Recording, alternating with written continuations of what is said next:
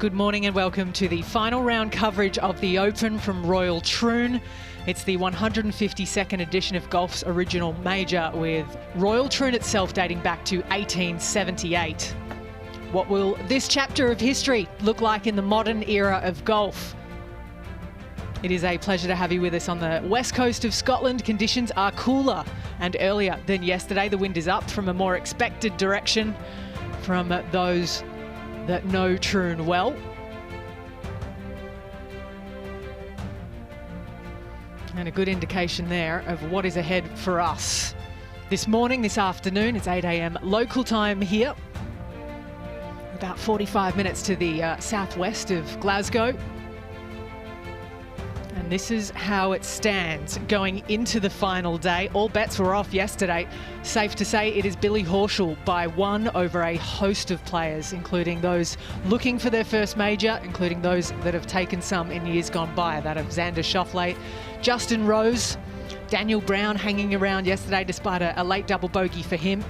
So we have 9 players in the red. Great comeback yesterday for Justin Thomas, who was 14 shots better on the front nine between Friday and Saturday. It was some improvement.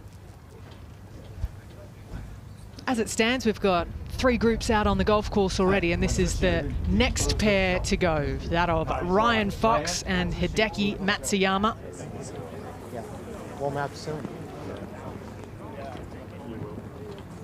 Morning, Dave. Morning, Ryan. How are you doing? Good to see you. Thank you. Thank you. Good morning.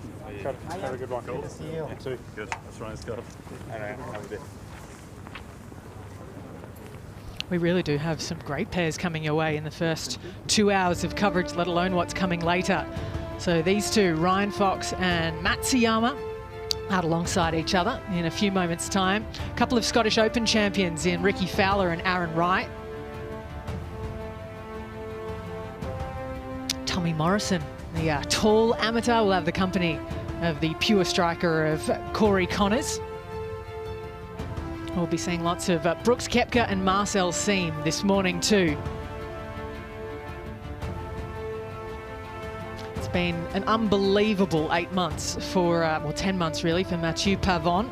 So he's going to be out with Jong-Hoon Wang, Torbjorn Olesen and Jorge Campillo in an all-European pairing. And then a couple of Englishmen in Matt Fitzpatrick and Richard Mansell. Ali Whitaker in the commentary box alongside me this morning is Sam Torrance. Brutal day, day 2. Unsure what the word was for what happened after 3 p.m. yesterday, Sam? Well, it was carnage, wasn't it? I took great delight in watching all the afternoon coverage back in the hotel, and my goodness me, what tough conditions for everybody, the caddies, the players, the spectators, and what great TV, what golf was played. John, it really is. It's almost a rite of passage, you know, a day like we had here Saturday evening. What can we expect from today?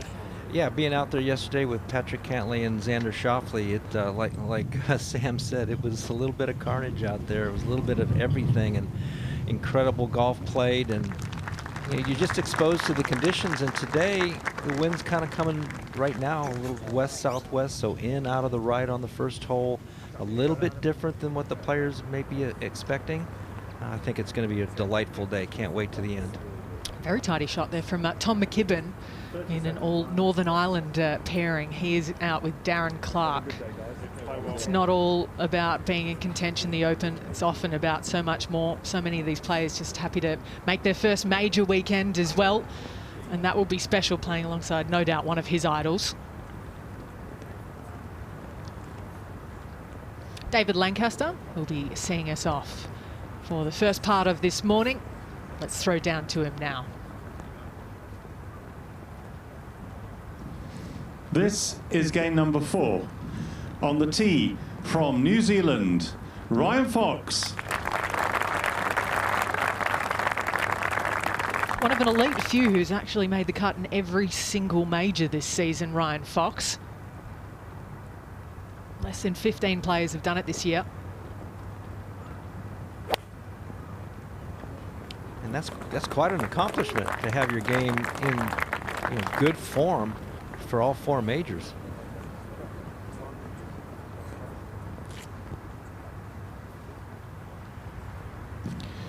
On the tee, from Japan, Hideki Matsuyama. So New Zealand's #1 with Japan's #1, a Masters champion 3 seasons ago. He hasn't missed a major cut in 3 years.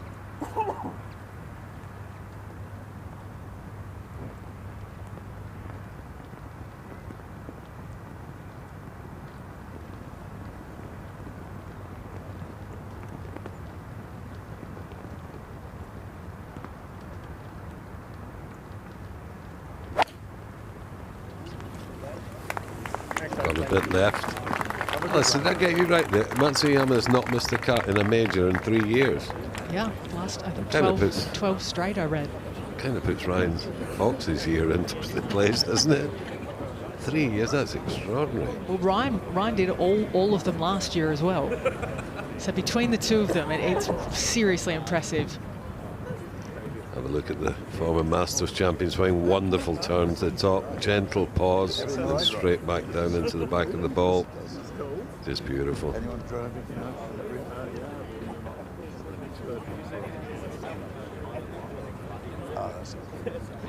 Darren Clark at the first for birdie. Nice approach. Front left hole location today, guarded by that little bunker. You can see just a short left of the green. A nice start for Clarkie. He can put together a good round going into the Senior Open next week.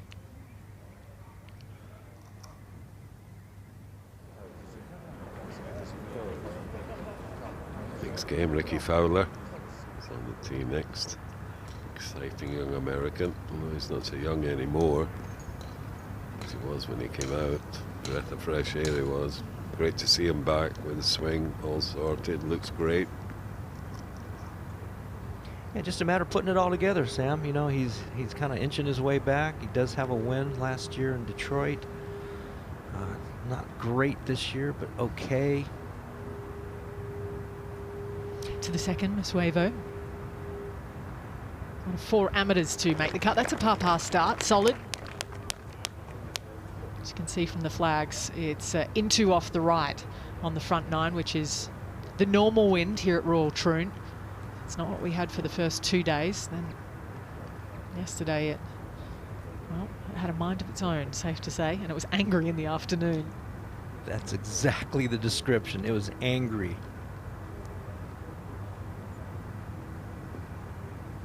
The moment he'll remember this forever. His first Open to Darren Clark. Strong wind off the right. It's actually playing, I think this will play a little easier at the opening holes. That's a beautiful drive from Darren. Wind hard off the right. It's just an easier shot, I think, with the trouble on the right. Wind's going to move it, Tom, to start over those traps. Still as popular as ever, Ricky Fowler. Plenty. That's 1 cup of coffee he carries around with him, isn't it? Let's get the magic juice in there, whatever it is, all the vitamins and man makes. Okay, good. Caddy Dean on the back, giving Ryan Fox approval on their second shot at 1. Not a great angle into the front left pin position, but it is going into the wind, so it might hold it up a little bit. Start it to the right, maybe use a little slope.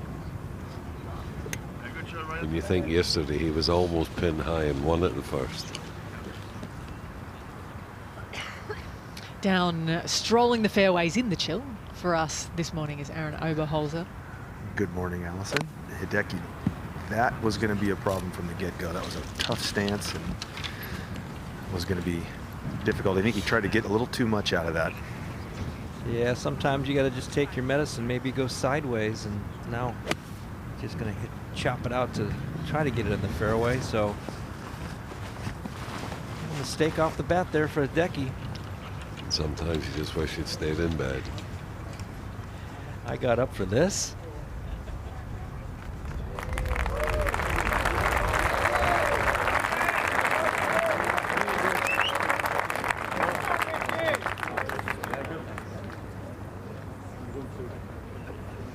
one of the guys that I think has always been easy to root for, Ricky Fowler. Warm there right now. Just a wonderful person, you know. I mean, his little family. Be good. You know, another transition in his life. He's handled it well. Easy to root for, honestly. He's a really good kid. Even then, he was saying to David Lancaster, you just need something to guard this side, and then it wouldn't be so cold for you. Just trying to help him out. Class. Up to Matsuyama. Yeah, not the easiest shot from 65 yards. Got to buff it up against the wind a little bit. Trying to cut it back up there. This ball's going to have some spin. Nicely done there, Hideki.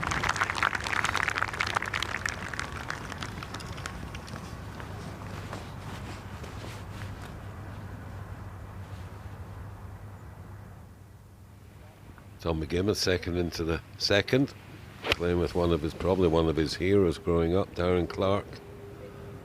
And Darren's outdriven him at the second to put the youngster into place. Stand back there, youngster. Watch this. He's a horror at the 8th yesterday, Tom. Such a difficult hole. 62, 72. I'm looking at this book. Yeah, I can't see this thing. Oh, I got you. Yeah. So 72. Okay. Just 87 yards. This is a tough pin, even with this right to left wind. Looking straight at it there. Wonderful short game from this distance. Shoulder to shoulder, just a 3/4 swing. Beautiful. That is so efficient there, Sam. What a beautiful swing. Nice result there for Darren. Maybe a little bit more, but held it a bit.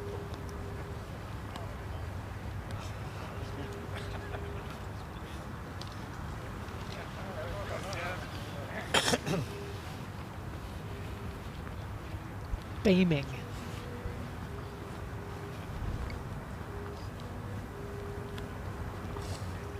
So Tom's been the longest drive, I think.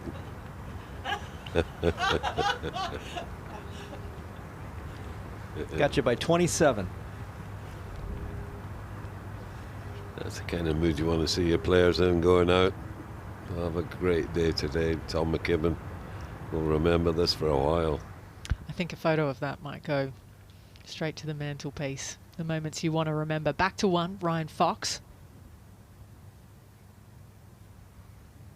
Up the slope just off the front part of the green, so comfortable start to the day for Ryan Fox.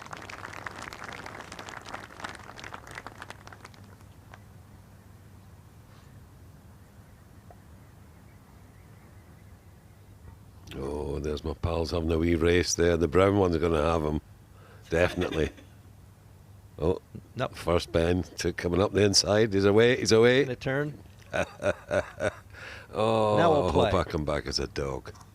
Absolutely. Chase me, old man. He wants a treat now. Now, poor start from Matsuyama. This will be a good bogey.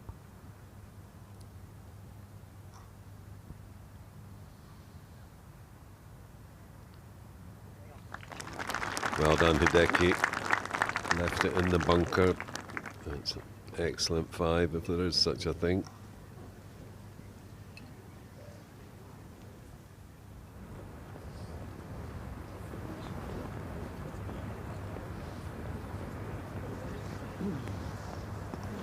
Seconds to go, your heart's thumping. Doesn't even matter what score you're on. It's the opening tee shot in the open.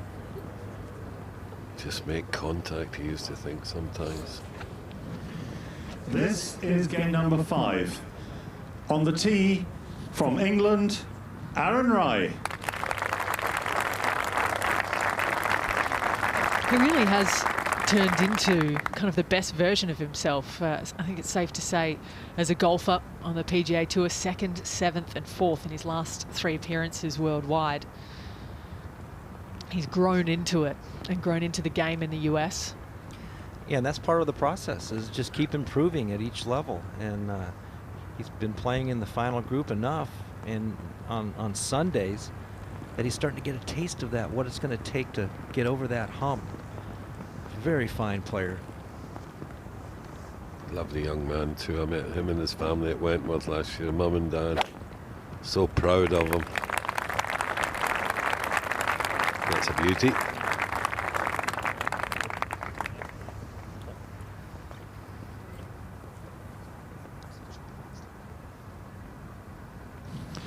On the tee from the USA, Ricky Fowler.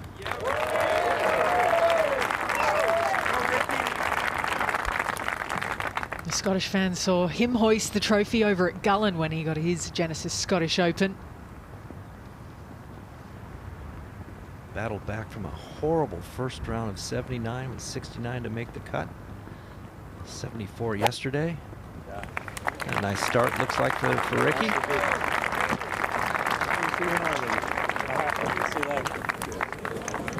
I might have spoken too soon. No, perfect now. Go bite.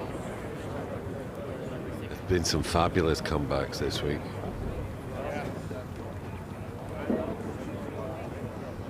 It's all in the plan. Perfectly judged. Smooth swinging Fowler. Fine down the fairway. There was one player yesterday hit a shot and the hoodie came right round under his neck, and he was demonstrating what happened to it, and you wonder how often it would happen out there with a hoodie round your back in this wind. And none of them put it up. 12 months ago they did at Royal Liverpool, remember that? They were hiding. Up to McKibben for his birdie at 2. Down the slope, moving to the right, needs to go, that was on line.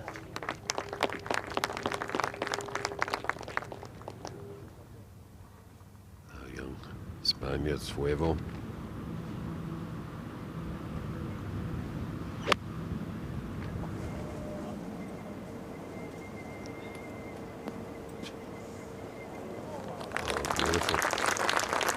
Really nicely done right there. Shaped it right in there with the wind to that left hole location. See Tommy Morrison, 6'9", University of Texas junior to be. Had a wonderful summer. I think he got to the quarters of the amateur, and the next week won the European amateur, and trying to run down Caleb Scott for that silver medal, the two amateurs.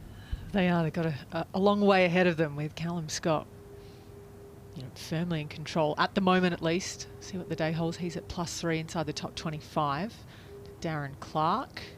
Ooh.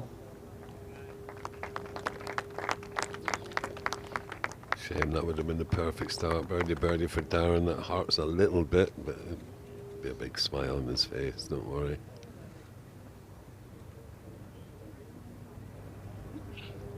Beautiful Aaron over there. I used to live in Largs, just up the road, and if you couldn't see that, it was raining, and if you could see it, it was going to rain. West Coast always got the wet weather, but it made everything green and beautiful.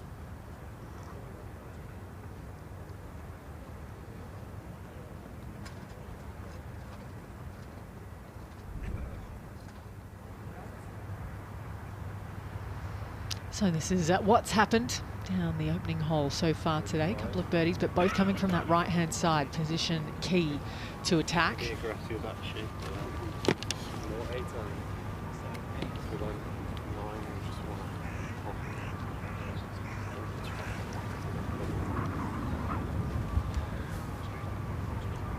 Aaron Ryan, this first fair, just going over the yardages with his caddy, 123 yards.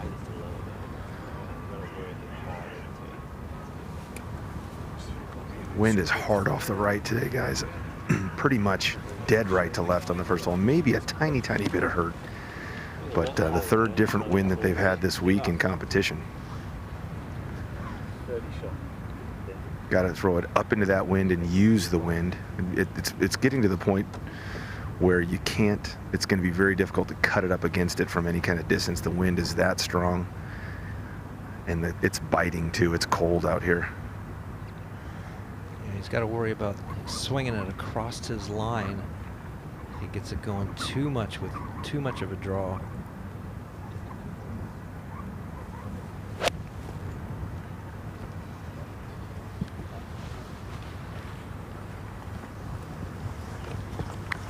You have to start so much into the wind that you have to take almost more club. It's so difficult just to hit that normal shot when you're aiming at 10 yards right. Just hit it there and let the wind do the Don't blink. Ricky Fowler's ready. He got right up and just said, go for it. And got to watch the spin. That's going to come back off. Yeah, that's the problem right there is watching that spin. The fairways are so lush and so tight that good strikes will always have a lot of spin. Always have to play one more club and try to kind of soft arm it, no spin it.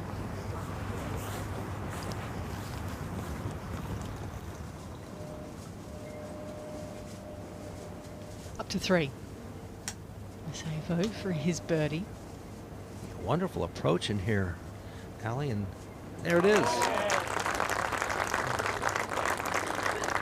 Nice start for the youngster.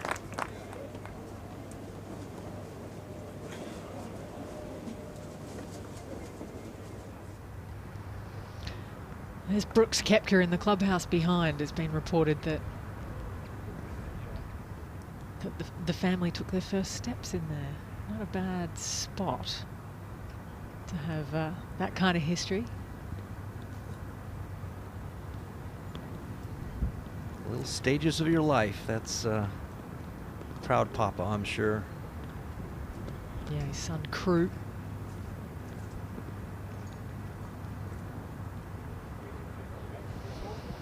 On the left, you'll see the QR code. If you like what you see, maybe want to come and join us in 12 months' time. The ballot is open all July for Royal Portrush. You have to be in the ballot to get your tickets. You can also go to theopen.com for more information on that. It closes on July 31st. We've had incredible crowds. They've been excited since day one. It's something that was notable for Shane Lowry. He said it felt like a weekend on Thursday. We hope to have you with us in Northern Ireland. To Ryan Fox. Big turn off the right, not quite got the speed on it.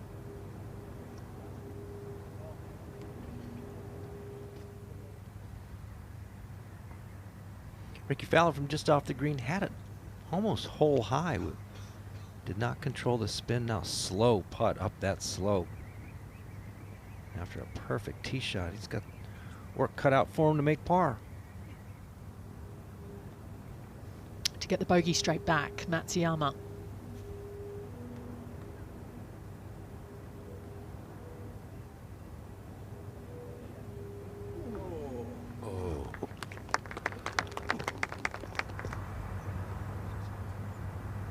Aaron Rai, similar putt to Ricky Fowler, maybe just obviously a little shorter, but you'll know the speed's a bit slower than you think, and it definitely comes off the left.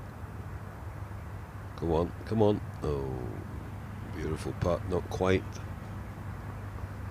Green speeds have been pretty consistent this week, John. Last week we saw them speed them up once the threat of wind died down, but it's always lurking here at Royal Troon. Yeah, there was some moisture on the greens. I think yesterday afternoon might have slowed down a little bit, but they certainly look like they've picked up to the normal speed, 10.5 or so. And I think that was a mishit there by Clark. He'd come up that short.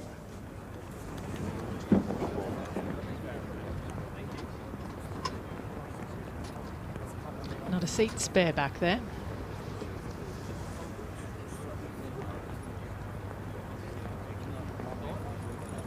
It's not a huge grandstand by open standards, but it's rather exposed, safe to say. All right, Corey Connors and Tommy Morrison next to play. This is game number 6. On the tee from the USA, Tommy Morrison.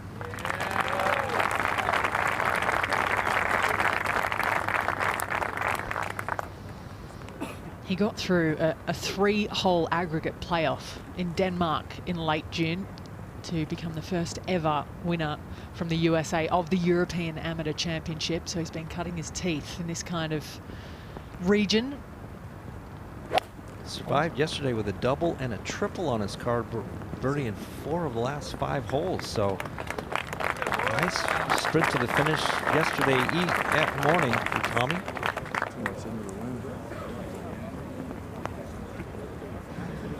On the tee from Canada, Corey Connors. I think Morrison will learn a lot from playing with a really classy player like Corey Connors out there today. Yeah, Corey had a miserable day yesterday, shooting 9 over par 80. Very uncharacteristic of Corey. Such a wonderful ball striker that still see 80s in any way that he plays the game. It can happen. Especially in a day like yesterday. He's probably never played in a day like that before. Well, he's Canadian, he probably has, but not by choice. And not in a major. Up to Fowler. Short of the green with his approach. First putt to there, and after that nice tee shot, that's a shot wasted there for Ricky. that was a subtle little break there, that second putt. That went left. That wasn't a miss hit. That actually went left on him, and you saw much the putts came from the left on the first putts.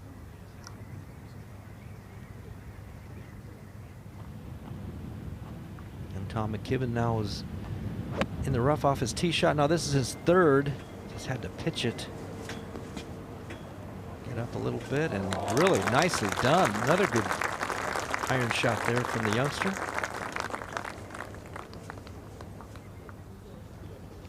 Oh. I tell you, you'd be wanting lifted out the water very quickly, wouldn't you? He's going to take off here like a catapult when it finally. Wow. Hang on. The sports that men do. I'm not sure I'd even do that in my youth there, Sam. He could land in Gibraltar. I did some crazy stuff, but I wouldn't be doing that.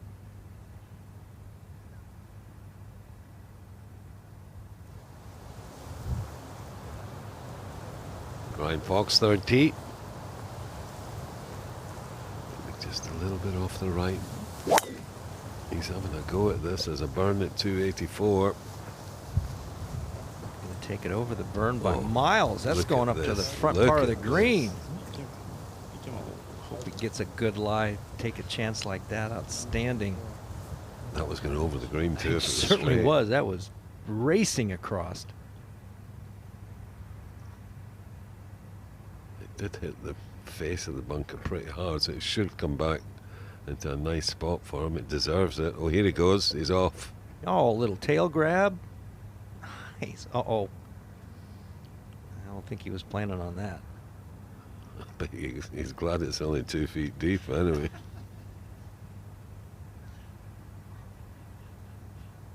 Seems to be enjoying himself. He's like, what do I do now? Up to Darren Clark for his par at 3, coming back.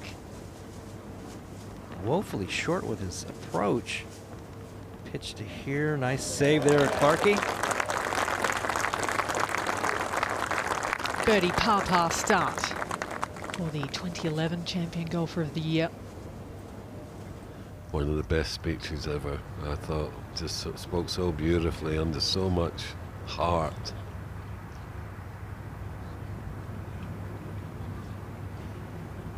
.137 yards. This is an 8-iron. That's how hard that wind's blowing. He's got to send it into.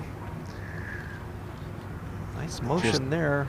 This is left, though. It's got to go. Yeah, he's kind of. It's one of those things you learn when you're trying to hit little soft shots like that. You got to keep that right side down longer. Kind of get out of sequence and get that right side firing through. Connors with a better angle. Yeah, they're going to misjudge this, I think, for a while with that wind mostly out of the right, but a little hurt. Just enough that you got to take some more club. Great third shot from McKibben. That's for his par. Oh, that dump. 3 pars to start. One behind his granddad.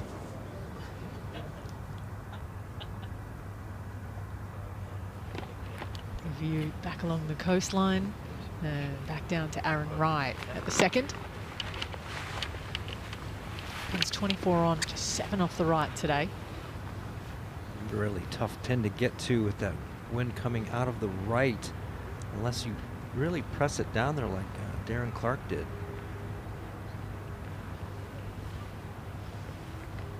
You know, the proper shot is to hold it into that right pin, but it's so difficult to do because that will play very long.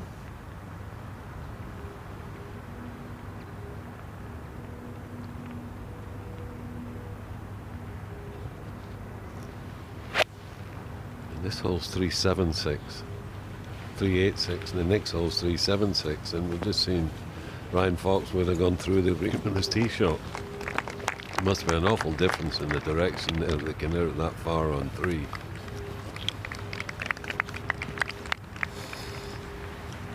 Just a slight shift in angle. It keeps you honest, doesn't it? You got to. It feels like it's all in the same direction, but a few of the tee boxes moved from the 2016 edition as well in that stretch. Gotta stay sharp. Back to Morrison. Speaking of stretch, back into the breeze. It should be a nice comfortable one for him. Just splash it out like that. Beautiful. Very nicely played.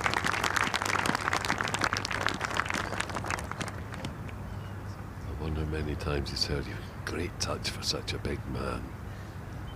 I remember hearing that as a kid watching the Open Championship, and I think they were describing like Andy Bean or somebody, and I think it was probably either Peter Allis or the great Henry Longhurst going, "Lovely hands for such a large man."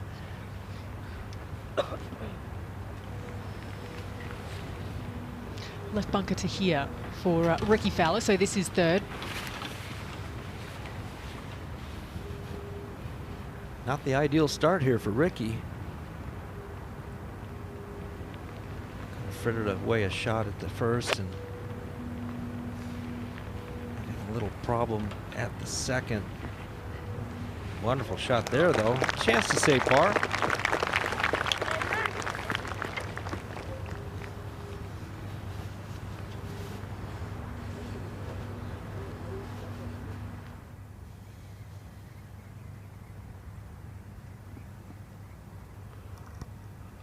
The right hand side here for corners. No, it was the other way. I thought the wind would have kept it straight. I wonder how many players are lying on the bed just now watching all this play to learn something. They should be if they're off later. Hideki also pressed it across the burn there at the third, so this is his second. Nice little pitch shot. Birdie very much so in play at the third.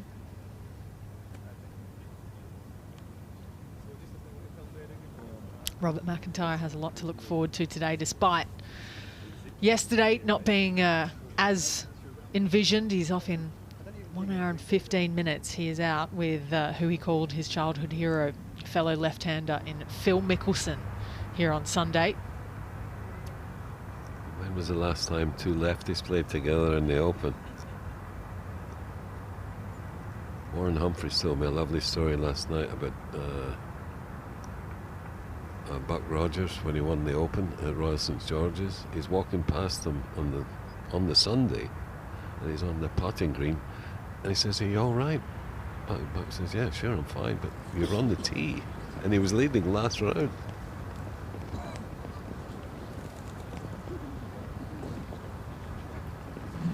This is game number 7. On the tee from the USA, Brooks Koepka. A little bit of a brutal day, like it was for many yesterday for Brooks Koepka, a round of 78, 7 over par.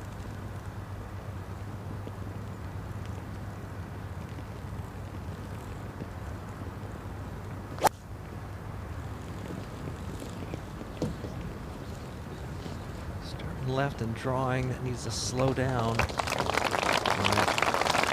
Just finds the first cut.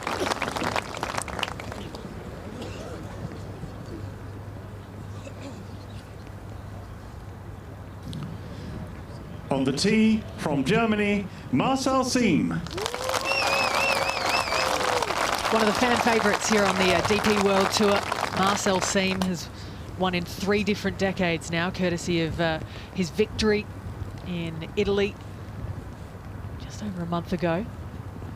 A great start yesterday. He was 5 under after 8. Didn't manage to keep it going. He'll give it another go today. You just cannot cut it back into this wind. There's just no chance. Thank you. Which means you probably have to start it in a rough line. Yeah, pretty much, to get it where you want to attack today. Right down that right rough line. Something that Adam Scott spoke about overnight. You can have a lob wedge and no shot at pins here at Links Golf, isn't the Open? Brilliant.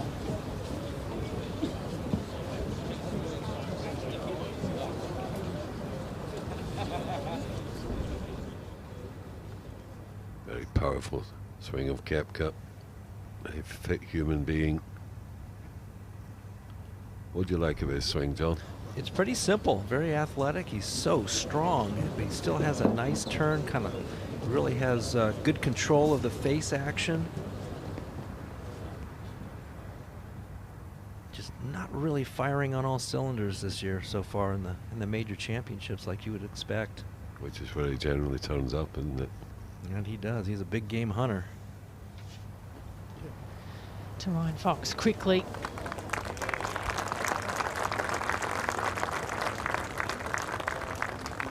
Second at the 3rd.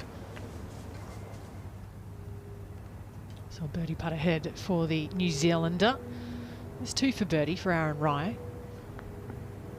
Down that slope, moving to the right. The wind will help it. Might have missed a little high, but good pace.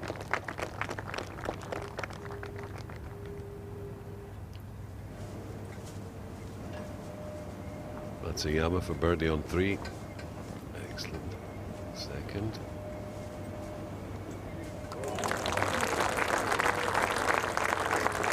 That's the one that the first he dropped, so back to level for the day, +9.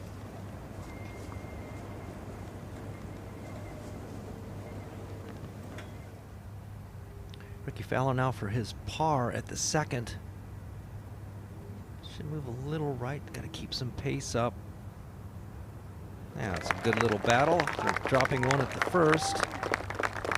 Let's see what he tries to do at the 3rd. Will he try to drive it across the burn? I'll be curious how much of the field does take it on or can. Ryan Fox certainly did. He's came into that greenside bunker with speed. Excellent. It's 284 to carry it, and there's not a player in the field that cannot carry it, put it that way. So, how are you feeling? Ryan Fox pretty good after his first birdie of the day there, after the aggressive play. Both down the left at 1, Siem and Koepka. I thought it was quite amusing. Marcel Siem just actually tossed up some grass. I can promise you that right wind is still blowing very hard from right to left. This is a 9-iron. This could potentially be a little bit of a flyer. He has to start it so far into the wind. Is that right? Could knock it down, and once it hits, it will motor, but flies into one of those bunkers there, Aaron, so depends on the lie. I know what you mean, 1/3, but I still think it's just... What's the actual? Like 1/30. I mean, you're going to have to start in the fucking left side of the drop. Yeah, yeah. Chipper 1. Now, Koepka predominantly plays a cut, so you would think that he would have the right club here and understand exactly what this is going to do to his golf ball. That's from 135, trying to flight it down. The wind's got this one, though, just a little left. My goodness, I mean, that just got absolutely hammered. Yeah, hit in the face of the bunker and came back in, so it should be okay unless it got to the back of the bunker, but just a little bit of a misjudgment because that looked like a pretty nice swing and very controlled. Fourth tee. I'm going to get some stick for this, but I used to check the wind by putting my forefinger in my mouth, then hold it up in the air. Whichever bit got cold is where the wind came from. It worked every time. That's a beautiful drive down 4, par 5. They don't come any more old school than you do, they say. I was just going to say that's next level old school. You can't see where the grass goes. The blows go. Where did it go? Our first look up at the 5th. The first par 3 on the golf course. 218 yards today. Get that pin, that back left, cannot go left. That is really nicely done. Slow down a little bit. Oh, it's a fantastic shot.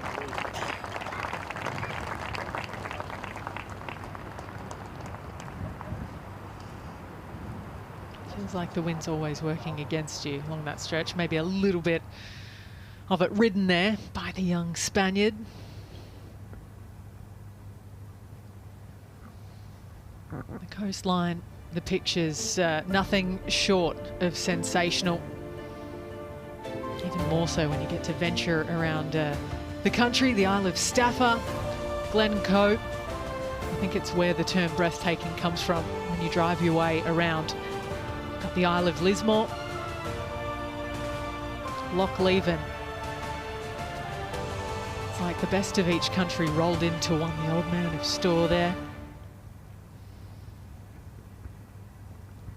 That wee island there, isn't that beautiful with a lighthouse on it? Can you ski that mountain? I would imagine. I wouldn't.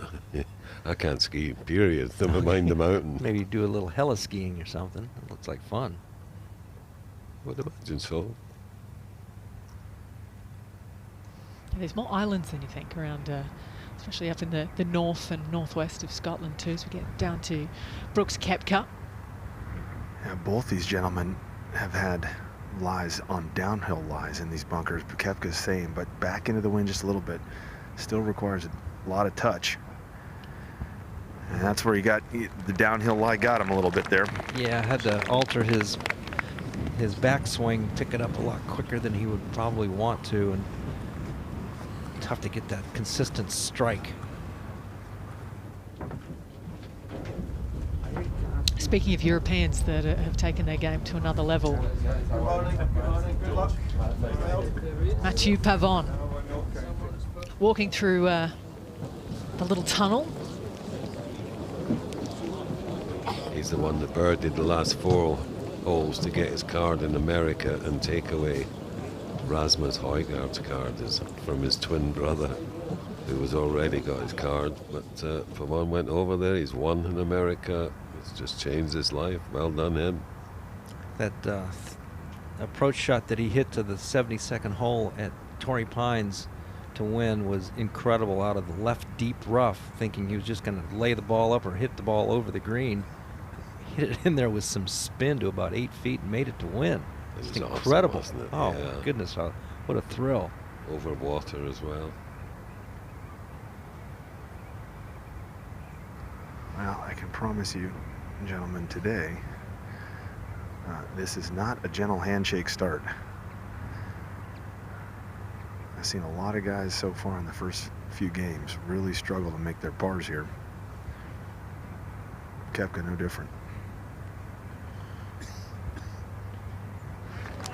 Good little battle there for Brooks Koepka to start. Sounds like yesterday was just a battle for him. I'm sure exhaustion kind of set in at some point.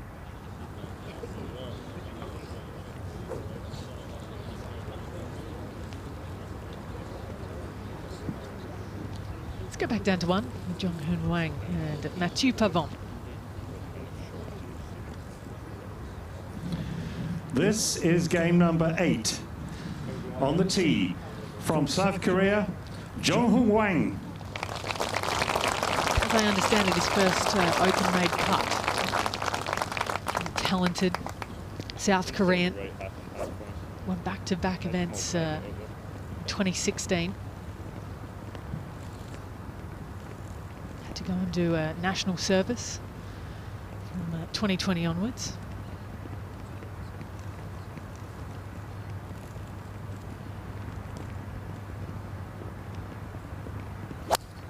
It's first weekend tee time in a major. Came yesterday.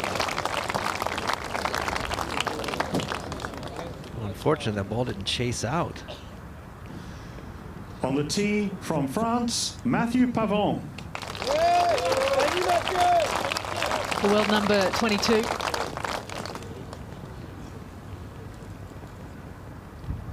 all started was it in October, back in Madrid,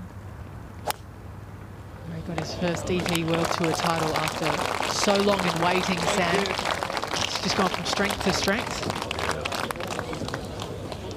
That thing round his neck, a snoot, one of the best inventions ever if you're a Scotsman. Just goes round your neck, keeps your neck lovely and warm. Very important, keep that loose if you're a golfer.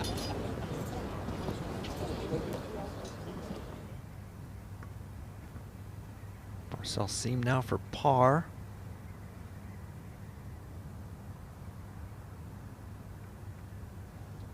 Just hung on that right.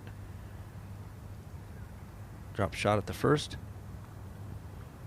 Now Darren's putted well the first three. A chance of another birdie here. He's hit some great putts. He's hit another one. Oh, Mr. Clark. What's leading?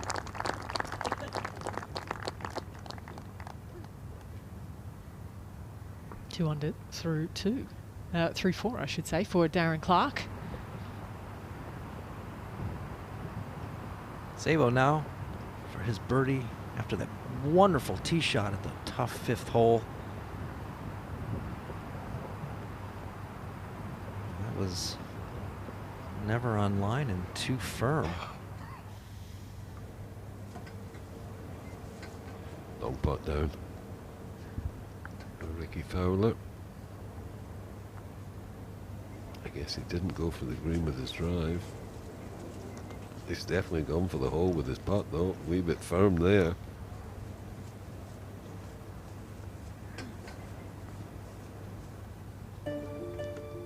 So we're getting to know Royal Troon, the Sunday edition. It changes every 24 hours, changes every 5 minutes sometimes. It's Horschel in charge though, by just one over the rest in the 152nd.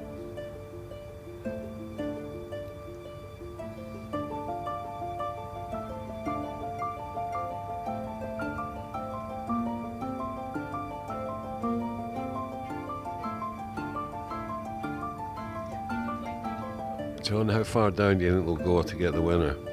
Can go down to get the winner? I would say probably within 5. I know there's a lot of players in there, but someone goes out and posts a good score or starts getting a little bit of momentum going, a little bit of confidence, and gets it into the red or 2, 3, 4 under par. Got every chance, hasn't it? Absolutely. It's going to have to be in the red though. There's no doubt about it. It's too many players between even and 4 under.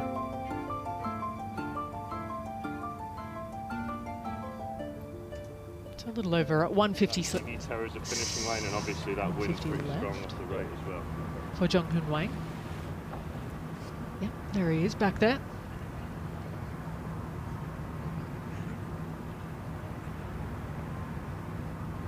Birdies have been made from the right side of the fairway, so opens up the whole location a little bit, depending on the type of shot you want to play.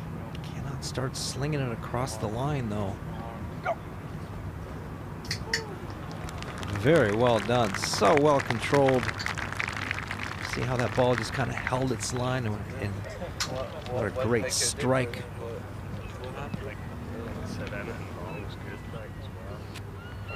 Yeah, that was tidy down left. Koepka at 2. Yeah, probably. What's he got, Aaron? You got to have perfect trajectory. Lies clean, really clean. He can get a club on the back of this ball, no problem. Hard off the right again. Difficult hole location at the base of a slope on the right. Trying to move it back into that wind, and the wind's not having it. shot. Good shot. Curious why he wouldn't try to press it down there with the wind off the right. Just let a driver go. If he misses it in the left rough, so be it. Pavon into the first perfect tee shot. See if he can emulate his partner. Lovely iron shot in.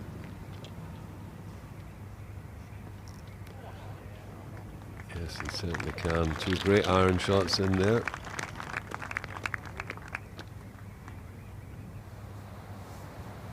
.218 to the flag today at 5. Back left hole location here, Allison, and sending it out to the right, trying to use the wind. There it goes. Get up a little. Oh, it does. We should move to the right now off that slope. And Darren Clark, great strike.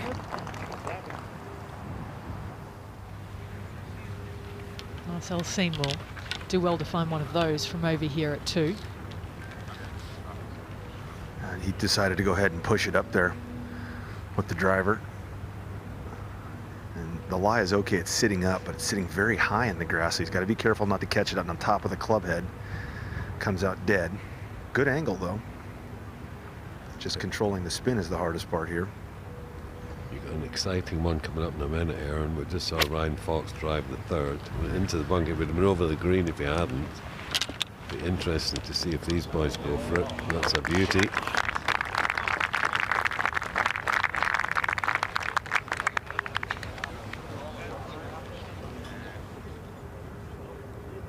So much about our morning coverage is about kind of finding the moral of the story out there, what to do and how to navigate Royal Troon. Without question, some of the afternoon players will be watching this morning, trying to see what they can learn. Greenside at 4, Fox.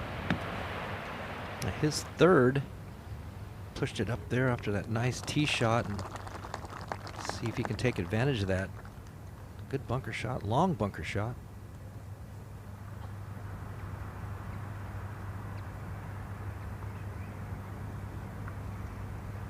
On for birdie. He's left the sled and the Huskies over by the tee. Well, that just never moved on him. No, like Sam said, there's a little bit of a slope, not just off that bunker, but it goes back the other way a little bit too. It's a sneaky one. Full of few, safe to say. The pin on 1 today, up to 4. Again, Matsuyama for his birdie. So 2 in a row.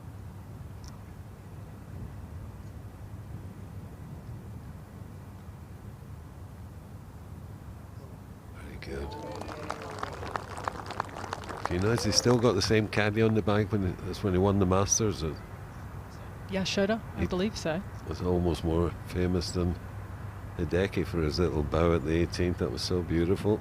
As we come to Wang on 1.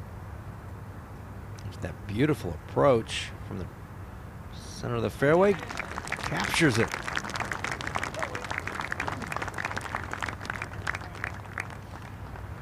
Something Sami Välimäki had to do as well. National service for Finland. Not an easy thing to come back from. In more ways than one, contributing to his country. Over to Brooks Koepka. Extremely slow putt here, Allison. Coming back into the wind.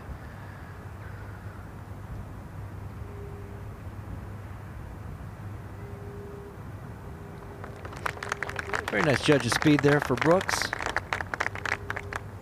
I'm sure he'll give the tee shot at the 4th the full treatment.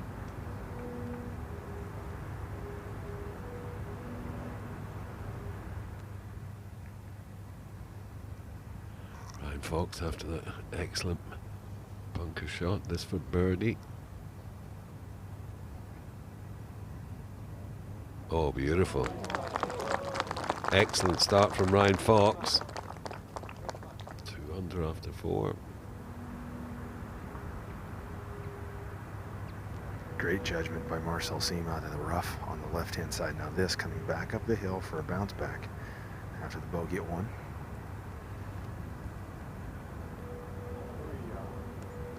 Boy, that swung across the hole there, Aaron, with speed. That had a ton of break to it. I think the wind helped that as well, Yeah. coming off the left. Yeah, once it started breaking, it was going downwind. Now can Clarkey continue with another putt? 2 under after 4. Unless they go 3 under after 5. Oh, the big Northern Irishman's coming. Wonder what that birdie would be worth. Oh, in about 6 hours, 7 hours or so. It's great to see. More birdies than not so far today for Darren Clark, who's teaching the young dog out there some new tricks alongside Tom McKibben. Just 9 players under par. Tough day yesterday for Shane Lowry, 77. He said it would take a few hours at least to get over that as he tumbled back down the leaderboard like many did. Matthew Jordan inside the top 10, at least for now, in a second consecutive Open. The young man from Liverpool going nicely at Troon.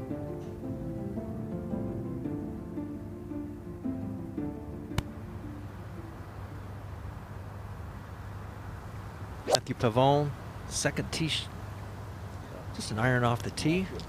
Looking for position, all location in the right side, and whoa, whoa, whoa. Whoa, please. Oh no. Kind of got within 10 yards and just gathered into that bunker. Yeah, got to wait until it stops rolling here. It's a commentator's nightmare saying it's great and then it ends up against the lip. Let's go to 5. Ryan Fox. Yeah, 218 yards. We've just seen Darren Clark make a 2. Ryan Fox sending it out there to the right. Letting the wind try to hit it. Gets on that downslope. Oh, we've seen some nice shots. This hole played his toughest hole the first 2 days, but I think with the wind blowing favorable with the back left pin, I think you'll see some action there at the 5th.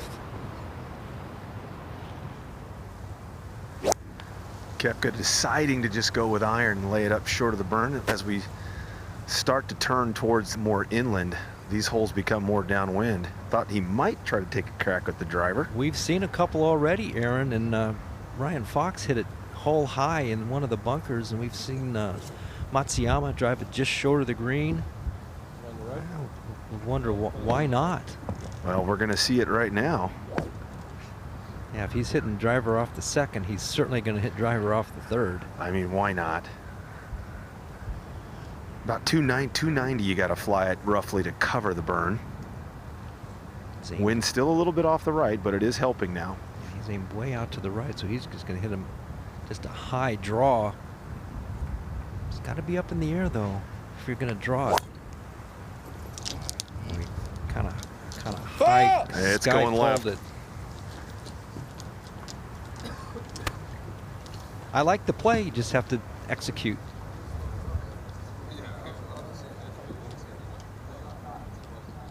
A common theme. And easier said than done sometimes. That it is. Sit back here and remember, execution is all about.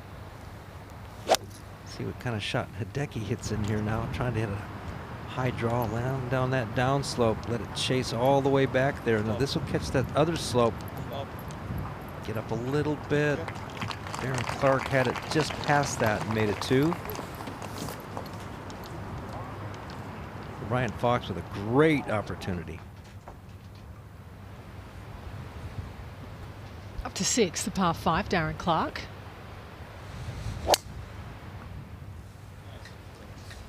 Even Darren in his mid-50s still has some length. This ball chases out. Oh, it's got a big left kick. Could be okay. We'll see if he takes a go at this.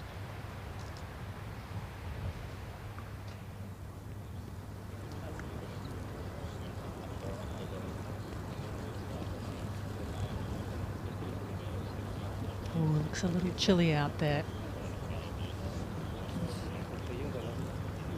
This is game number 9. On the tee from Denmark, Torbjorn Olesen. It is a classic Scottish morning here at the Open. Yesterday was tough for the players. It was a thrilling watch for us. What do we have in store for us here on Sunday in the final round as Torbjorn Olesen gets his day started alongside Jorge Campillo today?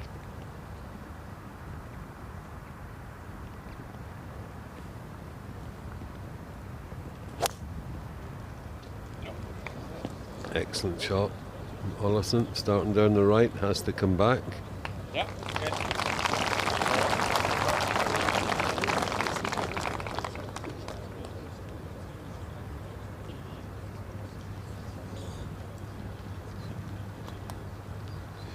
On the tee, from Spain, Jorge Campillo. Matt Corker now teeing players off for the next few groups as the kind of the lackadaisical Spaniard from southwest of Madrid, a couple hours out of it, in a small town, makes his way to the tee. His first open-made cut.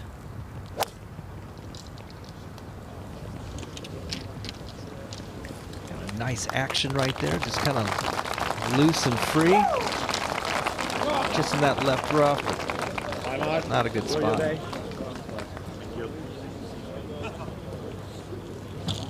A couple of feet can make all the distance.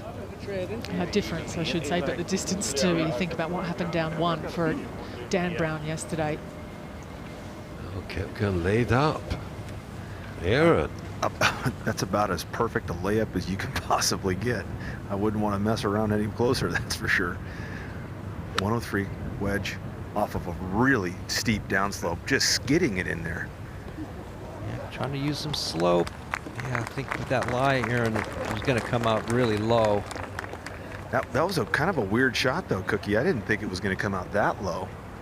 Maybe a groove low? I'm going to say it was maybe a little skinny, yeah.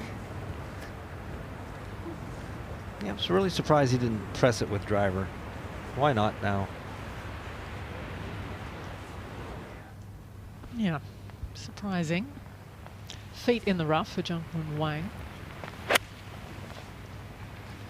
Use the balls in the shorter grass over there. Trying to hit it. That had every reason to go in right there. What a golf shot. That was a beautiful angle. Check this out. Ball slightly below his feet. Trying to just saw one off up in the air, trying to let that wind kill it. Drops it just over that bunker, right on line. What a shot. Should have gone in, John, shouldn't it? Deserved to go in. Deserved it. Well, just 61 yards, but in the rough. Good lie. He's got to use that wind and throw it up against there with some height. This flag located at the base of a slope, so it's going to hit a downslope if he lands it short.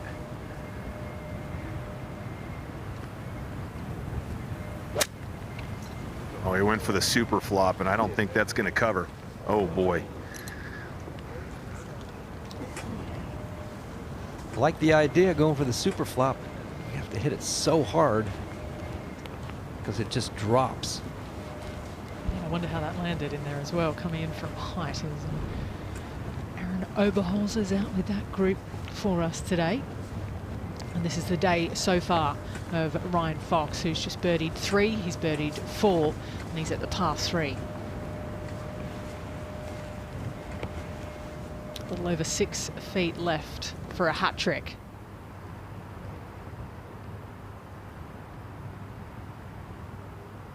Great opportunity here. Captures a birdie at the tough 5th. We've seen a couple so far. Got a sleeve of birdies. Was out in a practice round with 4 New Zealanders, which was just the 7th time in history, we believe, that there've been 4 Kiwis in the field. He's lapping it up, back to Ollison. Second at 1, he's hanging on to it, it's going to touch left. Oh, Torbjorn.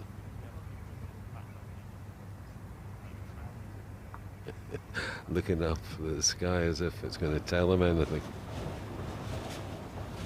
Little par save required from Masuevo here to keep a clean scorecard today. At the par 5 5th, saves par. Had a really good opportunity back at the 5th for birdie and missed it.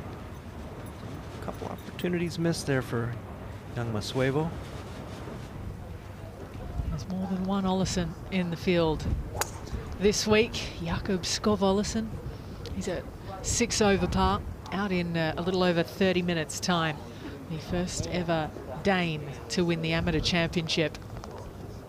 Danish golf going from strength to strength, without question, courtesy of the inspiration of the likes of Søren Kjeldsen and not to mention Thomas Bjorn. So we go down to Koepka.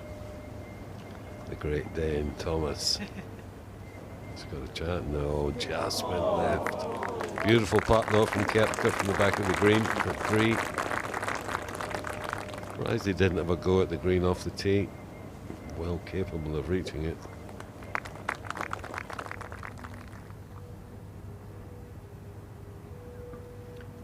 Matthew Pavone now bunkered off the tee. This is for par now. Big breaker, pretty slow putt. He'll drop a shot.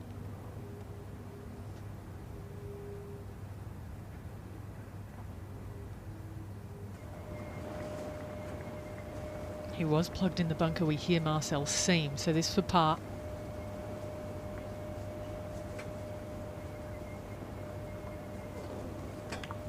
That's the first reason we're saying not to go for the green off the tee. Don't get it right, it's going to be very difficult.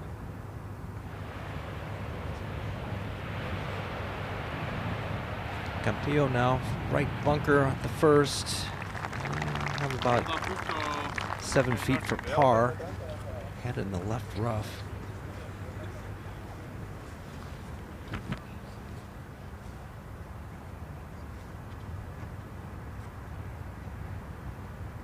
Torbjorn now, 3rd shot at the first. Just has to dump it out, run down that hill, or miss that down slope and try to spin it, and he does that. Really well done. Great technique there.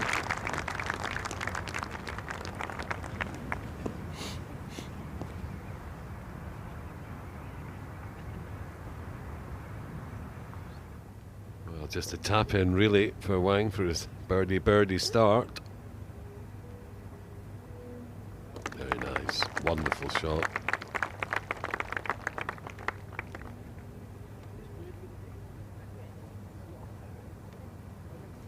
So we are seeing that a quick start can be done. Darren Clark proving it as well, up to 6. And in the back right today at this par 5. Green is protected by the dunes on the right. And that got going across his line. Protecting from going to the right. It does fall off into that bunker right there to the right of the pin, so you got to be careful. Back on the same tee, Koepka. Looks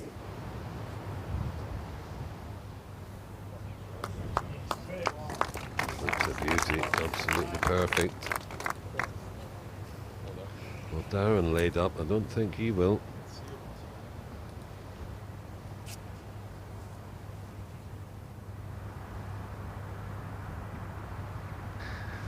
The 4th playing downwind today off the tee, still off the right. Those bunkers through the fairway on the left-hand side definitely in play.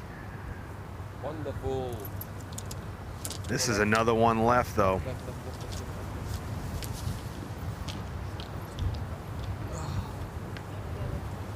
And that'll find the fescue rough on the left.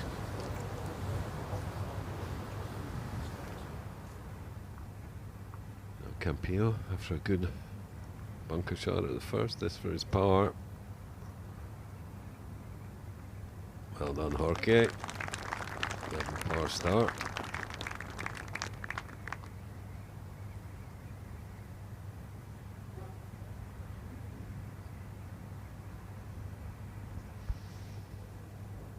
So let's go back to the tee.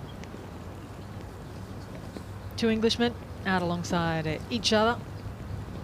Let's throw to them now. And Matt Corker. This is game number 10. On the tee, from England, Matt Fitzpatrick. The putt has been about as cold as the water across the way for Matt Fitzpatrick. Just 3 birdies this week. You've been in there for a dip this week. Last week.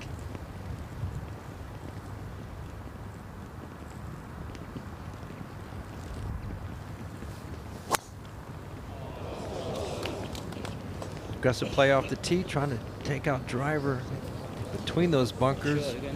That'll be in the left. Call fescue rough. You got it between the bunkers, John, but it was between the wrong two.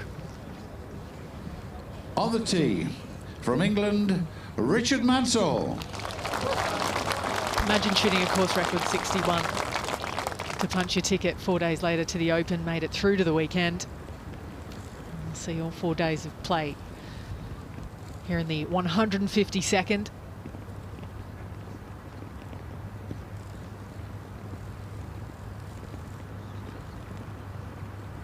Going with one of those like short driver 2 woods. Get up the right-hand side.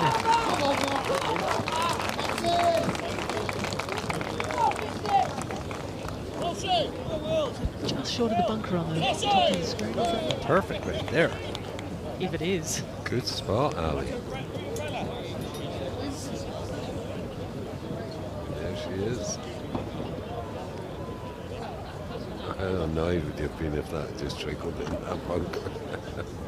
But it didn't, so I shouldn't keep these bad thoughts away. I'm not playing. Stay with us, Sam. I'm here, I'm here. Great angle. That little bullet. He almost topped that. That was what the oohs on the tee were for. That come off at head height. Up to 6, just off it. Darren Clark.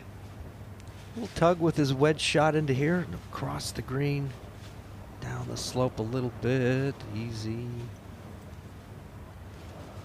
Let's probably play too safe at the 6 with your approach.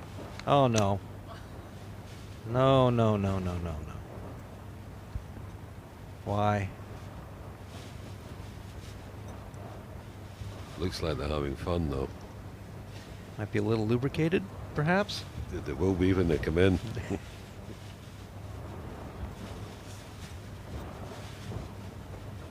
Old Tom Morris used to do that every day of his life. I guarantee it wasn't in a Speedo. Very good, Cookie, very good. It's not very deep, they're still walking. There they go.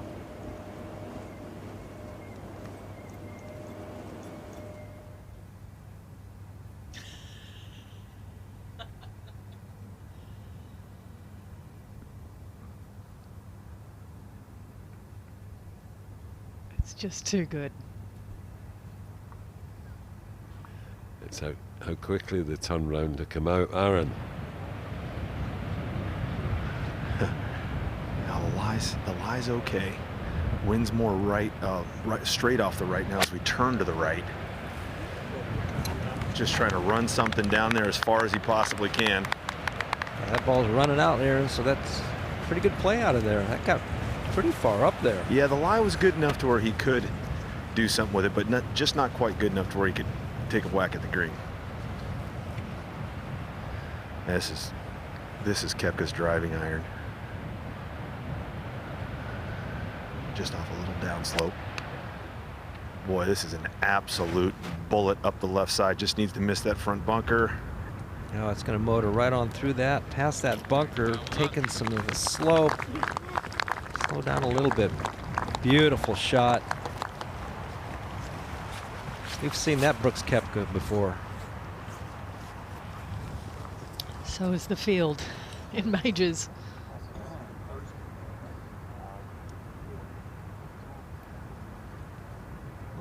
One in position 8, one a little less so for Fitzpatrick. Down the first. Just has to play out to the right at the opening in the front part of the green. Oh, catches that slope nicely. Really well done. Yeah, very clever play from Fitzpatrick. Over to Mansell now. I saw the difference there when you're in that thick rough. If the rough is going with you, it's not that different. It didn't really hit that hard at all. Nice soft swing. See where this is going to land? Yep. Yep.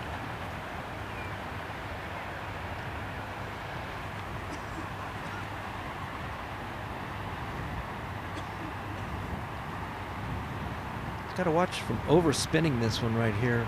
into the wind onto the right, 82 yards. Drives it in there low. Yeah, that's what we were afraid of. You'd have to hit it much firmer than you think you do. Maybe take one more club. Try to take some spin off of it. The grass from there to the flag's going to be worn out by the end of the day. Short left of 1 to Fowler. Excellent tee. I think we'll see a lot of this. Such a great pin, this one with the wind. That's a beauty. Even though it's such a long par 3, the wind does make that pin accessible. Nice work. Back to level par for the round. Fowler. Wang now through the green on the third. His second shot now pitches it down the slope. This is for 3 in a row to start his day. Fair play. It's only 2 rolls off it. Surely it's not only going to be Ryan Fox that went for the green. Keep waiting for someone else to go for it.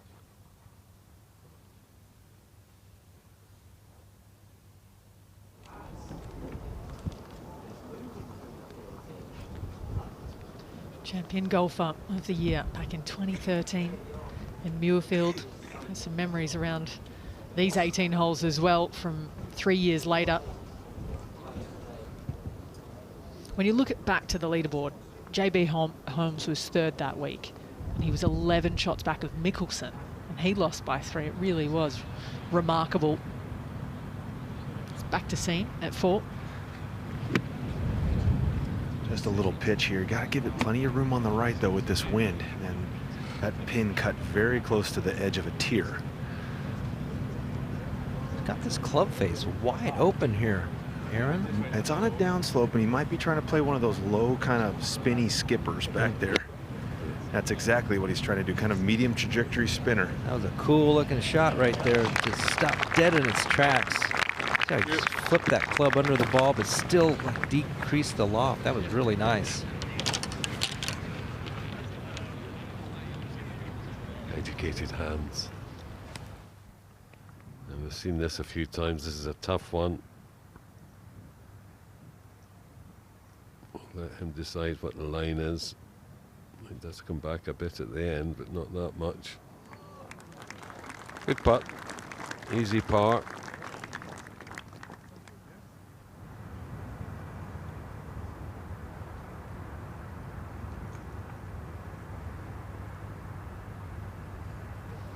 To the back heart of the green, and Brooks Koepka for an eagle. Beautiful shot. Dead pin high. Coming up the hill, very slow putt coming up this tier. Should be moving a decent amount left to right as well, and back into the wind, which will make this putt even slower.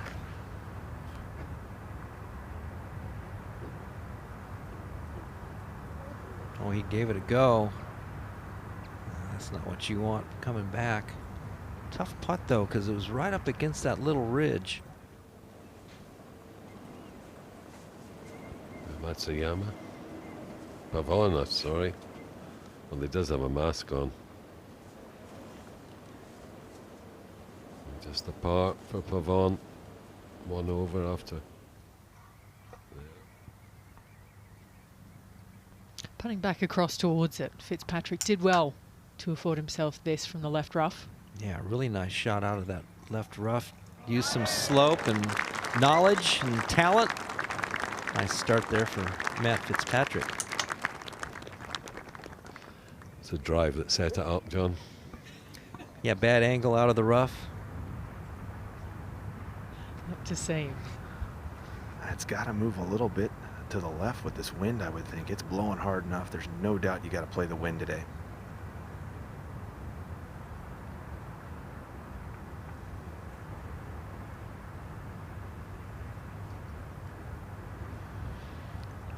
Just stayed right on that high side there, Aaron.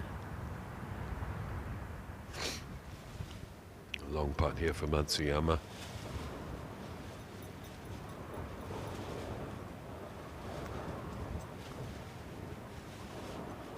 Not a bad line. Just touched the edge, just a fraction firm.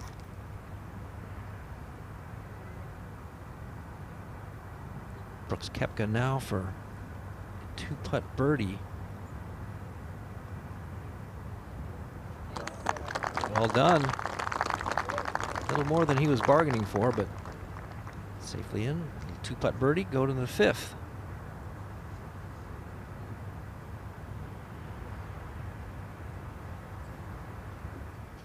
Players were really taking this on the 7th yesterday.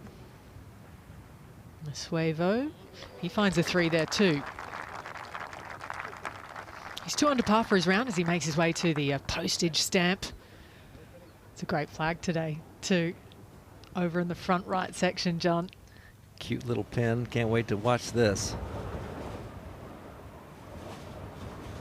Ryan Fox for birdie on 6. Quite. I can tell you 2 people, the first group out, have played the 8th and they both made 4, so pars for them. 100 yards. 100 yards today. Toughest 100 yards you'll ever play. Exactly.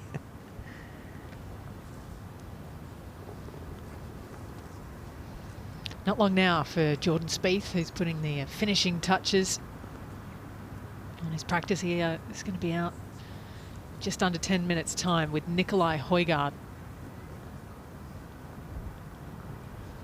They say when you put with your left hand below right, it squares up your shoulders, getting some level. His left shoulder's actually lower than his right. He's just gone a bit too far.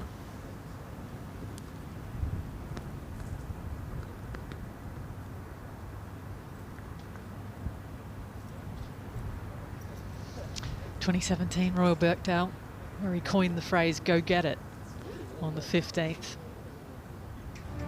That stuck around. So this is what's ahead of us. The aforementioned Højgaard and Spieth. Saw Jakob Skov Olesen a few moments ago. The Dane with Alex Checker, who'll be defending his Senior Open title next week at Carnoustie. Phil Mickelson and Bob McIntyre. A couple of lefties alongside each other, one from one generation, one taking over the reins, you feel, in the next.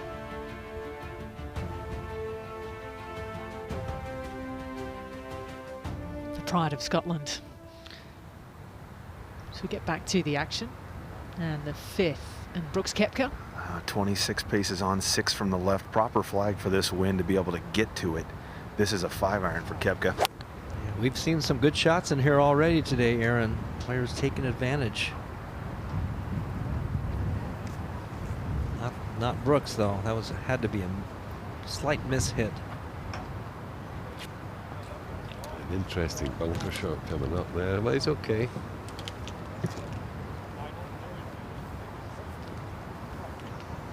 And Marcel Siem does not take much time. When he is ready, he goes. And now he's going to take his time, which I don't blame him. This is not an easy tee shot. It hasn't been all week with any kind of a westerly wind. First couple of days out of the southwest, it was even more brutal, this hole. This is more dead west. Just threw the grass up again, Aaron. He's thrown it up almost every hole, Sam. It's like, I mean, you should be able to know what direction it's coming from at this point.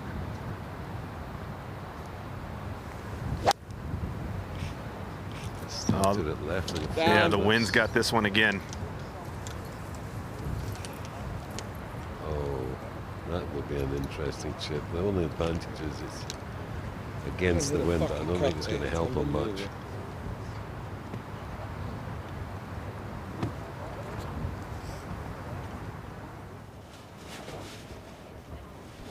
Little par save required here for Ryan Fox. Yeah, we've seen this now a few times as players have run their first putts by. 3-putt bogey there for Ryan Fox at the par 5 after 3 really good birdies. He'll definitely be going for the 7th green. This one. Oh, it's Darren Clark now. Long putt from the front left. Surely not another one. He's held a few so far. Oh, just run out of speed. Lovely putt though from Darren. Having a good day. 3 under.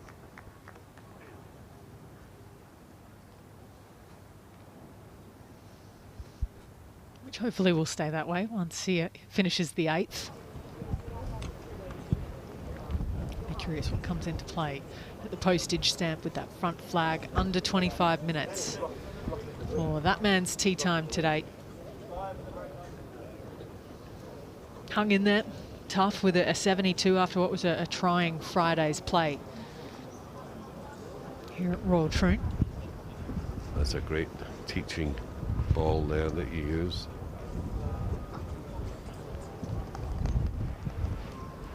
Really gives you the release through the ball easily, and it just lets you know how your hands should be working through the ball. So it keeps the connection with the arms and the body. Keep it tight together. Your arms, your body, and your hips should all work together.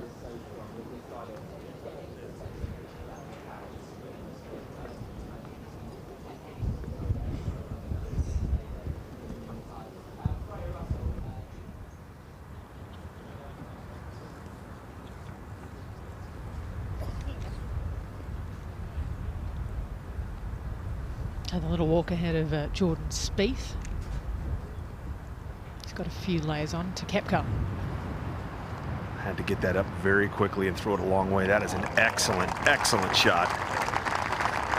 Very steep face on that bunker at 5 in the front. Yeah, what a great play that was, getting it up that fast and then hitting it that hard.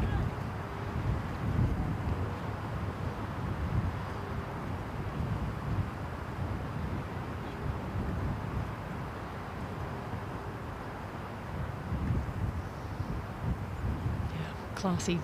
He's got an excellent record in the Open. I feel like near on 50% of the time he spent it in the top 10. This is a tricky little shot for Seam here, Ali. Just especially when it's cold, don't have quite the feel in your hands when it's this cold. To have to kind of feel like you need to throw that right hand under it to create some spin and some loft. Very difficult shot off a very tight lie. Over a bunker, no room to work with. Basically, he's got the wind as his friend. That's it. Yeah, if the catch and the contact are good, this will come up with some spin. Bounced it into the ball. Yeah, it was bounced. Wasn't for the faint-hearted, that shot. You always know how he's feeling, Marcel Seam. Wears his heart on his sleeve to Kitayama. Back at 1 in the deep rough. Deep rough to the right, just has to miss that bunker, runs up that little slope, and very well done. That's the advantage of, if you miss it here, you got to miss it in that right side, unless you're Matt Fitzpatrick. It's going to be very easy viewing for the Højgaard family today, with Rasmus out in the group alongside Kurt Kitayama and Nikolai out with Jordan Spieth in a few moments' time.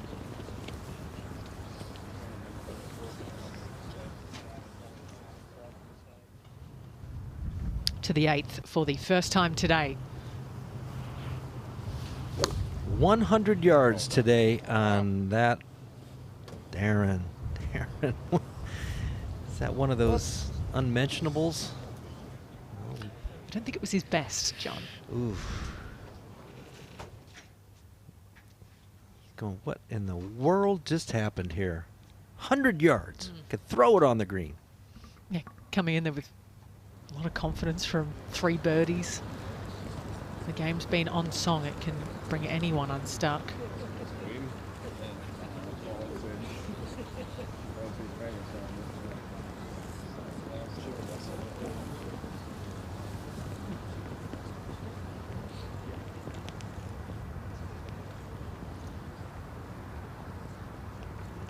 It's their time to go now. This is game number 12. On the tee, from Denmark, Nikolai Højgaard.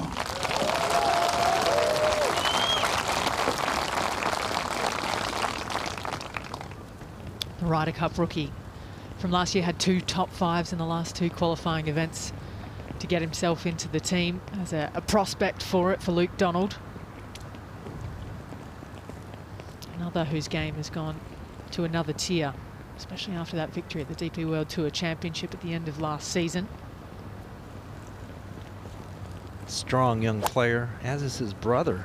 Brother, not quite the same level as Nikolai, but very, very close.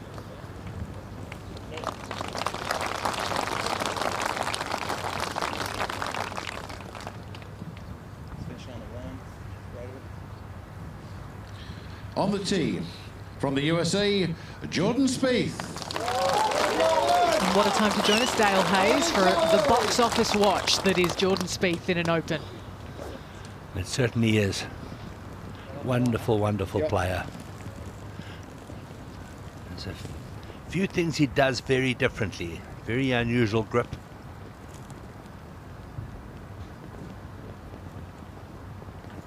Got driver out. We've only seen a few players hit driver. There you go. Thanks. See you, man.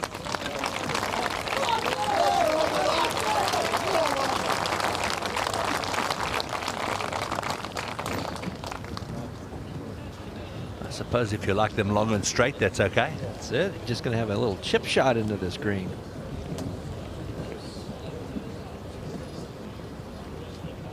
Yeah, should have enough room to generate some spin to that flag.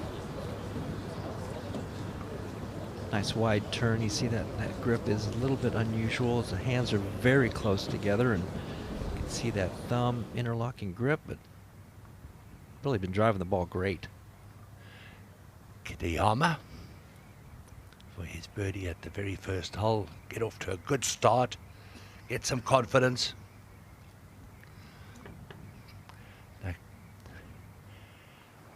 Rasmus Højgaard and Kitayama both won the Afrasia Mauritius Open as their first kind of big wins, I think, on tour. Rasmus actually won it before his brother had won. He'd won a tournament. Yeah, that one slides by for Marcel Siem, so it's going to be a drop shot. Yeah, Rasmus a little quicker off the mark than Nikolai Højgaard, who got his first victory in Ras Al Khaimah. To 8, Darren Clark.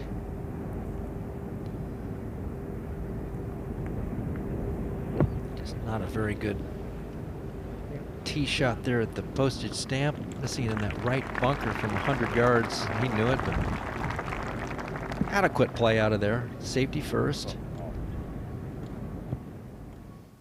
Nice full swing. You have to commit to this, get that ball up. That is priority one. See how that right hand went under. Hold that face open, and pretty well done. Koepka. His par at the previous par 3. Remember when they used to call that the old man's putting grip, where you had that finger down the shaft? Yep, Craig Stadler used it. Took that right finger down the shaft. Both Stads and Brooks Koepka use it very well.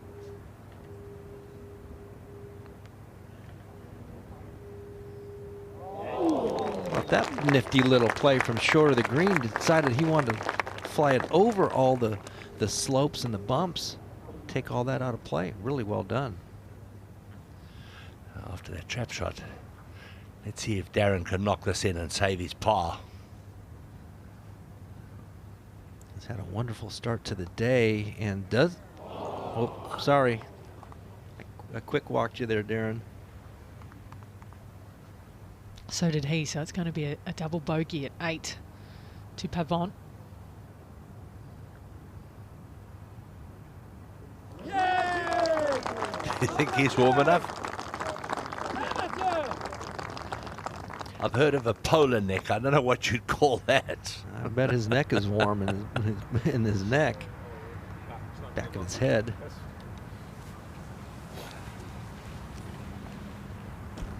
Given us some memorable moments over the years already. They're just 23 years old, the Højgaard brothers, winning in consecutive weeks.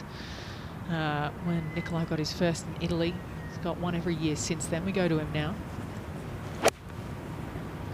Just from the first cut of the left rough, starting it out there to the right. And that did not come out the way that he wanted it.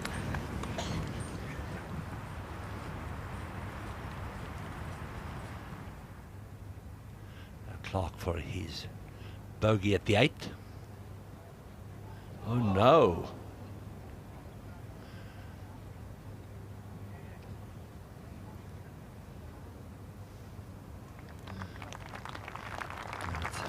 a pity. Look at that. 3 birdies to start, made double bogeys. Only 1 under par after 8 holes. I'd shortchanged him before, but now he's bang on. So back to 1 under. Yeah, to Fitzpatrick. Dazzled to here.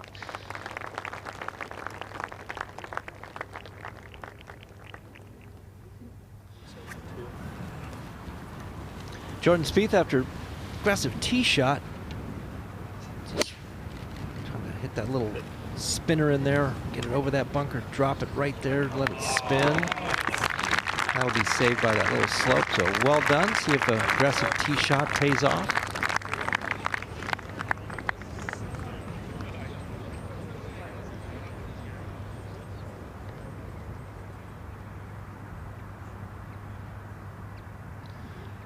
Beautiful. Let's have another look at Jordan's second shot into this first green with a lob wedge. Perfect. Beautiful shot.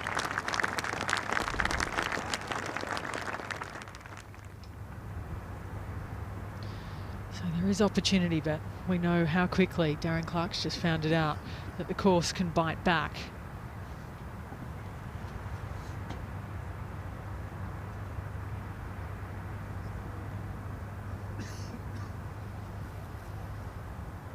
Out on the horizon. It's never far away, is it? The coastline and links golf.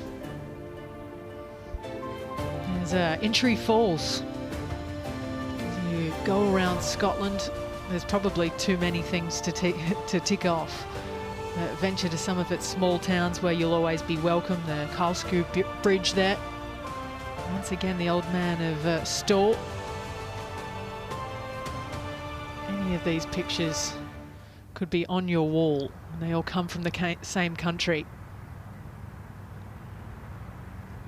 It's looking a little choppy right there now. Yeah, John? our guy's back up.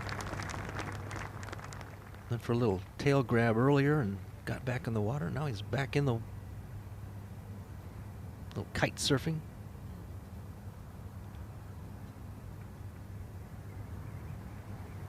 Nikolai tee shot in that left rough and didn't judge it very well.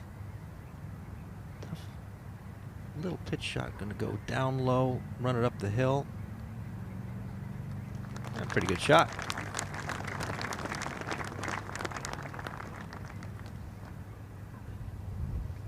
Now Ryan Fox at this postage stamp.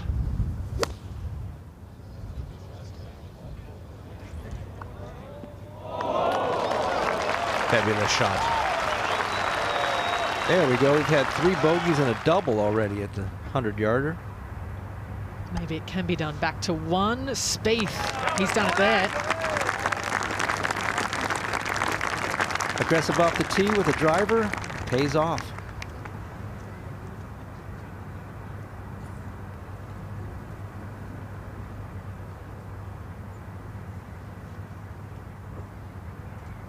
One from 1. Well, the champion golfer of the year from 7 years ago, who will it be in the 152nd edition? The question on everyone's lips. The leaderboard is stacked here on Sunday.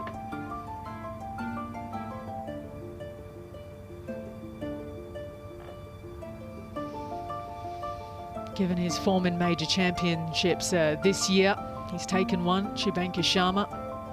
Probably one of the red-hot favourites. How good was Justin Thomas and his resurgence yesterday after an 11-shot turnaround from day 2, 67.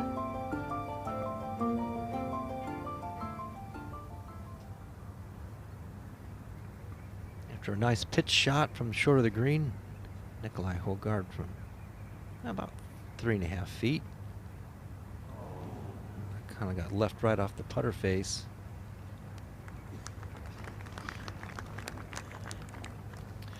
Cross over to his brother, Rasmus Højgaard, just down in that little valley to the side of the green here at the second. Oh, and that's delicious.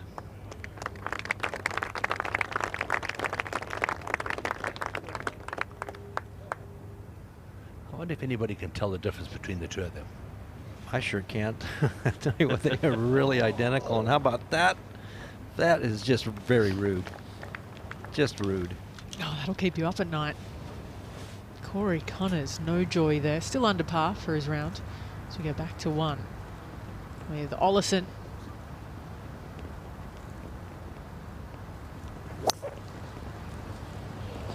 Ollison trying to run down Caleb Scott for that silver medal, low amateur. On the tee, from Germany, Alex Checker. What a lovely story this is. 3 senior majors to his credit. And here he is in the final round of the Open Championship. He's gone through some health issues as well. Playing some beautiful golf. Yeah, he's been really struggling with a couple of back issues. Started at a tournament back in March, a herniated disc with a pinched nerve as well. He was a little rusty coming back, but here he is on the weekend at the Open. His first was, I think it's his first Open in about 16 years. It's been a long time coming back really for him, for the German, to Pavon. His second at the 5th. Got it too far up in that bunker. And that was going to be trouble right from the start. Got to gather yourself, try to make a 4 now.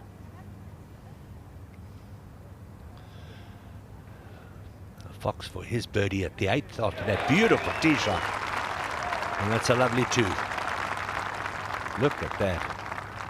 Forget about that drop shot at the par 5.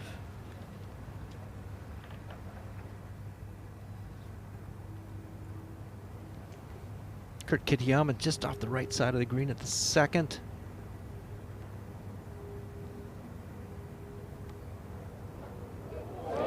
What a start there for Kitayama.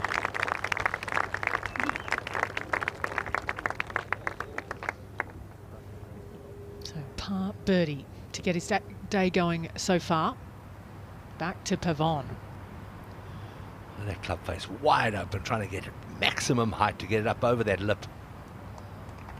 Oh, that's a good shot. Keep running, keep going.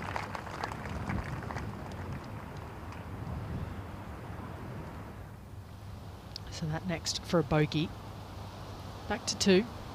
Well, we see now where Jordan Spieth's head is today. Aggressive. Driver off 1, driver off of 2. Right there. Right there. Trying to take advantage of some conditions. Just going to bounce into it. Oh, just barely into the fescue. Just get into that tall fescue. Pin on the right, though, so depends on the lie. Ricky Fowler has got the orange pants out today. Beautifully holed. Oh, he looks sharp, doesn't he? He loves his orange. His Oklahoma State Cowboy orange. Hovland still calls Stillwater home, doesn't he? Victor, this for bogey. Oh, it's going to be double for Mathieu Pavon.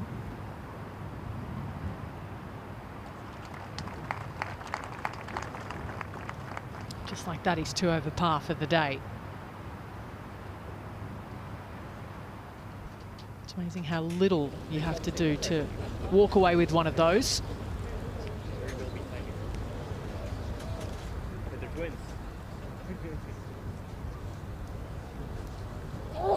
Seems in good spirits. Bob McIntyre. The young amateur who won a few weeks ago the British Amateur Championship.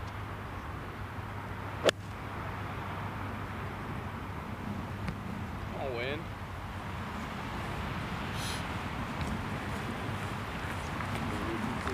Worked out well.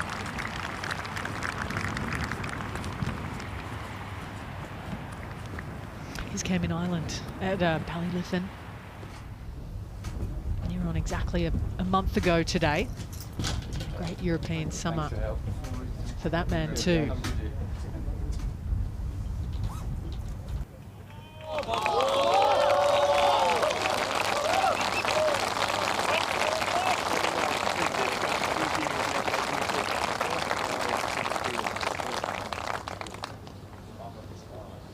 A warm applause for McIntyre on a cool day in the final round of the Open. It's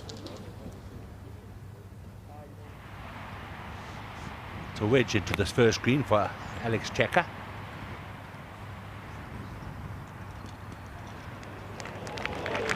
Superb.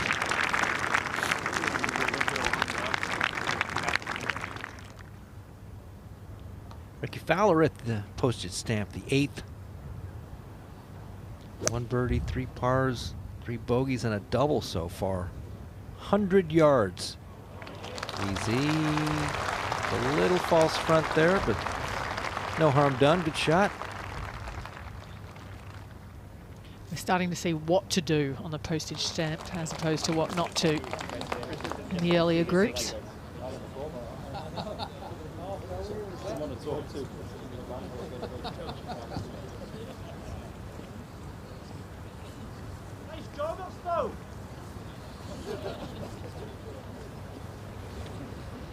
Oh, the Go Bob is held up overnight. That's great. Tell you what, that's a work of art right there. That is impressive.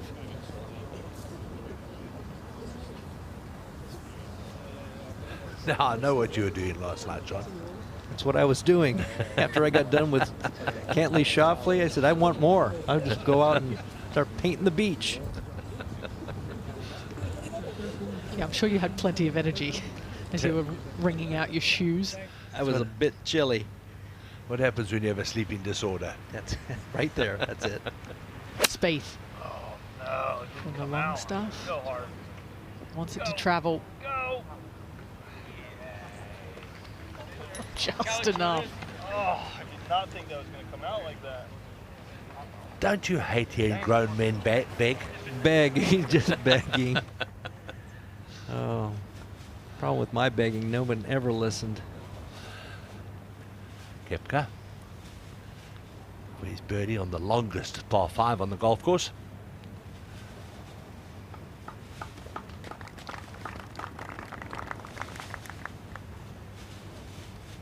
Just covered the front edge at 1. Ollison. Oh, that will help. Bear in mind the silver medal up for grabs today. And he started the round 3 shots back from Callum Scott. Now just the 2. Lovely tradition that started back in 1949. You have to make the cut to get it. Tiger Woods, Justin Rose, Rory McIlroy amongst those that have taken it in years gone by. And that's the current scores courtesy of that birdie at 1 for Ollison. Plus 11 for Tommy Morrison, Macevo. Just 1 more than that. That fabulous second shot. Let's see if Checker can knock it in as well. Oh dear. Shame, but good to have him here. Like I said earlier, he'll be going to Carnoustie. Earlier in the week, he was in the Sky Zone with some of our partners, and he said, I used to be young and good looking, and now I'm only good looking. Still the quote of the week for me. He's a great character of the game. Oh, you were talking about him. Sorry, I thought you were talking about yourself. Blushing Dale. All right, let's get back to the action with what many of those people in the crowd have come to see today, and Robert McIntyre and Phil Mickelson. This is game number 14. On the tee, from the USA, Phil Mickelson.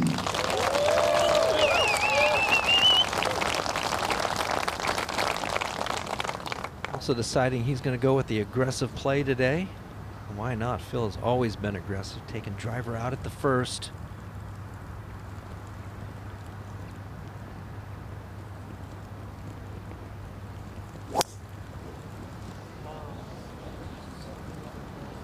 Going towards those left bunkers. If it misses them, it should be fine.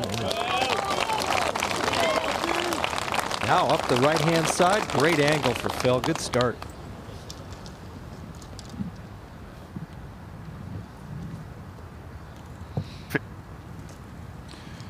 On the tee, from Scotland, Robert McIntyre.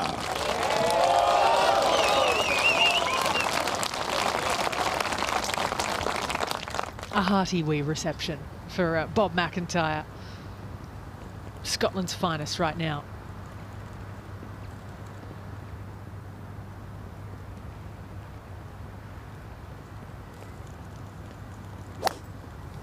Look at the crowds on the left, stacked up.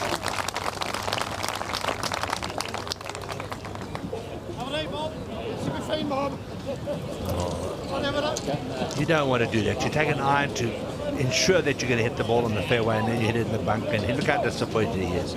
He knows that's a big mistake. Yeah, might as well take out driver at this point in time, as far as he hits it.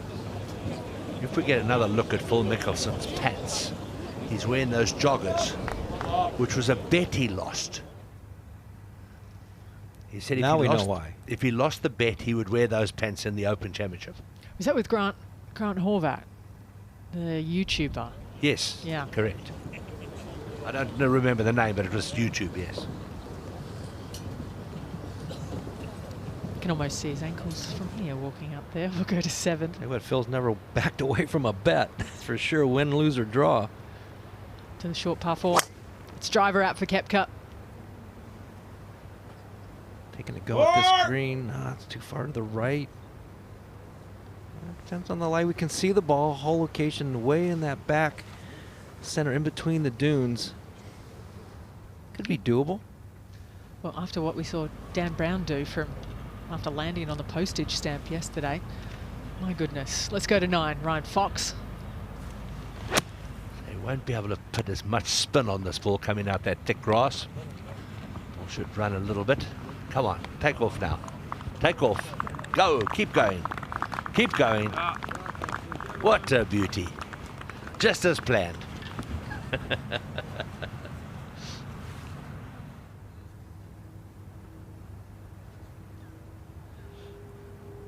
plan keeps changing. That's the problem in links golf. Long range for Spieth. Yeah, took driver off the tee, put in the left rough, didn't have a great lie, and then was fooled by the second shot. Now that ball ran out way more than he thought. Fowler at the postage stamp from just off the edge of the green, putting a little uphill. I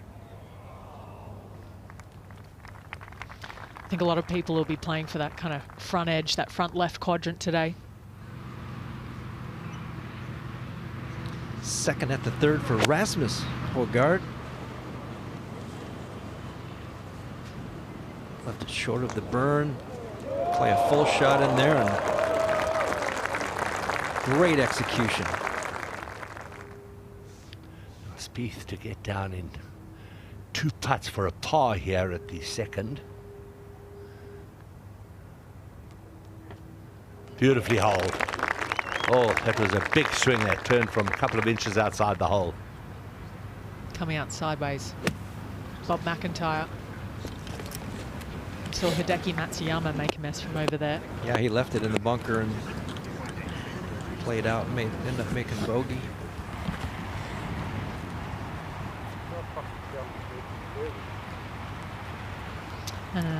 Aaron Oberholzer has dropped back to this 2-ball. Where else would you rather be, Aaron? On a links day like this with Phil Mickelson and Robert McIntyre. Yeah, it's pretty exciting. I was excited to watch this pairing. It should be Robert McIntyre. Actually, Phil hit it so far down there with his driver that all Robert could do was pitch out, and he still is away. I think we could see some very aggressive play today, which will be a lot of fun to watch. And like Dale and John, I'm surprised Robert didn't take the driver. We've seen a number of players take driver out and come away with birdies or birdie opportunities. Aaron, you with 2 lefties today. Are you at least ambidextrous?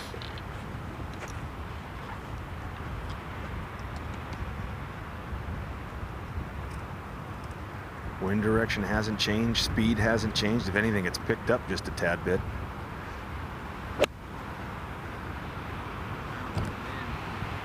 Floating up into the wind just a little deep. Needs the spin. Oh, it does. It doesn't quite catch that other little slope.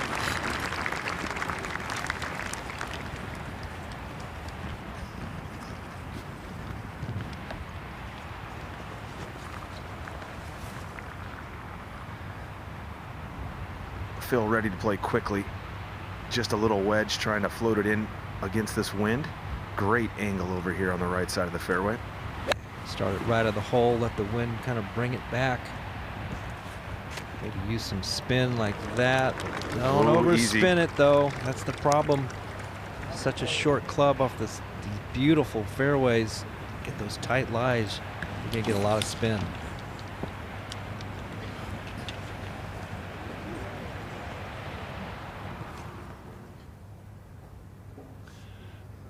Connors at the 7th hole for his birdie. Should be just on the left edge. Nicely holed, beautiful putt.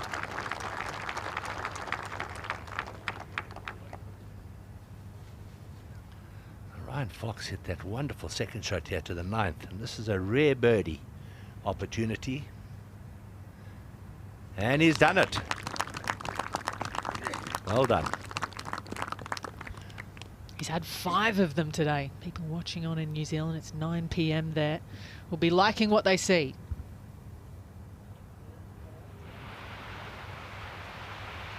The young amateur. Let's go Olesen now from the right rough at the 2nd. That's all he could do is play up the center of the green, and really nice shot. Just skirts that bunker and gets right to the center of the green. Good shot. That is so very good.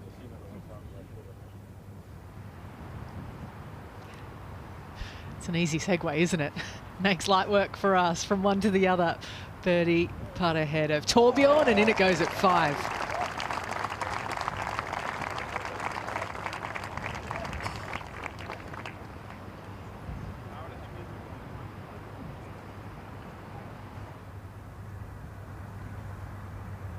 That's 2 in a row for Olesen, the elder.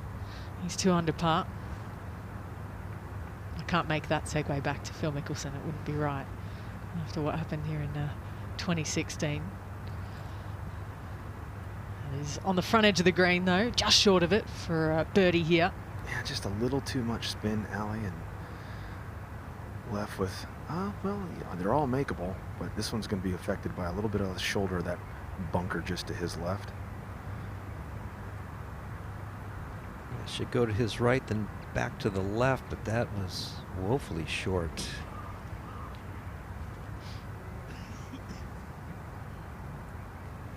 A little befuddled there. That was a long way off for Phil.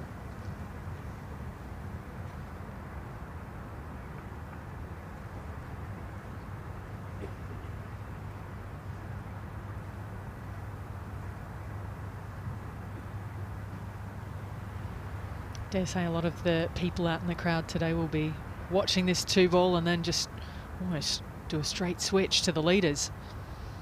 Get a good 36 in.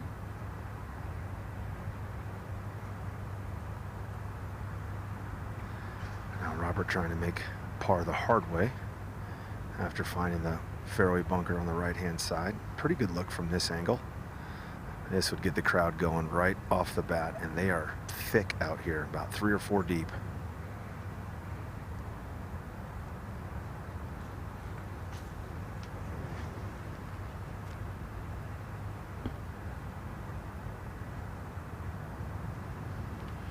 The 7th, we saw Koepka's drive go out to the right. This is his 2nd shot, using that slope.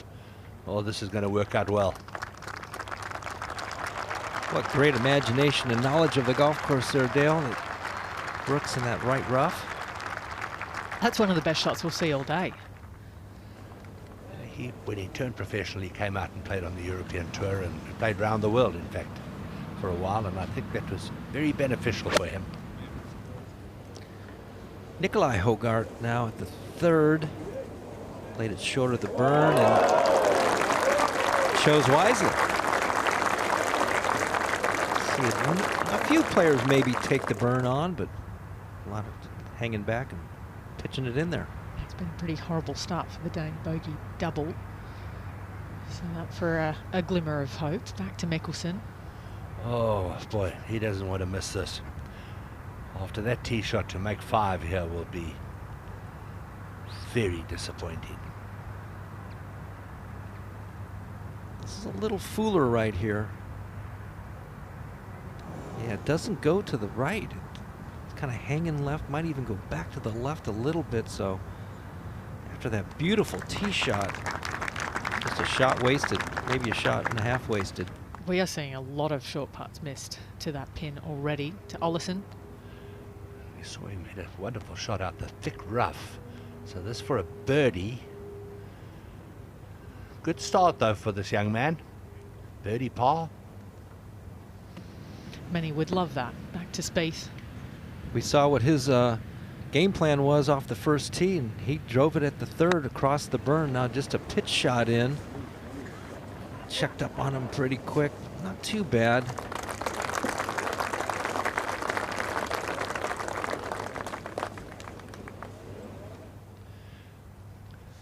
Now Brooks Koepka off that terrific second shot. Probably just on the right edge. Hit it slowly. Beautiful putt. Good birdie that. That's a proper links birdie. The way he played it. The second over to Fowler.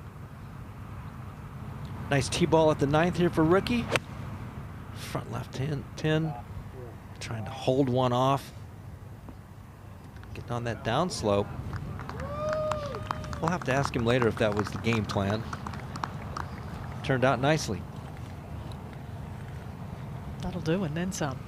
So a chance for the third birdie in the last 5 holes for Ricky Fowler, who escaped the 8th with just the par. Phil going with the iron here now off the second tee. Trying to avoid those bunkers. Left and right. Yeah, the start's left and traveling more left now into that. Well, see the ball got in between the tall fescue. This has got to be a brutal win for a left-hander, Cookie, coming out. Yeah, definitely uncomfortable when it's coming across your body. You got the big stick out, though. We got opposites now. He went with iron off the first, now driver, and Phil just did the exact opposite he did. We've played this 9 the way we're meant to the whole week, and we've not had anything from it. So 270 covers the right side. Use the first cover that one. Finishing. Oh, I think that'll cover that. Yeah. Try to get it up that way, right? Yeah. So we're covering this. Yeah. So finishing basically at the entrance of the green there. Yeah. Fine too. Yeah. Interesting what he said there, Aaron. We've played this 9 the way we were meant to and got nothing from it this week. So maybe change in plan here for McIntyre. I guess you have to. 279 to carry that last bunker down the right. Boy, it started on a great line. Just depends on the bounce. Oh, what a wicked kick to the left. Kick straight left on him. Got an okay angle, though. Depends on that lie. Saw Jordan Spieth in there earlier and kind of fluffed one up on the front of the green. 3-putted.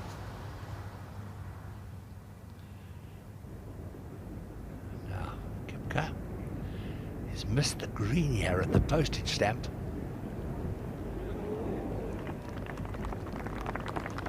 Oh, so difficult to get the ball close. In fact, both players in this group have missed the green.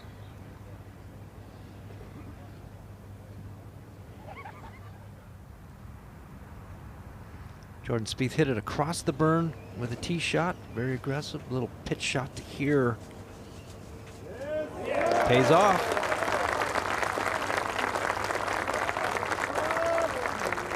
From 10 or 12 feet out.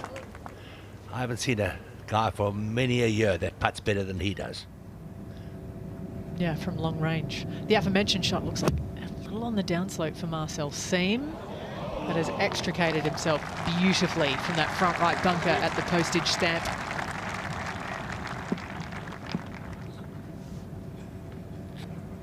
Be curious to see which gets more of a workout today. So Fowler to get back to 7 over. If this goes in, nicely done. I think everybody would love to see him really get his form back. He's good for golf. Good for golf. Good for the whole of golf. Kids love him. Such a great attitude, good person, everything about it. Koepka is coming up the hill. Yeah, that's a disappointing bogey after a nice birdie at the 7th. This little 100-yarder is taking its toll. Yeah, he was down in Darren Clark territory in the bunker. They both walked away with a double and a bogey. Spieth on the tee at 4. Højgaard did make his now. birdie, by the way. Oh, you got to be kidding me. Nikolai. He left. Oh, he thought it might go into that bunker, but that's now perfect. Bunker, I think it stayed there. Got to make sure that you hit this 4th fairway. Par 5. Yeah, hit less than driver, but maybe can still get there.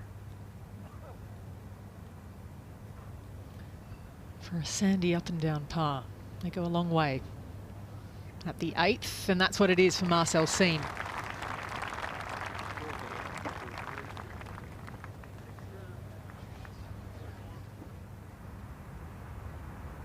Both down the left at the 2nd. Mickelson, albeit a long way further back. Great lie in this left rough alley. Should be able to manage this no problem. It's just a matter of picking the right shot and getting the right trajectory. Should come out, maybe it's definitely going to come out with no spin. This is an 8-iron. Try to land it towards the front of the green, let it run back there, kind of like that. Caught the downslope though, I think, Aaron, and shot to the back. Pretty well done.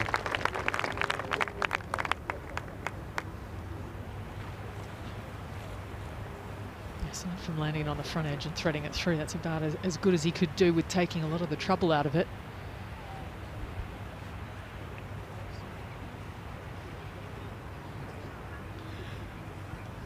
Idea of how cold it is there, slipping on gloves, but it's not cold for this one. Having the time of her life. It's so fun. Kind of looks like our little puppy.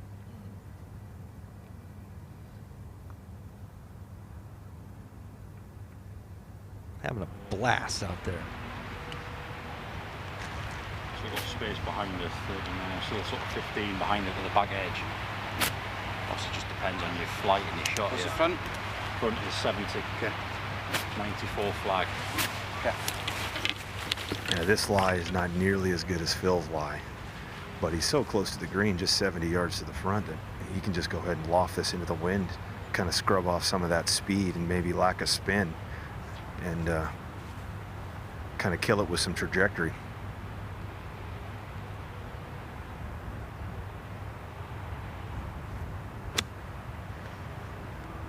This one came out pretty hot. Held that face open. Yeah, there it goes.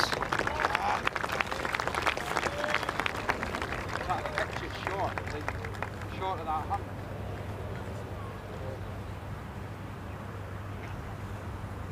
Just creeps its way on. But it won't be the worst miss around that green by any means.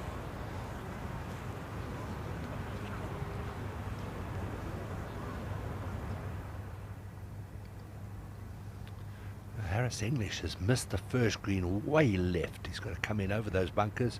Not a lot of green to work with, but it is into the wind. So he has the benefits. They should be able to stop that quite quickly. And that is phenomenal. That's unbelievable. That's the way you want to start.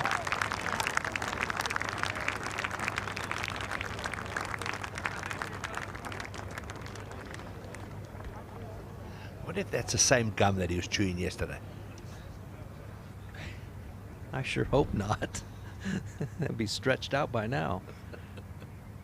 Look at this. Beautiful, like Dale said, just lofts it over, uses a little bit of wind and slope, and perfection.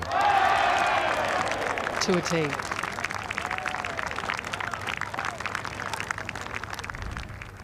Textbook stuff from the American. There's The putter. the American that won it 12 months ago by 6 over the rest of Brian Harman.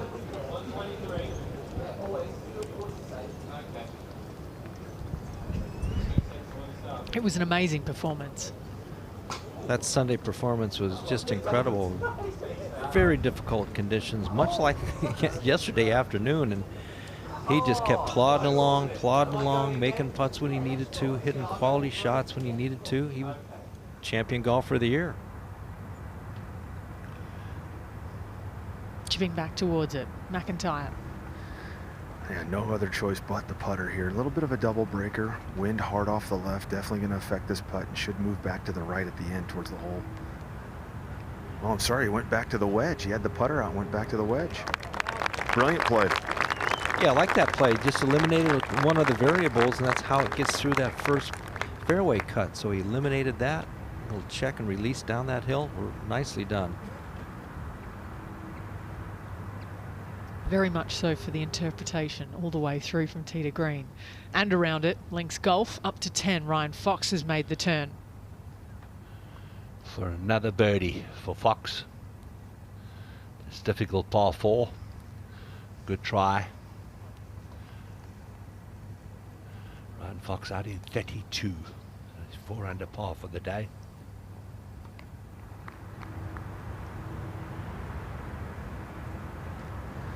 Phil would have had a really good indication just from Robert's chip exactly what this putt does. Slow going back up this hill towards those front right bunkers.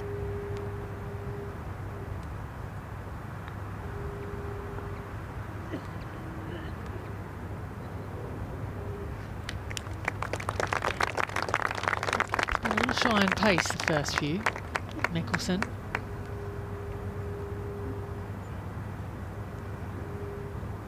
Cost him at the last, we shall see. Young amateur Tommy Morrison. This is for his birdie at the 9th. Nicely done. Morrison out in 37. 2 drop shots and a birdie. Yeah, important for him to just keep chipping away. He's kind of on the outside looking in of the amateur battle, but you never know. Yeah, a lot to learn on a day like today, being an amateur, and taking that experience back to the United States, finish your season with the U.S. Amateur coming up at Hazeltine. 2.5 feet left ahead for the par of McIntyre.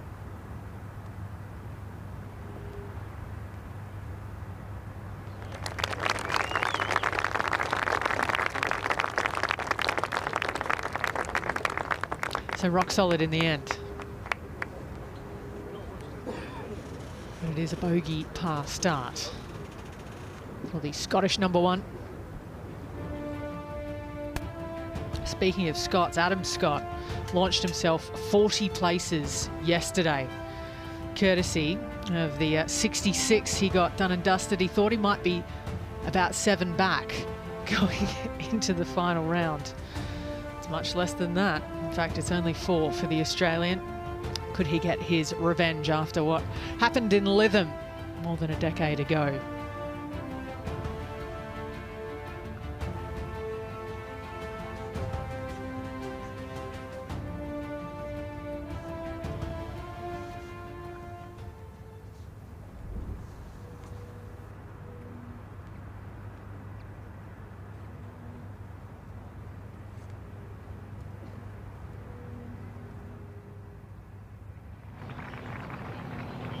Okay, Jordan Spieth has waited for the green to clear, just under 300 left. Down at the first par 5 on the golf course.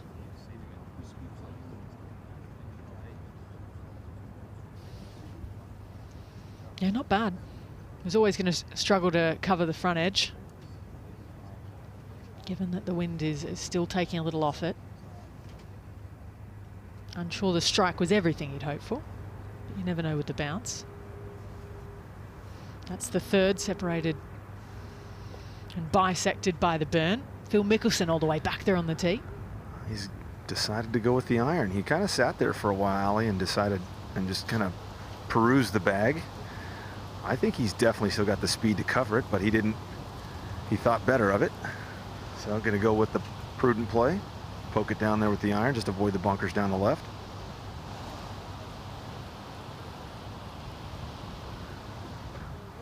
This is going to need some help. Hopefully stay in between them. I don't think it's going to, Dale. Oh dear. And that makes you really upset, because you take an iron to ensure that you're on the fairway, play safe, and then you're heading into trouble. Might as well have taken a driver. And that's exactly, Dale, what Bob has done. 290 to cover the burn, pretty much right down the middle of the fairway. Burn gets a little longer to cover the further left you go, slightly angled.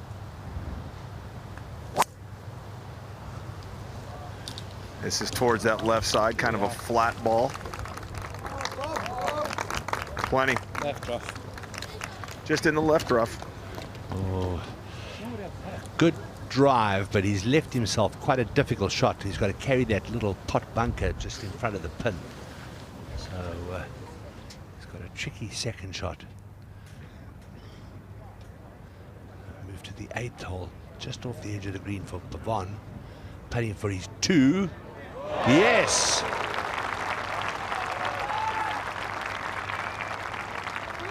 I think I'm going to try one of those scarves around my neck next time I play. It obviously helps your putting.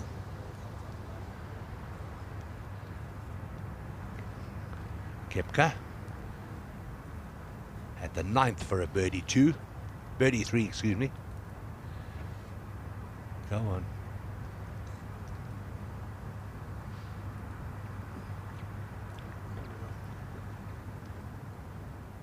English second to the second hole. You see he's pitching at the first. I saw that. Unbelievable golf shot. It was a good thing there was some wind in his face. That was a tough spot. Absolutely. What a great way to start your day as well. That's a nice shot into the second.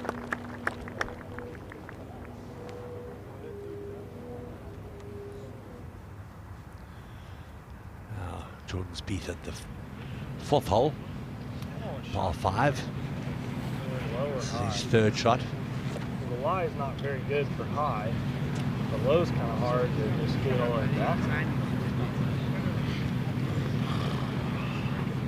It's not really into side No, wind. it's crosswind.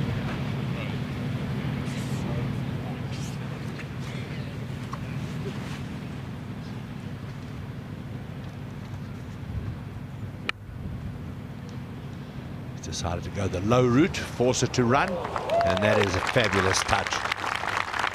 Oh, this man round the greens is phenomenal. He sees shots that others don't, and then not only sees them, but has the ability to pull them off. Absolutely amazing. Ricky Fowler for a par. Lovely. It's nicely holed.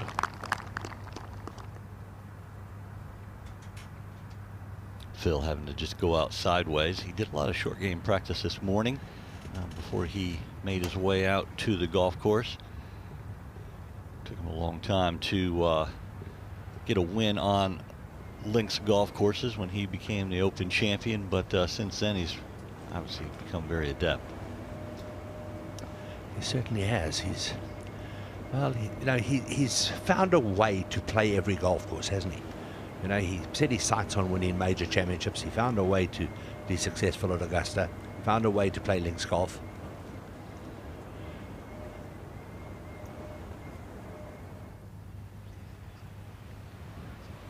The outside second in to the second hole. Just trying to knock it down. Didn't see many knockdown shots yesterday. More it was just trying to stay dry. But a great shot from the Italian.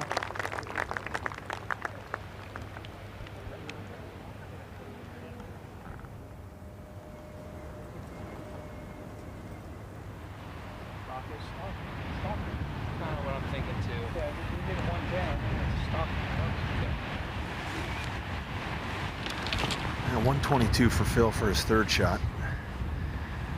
And he's on the proper side of the fairway to be able to make the ball slide to this hole location. So decent chance to actually get one close here. Wind helping a little bit more than the first 2 holes here, though, the third, though. Kind of a flatter ball coming in.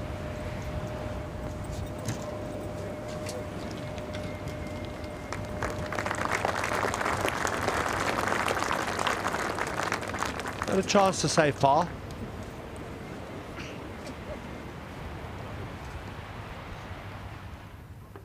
Harris English on the second after that excellent chip in at the first. We get the birdie start for Sunday. It's a chance. Oh, very close.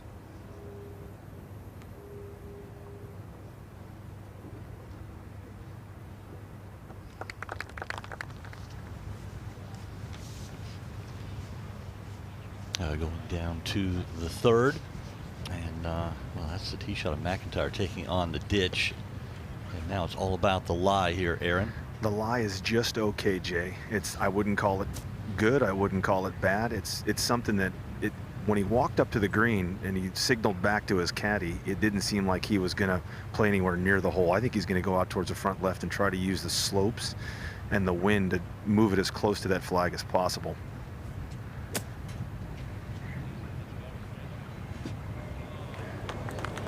That's brilliant. That's really well done.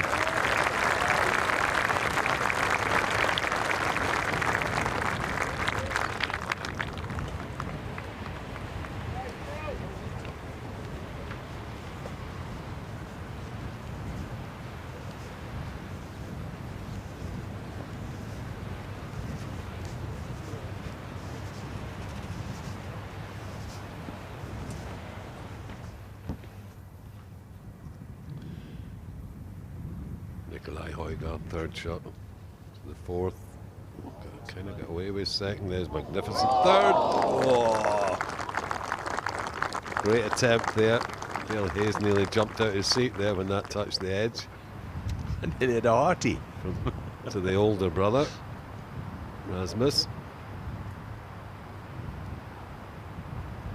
Turn. Oh yes, right in the middle. Lovely birdie from Rasmus. Rasmus had 3 wins on the DP World Tour before Nikolai got his first. Of course, the third and the first were in back-to-back weeks. Migliozzi. Lovely birdie. Yes, they definitely hit the ground running, the pair of them, didn't they? Yeah, they really did. It took Nikolai a little while longer, and now he's kind of pushed forward a bit, so Rasmus is chasing.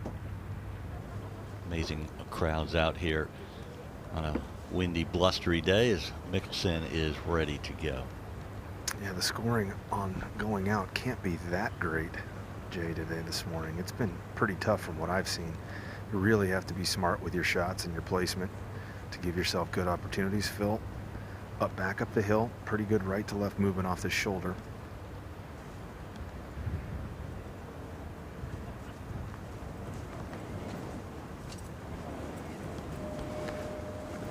Oh, he had it on a good line. He just had to hit it a little harder. That's definitely Jordan Spieth. Not many people get the left shoulder below the right shoulder when they're putting. He does. Oh. I don't know whether he's watching the hole or the ball or the green or what he's watching now. There's a lot of things he does with his putting. And Aaron, just to touch on what you were saying, at this point in time, the scoring on the front 9 is 0.44 over par. 3 holes are playing under par, the third, the fourth, and the 7th. A little surprising that the 6th isn't. McIntyre's ready for birdie. And this is pretty much straight downwind that he's putting, and that's probably why the third is playing under par, is because the guys can take on the burn and cover it.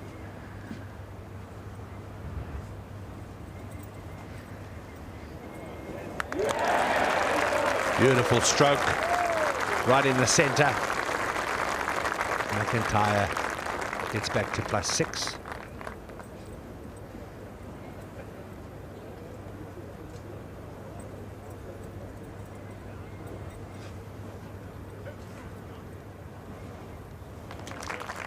the back nine begins for Koepka. This was so tough yesterday, this back nine. It'll be much easier today. It's strong off the left. That's a beautiful line. Easy to run out here, especially that left to right wind. That's perfect. Just off the first cut. Tommy Morrison, young amateur, still has a chance to win that silver medal.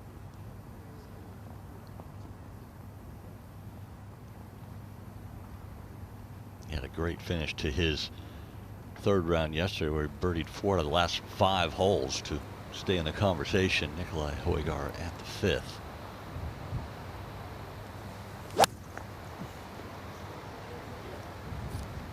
Really tough par 3 this, but the pin today is back left and there's a gale off the right, so it's been very accessible for a lot of players. Obviously not for that one. I think that was a 4, Michael. This isn't like a big fade. Yeah. That wind is blowing fairly hard out there already. 20 miles an hour. Straight across from right to left.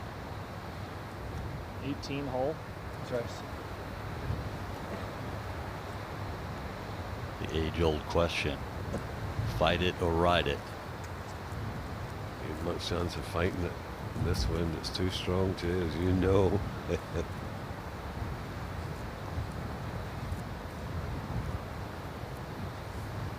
You've almost got to cut it to the right of the pin to get it to hold the pin.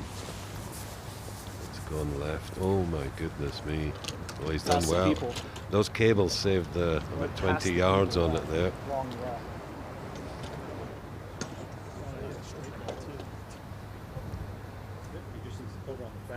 Just 242. Now that was interesting. His caddy there handed him a golf club straight away. I wonder what it was. A rescue? Yes. He needs a rescue from there, but a little bit of a safe play here for McIntyre with an iron off the 4th tee. I'm really shocked. He must not like this wind with his driver, Jay, because you can get to this 4th green today with the way the wind is blowing, but he's just playing for position.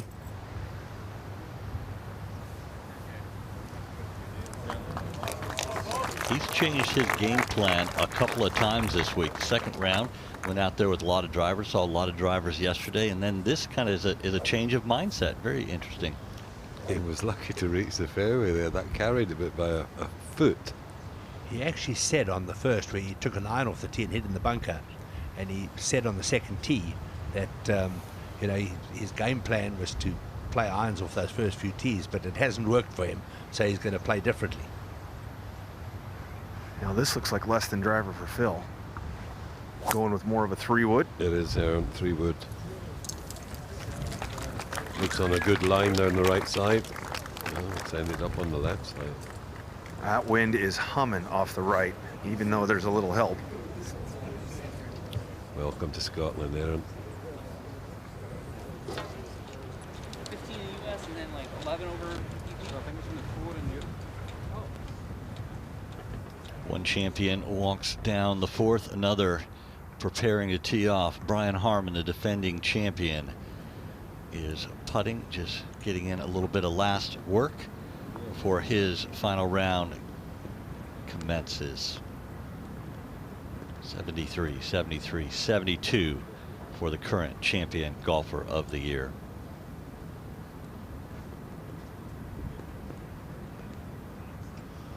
Nine behind.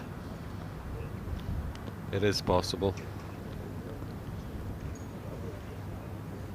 Paul Lowry did it at Carnoustie.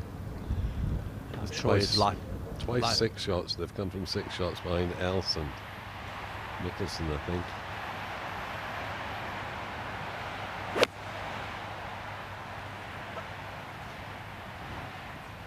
I wonder if he's ever thought of adding an N to his name. Bogey. What? Wouldn't be spelled correctly. To Hogan, at least, yeah, but you could at least call yourself Hogan. He plays like him sometimes. leader in birdies in the PGA Tour. Obviously a good iron player and a good putter. And we go back to 5, and this is an interesting one for Nicolai Højgaard. Straight downwind. Can't really see the lie, but he's going to be on an upslope. So you might want to carry it over some of those slopes that are in front of him. Take those out of play. If he's got a decent lie, but it will run on because of the thick grass and the wind.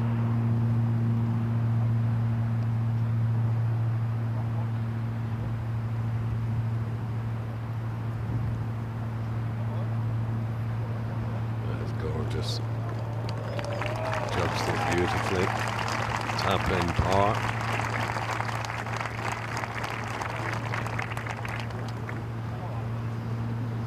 I think Jordan Spieth thought he'd be nearest the pin. No, just leave it alone. I don't trust you, pal. Just leave it alone. That's it. Thanks very much. Don't want you to drop it in my backswing. So he's giving him the lobber, Dale. He's going to just have to carry it just over those 2 sprinklers. And he's got the benefit of playing this into the wind.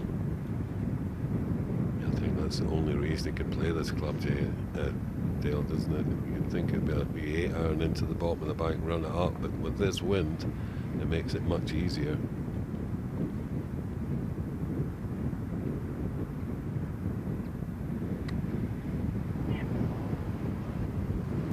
Type of a lie. I mean, Sam, you were alluding to it, that probably wasn't one of your first choices for that shot, even into the wind. A couple of sprinkler heads there, though, might have had something to do with it. McIntyre with the fairway medal for his second at the par 5 fourth. And so he's going to try to push it up there as far as he can. I didn't know if he was going to go and try to play to a yardage, Jay, or not. And he's decided 4 iron 3 wood and just get it as close to the green as he possibly can. Wind hard off the left. Excuse me, off the right. Got turned around there for a second. This one headed to the left. Were you throwing the grass up in the air there, Aaron? I probably need to after that. Sam, that needs to sit down. Aaron, it's those lefties that throw us off.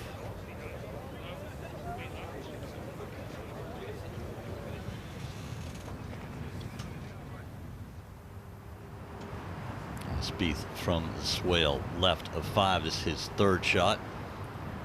Pitching it up into the wind.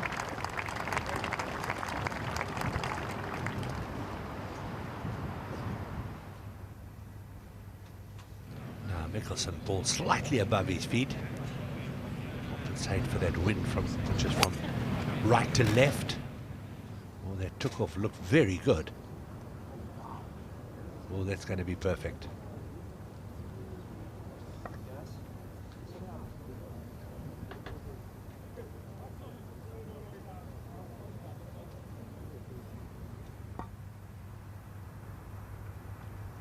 Wonderful aerial shot there of Ayrshire.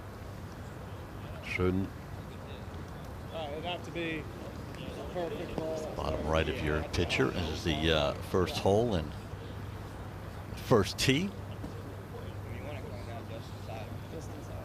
And a big announcement coming up for last year's champion golfer of the year, Brian Harman. This is game number 18. On the tee from the USA, Austin Eckroat.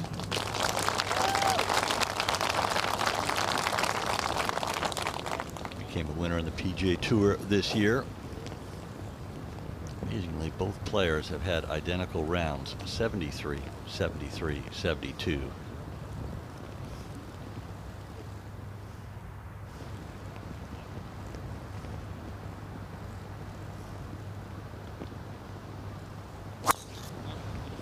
Aggressive play with the driver, taking the bunkers on.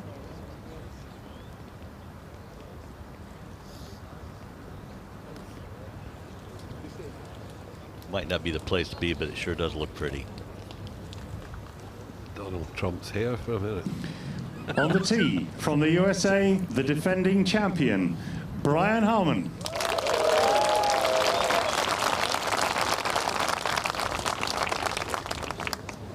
amazing attachment to have to your name for the rest of your life. Dale, as a left-handed player, what type of a challenge does this front nine pose as opposed to the righties? I think the wind makes it a little bit more difficult, this front nine, for them. But it depends on your shot shape. It depends on how you prefer to hit the ball, if you prefer to draw the ball or fade the ball. Oh, is that going to be short? That looked very good.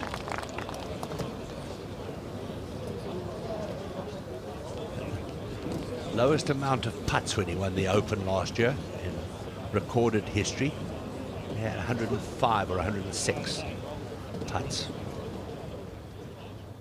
That's amazing because Open greens are normally pretty large and you're dealing with wind. Adrian Moronk up on the first.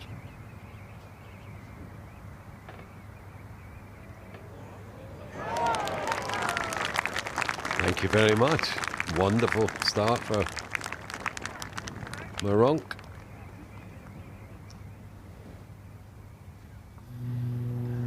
Let's see.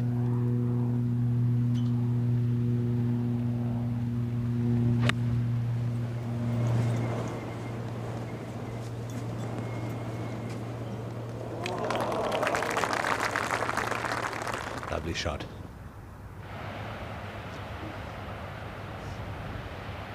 Mickelson with a little pitch into the fourth. Yeah, an absolute genius with this club, the lob wedge. He can do a couple of different things here. He can draw it, he can skip it, he can fly it with some spin on a little bit of an upslope, so we'll get the ball up in the air.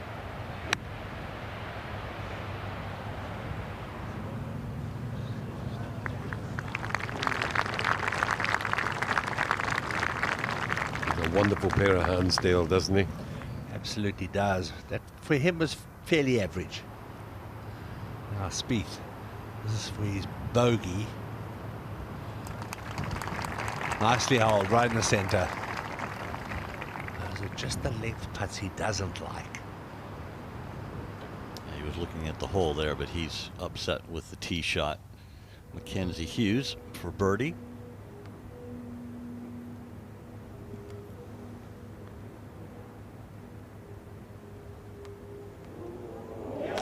Well done. It's amazing after yesterday's rain, Dale, how much greener the grasses have become in one day. It's beautiful, isn't it? Also a genius with the lob wedge. Flat lie here just short of this bunker, more back into the wind. Needs a skip.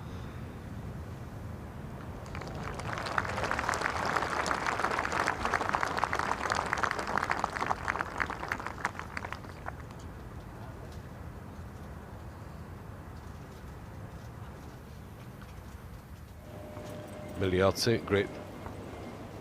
Second into the third. Inside left, well done, nice birdie.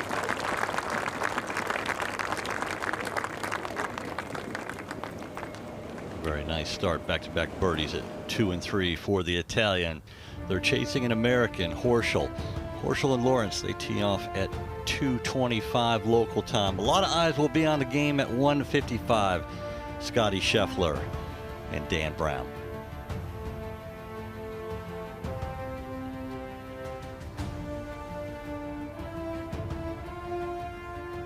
Some really good rounds yesterday before the rains came in. It became really a survival test. But back to 4 and former champion Mickelson. Yeah, excellent chance for the birdie to get one of those drop shots back. I don't see a whole lot of movement here.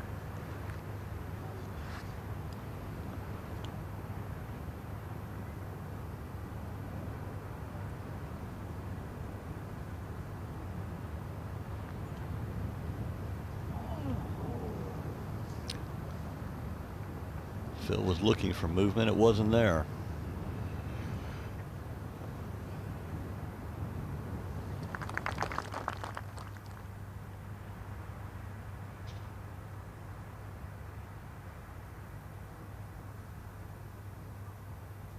Two different ways to play the same hole. It's one of the beautiful things about links golf. It doesn't force you to play a certain way.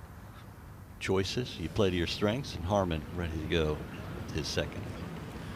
See the pin placed just over that little bunker on the front left of the green.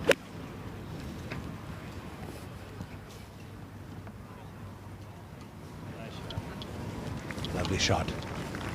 Leaves himself a nice uphill putt for a birdie. So impressed with him last year. I know he was the Open champion. You'd have to be impressed with him, but he played great. They all thought he was going to get caught, get past. And he was relentless, played beautifully, putted great. Became the champion golfer. He had that little hiccup early in the day, and then he just pushed on from there. And it was impressive because it was a time that, you know, as he said, many thought he might fold, and he did anything but. He just got stronger. Let's see if McIntyre learned anything from the Mickelson putt. It's obviously a very tricky putt because he took a lot of time to read this. Did a lot of aim pointing.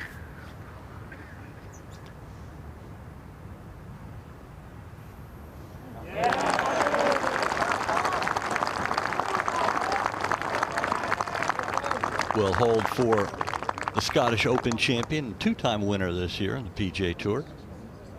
Of course, the Scottish Open was a co-sanctioned event between the DP World Tour and the PGA Tour. Spieth at the long sixth hole, 623, almost to its maximum yardage. Oh, that looks very Straight good. kick. That was not straight. Good kick, good shot. It was a good kick and a good shot. What's that second bunker at? 320? He's sneaky long, Spieth, isn't he? This man is interesting. Look at that cross-handed grip for his little chip shots. And it works. Made famous by the great South African Papua Segolem, who won the Dutch Open 3 times. Papua was a man who played internationally with using that crossover grip for all his shots. Collison on 7.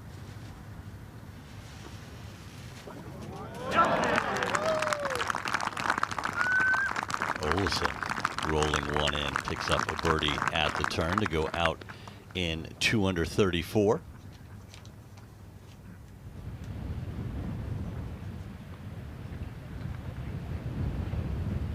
Mackenzie Hughes second into the third.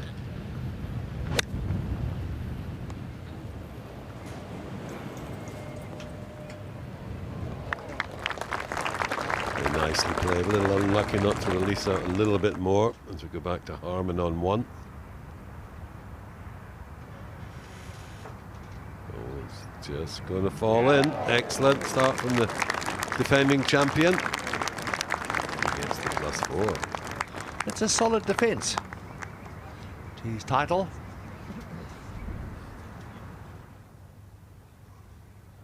Very simple stroke, straight back, straight through. Perfect line.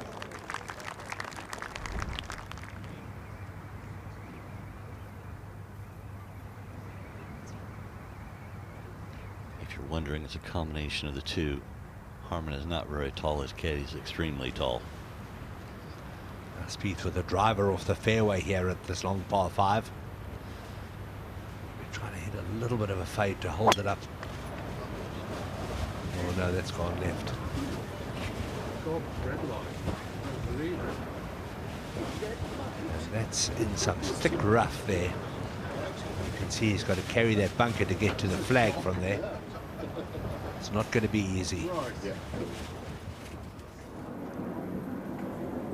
That's Hughes. Excellent shot. This for his birdie.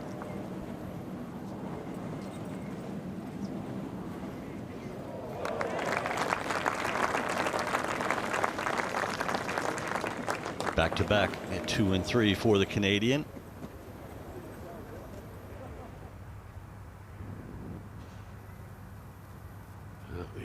In Grio. It looks like him. They're almost in disguise out there. It's so wild. To his right, you've got Homa, who's in the conversation for the best player to have not currently won a major. The Open Shop is the official home of the Open merchandise. Scan the QR code on screen to shop the latest lines from the 152nd Open. If you're lucky enough to be here at Royal Troon, you can visit the Open Shop for all the latest lines from the 152nd, Open. Great stuff in there. And they've got you covered for all 4 seasons as well.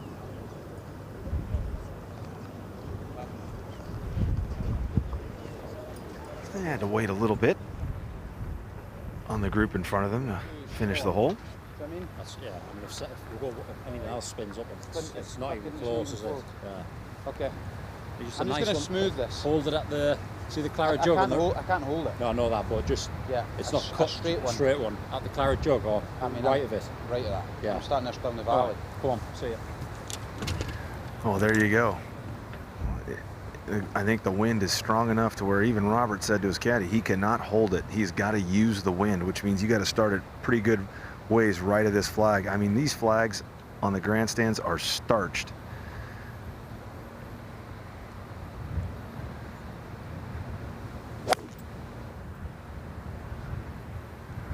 Riding that wind towards the flag. Oh. Aaron, he's almost got to, well, cut it against the wind or draw it against the wind to even hold it with a 20-yard swing. Yeah, and he feels like he can't even do that right now. That's how hard the wind's blowing. It's got to be blowing. It's almost, if these guys turned into the wind, when they do turn into the wind, it's got to be 3 clubs right now. Phil will show them. Oh, this guy now, he can play some shots without a doubt. I can see kind of middle of the stance. Almost practically got to play a low hook for a lefty here.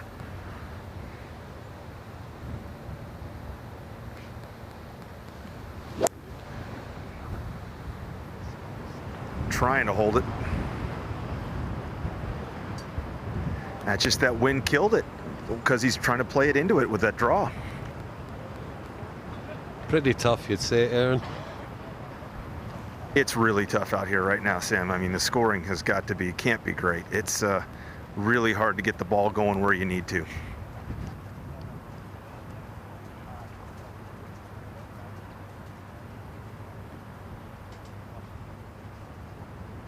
The plane is going along the beach at the moment, watching the 2 lefties stride towards the 5th green.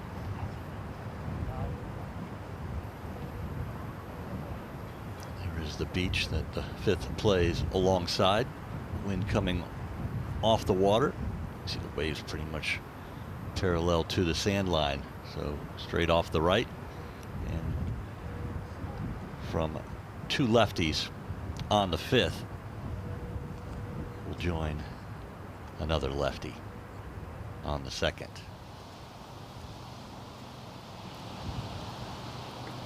An iron to try and keep the ball on the fairway.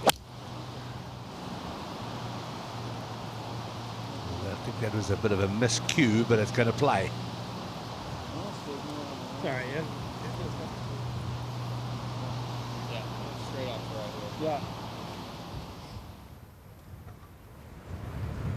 So speaks second with his driver left. It's back into the wind. He'll give him a glimmer of hope over this bunker.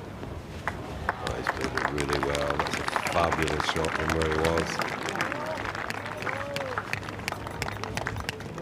Excellent.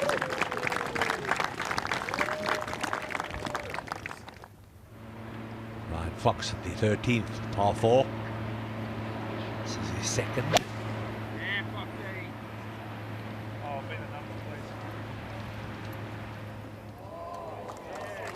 Oh, lovely shot.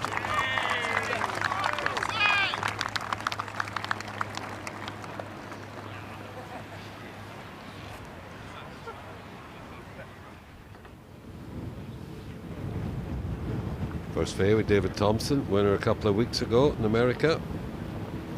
Great player. He'll never have played in these type of conditions in the cold, anyway.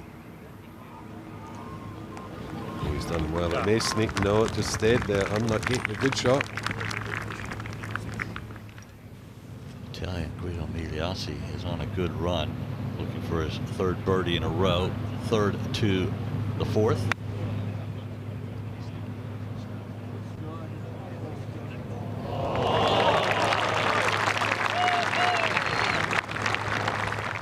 Terrific shot there by the Italian. Move ahead to Phil Mickelson at the fifth. Par 3, short of the green. Just trying to skip one back there and run it. I don't think he's given it enough. I don't think the contact was great.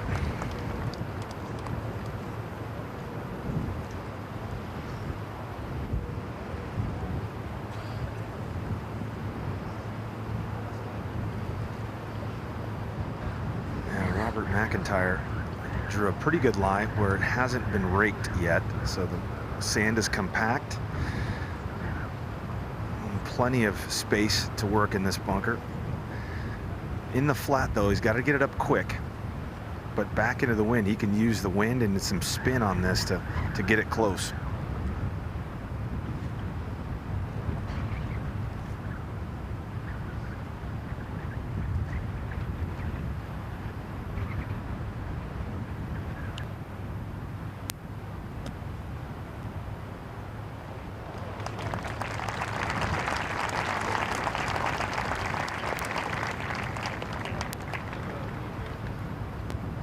Spin, little wind, not bad from that deep pot bunker. The elements are working against you, but when you get the chance and you can use the elements, it's a rare bonus. Spieth at the sixth. Great shot from the long rough to get it here. Will it? Oh yes, just didn't hit it. Oh, it looked in all the way. Not enough speed. Sometimes you concentrate so much on the line you forget to hit it. It's a common fault.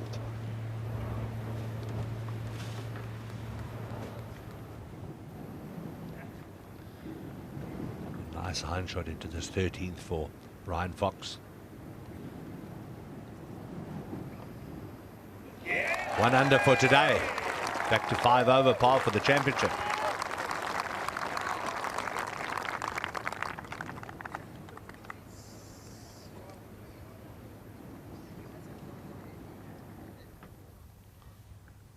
You can see down there the fifth green.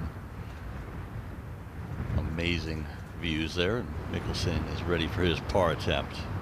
Wow, this green is so exposed, so the wind is probably going to affect this putt. Just how much? About that much. So question for you two. You've been around a few opens. Currently 9 players under par. How many finish under par at the end of the day with these difficult conditions? 5. Winning score? -2. Same thing to you, Dale. I'm going to agree 2 under par. Winning score? 4 people under par. You're leaning towards a playoff then. And you, Jay? Yeah, I think you're not getting away with it. I think Scott Scheffler might shoot something under par, and he would be my favorite, to be honest with you. It's not the question. 3. 3 under wins? And 3 players under par. 3 and 3. You're going for 2 threes. Good man, Jay. Nice to get that out of you. Yeah, work on it, didn't you? McIntyre for his par. I had learned a little from Mickelson's putt.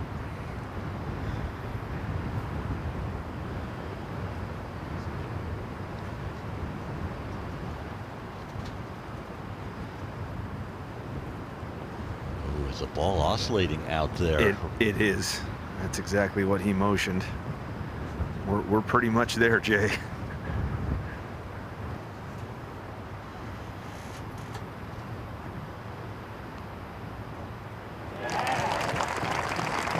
Two great threes there from the 2 lefties.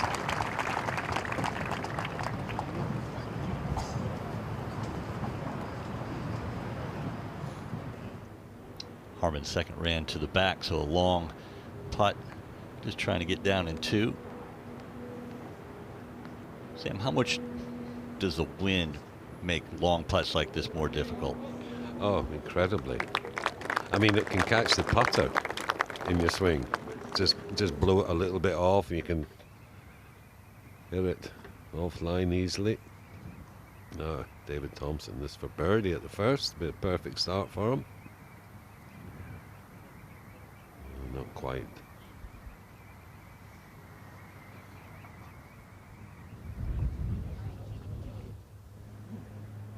Richard Mansell for birdie. Of course, he got into the Open Championship with that fine 61 last Sunday, and a brilliant putt from Mansell.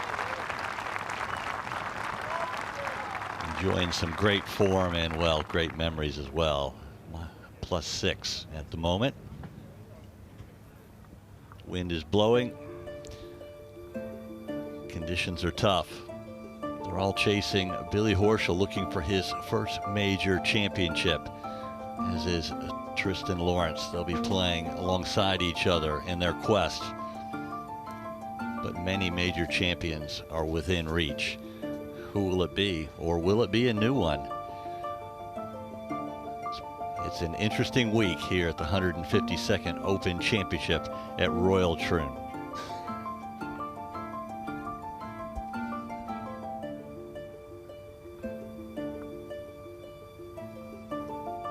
Callum Scott, currently the leading amateur. Wouldn't he be a popular winner of the silver medal as a Scotsman? And he's from Nairn, Jay. He knows about wind, let me tell you. And what a nice golf course that is. And there is the tee on the left, the green on the right on this par 5 6th hole, the longest par 5 in Open Championship history. And it will be a challenge today for Mickelson and McIntyre. Looks like the length of a runway there. You'll know about them, Jay. It's going in the same direction. But not many planes flying over right now. Not many birds flying. It's a day for the birds to walk, isn't it, Aaron? I believe they're walking right now. I actually see a couple of crazy seagulls up there right now and wondering why. I'd be walking.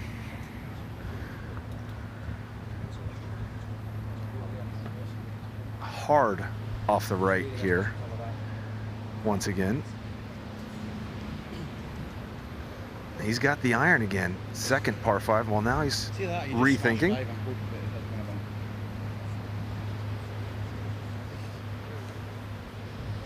you don't hit iron, they don't hit driver, Aaron. It's two good hits to get into the layup. Exactly. It's 300 at that first bunker on the left-hand side, 307 at the bunker on the right, and I don't even think that bunker on the right's in play with this wind as hard as it's blowing off the right. Let me throw another number at you, Aaron. It's 244 to the start of the fairway. That's a long iron shot. That's a great call. And with these lefties, I mean, it doesn't matter. You got to start the ball into the wind just to get this ball in play. So the ball's going to get killed no matter what by this wind. Looks like he's coming right over our heads right here.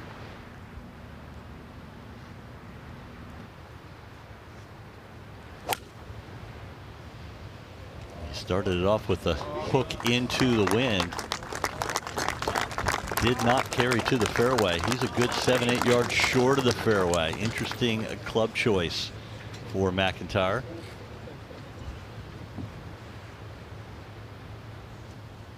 Mickelson with a driver teed low, maybe even one of those mini drivers. Just a little stinger out there, played under the wind. I think this is the proper play right here. He took it up there a little bit. Wind's got this one, drifting it left.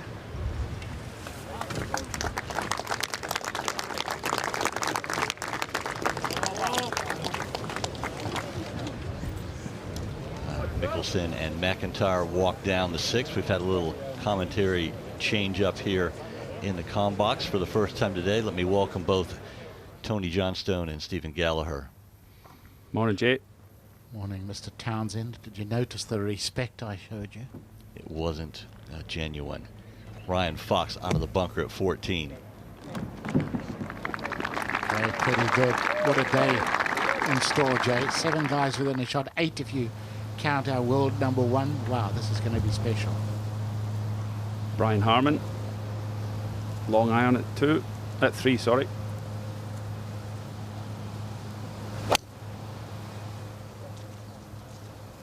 Lovely shot.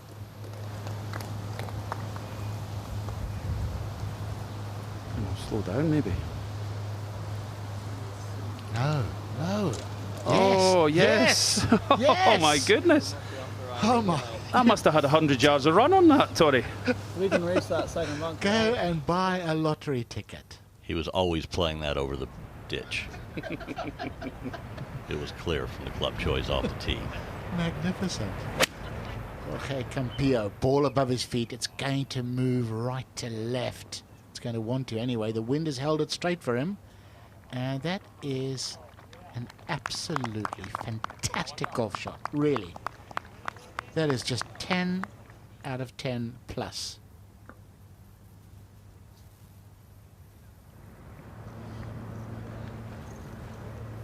Beautiful golf links here at Royal Troon. It's not a straight line out and back. There's a bit of a bend in the links after the first couple and before the last few.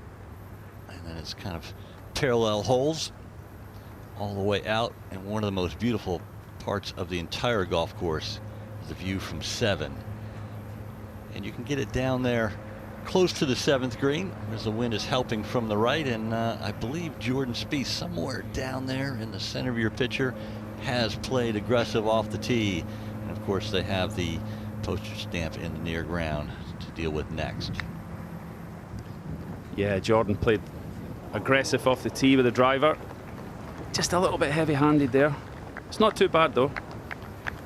So hard, isn't it, Stevie, when the green's that far above you? It's so hard to keep that mental image, isn't it, of where to land it. You just drive it in a little bit too much, I think, Tony. Well, if ever a second shot deserved a birdie, it's this one. What a shot of that side slope out the rough. Brilliant birdie. Here's Bob on the 6th fairway.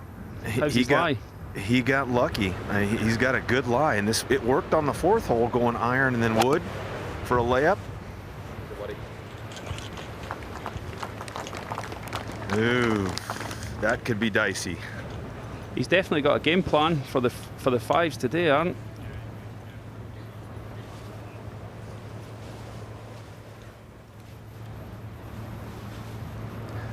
Yeah, I'm not so sure that game plan's going to work out right now for Bob up the 6th. We'll have to wait and see where that 3rd is going to be from. Phil. Draw back.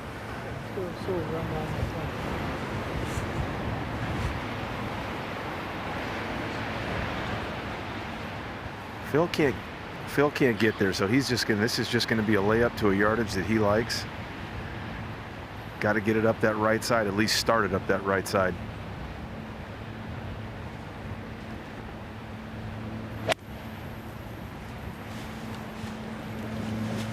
Yeah, this is fine.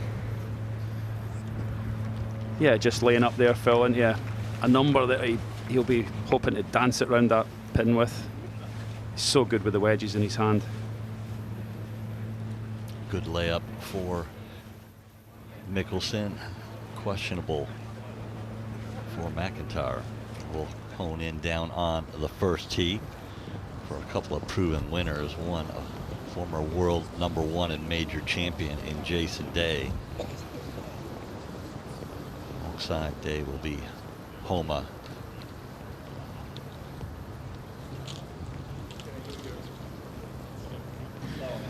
This is game number 21. On the tee from the USA, Max Homa.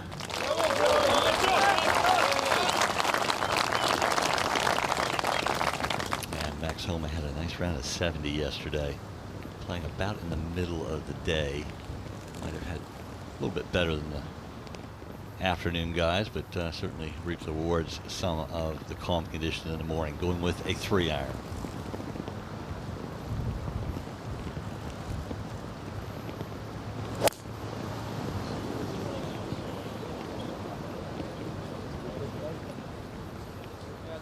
Oh, that was a slight mistake there from Max. You could see he was trying to hit that low stinger.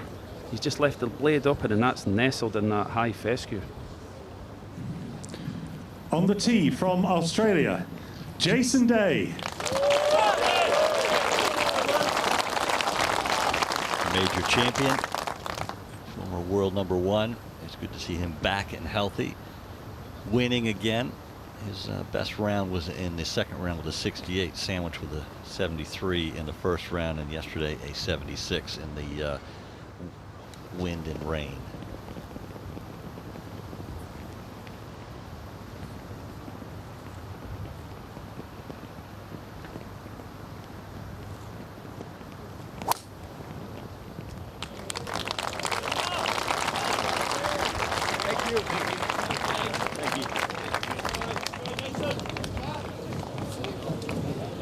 Judged to perfection there with a rescue or a hybrid off the tee. Great angle up the green now.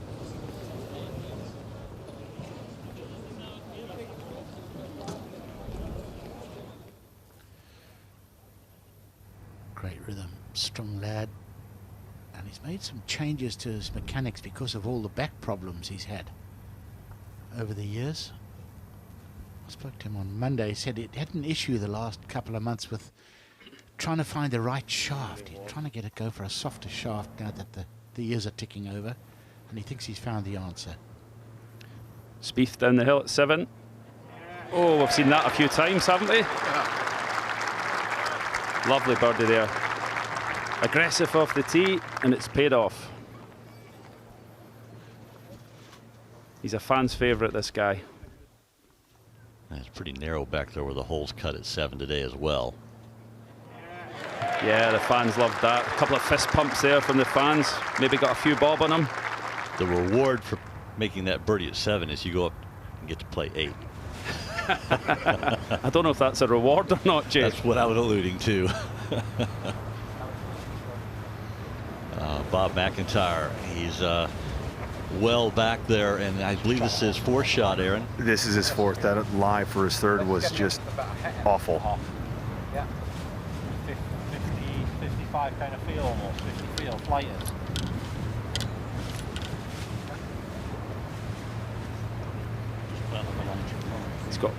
He's got a long way back here, Aaron, isn't he? 145 crosswind. Well, he just had the 9-iron out, and I think that was smart. He went back to the 8. He's such a field player, though. Oh, and that flag's not moving because of that dune, but boy, I'll tell you what, it's moving up there, that's for sure. Just going to try to punch this 8 up there. Flag cut just over the tier. Not making the full journey, but he's just found the green, but he is there for 4, remember? Very strange choice of the tee, an iron coming up short of the fairway. Wow. Foxy for a sandy here at 14. Yeah, he's some player. Turned into a proper international player here. Well, I wish he wasn't as good as he is, because we lost him to the PGA Tour and we really miss Ryan Fox. He's always a great man to bump into on practice rounds and have a chat. Proper low stinger here from Brian Harman. Picks the tee up, thinks it's magic. And the run on this, the first bounce. I mean, my goodness. And he's that accurate. He even puts it over the right-hand side of the bridge. So as a left-hander, he's got a stance, Tony. How clever is he, by the way? Well, that's what happened. You don't win a champion golf of the year by not thinking it out.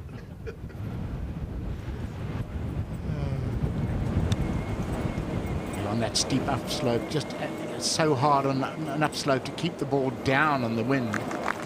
Really digging steeply into the slope, and I've got to say that was beautifully played. Great control from the lie he had. Jordan Spieth at 8, 100 yards. You've got to go at the pin, guys, hasn't he? 100 yards, come on. Oh yeah, goodness me.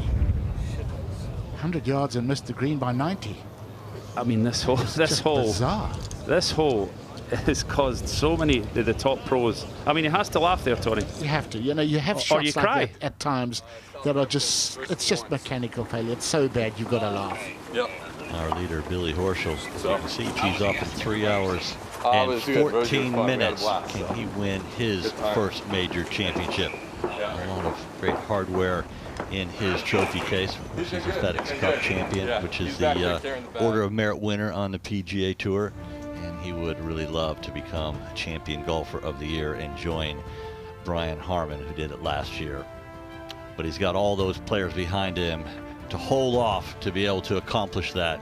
Schauffele, the recent PGA champion, Justin Rose, former US Open champion, Scotty Scheffler, #1 player in the world. Can Adam Scott or Shane Lowry mount a charge?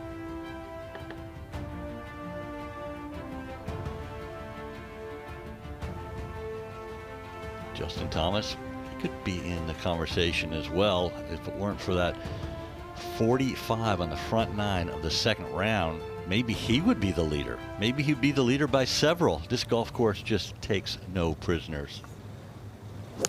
Nikolai Højgaard just sawing off finish at 8. Stay there. Oh, lovely shot.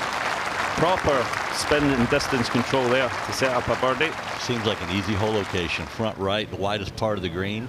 100 yards, Jay.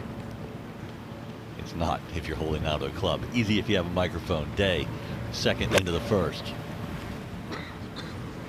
Nice angle, angling back into the wind, so he can start it right at the flag and let it just calmly drift back on line, and he's done that.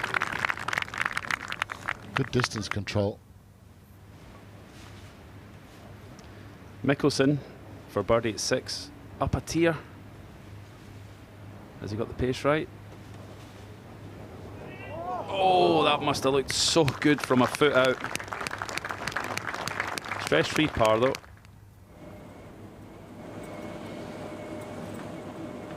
Harman, after a great break, followed by a great second shot.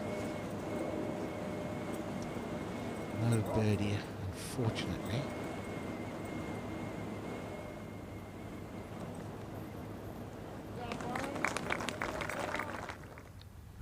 Bobby Mack at 6.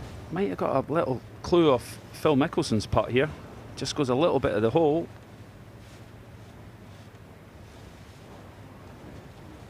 Oh, he had the line. He'll be disappointed with that on a hole that he probably could have reached today, Tony. Yeah, it was an odd choice of club off the tee. Homer from the left rough to here, opting for the putter. Good choice too, because that flag is tight left. There are all sorts of slopes around the flag. Nicely judged.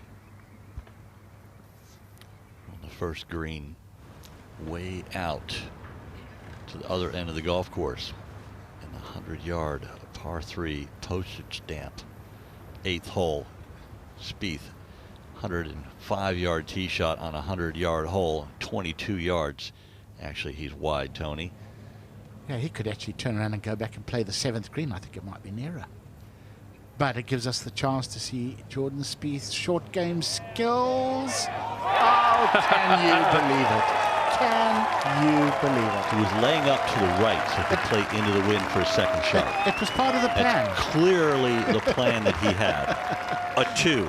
He could sell that 2 to a lot of players later on. His 4th birdie of the day, gets to 3 over par. Just another Spieth birdie. That's why everyone comes out to watch him. Great stuff. Another look. It was nowhere else. The minute it got on the green, it went in like a putt. Absolutely plumb bobbed. And as he laughs, number 2, yes, it was a 2. Another angle. And you're right, Stevie. The minute it got on the green, it was homeward bound.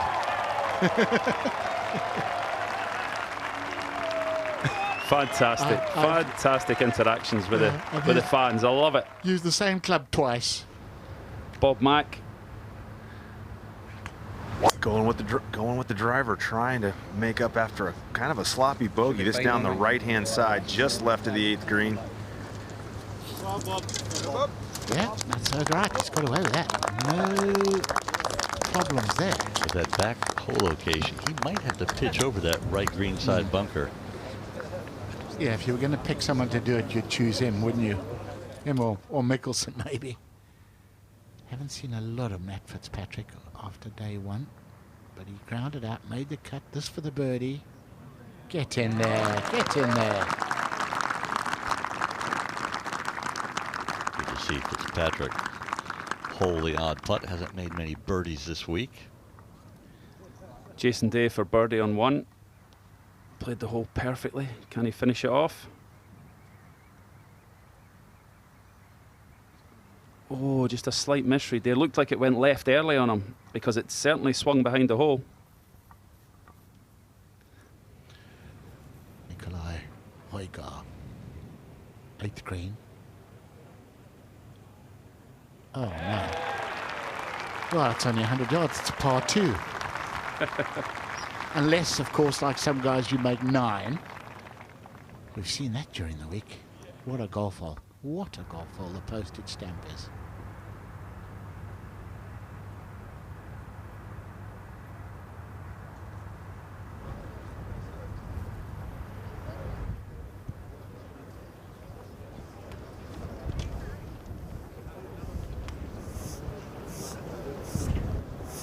Everyone's kind of spread out.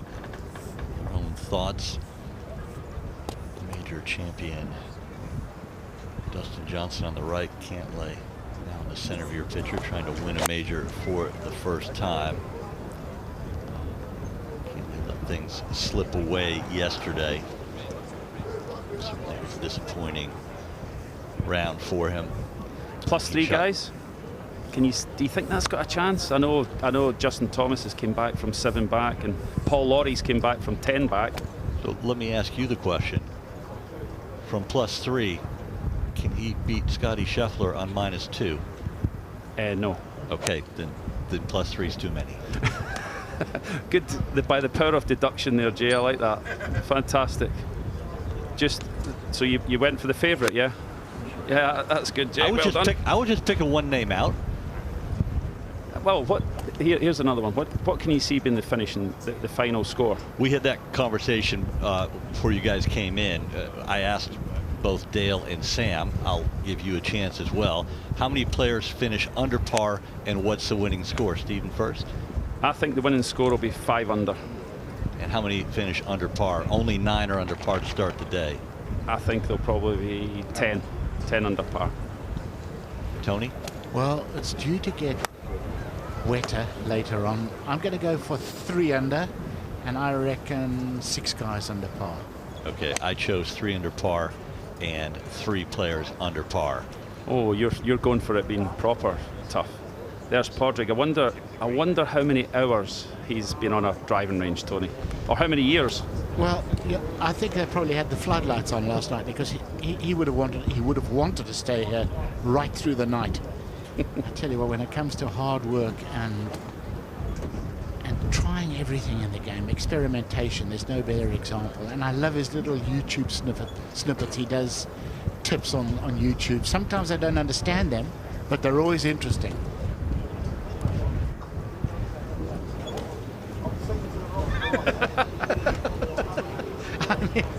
Was that a 280-yard iron he just hit there, Tony?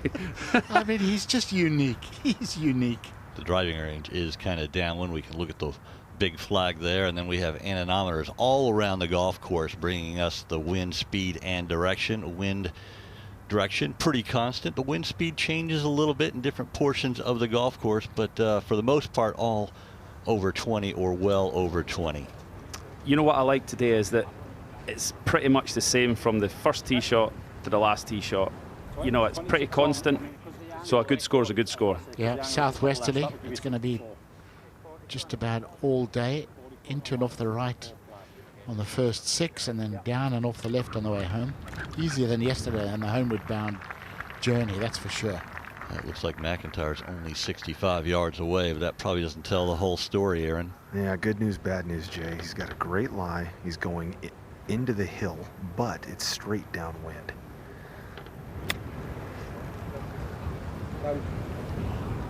He's put that straight up in the air, Bob. What a golf shot. What a short game he's got. I'm sure Mickelson's probably clapping him for that one.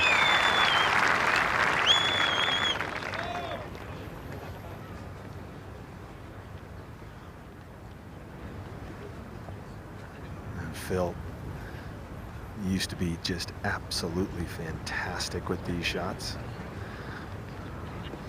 give him a 50-50 shot to make him half the time.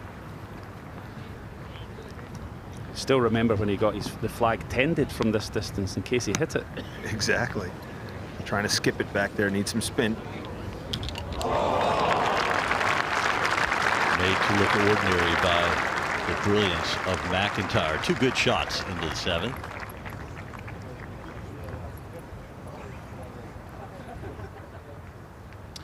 Great example of how differently you can play the shots on these links courses.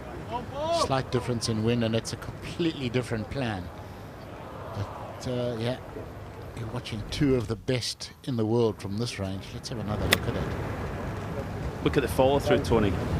He's hit that so high, locked under it, got his hand right under it, flipped that straight up in the air. Landed it edge perfect. If you put a coin down and said that's your spot, he would have come very close. But when you talk about wedge play, here's another man in the conversation of who's the best. We'll forget about his tee shot at 8. That was an aberration. And you know what? We'll forget about that one too. In fact, you know what? Let's forget about it altogether, the whole conversation. You've not seen spin like that before for a while, eh? No. He'll be so disappointed. Because he's been aggressive off the tee there. He said it's so far down. And he's another one you expect him to be within 6 feet. He won't like that at all. Canadian Corey Connors at the 14th. 201 yards of wind whipping off the left side. Not an easy green to hit. Oh. Nice. That's the length birdie putt you want on 14. Don't know if we'll see anyone closer today, unless we have a hole in one. Likely President's Cup team member. Mickelson eyeing things at the 7th. Maybe on the wrong side of the hole is about the only thing problematic about this putt, Jay. So a little on the quick side. Got to take a little care with it.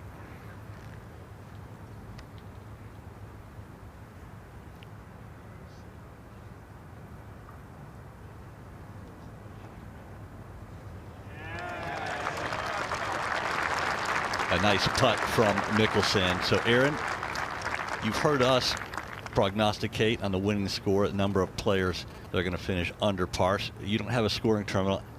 9 to start the day. 4 under is the lead. You're out there feeling the conditions. What's the winning score and how many are going to finish under par in your opinion? If it stays like this, I like 3 under to win, and I like 4 under par. There it is. To finish the day. Of course, yeah. Looks like another birdie coming up here for McIntyre. Couldn't have left it in a better spot. Not much left on this one. For a nice bounce back after that uncharacteristic bogey on 6. You look at the trouser legs being buffeted by that wind. When you feel uncomfortable, Aaron, best just to stand away. You can feel the wind now because it's blowing almost straight down 7 right now.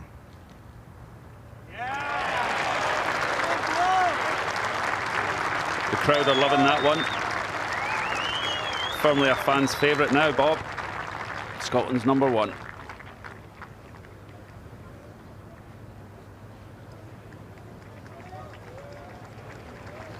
Climb up to the 8th tee. McIntyre had a little look over to the right at the post stamp green. You can hear the wind buffeting things out there. Players are blocked from the wind coming off their left by these massive grandstands. And what a spot to be for these spectators. Filled up early. Watch this incredible short hole, only 100 yards. Stevie, can you think of another 100-yard shot in golf that holds as much terror for professional golfers as the Postage stamp? I don't think there is one. I don't think so. And Spieth with a less than spectacular approach shot from 99 yards and not one of his best putts.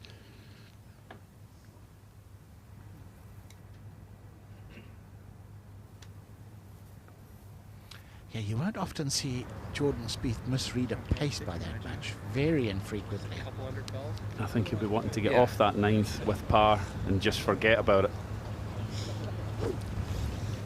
One of the geniuses with the wedge in the history of the game, Mickelson.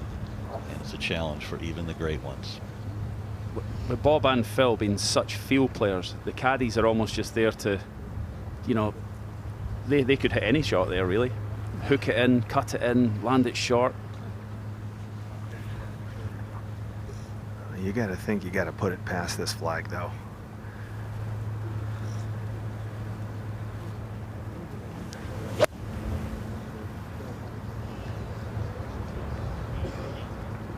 Oh no, short. Oh my. He was almost amazed by that. I think he held it up just a little bit too much. I mean, that looked so good, didn't it?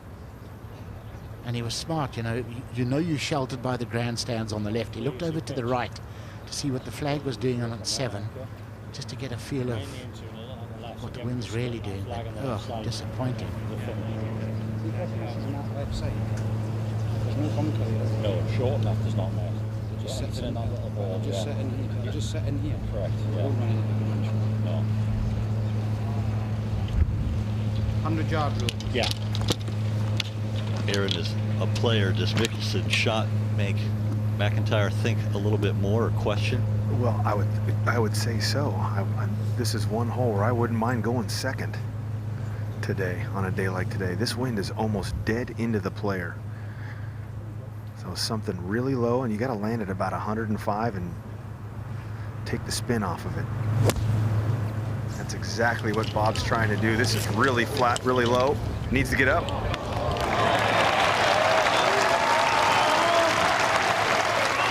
That was a lovely shot by Bob there. You could hear him talking to his caddy, Mike. 100-yard rule. Didn't want to go past that 100 yards and just keep the ball down a little bit lower. Spin control, distance control, hopefully set up another birdie. That was a shot of a man who's grown up in the wind, wasn't it? And half the height of Mickelson's, who is a good wind player anyway, we know that, but there comes a point where you've just got to feel it rather than use science and mechanics. Let's turn back the clock a little bit. A flashback to 1973. Gene Sarazen, the first to win the Grand Slam. This was a 5-iron at the Postage stamp. Good looking shot. Well, better than good. A hole-in-one for Gene Sarazen. What an amazing time it was. Was he playing with you there, Tony? You cheeky boy. Yeah, and that was already 50. But isn't it amazing, Steve, when you look at that tee, not a grandstand, nothing. You could see cars traveling along in the background. How the Open Championship has changed. Incredible.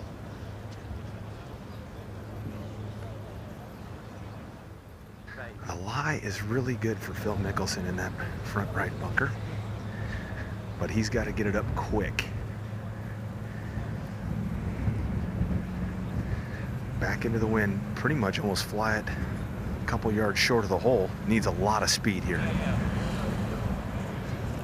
Oh, brilliant. Oh, my.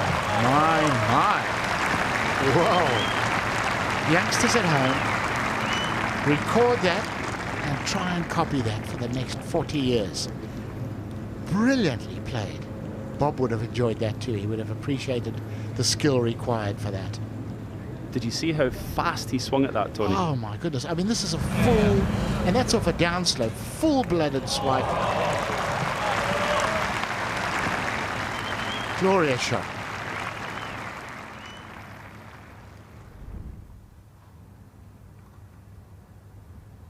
And this is the Postage stamp. Those are the number of balls that have been in the different bunkers. So there's only one that hasn't been visited yet. I say yet because there's a long way to go with that wind in your face. You never know. It'd be a shame to leave one out. And the coffin bunker left, of those 20, I think 18 were yesterday. The first 2 days, I think there were only 2 people in the coffin bunker. Some of them had been visited by the same guys 3 times. 2 players have visited 3 bunkers while playing the hole in the same day.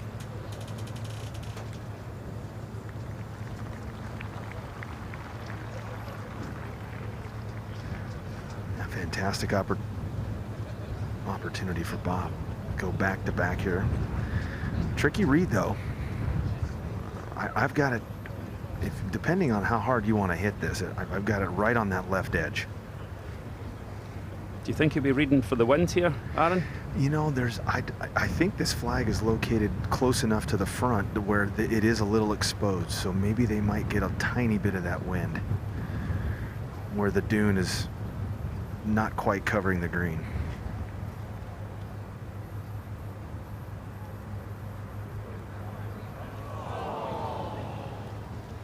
He's hit that exactly where he wanted. I think Aaron was right. Just overread by a tiny amount. Spieth for par at 9, just to clean things up.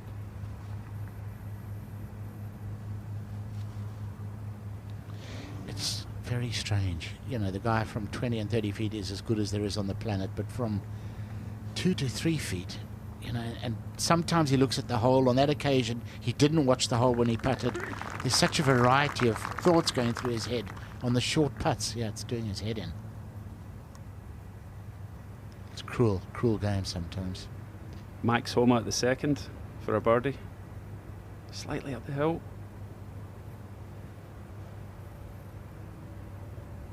Oh, get in there. He was after that. He knew that was in from 3 yards out. Brilliant putt. Picks up his first birdie of the day, playing alongside Jason Day, who has 2 pars to start his final round. Darren Clark, former champion, 3rd at the 16th.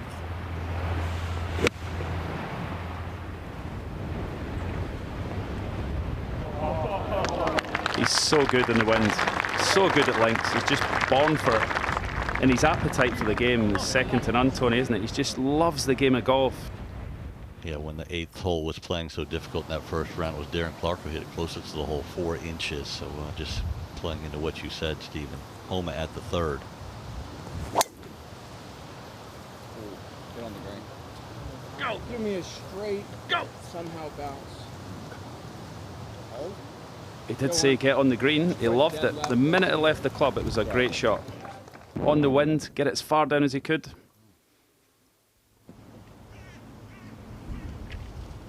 Now turning back into the wind, or with the wind off the left.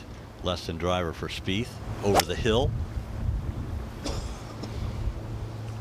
Trying to hold it against the left to right wind and making a fine job of it too. From the furthest point out on the golf course to the beginning, 10T to 1T. An Englishman and a Scotsman are ready to go. A couple of great stories. One had vertigo, was out for a while. That is Ewan Ferguson, came back, won just a couple of weeks ago on the DP World Tour. What an emotional win it was after the bout with vertigo. And then you have a young man in Joe Dean who very recently was driving a delivery truck, couldn't make a living out of the game. Well, how has that changed in the last few months for Joe Dean, who will be first to tee off? This is game number 24. On the tee from England, Joe Dean.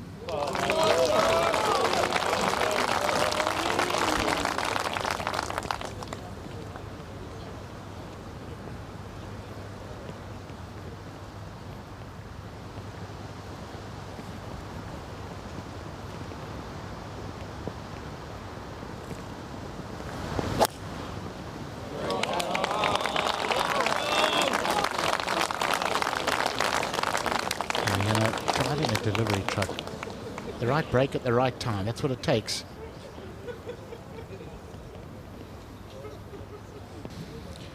On the tee from Scotland, Ewan Ferguson. Yeah, Ewan Ferguson here. Fans' favourite as well. Lovely kid from Glasgow, just up the road. I like his play here, driver. He cuts the ball a little bit left to right, and he was bogey free yesterday, so let's hope he can build on that. And one of the most delightful swings in the game to watch, Stevie. And mechanically, it's so sound, isn't it? Yeah, and once he gets hot, he's such an aggressive player. And as you can see from the onset, he'll be holding this up left to right. You guys have left one thing out. Such a nice young man, great company. Well said.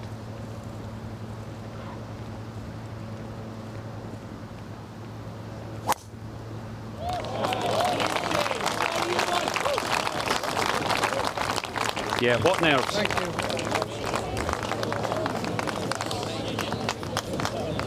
That's game number 24. They're off. There's 40 games in total today. Final game, the 40th game, going off at 2:25. A lot yet to come.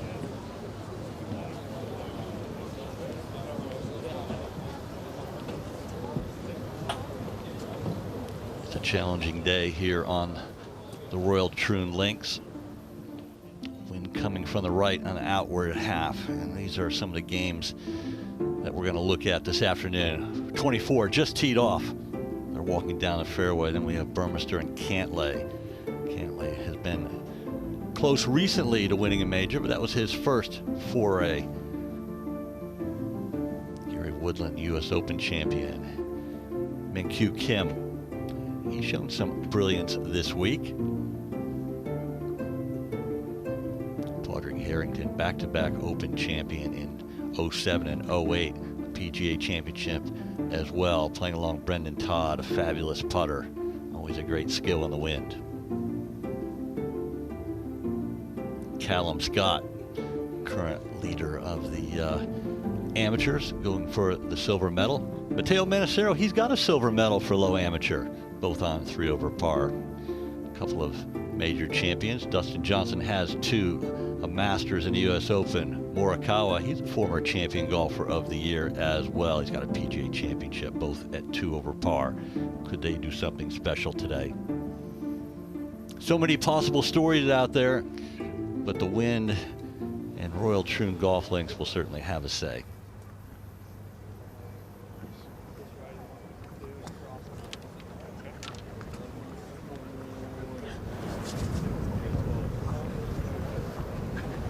Young Callum Scott here.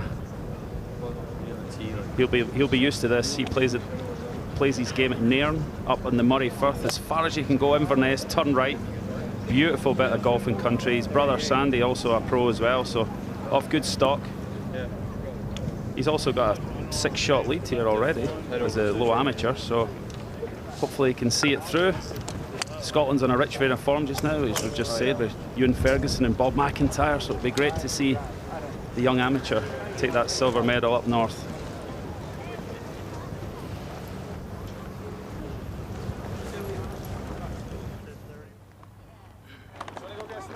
The family Lowry arriving at the golf course. And talk about good company, enjoying the game. Of course, yesterday was a very tough day for Shane Lowry, but it's a new day, and starting the day at 1 under par, 3 shots behind, he'll be liking his chances to win the Claret Jug for the 2nd time. Of course, next year we're going to the venue where he won in 2019, Royal Portrush, and won't that be a great championship again?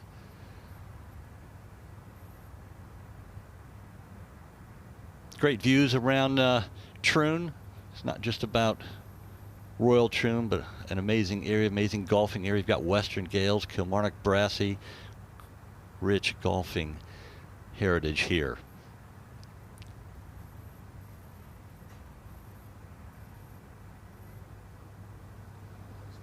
It's a blustery day here at Royal Troon. Wind blowing across the golf course, and we'll go out to 9 and Phil Mickelson. Difficult conditions here. Wind off the right on an upslope, so this ball's going to balloon.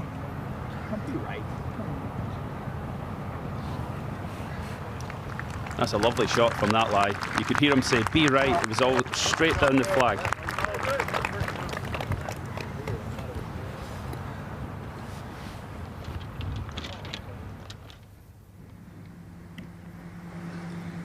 Jordan Spieth has missed the green from the middle of the fairway. Oh, that was so close to so very good. It's still not bad from where he was. Tough shot, but another 6 inches of carry that was stone dead. I just think I can hit it as hard as I want.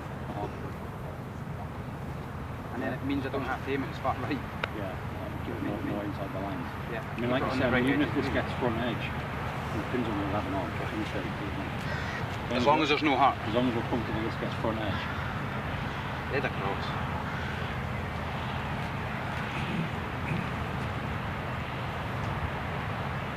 Just not sure.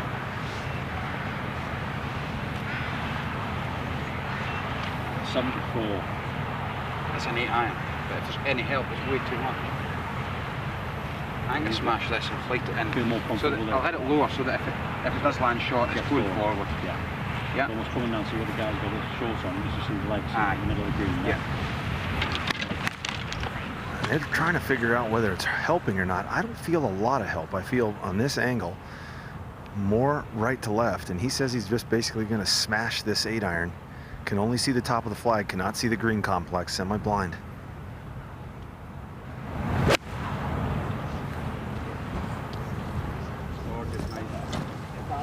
Good. Oh, you hear him say it's gorgeous, mate. A lot of calculations, a lot of figuring as they made a little bit of a direction change at the 9th. Go up to 10 and the par putt for Spieth.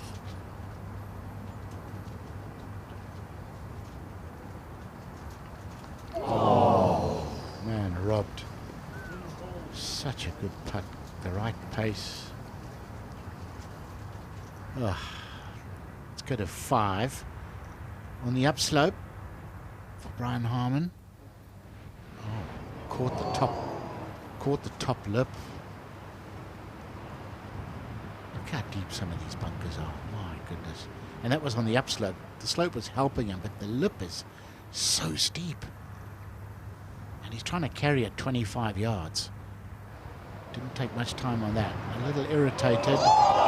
Well, that's a slightly better effort. Great shot. But it's still frustrating. Guido Migliozzi at 8 for birdie. He's hit a lovely shot in here, pin high. Just roll it down the hill. Get there. Oh, it just snapped straight across the face of the hole. He hit a good putt there, you can see that. Ricky Fowler in his usual orange. Final day. No movement at all.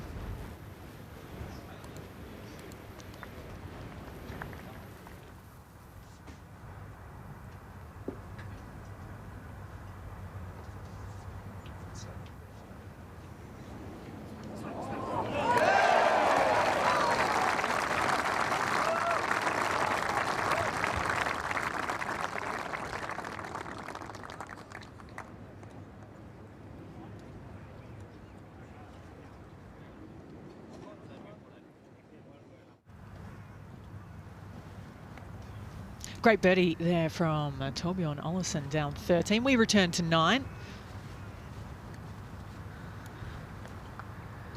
And Phil Mickelson got a great look coming right up the hill. Maybe a little right to left coming off this little slope. He can be aggressive with this one. Needs to get something going. Maybe that par he made on the last hole, that phenomenal par on 8 he made, will spur him on.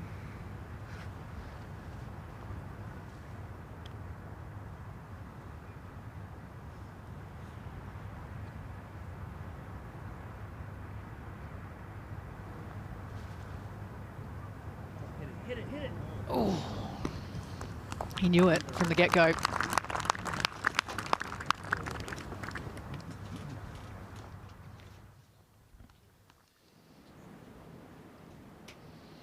To the last, Louis Macevo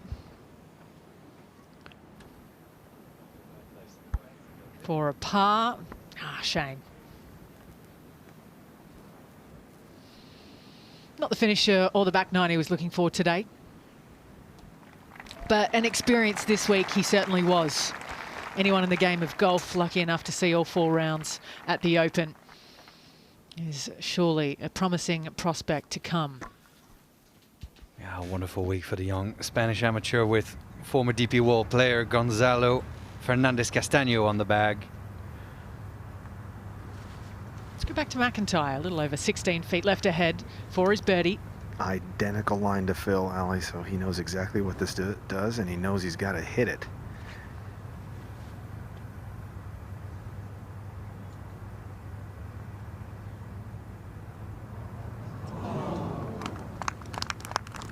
Can't believe it. It's ended up behind it. Little change up in the commentary box. Sam Torrance, Nico Colsarts, myself, Ali Whitaker for the next little while.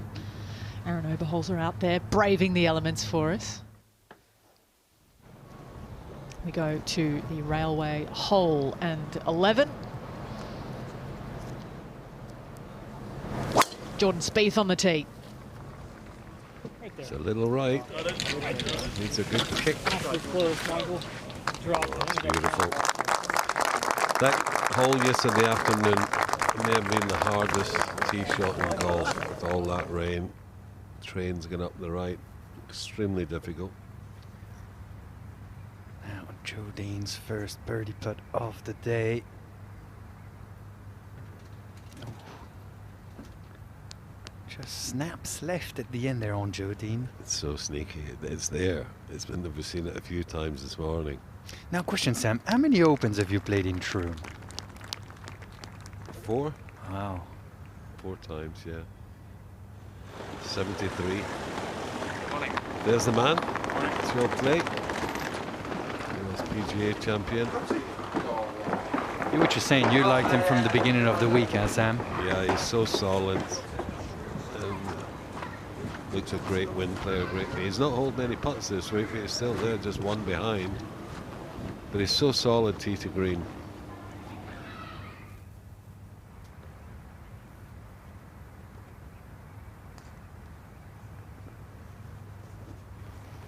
Clouds in the sky. Seahorses in the water. It's a Scottish day. And has been from the get-go. Harman on 6, par 5. It's his 4th. Trying to hold the face square from the side hill lie. Oh, it finds one of the putt bunkers on the left-hand side of 6. Bit of trouble for the defending champion. Spending a lot of time in those bunkers at the moment.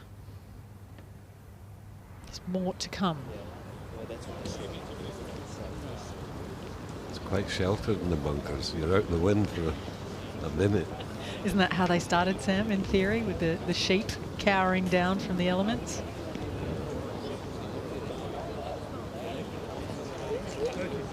So the legend has it. There's plenty of them in the game of golf.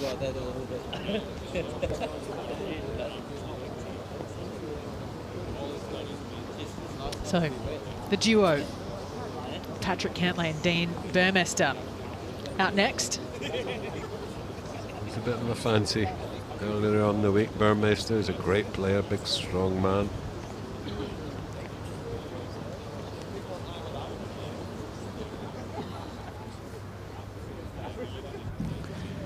This is game number 25. On the tee from South Africa, Dean Burmester. Well, he was up there for a long time yesterday. A very disappointing end of his 3rd round. But he's enjoyed his golf the last couple of years, Dean Burmester. 5 over par for the last 5 to finish off Saturday's play.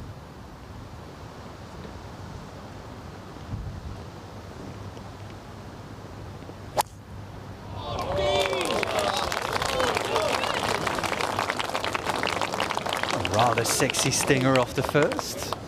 There's probably a 30-yard slice on that to make it go straight.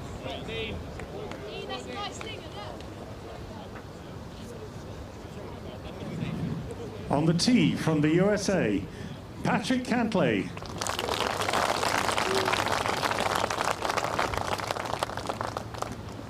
Here with the Monaco pass to him from his friend Xander Schauffele, one of the best without a major. Played really nicely though, hung around right to the end at Pinehurst in his best showing.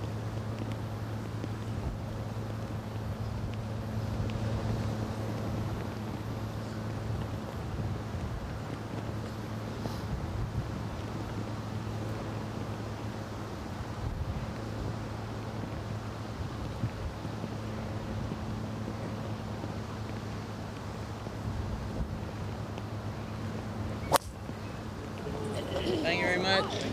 Thank you.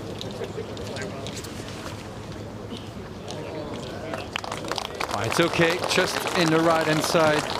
First cut for Kempley. Thank you. Have a good week.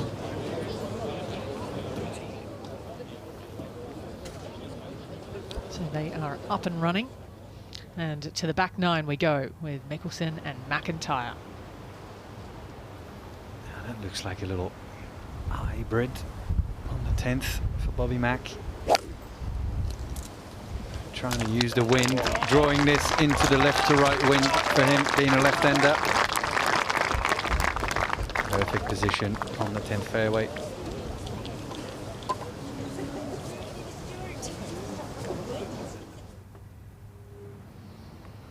About 20 feet required for the par ahead of Cameron Young here. He's got the medal for it. So 2 pars to start.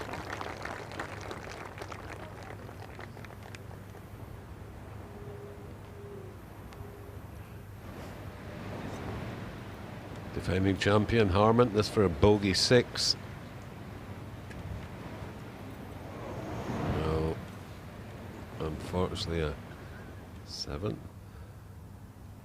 This is a former champion, Darren Clark, this for a birdie on 18. Go on, give us a roar, Darren. Give us a roar. Oh, shame.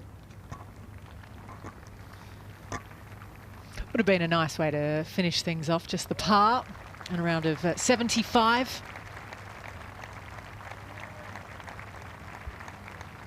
Always a welcome sight. Darren Clark. No matter which tour you play on, but certainly one here at the Open. Will someone get their first major title? I think Billy Horschel's only had 2 top 10s in the majors in 40 odd starts. Will today be the day at Royal Troon?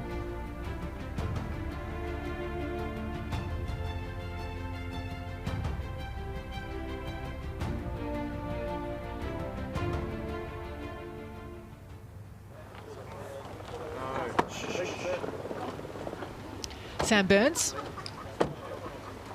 He's out in the penultimate pairing today, out with Russell Henley at 2:15.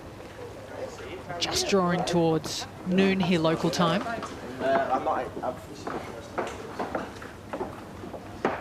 It's all automatic these days. They've got their credential. They walk through that boom gate, scans them.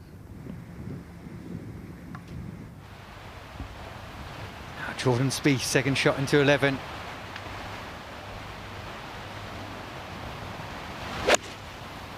Not an easy flag to get to today on 11. Short left. Comes a little short, maybe a ball ballooning into the wind, playing into off the left on 11 today. Nicholas Højgaard's ball, we saw there on the green. At 11. Go to Mackenzie Hughes. Oh, get in. Come on. Oh, delightful shot there.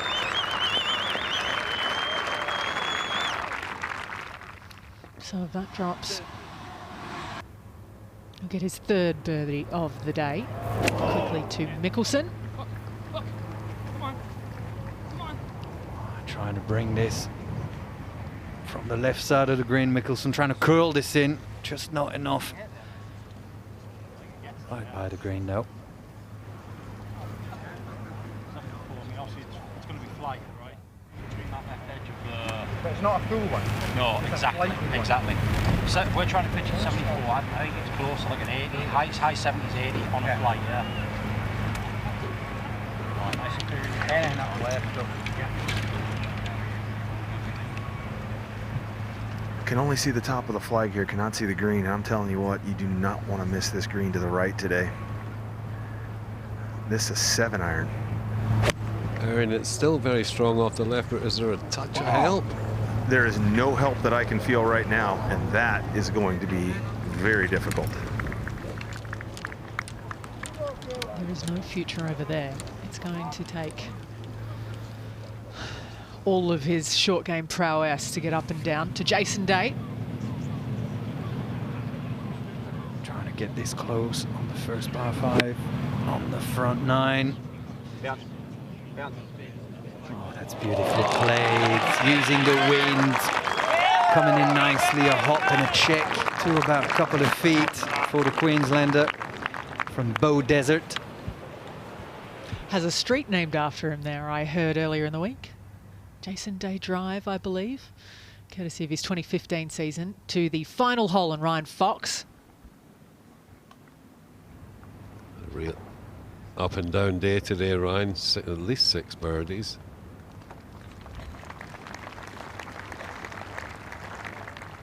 But a good week. Jordan Spieth on 11. He'll fancy this.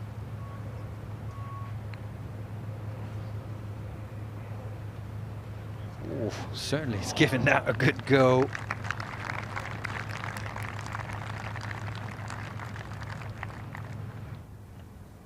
It really has been an excellent day for Ryan Fox. And he signs for a round of 67. I think he would have enjoyed that out alongside Hideki Matsuyama today. It was a 74 for the Japanese superstar. 6'9" Morrison, putting from about 6'9". He knocks it straight in. Nice birdie.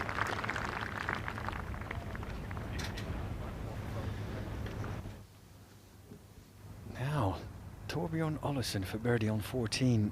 Let's see if my neighbor can roll this in. He used to live 100 yards from one another. Has his wife and kids around this week. Back-to-back birdies for the Dane.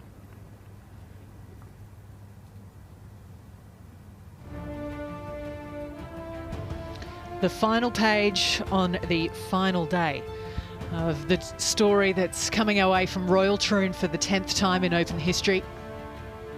It's a place that's been kind for those in search of a first major title, and they're stacking up the likes of Horschel, Lawrence, Henley, Burns. He's only 1 shot back, same too for Justin Rose, but he's already bagged a major title at Merion, same too for Xander Schauffele. We're looking forward to the final chapter of this storied history being written this afternoon.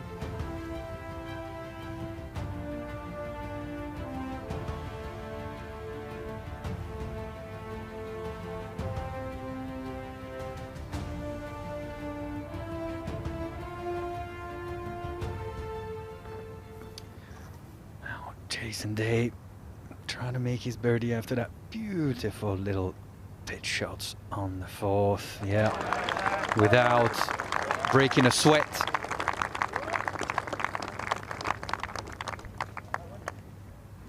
All right, what is ahead of Bob McIntyre here, Aaron, at 10? A very difficult pitch, Ali. He's got to drive this into the hill and then trundle it on green going away from him. That's got to sit. And he got there and then he was sat on that after the marshal. Yeah, that was always going to be difficult from there. Now, a pin that only sits 5 off the right, and like Aaron described, it was up a severe bank and then rolling slowly away from him. Bob McIntyre throw his 0 margin. Really? Heavy outburst there. Candy Hughes just birdied 7. This birdie on 8. Not a difficult one. Well done. Very nice. I said this the other day, Sam. I don't remember a generation of Canadian players. Like, there's so many of them that are up there so consistently. Unbelievable players they have produced. going to have a lot in the President's Cup, aren't they? Hadwin, I prefer Pendrith on Darren the Clark's outskirts. point of view. He got him on the 9th, and he hits the ball, and be good. Be good. Overheard at the Open. A couple in the crowd there. We're down with McIntyre. Bit of shelter here, Aaron, from that big hill on the left. Yeah, he's got a dune behind him that can pretty much shield him from this really cold wind. And it hasn't warmed up that much out here, Sam, that's for sure. Coming back up the hill now.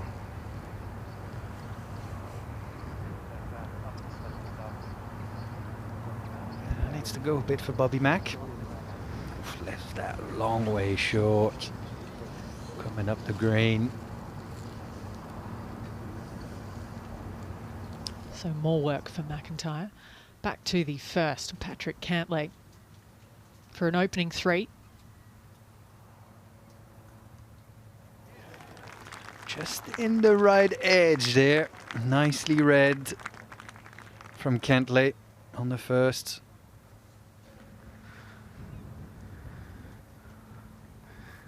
Phil struggled a little bit with the short game today, which is a little surprising, other than the bunker shot on 8, which was phenomenal. The pitching's been a little suspect. A lot of long ones for par.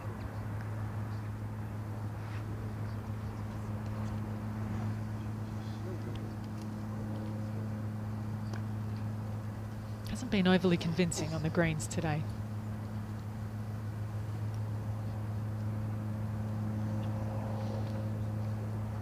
The dunes on the walkway from 10T up to the fairway were described as the gates of hell yesterday. It is a golfing paradise, but sometimes it feels a little less so. To 12, Spieth. With the driver. Went off the right. Yeah, that looks like that's coming in nicely. On the right-hand side of the fairway for Spieth. Perfect position.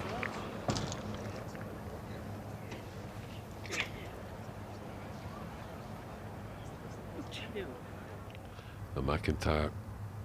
This is for bogey. Well done. They all count.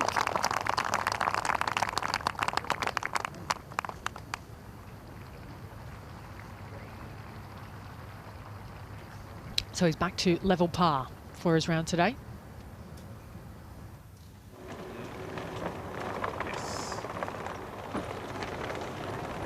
It's a very short drive for Matthew Jordan today. Good morning. Yeah, all good. All good.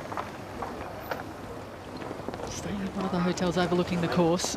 He's off in an hour and 30 minutes time. He confused me. I thought he'd moved to Scotland for a minute there.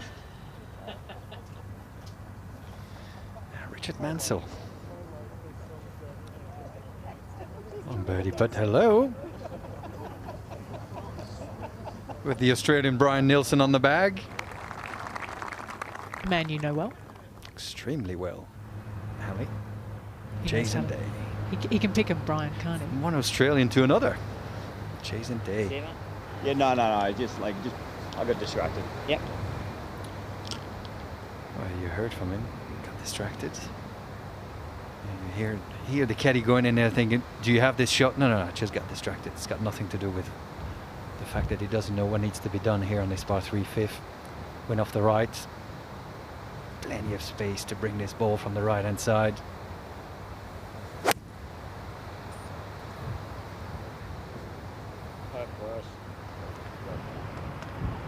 Yeah, that's the catch there. The further right you send the ball, the more it's countering the wind early, and you could all of a sudden bring that front bunker into play. You want this ball to turn quickly on the wind and use as much wind as you can.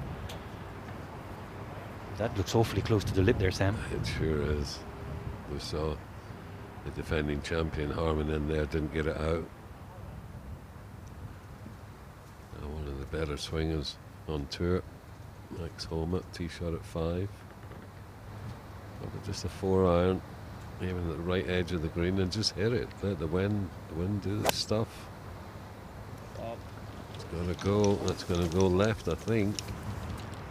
Yeah. That could be right in there. But That right-hand corner, as we're looking for a right-handed player, might not have a stance. We have a good view of what's ahead from here, less so from down where they're standing on the 11th. All you can see is gorse.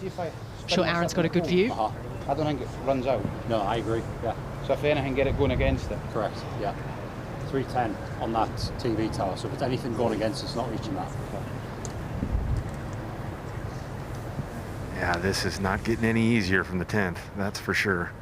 Just a sliver of fairway down there. Gorse right, gorse left. Wind hard off the left and now into the player just slightly.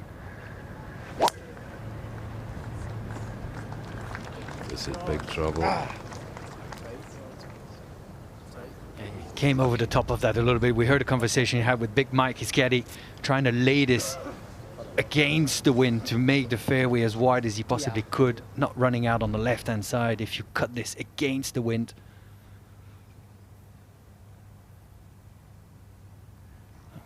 Bobby's head slowly going out of shot and coming back in there. That impact.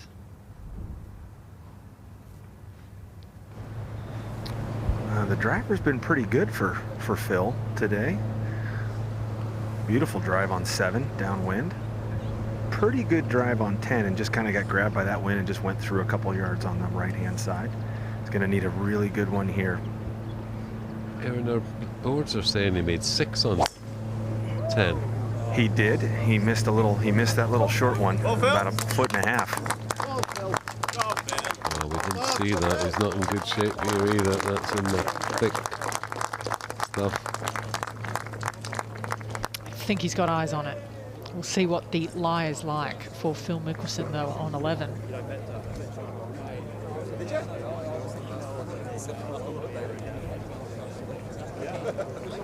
It did not look good. It's such an intimidating tee shot, 11. You know, we've been using this shot, this aerial view from the tee shot, but believe me, when you stand on that tee, all you see is just a sea of gorse. It's so intimidating. You can't even get an edge of the fairway, though. You literally can't see the fairway from back there, can you? No, the only thing, so you either have, like, there's a TV tower that you can see on your screen on in the top middle. That is as far as left as you can possibly go. And we move now to Jordan Spieth from 161 yards. Went off the right. You see how much he's playing the wind there. It has to start 70 yards right because I forgot I was playing right to left. Oh, you could hear him, like, he was questioning how far right he had to send this to play the wind. Not an easy shot, 12. Small target. Ah! Hit a green, man. When Calcavecchia won, he missed this green left, and the pin was on the left. He had no shot, and he slam dunked it for a 3. Went on to win. Slam dunk. It just means it went straight in the hole without touching anything.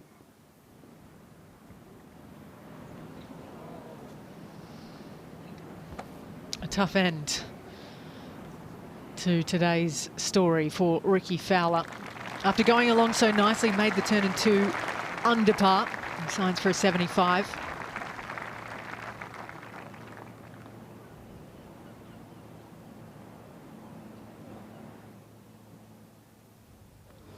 So a few steps in the other direction. So the flag and a 2-time Open champion that belongs to it. Coming next at the first here at the Open. This is game number 27. On the tee, from Ireland, Padraig Harrington. The Hall of Famer. Just about to take his first shot into this final round of the Open Championship. So much experience. Links golf, double champion of the Open.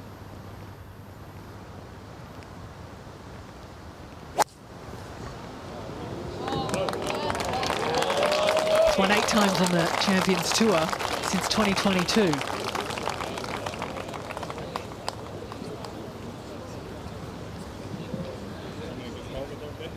On the tee, from the USA, Brendan Todd.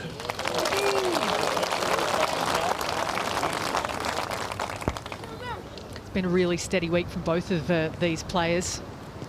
73, 73, 70 for Brendan. One of the lucky few that could break par yesterday.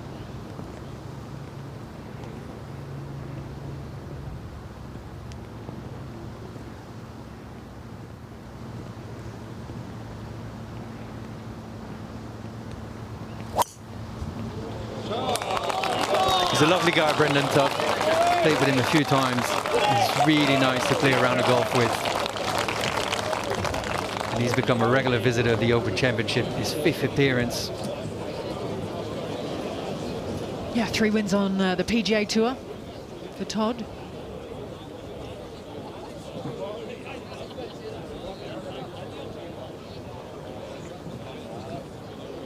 Down they scoot. Taking a look at our wind map. It always seems to be the strongest, kind of up just out to the right of 18. In fact, just between 1 and 18, isn't it? That section of the course, perhaps the most exposed. It's dropping a little. It wasn't that long ago they were all in the 20s. It's not long ago we were all in the 20s, but that's nothing to do with the wind. Yeah, the wind and the gusts have, if the forecast is correct, have kind of peaked already. It's meant to let off as the afternoon goes down. This looks bizarre, Aaron. This is bizarre, this lie right here. I cannot believe he's pulled 4 hybrid, but a lesser man, no chance would have a shot. This could go anywhere.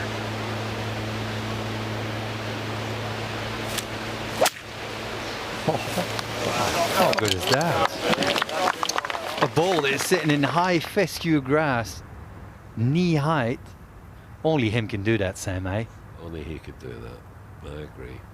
Only he would try. I think Savvy may have been able to do it as well, but this is just extraordinary. And he's playing this, he is trying to run this. You get out of bounds right, thistles flying past your shoulder. Here he comes. Boom! Just catches it beautifully. The hand-eye coordination required to make beautiful contact like this from such a strange and difficult position. It's like a baseball player, wasn't it? Obviously in exactly the same position. So down with McIntyre now. It's not bad until he's not off the pin. Yeah. This is a bird's nest, really bad lie. I don't think you can get it to the green, just hoping to chase it up somewhere. Got to keep it right, though, if you want to have an easier pitch. That green. One more. Gouged. Now that's going to be a tricky shot there for Bobby Mack. Bunker in between ball and flag there. Now Jason Day, Sam, we saw how close that was to the lip. It's tilting up a little bit.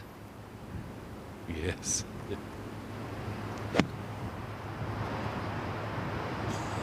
Wow. Magnificent. Nico, magnificent to get that much distance out of there. That was very much so all or nothing for Jason Day. They have raked the bunkers to have higher sides around the edges than they did 12 months ago when it was pretty much all flat. Happy with that. Truly horrid at Royal Liverpool. Harrington's second shot into the first, 138 yards. You can see this arrow of the wind, like it wants to go across, slightly in, across, slightly in.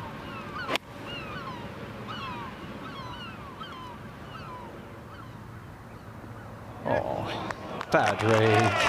Have a good morning, Mr. Harrington.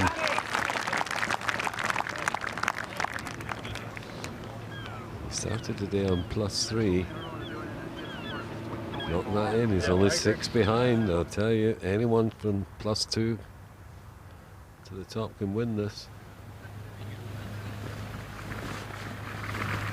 Third ahead for Mickelson.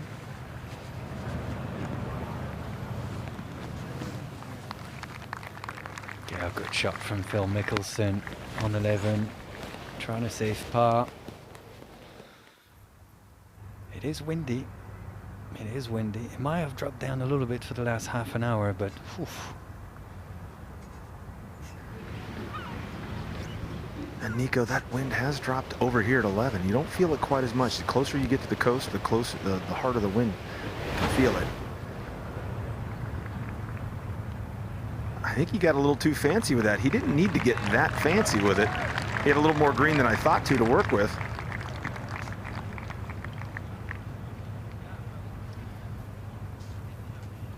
So a couple of par putts ahead of those two. We go to Max Homer at 5. Well, he's got a stance, a very clean stance. We thought maybe he would be closer to the bunker lip. Oh, that's well played from Max Homer. Beautiful bunker shot from the left side of 5, the par 3. Difficult 5. That is the amateur. And the current front runner for the silver medal, Scotland's Callum Scott. Now, it's always special to play an Open, but I imagine, I mean, Sam, for a Scot to be able to play an Open Championship in Scotland, that must add a different layer to it. Yes, the crowds are fantastic. Back to that. Jason Day, long putt for par. 1 under today so far, so he's going well. This would be a great par. Horrid spot in the butt. He's got a chance. He's got a chance. Oh, Jason Day. Thank you very much. So that will keep him going from the par 3 to the par 5. 6th coming next. We return to McIntyre. Just slides by for par for McIntyre on the difficult 11th.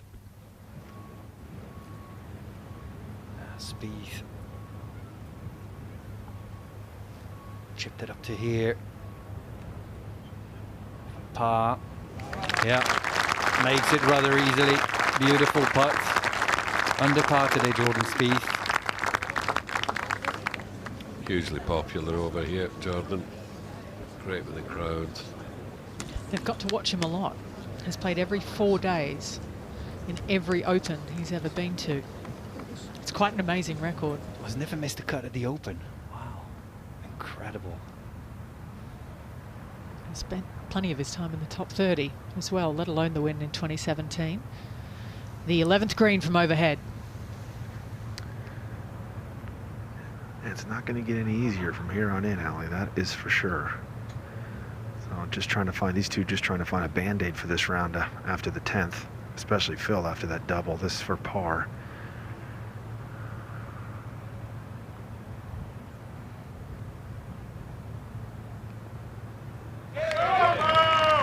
Apart from the lie he was in with his second shot, you are kidding. So Harrington has knocked it in for birdie, and this is Todd Hamilton. Todd Hamilton, my goodness me. That's in. No! 2 things wrong. Just broke at the end for Brendan Todd. Many do late around that hole position. Back to the first tee, Callum Scott, who's from Nairn, so these are conditions he loves. He brought up in this. You can see on the left, the amateur leaderboard, Callum Scott has a 6-shot advantage at the moment over Jakob Skov Olesen, who's in the back 9. What a prospect ahead today. This is game number 28. On the tee, from Scotland, Callum Scott. He might find a little inspiration as well in his playing partner. He's alongside Matteo Manassero, who got the silver medal not far from here at Turnberry back in 2009.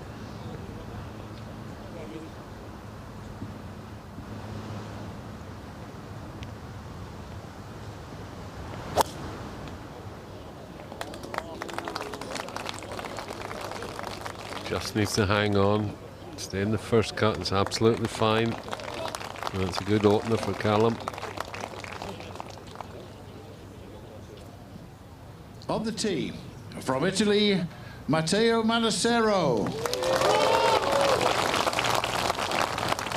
Well, the first time we all laid eyes on this man was at the Open Championship when he played in company of 5-time Open champion Tom Watson. back in the day, you can see in 2009 he was a silver medalist.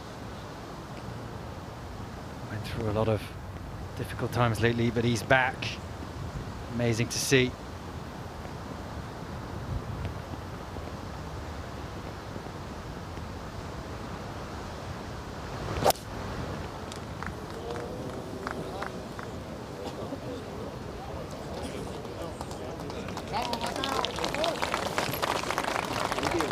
Long grass on the left-hand side, unfortunately for Manacero.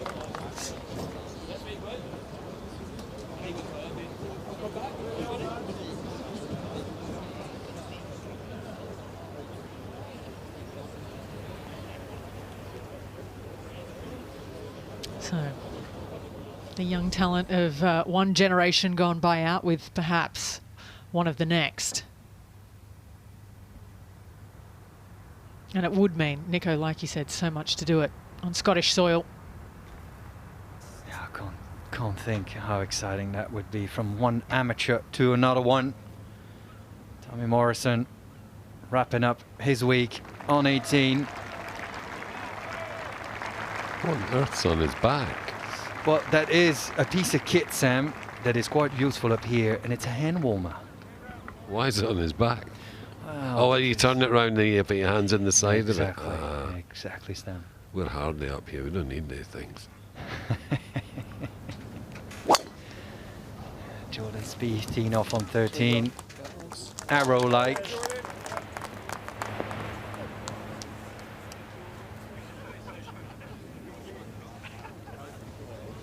That will work. Drive as well, nice from Nikolai Højgaard. Cam Young, long putt for eagle on 4.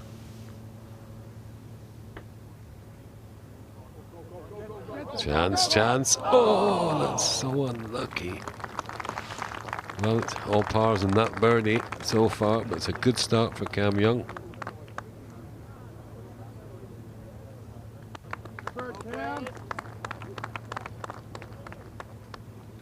It is his first of the day, though.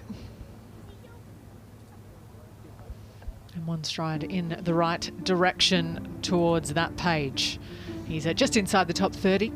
Cameron Young will need more, but it could be a real fight for the finish. 9 players under par here at Royal Troon. We'll see if the wind stays with us or whether it dies down as anticipated as Sunday continues here in the 152nd Open.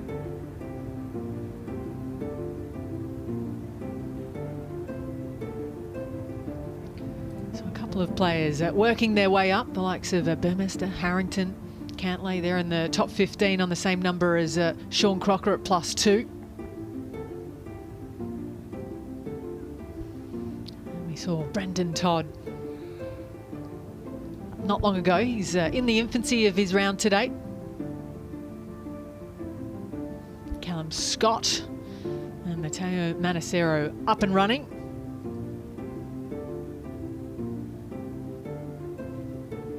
Best round of the day so far belongs to Ryan Fox. After a 67, he's at the group at +5. But a nice way to finish for the New Zealander. It's fine up around it. It's got a 2. Yeah. And it is a half-5, but okay. Yes. Harrington former. It is 7 from the right. Okay. Without being presumptuous, he was without doubt my father's favourite pupil. I'd have to say after me, but he was the hardest worker, dedicated.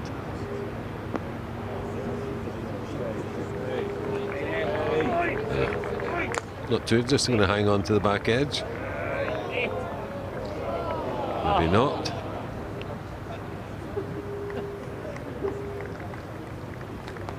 We heard the guys talking about his work ethic earlier on the range. Needing the floodlights whenever Harrington's around. He has tried more gizmos than you would ever believe. Golf balls under his feet, but on a stone in time because he thought he'd get more power behind the ball.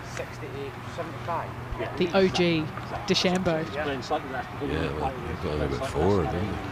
75 is perfect. Yeah. Down at 12 with McIntyre. 158, perfectly placed in the fairway. Fourth day in a row they're using the upper deck for a hole location.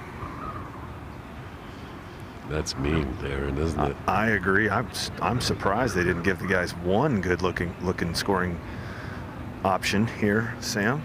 Nonetheless, wind hard off the right. This is 7-iron.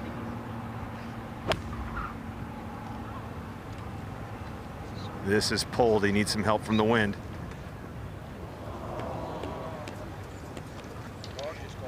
And he does not get it.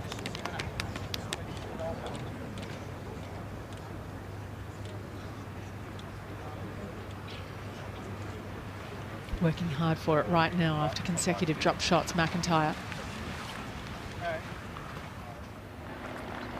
Now Spieth, second shot into 13. Back left, pin position today. I just couldn't trust him. Yeah, it's so difficult to play to this pin into left to right wind.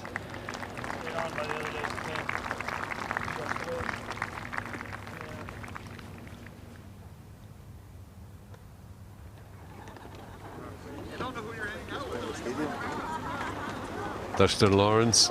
Morning, morning. Actually fancied this week by a lot of people. He's very strong, he's very tough. And he's in the final group. How exciting is that? Has a quiet confidence, Tristan Lawrence. It's a little louder for Marcel Siem. At times, this for par at the last. Oh, he loves the Open, Marcel. Absolutely love this tournament. Look at him thanking the crowd. Not the weekend he would have liked, but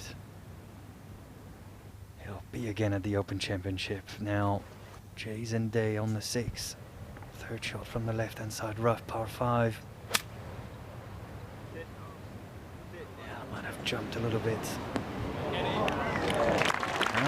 Still stops quick enough.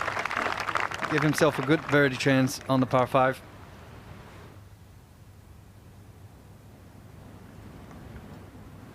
Koepka to finish. A windy week. And he'll finish on +8. 71 today, it's a good score. This wasn't his week.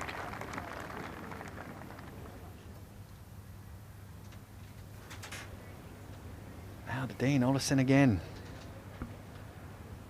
Another birdie putt on 17, par 3. Whoa, yes. I wouldn't be surprised if 17 would have been the hole this week where we saw the fewest birdies. Nice bonus one there for Olesen. Did you see his back nine?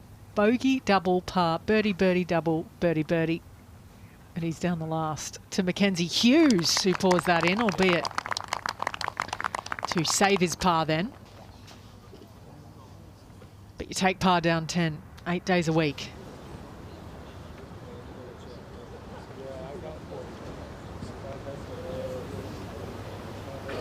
A little surprised to see big crowds in the grandstands for what is next to come.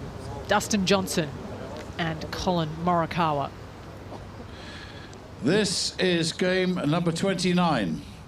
On the tee from the USA, Dustin Johnson.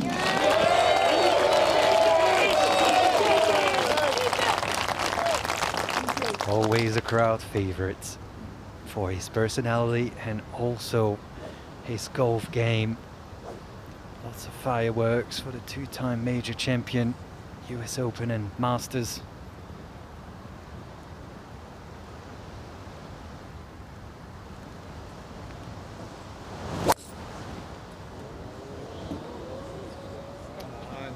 Flaring this a little right, DJ, in the long grass.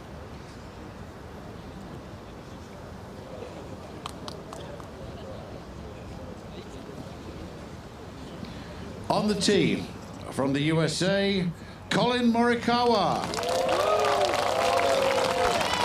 He really is playing some magical golf this season. Got his Open title down on the southeast coast of England in Kent at Royal St George's, but hasn't finished outside the top 25 in 3 months. Don't be surprised to see him make a run today.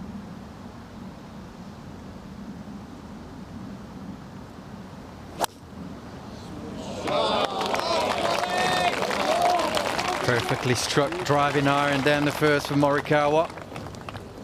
Fancy him on his front nine with this butter cuts against the wind. I like him.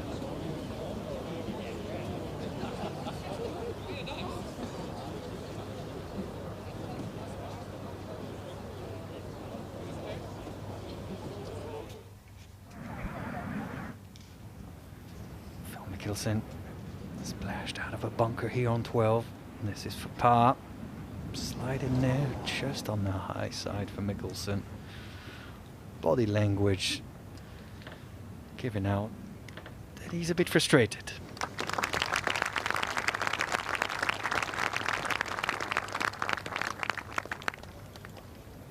Not loving that flat stick today. Jordan Spieth, he's got a birdie chance at 13. Been a bit of a mix today.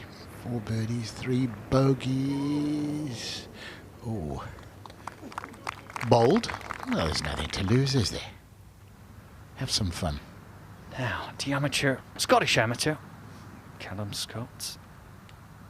For birdie this, there's a bit of a sneaky little right to left there. Just a little bit too high for the young amateur. He got his start here through the Open Amateur Series. Didn't actually win, but contended so many times that he made it through. That was introduced last year to Jason Day for birdie. Stayed in that, so did the putt. Straight down to the bottom of the cup. 2 in the last 3. Wow. Only 6 behind, and who knows, in this weather on this course, throw in 3 or 4 more, you never know. Harrington now for a par. Left the birdie putt a long way short, but makes the next.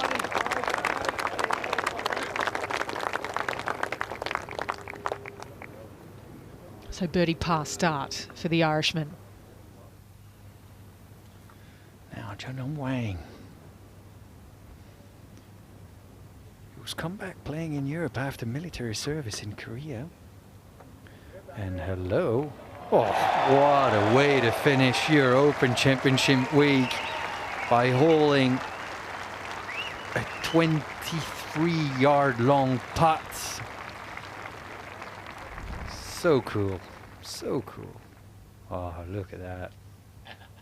The joy running through your whole body, making a putt like that in front of such a big grandstand. One of the best feelings in the game. Ball placements of Johnson and Morikawa. Off he goes, DJ quickly.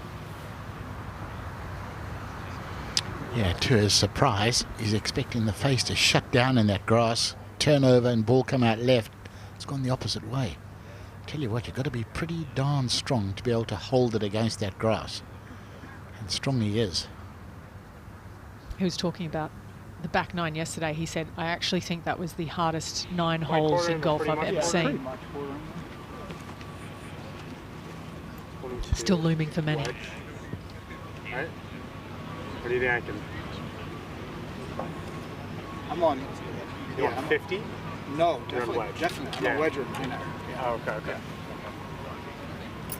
Yeah, Colin here was questioning if you could I feel get. like if I just keep a wedge down. Okay, perfect. Play it 30. Okay. Are you a little bit more than that? Yes. Okay. 50-degree wedge, maybe using the wind. I mean, we don't want to finish it anywhere, left of the edge of the tower, right? Yeah. Okay. See if you want to, with his buttercut trademark shots, this shot is going to play considerably longer. Maybe a pitching wedge, laying it against the breeze, maybe almost a little 9-iron.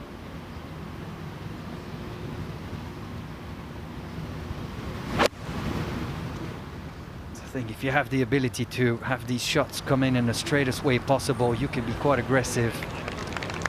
didn't need to be more aggressive than that. That's only a few inches from finding the putt bunker on the left-hand side of the first green for Morikawa. I'll go around.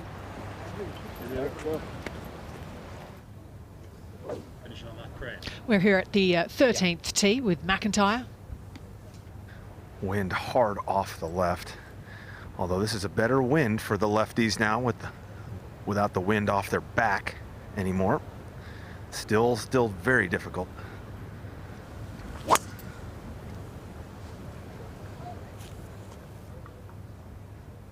Is that going to be left enough to find a fairway? Yes. Good tee shot from McIntyre. To put this stretch into contention, 10 onwards ranked 1st, 2nd, 5th and 6th. And there's 4 birdies only on them for the day combined. Back to Ferguson at 4 for his birdie. Finds the side door. Oh, any door will do. As long as you just take it out the middle, who cares? Yeah, Tone here, this looks a bit complicated to me. Are we going over the bunker, around the bunker? Doesn't look like there's a lot of options here for Dustin Johnson. You're going to look closely which way DJ is going to play this. Not only it doesn't have a lot of options, but then the lie would also allow him to do certain things or not. I can see a club face wide open, so we go on the high route.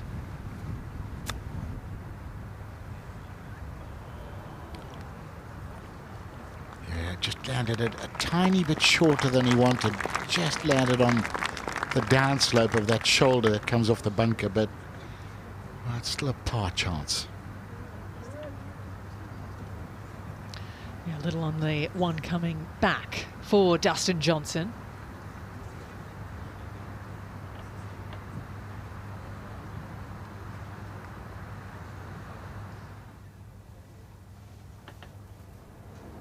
Fourteenth tee. 201 yards today, the par 3. Starting at left, letting it drift back on the wind and doing it most successfully.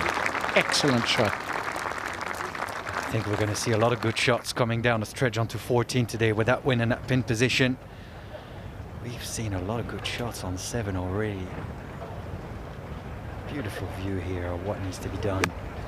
Driving it low, depending if you're coming from the fairway or the rough, calculating how this ball's going to react, and it's perfectly managed by Jason Day.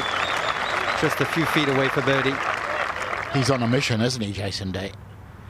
He's got that feeling, Morikawa. Ball just hung on. Quick putt down the slope, right to left. A good try.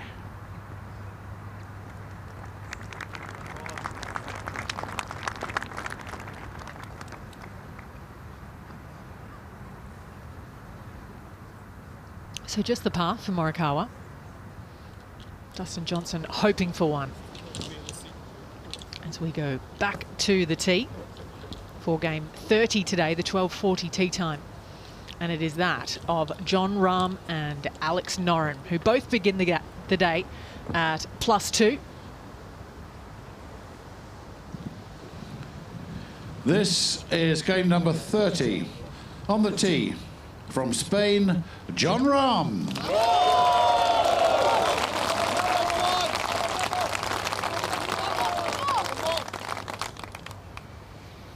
Yeah, all of these guys on +2 know if I have a special day today and hole a few putts, if I can shoot 3 or 4 under, I am definitely in the game. Anything else would be superb and give you a real chance of winning this 152nd Open Championship. Remember what he did last year. Exactly that. Ended up tied second, raced through the field.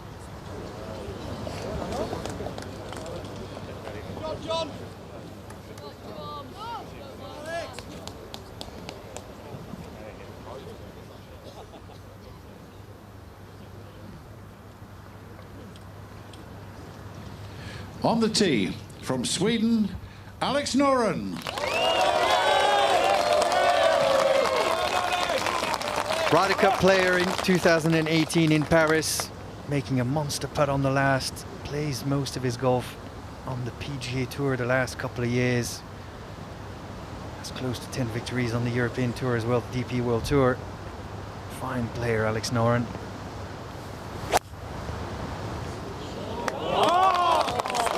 Opting to hold it against the wind. Got two options: drill it down the right with a straight shot or little draw, or hold it against the wind. You lose a lot of distance that way, but these guys have a plan. They know what they're doing.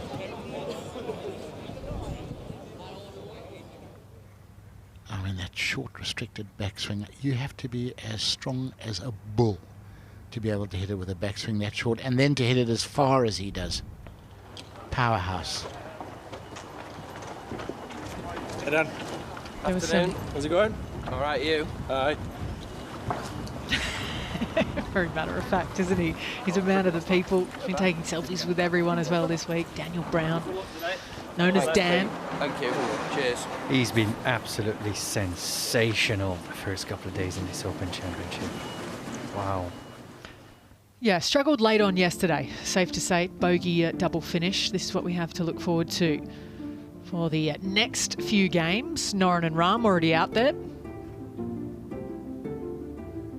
And then into Laurie Cantor, who got his breakthrough win on the DP World Tour earlier this season. At the European Open, he's got Chris Kirk, Sean Crocker and John Catlin out alongside each other. Catlin having a fabulous year. New Zealand's Daniel Hillier alongside Shubhankar Sharma. They're both 6 back as they start their day. And then a pair of South Koreans in Sunjae Im and Ben An. Both of those also having very nice seasons as we go out to the course, and Robert McIntyre.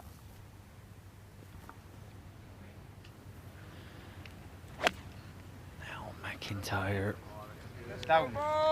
Sit down. asking for this to sit down. It does. It's a very fine shot from local hero Bobby Mack. I actually wonder, Tony, if the win last week might have taken a little bit of toll. Used a lot of cartridges last week. Yeah, I think you're right. I mean, playing in these conditions, it's tiring. It really is. It's exhausting, actually. Jason Day. Oh. The Aussie is here. And he's here to make a point. How about that for a start? 3 birdies in the last 4. He's inside the top 15, just like that. Jason Day.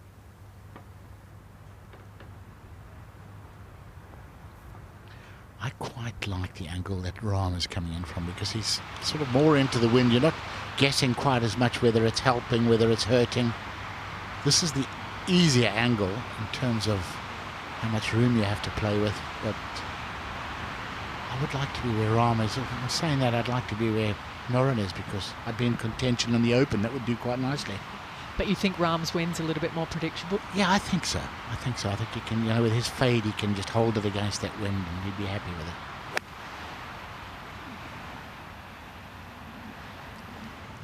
Yeah, you could clearly tell that Alex Noren here was trying to fight the wind to have a straighter flight possible. What a fine shot in the first.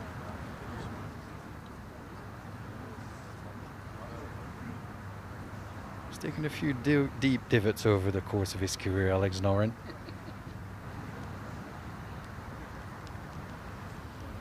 Rahm now. 5 yards right of the flag with his little fade. The wind will hold and then drift it back on line. Well, that's the plan. Okay, just didn't want to mess with that pot bunker. Don't blame him. Still a birdie chance though. Opening hole.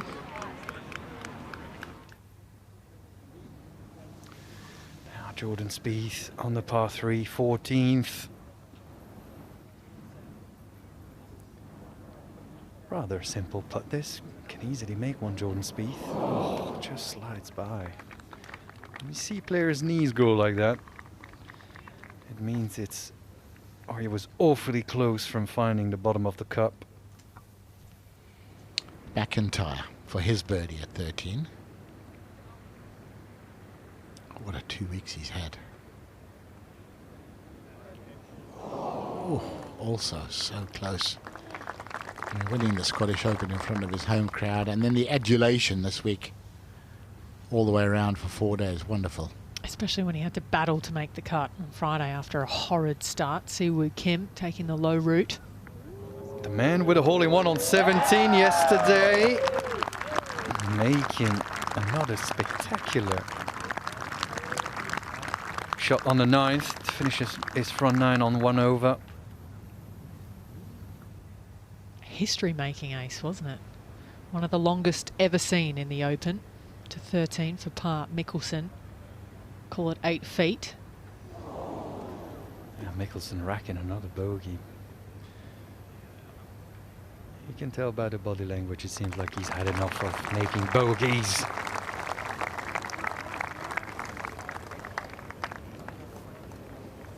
Four over since the turn. It's been a little brutal since the walk from 9 to 10. We returned to 1. These guys will be having the same plan as Jason Day. If you want to threaten, come out the blocks fast. Make some early birdies. Get some confidence. And it is there, Tony. It is. No question. Absolutely. And nothing would start it off better than this, would it, Nico? You hold one of these on the first green, suddenly you feel, ooh, okay, maybe this is going to be my day.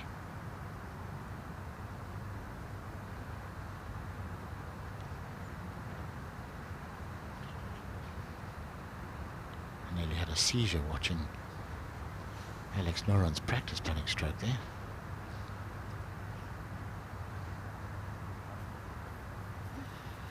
It didn't look like it really bothered John Ram as he's making that first birdie putt on the first. Start as you mean to finish, John Rahm. 1 in a row. John Day on the postage stamp. Short right flag. It is an extremely good birdie opportunity if you hit the shot correctly. That's a good shot from Jason Day.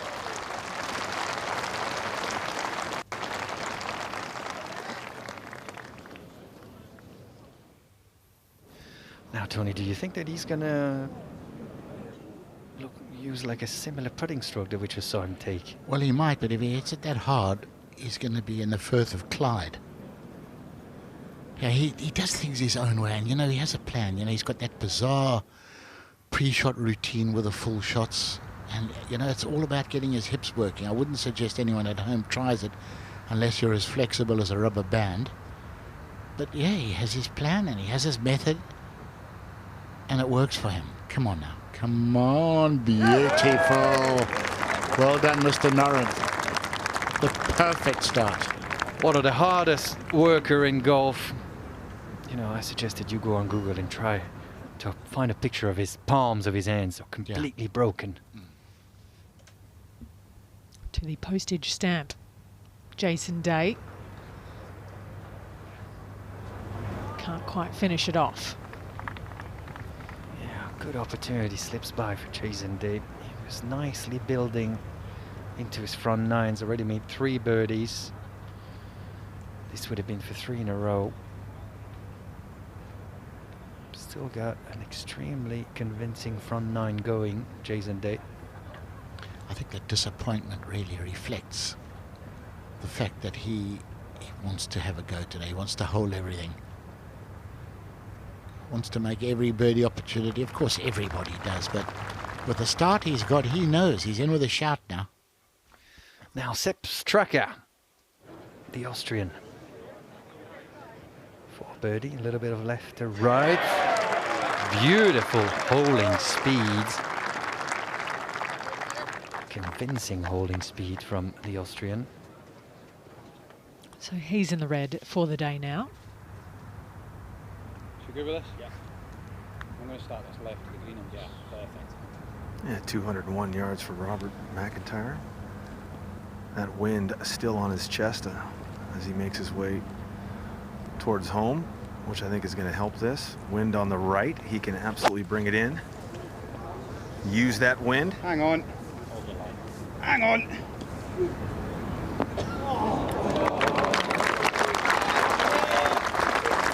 Yeah, just off the back edge for McIntyre. And finds the sprinkler head at the back of the green. The fake hole-in-one for Robert McIntyre.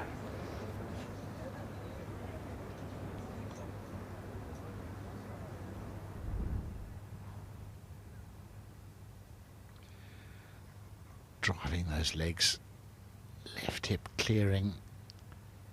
Always amazing when you see the reaction of a shaft at impact, the vibration, and that's passing through your body a couple of million times in your career. Now John Ram with the driver on second, giving it a go. 182 ball speed, that's a good whack. Needs a kick. Oh, but not that kick. Yeah, not that kick, Tone. Yeah, I agree. Oh. Okay, it looks like he might have got half lucky. Let's go see what Mickelson can do now.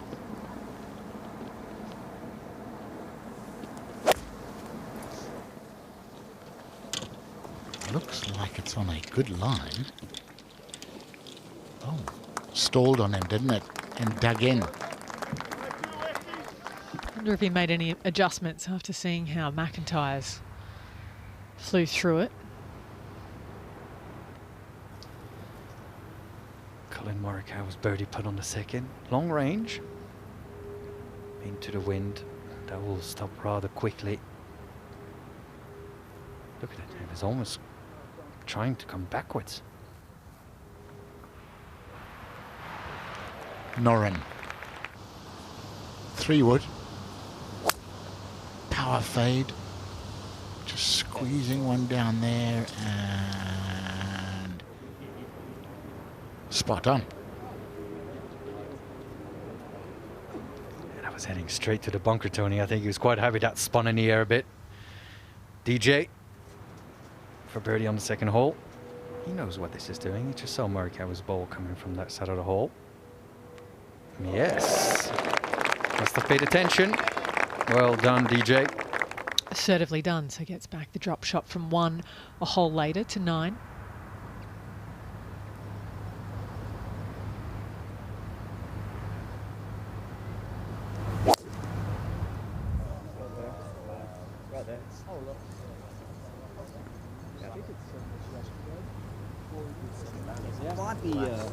That's the friendly bounce right there.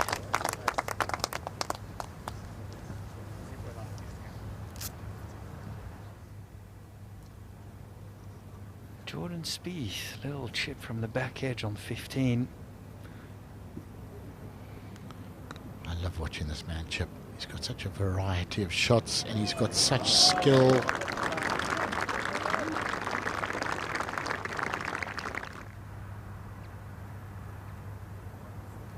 Used a ton of loft there. Wanted to cover that, just didn't quite hit it hard enough. Wanted to cover that shoulder on the right-hand side and just didn't pull it off. The screws of the short game.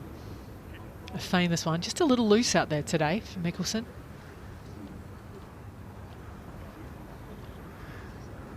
And Bobby Mack found that sprinkler head in the back.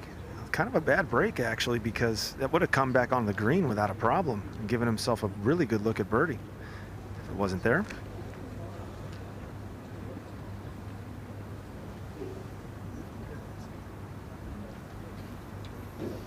Thankfully for us, we have Jinwoo Kim in the commentary box. He's been with us all week, and this is why we need you here. Talk us through this ruling. Well, McIntyre's ball just came to rest on a sprinkler head. The ball's in the general area. Find the nearest point of complete relief, and then measure a relief area of 1 club length not near the hole. And then drop a ball inside the relief area, and your ball's in play. Perfectly stated. as you always do. It's a very patient man, Jinwoo Kim, sitting in here with the three of us. Yeah, he's had a long day, Jinwoo, yesterday. He was here with us the whole way. Jordan Spieth for par on 15. Does he look at the ball or does he look at the hole? At the hole. And he varies it depending on his mood. One minute he looks at the hole with those short putts. Sometimes he looks at the ball. And it's all down to just a lack of confidence, sadly, from that range. And yet you give him a 25-footer, he can't see anything but the bottom of the hole. The Demons haven't been there for the entire career. They've come in and out. Obviously, in his prime, he was pretty rock solid, but even back in his college days, Tony, you've spoken about it. They were there then. So it looks like we're all sorted with McIntyre.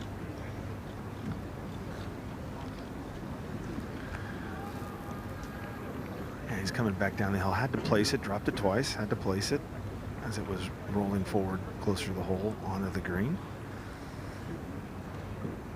This has got to be rather makeable, Aaron, isn't it? Oh, for sure, Nico. Yeah, this is a great opportunity for him. It's been hit and miss for Robert today. He's had some good opportunities and just hasn't been able to capitalize on a lot.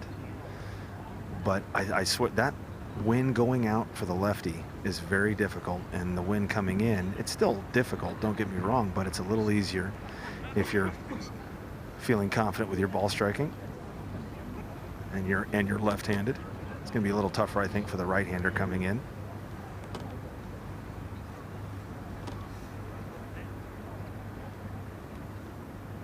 A little quick down the hill.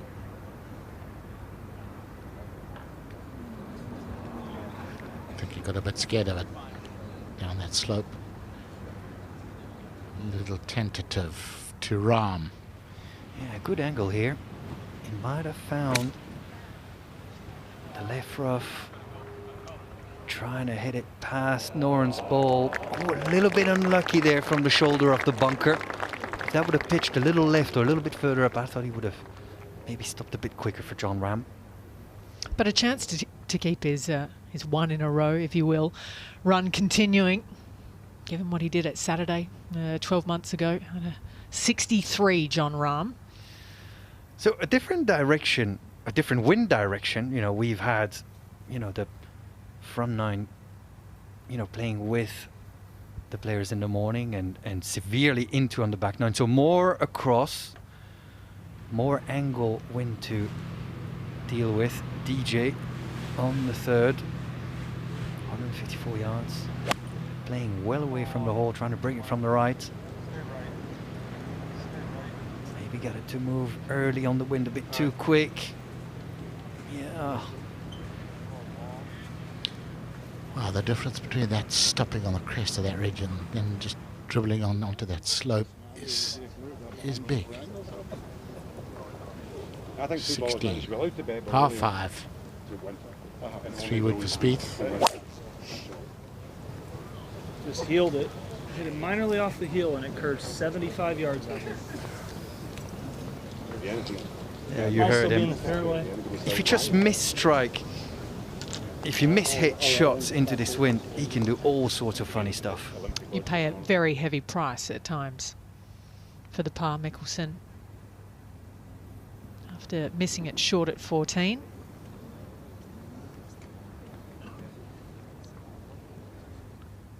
Wow, for a man who's renowned as a great putter his whole life with great eyesight, that was a misread. Mackenzie Hughes at 12. Hello, hello, hello! You beautiful thing.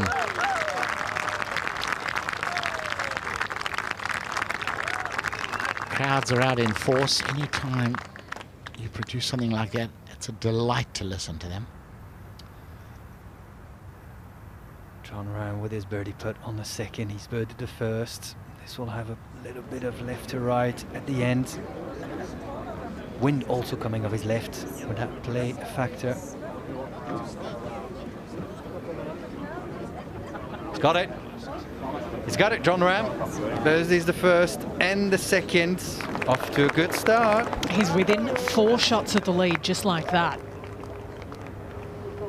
dare say the memo for the Rahm team is to post the score and apply some pressure to those following. I think he'd be looking at a 32 front nine to get into the mix. Morikawa.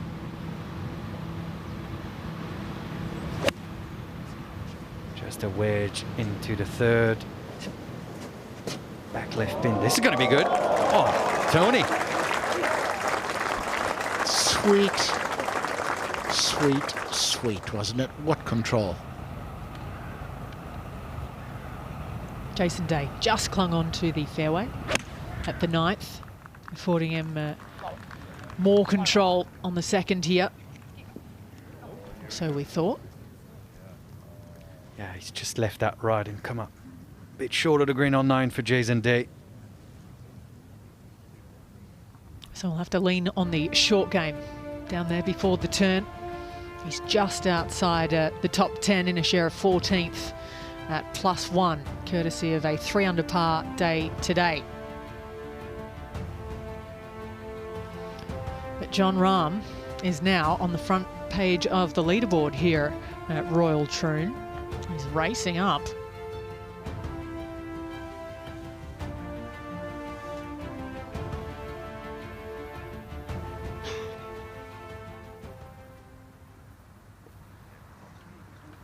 Chris Kirk on the first, playing with Laurie Cantor. This looks good. Oh, using the flagstick as a backboard for Chris Kirk. Yeah, Nice. that was motoring, wasn't it? Nice. Doesn't matter though. Take it out. Great start. Now Jordan Spieth, from his mouth, heeled this 3-wood off the tee. 3-wood again. I wonder how close to the green he can get.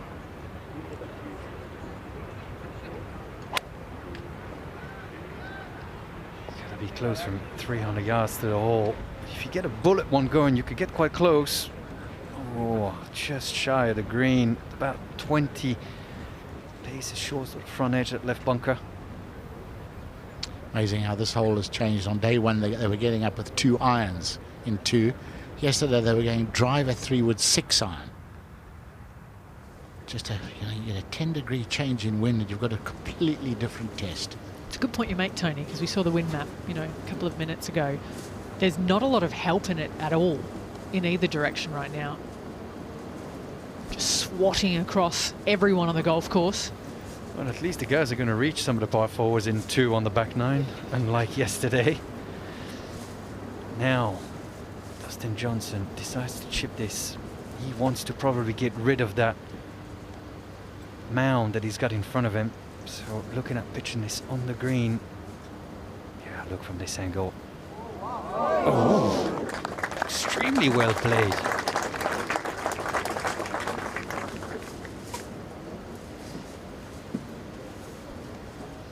Nearly birdie.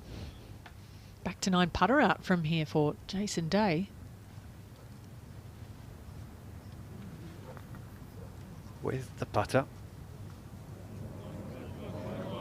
Oh, Jason Day making a massive putt outside of the green on 9 to go 4 under on his front 9, 32 out.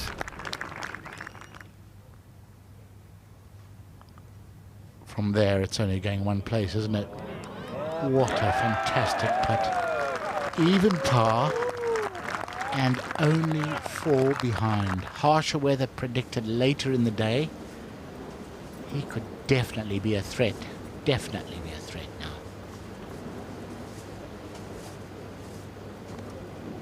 Nearly made it on the way by Dustin Johnson here at 3.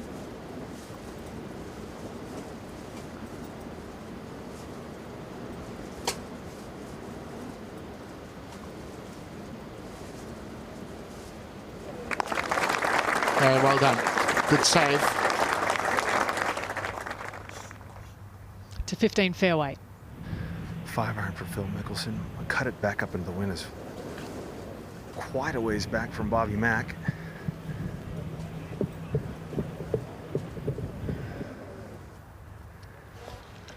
Yeah, finds the green. Mickelson.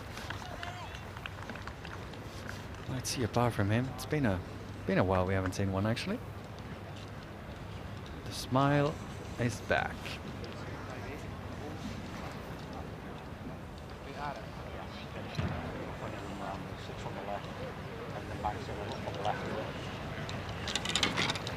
What are we going, 75? I think 75 home is perfect, yeah. Now 166, they're going to play at 175 because they've got to shoot it back into that wind, and they're on an upslope, so that makes complete sense. This is a 7-iron.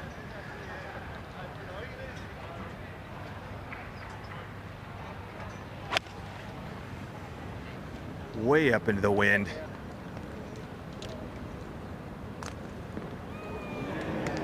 Yeah, beautiful lecture of the shot there from Bobby Mack. You heard from Aaron is out there.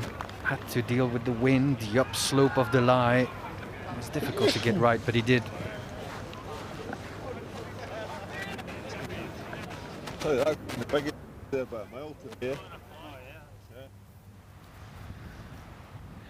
John Catlin in an all-American lineup, playing alongside Sean Crocker. He can play, John Catlin. He can really play. Oh, look at this. Beautifully brought in from the right-hand side. Yeah, 3 titles on the DP World Tour in 2020 and 2021 combined, to the final hole of the day and the week for Matt Fitzpatrick.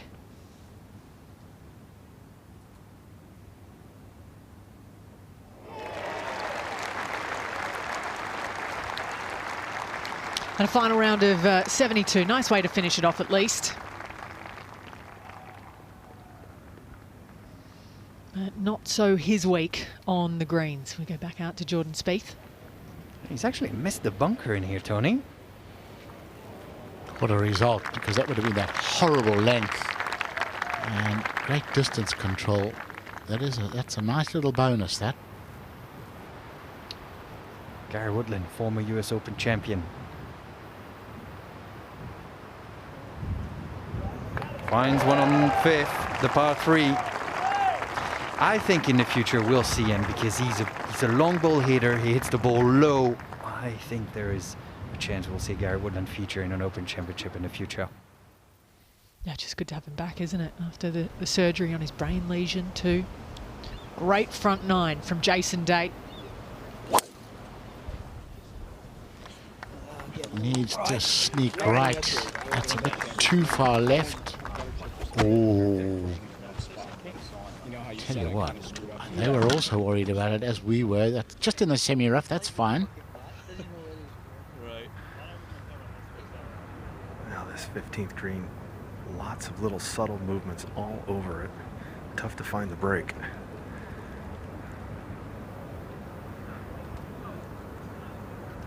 It's not bad. It's not bad. A little bit short for Mickelson. He's been struggling with speed all day today with that putter. Yeah, it started early, didn't it, in the first 3? Never shook it off. The battle of the lefties. And right now, McIntyre's 5 up. Yeah, the crowds have been fantastic today for this twosome.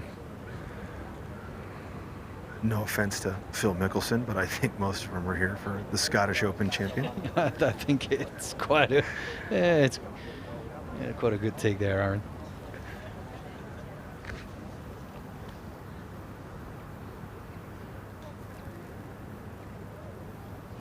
Their most recent National Open champion. Tough to beat to John Rahm. 2nd here. Yeah, he's hit it over the burn, actually. He's in full attack mode, John Rahm, and another short birdie putt coming up from him. The pedal is to the metal right now for the Spaniard. McIntyre. This crowd don't need any urging for applause. Maybe this crowd is actually out there for our friend Aaron that's following this group, actually. He's a true gent. Over to Jordan Spieth. Putting back towards this front flag on 16. Just must be so disheartening. It's only 6 over par, and he's missed more than 6 of those this week. I think he's missed 4 of them today, actually, when I think about it. Yeah, disheartening is the word. There is the 29-year-old from Yorkshire, Dan Brown.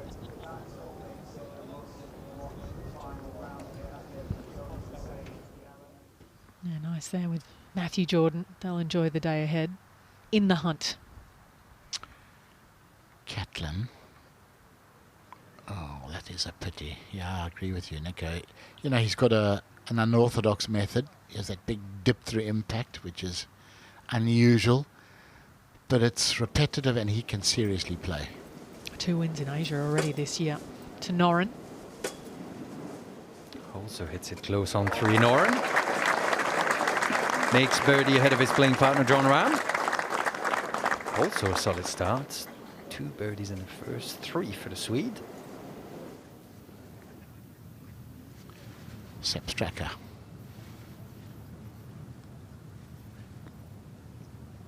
At 9, hello.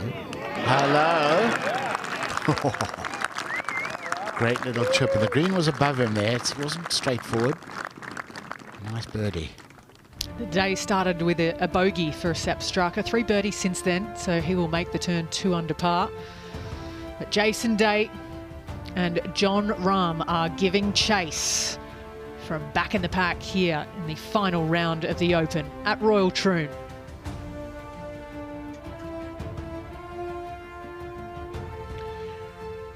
Scores are there to be had, Ali. They are there to be had. We're seeing that reflected on the leaderboard. Rain's meant to come in soon. We'll see if that materialises or not. It's not meant to be anything drastic, though. And, you know, I'm wondering if, you know, once the rain has been through, if the wind doesn't actually die rather than get up. Yeah, that's what's predicted. But the winds yesterday weren't. Not quite at that strength. So we see Mackenzie Hughes there. He too in the red. He's had 5 birdies today. We return to Rahm for 3 in a row to start his final round. And he's got it. I mean, he's playing 2 hours ahead of the last group going out, and he's made his way into the first page of the leaderboard. Quite extraordinary from John Rahm. He is a real danger man out there at the moment. To 17, Jordan Spieth.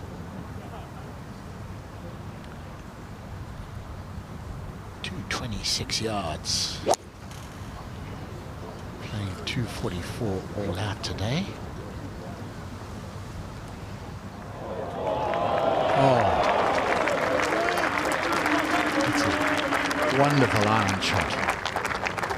I'd love to just finish birdie, birdie. Put the week to bed in style. Look at Morris, baby.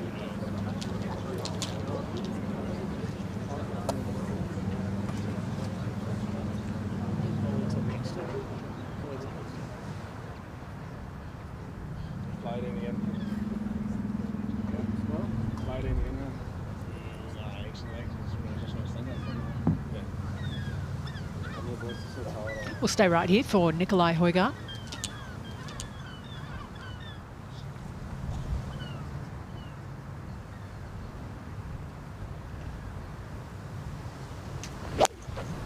It'll be irons for most of the day, I'd imagine. No drivers out on 17 like they were yesterday evening.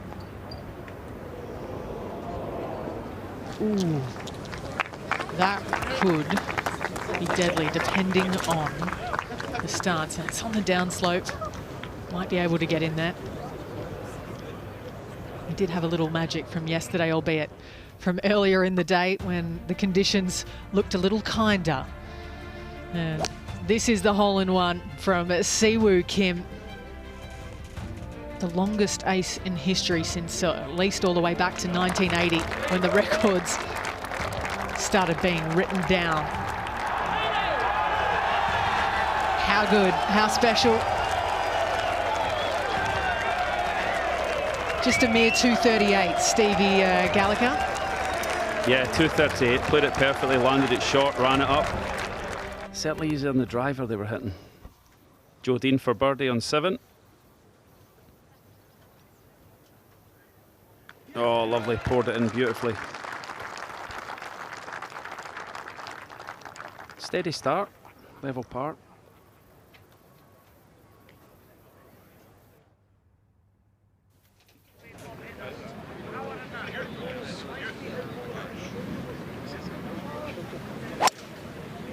Down at the par 5 for Morikawa, hanging right.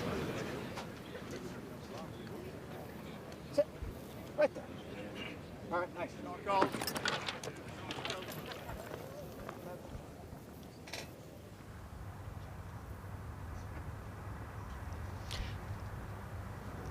To the 4th tee.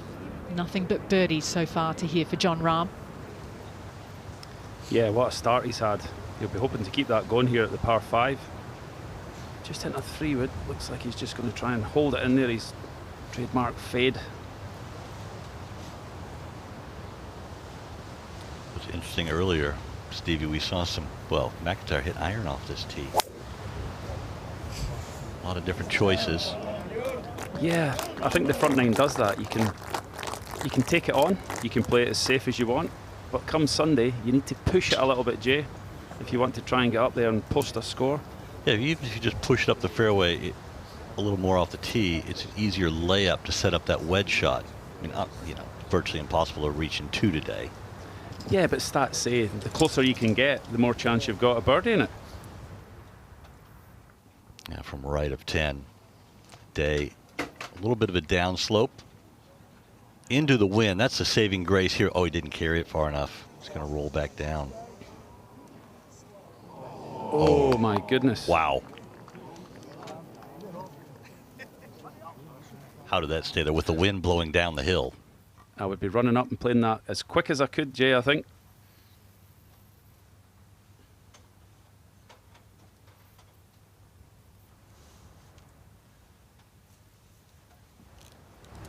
Brave fans out there, amazing spectators.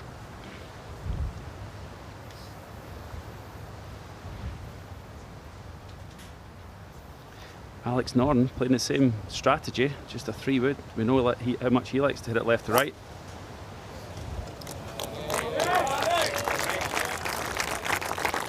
Watching his tee shot at 1, he actually did get it to curve left to right. Probably one of the only guys in the field that can do that. Only him. Yeah, I agree. 2 good tee shots at 4.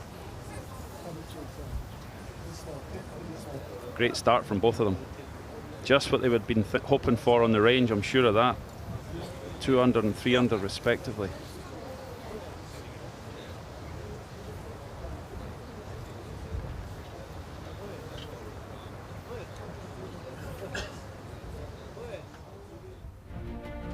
It's going to be an exciting afternoon here for the final round of the 152nd Open Championship at Royal Troon. They're all chasing the American, Billy Horschel.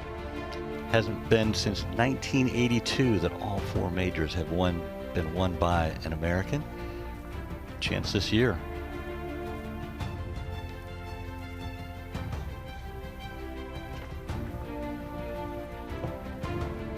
Some good scoring out there. Jason Day, 4 under to the turn. Alex Norton, we just saw 2 under through 3. He's playing a companion. Rahm 1 better. Sepp Straka 2 under to the turn. So the scores are there, but you better really be on your game in these trying conditions. And turning back, Stephen, with that left to right win, it's going to be brutal. It's going to be a survival test. I think 10, 11, 12, Jay, could be the predictor of who's going to win the Claret Jug.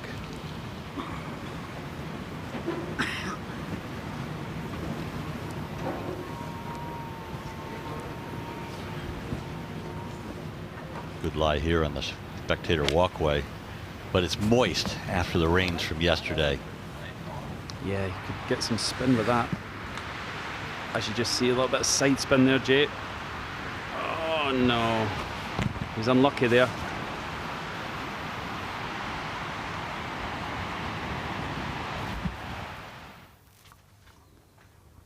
Morikawa at 4.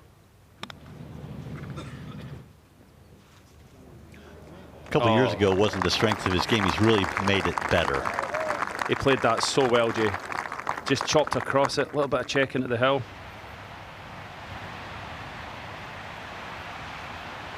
Shubhankar Sharma at 1, coming from a great angle. Just let it drift in off the TV tower.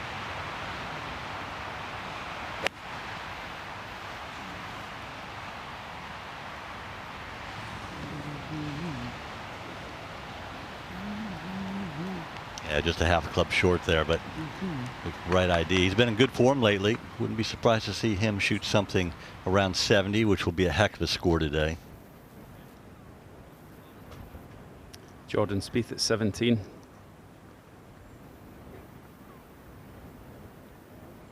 Oh, he was off that early. Just looks a little bit out of sorts today.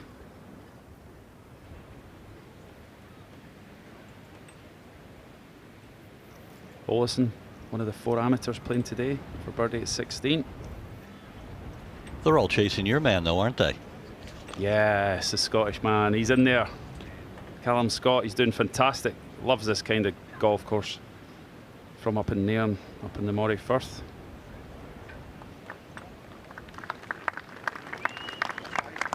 It is amazing, though. 12 started, 4 made the cut when they're playing against the best players in the world. I mean, the amateur game is in great shape.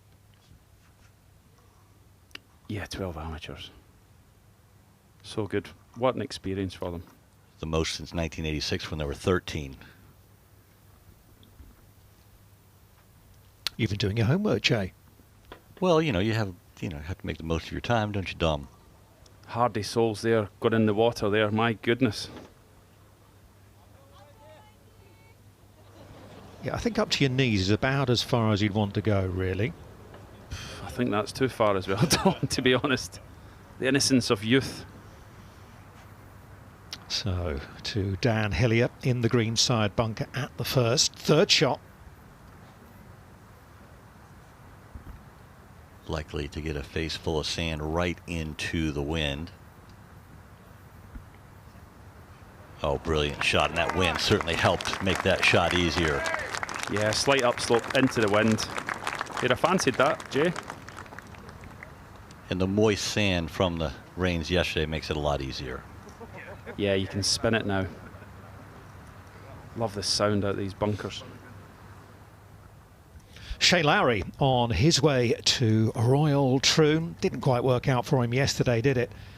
A round of 77, took the lead into Saturday's play. The killer, he said, was that 5 at the postage stamp. But a chance for him to bounce back, and he is still right in the mix at 1 under par, 3 behind. To Alex Noren at the par 5, 4th. Well, he can't reach, so he's just putting this into position. Slight right to left slope, right to left wind.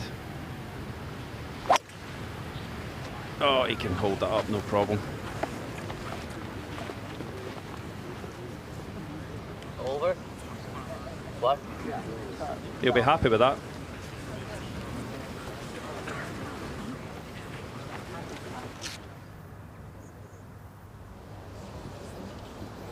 See the wind whipping across this opening hole. Let's go back to the first tee for game 34. 2 Korean players, Byung-Hun An and Sung Jae-in. This is game number 34. On the tee from South Korea, Byung-Hun An. Round of 68 yesterday for Ben-An, as he's known. Target here. He's yet to post a finish inside the top 20 at the Open. A chance to do that today. He's won big tournaments in the past. Flagship event on the DP World Tour. Knows how to do it.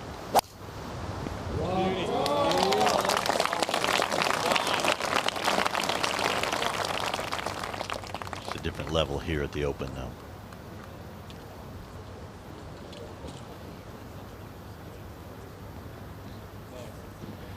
On the tee from South Korea, Sung Jae-im.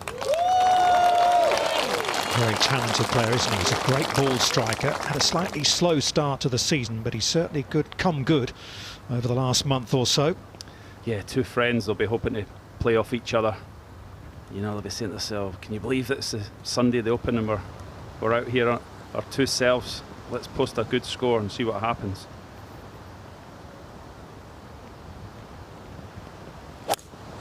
Hit the hole!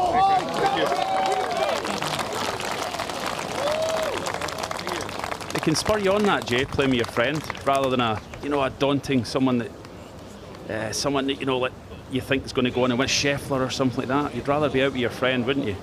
Oh, absolutely. It's comfortable. Obviously, they probably play a lot of practice rounds together, that type of thing. So, yes, it is a great pairing for the two. Rahm going with the driving iron for his second at the fourth. Andalusia.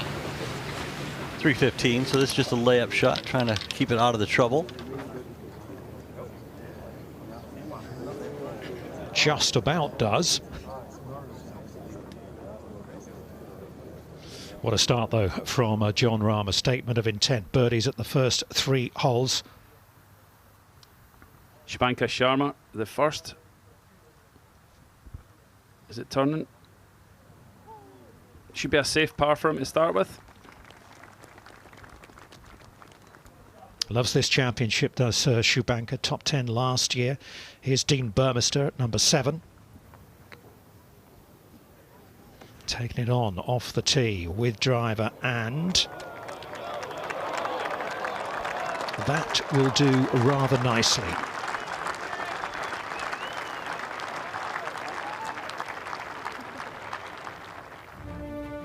Had a horrid back 9 yesterday, didn't he, Dean? But it's been a good Open so far for the Zimbabwean-born South African. There is Jon Rahm, who has moved inside the top 10 with those 3 birdies straight off the bat here at Royal Troon, and he is only 3 shots off the lead.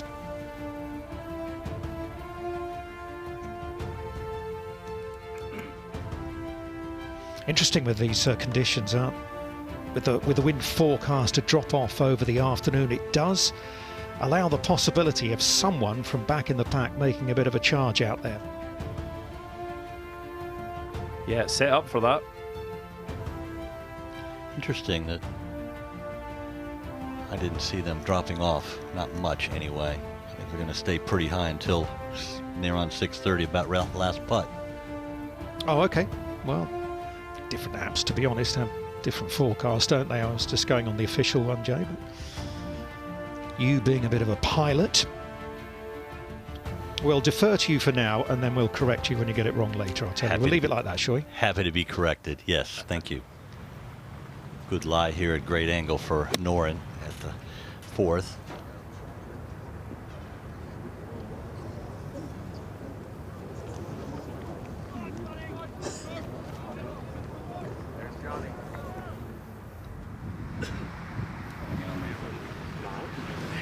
I think so. Just, 9 will get a little spinny, and just so you need to give it room to turn. Right side. Yeah, let me look at the book.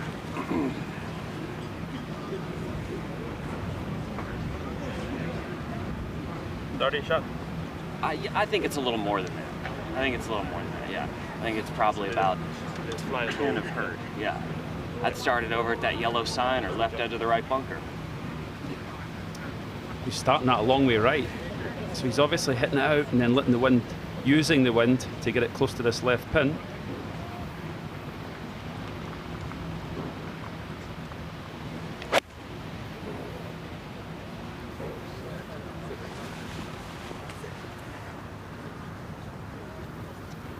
Just overdone it. It's a tough shot, that, when you're trying to ride it on that wind with a 9 iron and the wind's fluctuating a bit from in to down to straight across.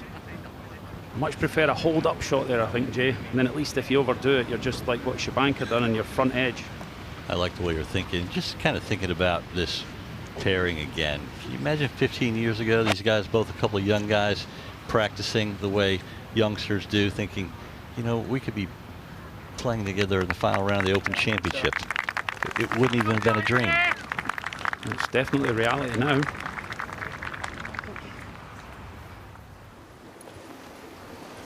Well, Justin Thomas, who is off in about 5 minutes' time, makes his way towards the first tee. Going to be playing with the young Englishman, Matthew Jordan.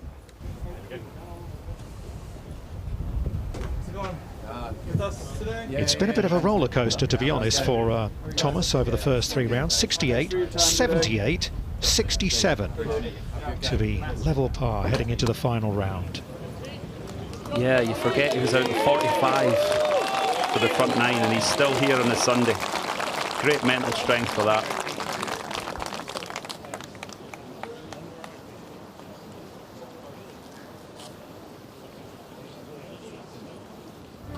So let's take a look at who's still to come. Next up, as I say, it is Jordan and Thomas playing together, 135. They are followed by Adam Scott, the former Masters champion, with Shane Lowry, who took the lead into yesterday's play but slipped back. Then it's the world #1, Scotty Scheffler, 2 under par, alongside Daniel Brown in his first ever major championship start. Justin Rose and Xander Schauffele both just 1 back as well. Big group of players at 3 under par, including Russell Henley and Sam Burns as well. And out last on this championship Sunday, it will be South Africa's Tristan Lawrence, alongside our leader from the United States, Billy Horschel. John Ram here at 4. I think being in this primary cut could help him here because it's up on a little ledge. Should be able to control the spin.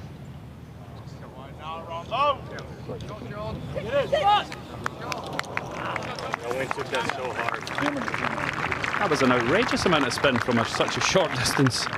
Well, that and coming out of the first cut of rough, I mean, you don't expect that. You expect it to release forward. Here's the bunker shot. It shouldn't be an overly difficult bunker shot. It looks like he's down in the flat part, landing on a downslope. Yeah, that was pretty basic there, wasn't it? It's almost one you fancy there. Just get it out, get it rolling like a putt, slightly left to right.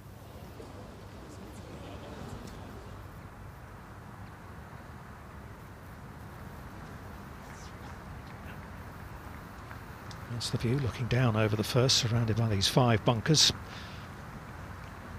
Benan has found the green and has a look at birdie, this to get to level par and within 4.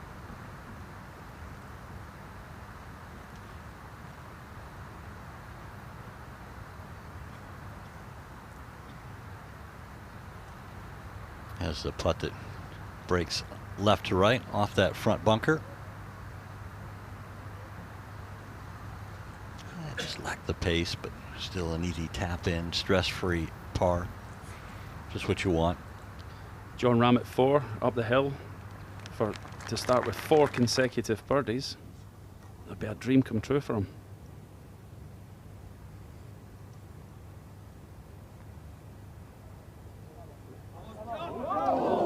Oh, he must have fancied that. That dived at the hole and great pace as well. Left him a tricky one though, down the hill. I don't think he'd be fancying that. He's going to get a little teach. You can see his playing partner's marker just behind his ball by a couple of feet.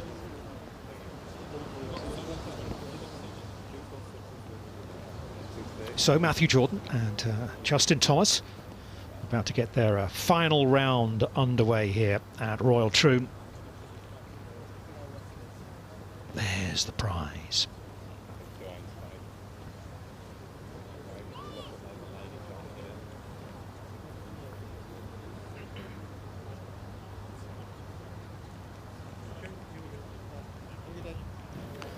This is game number 35. On the tee from England, Matthew Jordan. And what a lovely reception for the man who was certainly one of the stories of last year's Open Championship, hitting the first tee shot at his home club, finished top 10 there to book his place here at Troon, and he's played really well so far. Consecutive rounds of 71 to lie just 4 shots back.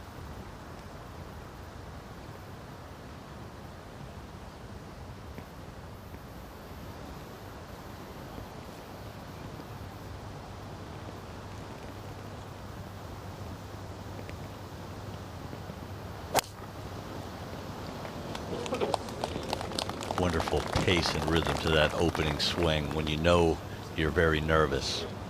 Yeah, it's just get this over and done with. It's in the first cut, perfect. He's in with a shout, only 4 back, you know, in with a proper shout. If he can get off to the start like John Rahm. Yes, I wonder if teeing off On yesterday. the tee from the USA, Justin Thomas. Certainly wonder if he thought he would be within 4 shots off the lead. Must have been sitting in the clubhouse saying blow, blow.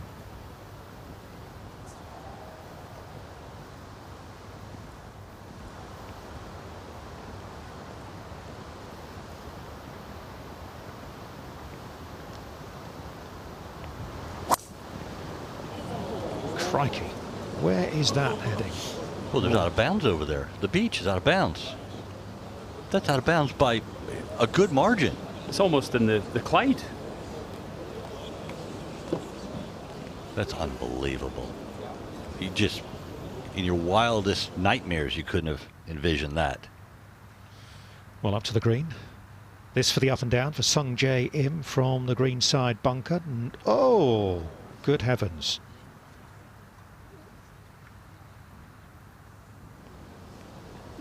Okay, back to the tee. Reload.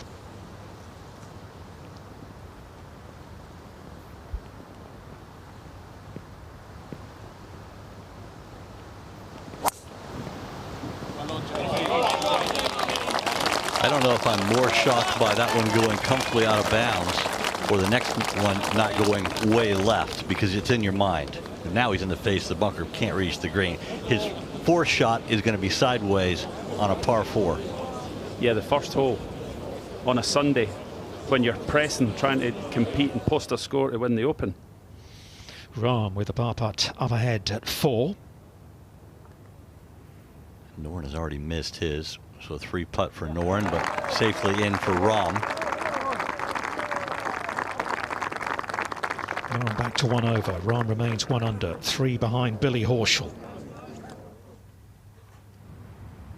DJ for birdie at 5.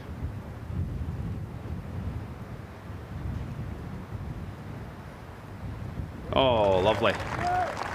Beautiful putt from DJ there. Yeah, he's 1 under today as well. He's going along nicely. Playing with Colin Morikawa, who started with 5 straight pars.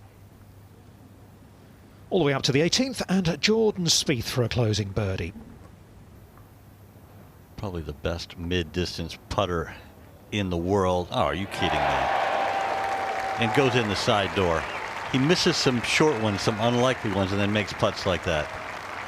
It's just typical Jordan Spieth.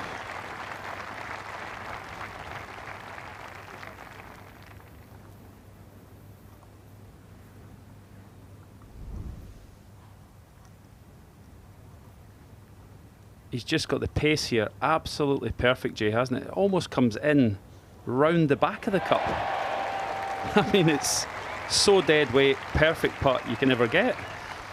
So his major championship season is over as we head over to 5 and Rahm. Aiming right at the grandstands, trying to ride the wind. Once it goes going sideways, it's hard to stop. Oh, that's a very good shot. It'll feed in off the slope. I think that's the way to play that hole, Jay. Right at the green, let the wind drift it in, because guys that try and hold it up, I've seen them short so many times. That's just pure talent right there, and power to spare. Such a wonderful player. Just leads it in through impact with his hands, de-lofting the club, driving it through the wind. Over to 15 and Mackenzie Hughes for birdie to get to +2. Very nicely done on a very difficult hole. Apparently a seagull stole his ball marker a little earlier this week. Didn't like the taste of it. Dropped it, handed it back. They replaced it. Never mark it with a bit of chocolate. That's the key. Or a chip. Is it a fry? Well, what must be going on inside his head right now? Justin Thomas. It must be a little bit scrambled egg in there, mustn't it, really? After that shocking start, as Shane Lowry makes his way onto the first tee.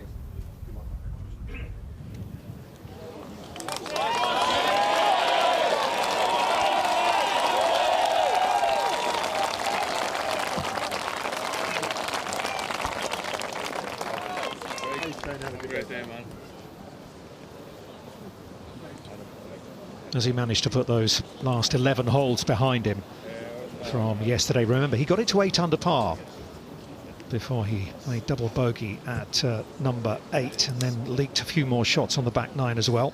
I think with his personality, it's probably as easy for him as it is for anyone in the game to put it behind him. Yeah, so I think he can come out with a fresh mind today. Laterally danger player. So just 125 yards to go here for Matthew Jordan. He can hit it up the right, Dom, up into the wind, and then just let it land soft. Although it's not the ideal angle, he can bank it into the window. This just has 30, 40 feet beyond the hole and to the right all over it, doesn't it? You have to play away from those bunkers. Oh, he took a direct line, and now he's going to... because of the wet sand, it's going to roll down away from the lip. It's going to be okay. We've seen a couple of guys knock it down to 2-3 foot. It's not as bad as it looks from there. It was so close to being good, though. As predicted, Jay. Yeah, nothing he can do. Ball below his feet, close to the lip, just out sideways, just paying the price. He's going to get to wear that sand the rest of the day as well. He's like a donut now, isn't it?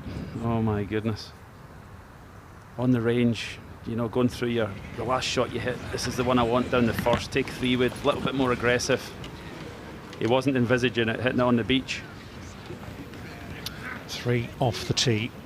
He's played 4 to there, so it'll be his 5th shot next up as we go ahead to Noren at 5, playing with Rahm.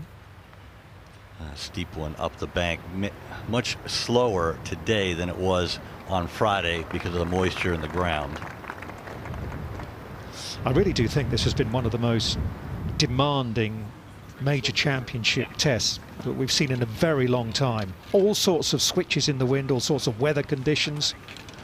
Course running fast and dry and bouncy for a little bit, but a bit greener and a bit less bouncy other times. And you know what? I love it because it makes the players creative in the wind. It made them, you know, who can battle the most in the difficult rain yesterday. This is the perfect Open Championship in my mind. You know, Thomas here now, he's almost got to hit a good one. Or it's good night, you know, tournament over. Well, that was his 5th hole. Now he's looking at triple. My goodness.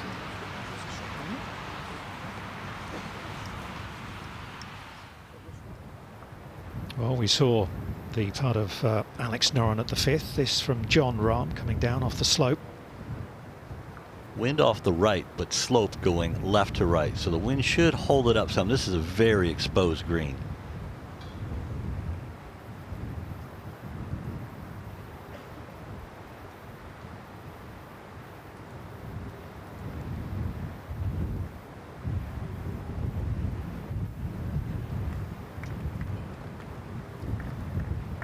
Can't believe that went left at the end.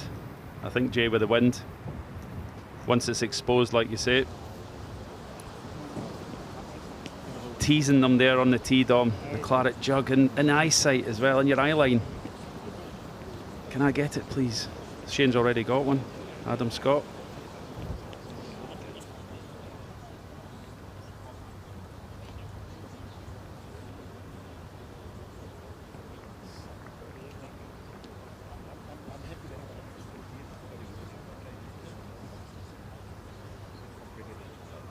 I wonder if there's just a little hold up here because of the escapades of Justin Thomas.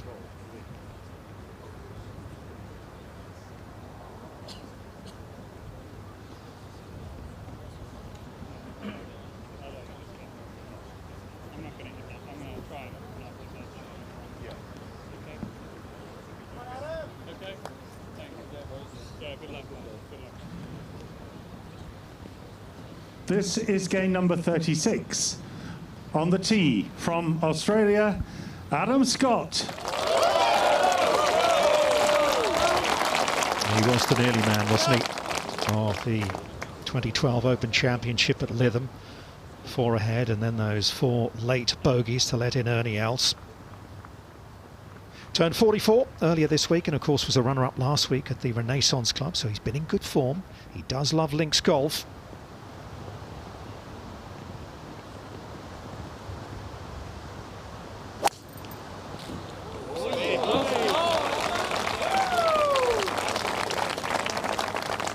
right down the middle. That's what you expect with that swing.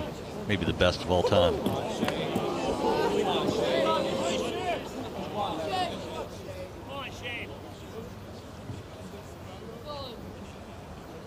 On the tee, from Ireland, Shane Lowry. With the driver, Stevie. Oh, I'm liking this. He's just going to try and hold one up and maybe let it drift in at the end.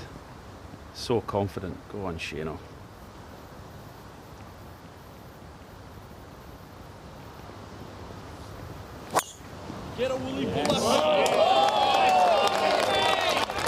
think his intentions have been made public with the driver off the first. He's not laying up, he's going for it. Some people would say he's left himself a dodgy number. Not for his hands, not for the way he plays. Closer the better for Shane.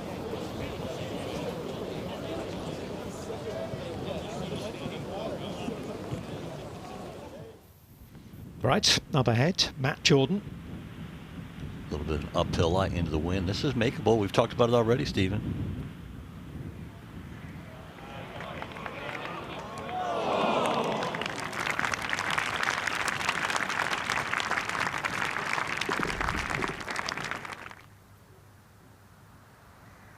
You could see he loved it. Running at the bunker. Oh my goodness, he left it right on the edge.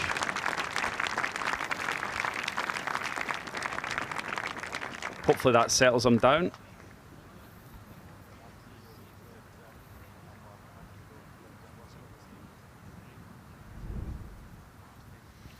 Right, up to the green once more. This for a double bogey 6 for Justin Thomas. Not an easy putt to read. Uphill, left to right, downwind. Gave it a good effort, but that's 3 shots gone in his opening hole, and now probably too big of a hill to climb.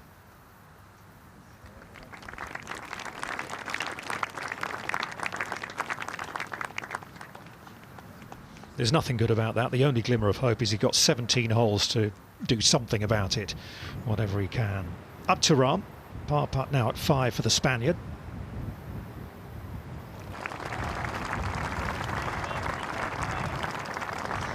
So 3 birdies have been followed by 2 pars. Rahm remains at 1 under, 3 behind.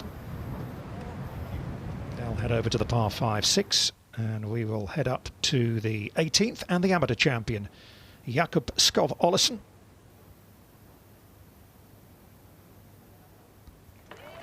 There was nowhere else. Well done, young Dane.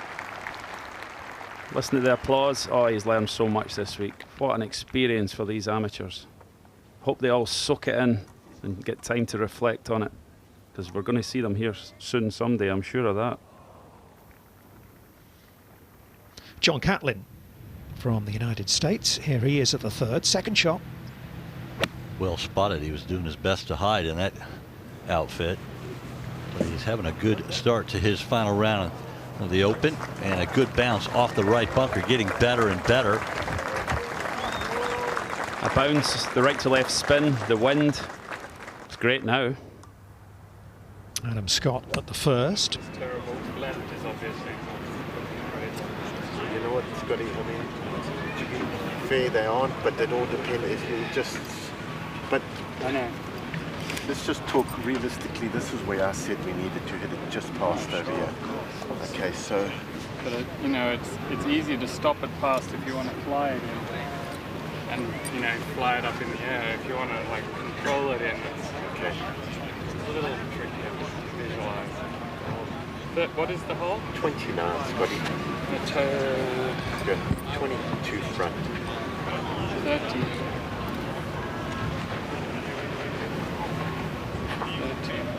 I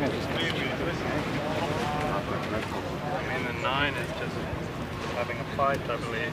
I do too. Again, I just want you to put it into the second. Right. Okay. I mean, a 50 shot with this is quite good, I think. No problem. Okay. Okay. Full commitment. Finish it just right of the tower would be ideal, right? Love it. Yeah. Love it. Fascinating there. Just working out, do I flight it or do I punch it? I think he's went for the 159 iron. Flighted. Just right, he said.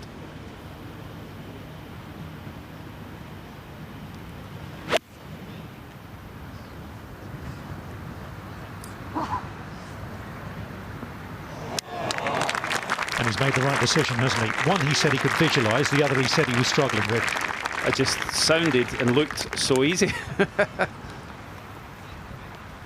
Even with that swing, there are so many variables. It's a swing that seems to be so repeatable. Whereas Lowry, you know, he puts a lot of different motions on there, much more of a hands player, but a fabulous watch. Let's see if he can bounce back after yesterday. 72 yards to go.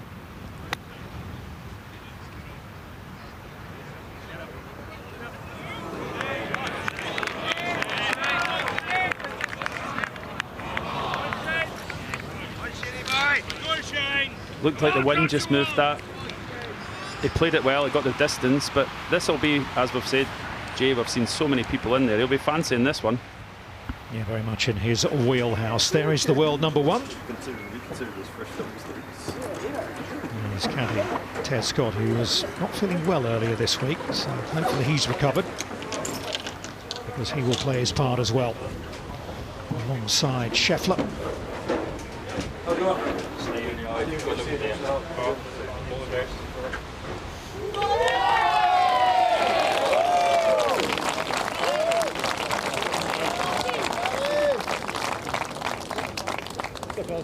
Who, along with Dustin Johnson and one or two others, said the back nine here at Troon yesterday was the toughest 9 holes in golf that he has ever played.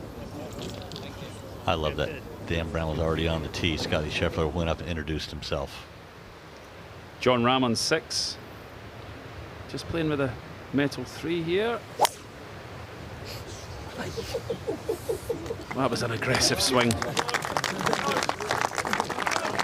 Perfectly right down the middle of the fairway. But the point of the whole Scotty Scheffler introducing himself, the humbleness. Okay, you have to love. That's why he's a crowd favorite. Okay, here we go. Lowry at the first. He's a wonderful bunker player. Everything is in his favor here.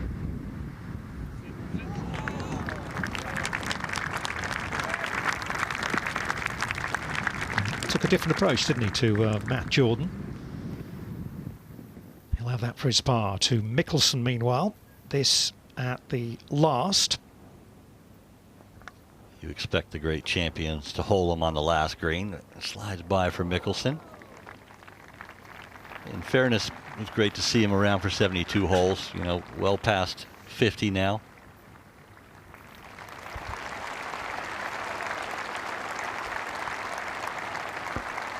Still a fan's favourite in Scotland after winning the Scottish Open and the Open back-to-back. Yeah, his name is on there. Back in 2013. Might be one of these men. Dan Brown in his first ever major championship. And the world number one, Scotty Scheffler.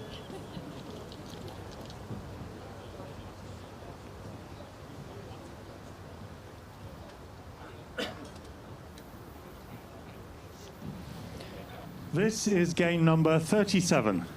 On the tee from the USA, Scotty Scheffler.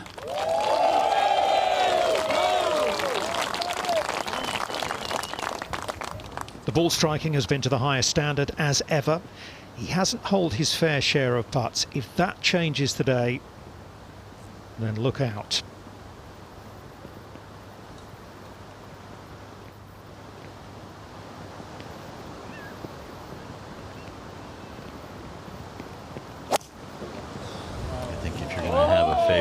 He's a good man to pick, even though he's given 2 away to fellow countryman Billy Horschel, and that's a good start. Yeah, 2 shots here is nothing, is it, Jay? As we've seen. It can happen in more than that in 1 hole. From England, Daniel Brown. Well, the fairy tale continues, doesn't it? Little disappointed, he said, with his finish last night. A bogey at 17, a bad break off the tee at 18, and a poor third in the end cost him a double. But what a week it's been.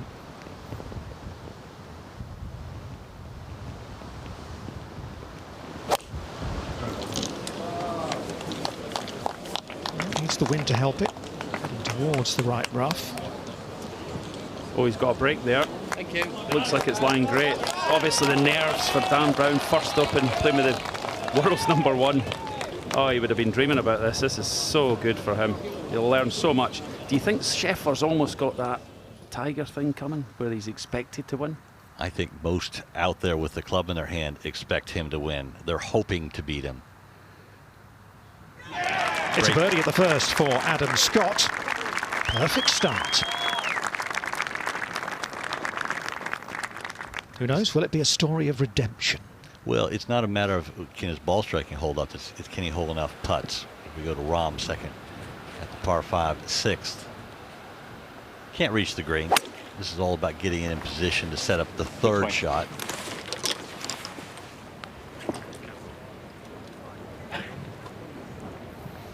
Made some very interesting comments earlier this week about how the swing hadn't felt good ever since his win at the Masters. Remember, he's the first or the last non-American winner of a major championship. Just feels it's starting to get there now. Lowry for par at the first. That was a great settler. That was a tricky, tricky putt downwind.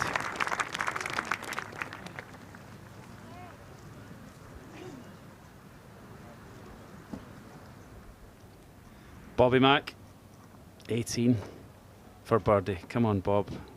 Give the fans what they want. Well done. You've done Scotland proud, young man. Not your week, but I'm sure it will have in the future.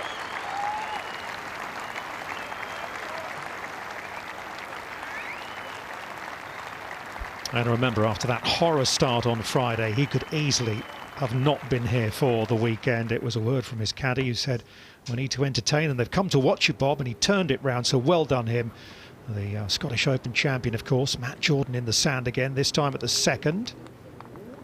Oh, brilliant shot. He went diving, trying to avoid the sand blowing back on him. I'm not sure that worked out well for him, but a great shot from a difficult position. It was an athletic move, wasn't it, Jay? Oh, quick on his feet, wow. Hughes for eagle at 16. Oh, just a little bit shy of pace. Two lovely shots in there. Back to the first and Scheffler's second. Or maybe Dan Brown first. Jamie Spence can tell us because he is out with this 2-ball. Yes, good afternoon, and what an afternoon this is going to be on this great course. Royal Troon. I think it's Dan Brown to go. They're both wearing blue tops, white hat, similar shape, slightly different world rankings. I was out with Brown yesterday, he played some super stuff, you know. He really did. He's got a good lie here in the rough. 154, he's got a good angle to this left pin. Yeah, 5 birdies in that weather yesterday, Brown. He'd like to do the same again today. Ooh, could be an incredible afternoon for him. So into off the right this win. It's a nice win for this shot. They're aiming at the right bunker.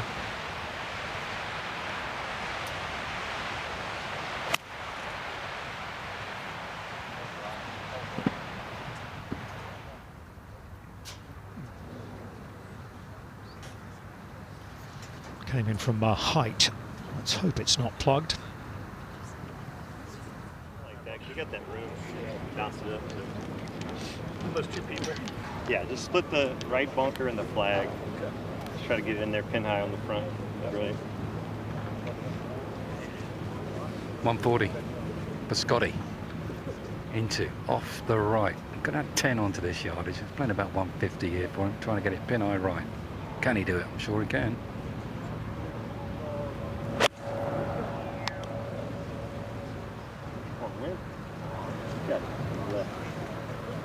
Good job.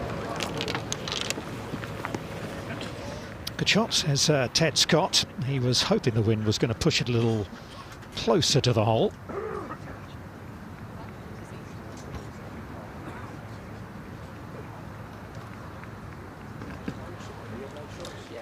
Justin Rose on his way to the first tee. He'll change up in the commentary box. We have Nicholas Colsaerts and Tony Johnston alongside myself, Dom Hollier. Jamie Spence out roaming the fairways along with Anthony Wall.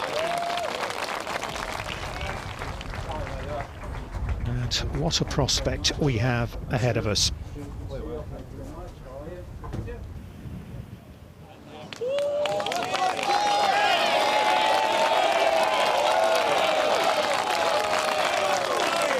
And what a welcome onto the first tee for Rose.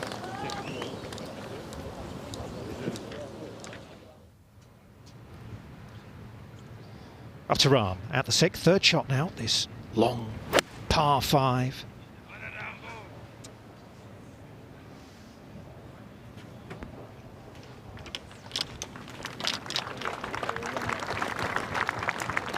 I think he'll probably be slightly disappointed with that. Now Mackenzie Hughes.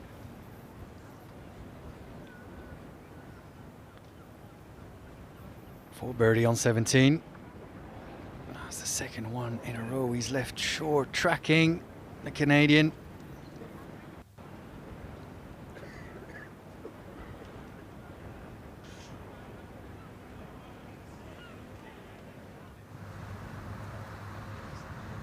Back to the first. It's going to be Schauffele first to play. Yeah, he's got the putter out. Quite right too. Talking with a gentleman who's been a member here many a year, he was saying they're all choosing the wrong clubs around the green. Was that a good accent? Yeah, but well... Not good really, was it? Passable, I think. We'll give you that, Jamie. I think what he meant was get the putter out, or the 7 up. That's what Schauffele's doing here. Up the bank, he's taking the flag out. So he fancies it. It's a little bit left to right. Then down the hill at the end, might break a little bit the other way. So he fancies this.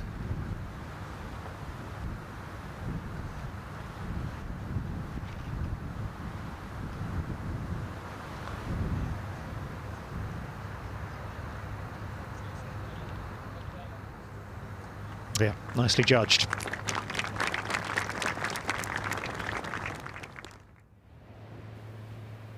Here's John Rahm across the 6th for birdie.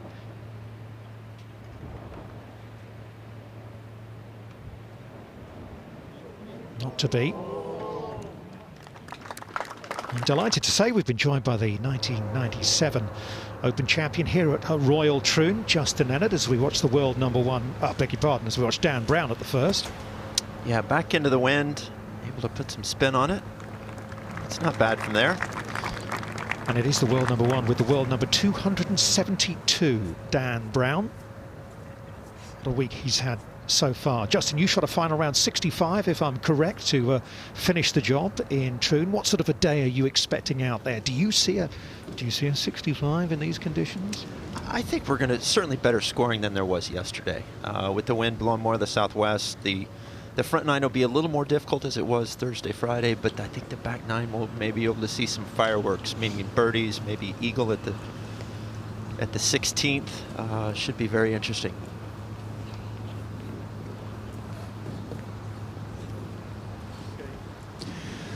This is game number 38.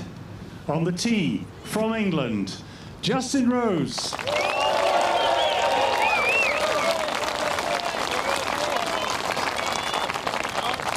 Yeah, look at the eyes. We've seen it all week. He's had a great sense of focus, hasn't he? He says it means so much more to him to be here, having come through qualifying.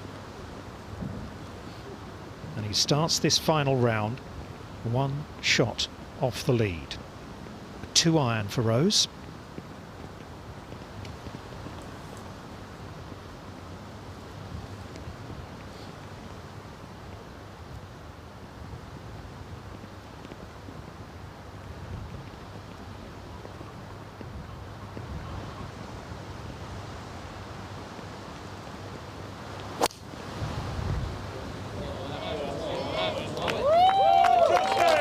Is that going to come back left enough for Justin Rose? It does. Right hand side of the fairway. Perfect angle to this first green.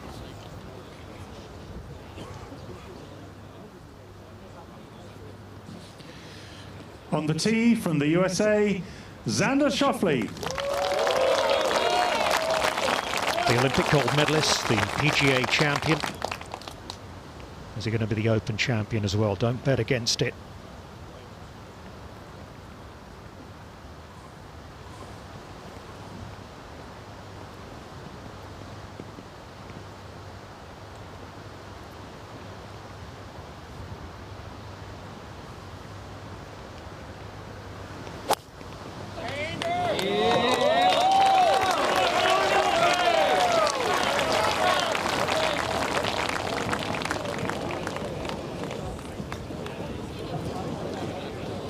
Yeah, safely in the fairway, and off they go. Just 2 more pairings to set off.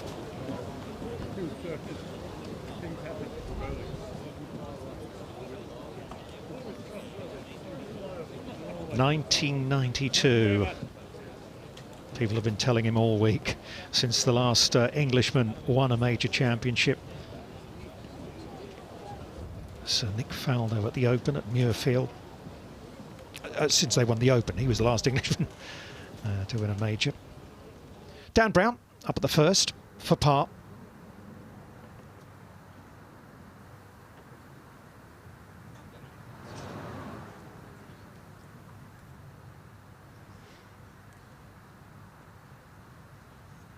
Well, that's a shame, isn't it? Just the start he was hoping not to make.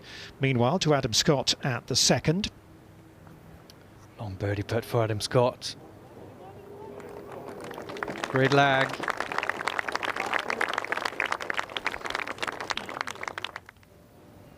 Up to 7 and Rahm from this elevated tee. Yeah, going with the aggressive play here, trying to take those bunkers out of play. First 2 on the right, first 2 on the left.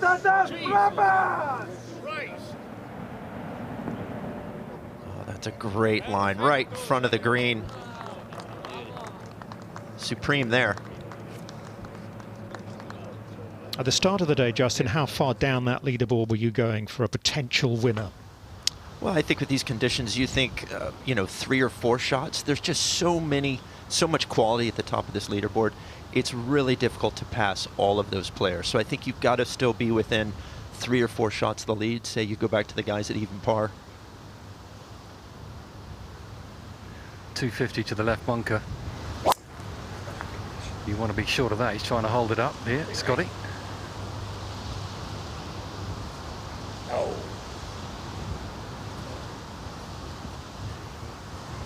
Finds the long grass. Schauffele. We go to Shane Lowry on the second for par.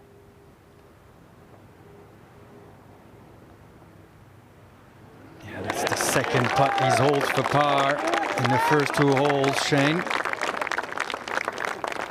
Stays at 1 under, 3 off the pace.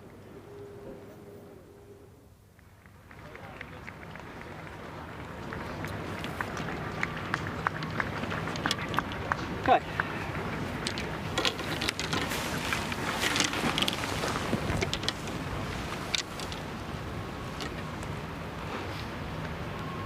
So Rose from just 131 yards. Decent angle being down this right-hand side.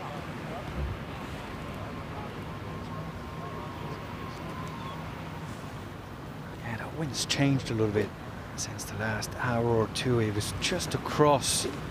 Now it's playing a little bit into. And that first iron shot of the day, you're still trying to just figure out exactly what the wind is doing and how it's going to affect the ball. So I think it's important here. Give yourself a little room out there on the right. Just 10 or 15 feet right of this flag would be ideal. That way you've got a little buffer for any kind of little mistake.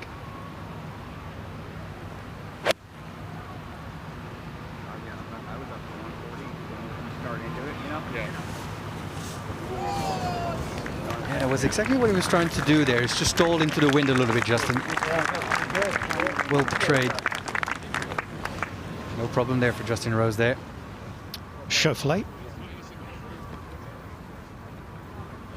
from 6 yards closer.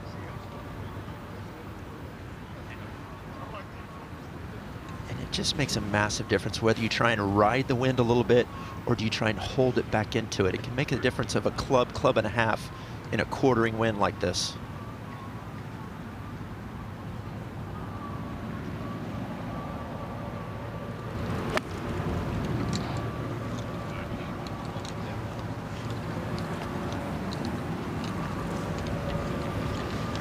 Yeah, same thing for Xander Schauffele. Stalled it into the wind a little bit on the right. It's all good. You coming? Yeah.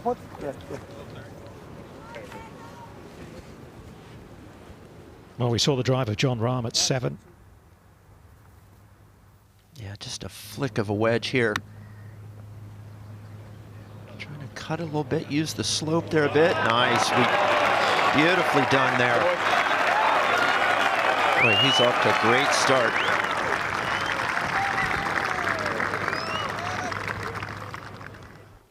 Yeah, he's got that to move to 2 under and within 2 strokes of the lead. So an excellent start, just what he would have hoped for. Shane Lowry digging deep over those first 2 holes with par putts to remain at 1 under par alongside Rahm at the moment.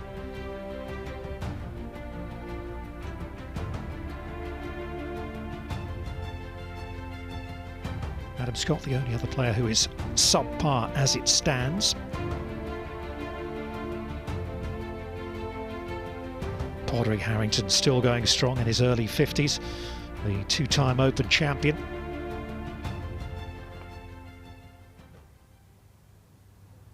Now that is a great look at the layout here, isn't it? What a stretch of land this is. Arguably, do you think, Justin, the toughest test on the Open Rotor when you've had conditions like we've had this week? Well, I do. And with the bunkers being so penal, it's just so hard to have any kind of a normal shot out of these pot bunkers. The ball always ends up in the little edges and creases. And I know a couple times I had to get a foot or a knee even on the bank of a bunker, just praying to get it out. Now Brown here at the second from just 112. Hold. Straight bounce. Trying to cut it back into the wind. Oh, that's a good shot. There's a great opportunity there.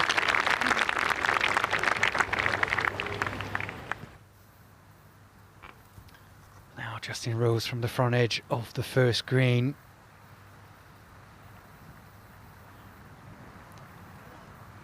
Little bit of right to left there at the end. Getting down to the hole, a bit shy for Rosie.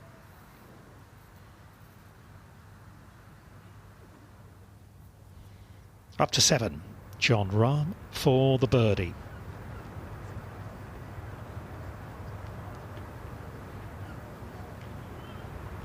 After birdies at his first 3, all pars since.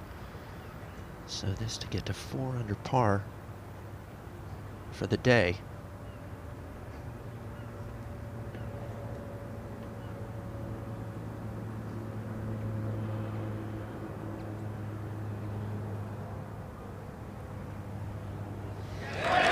And Rahm closes to within 2 of the lead.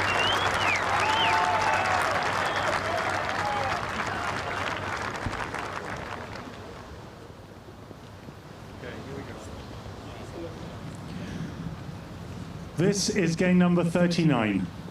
On the tee from the USA, Russell Henley. Shot an excellent 66 yesterday. He's a player, isn't he, Justin, who tends to fly a little bit under the radar, but he's got a lot of game. He does. He's a lot of grit, too.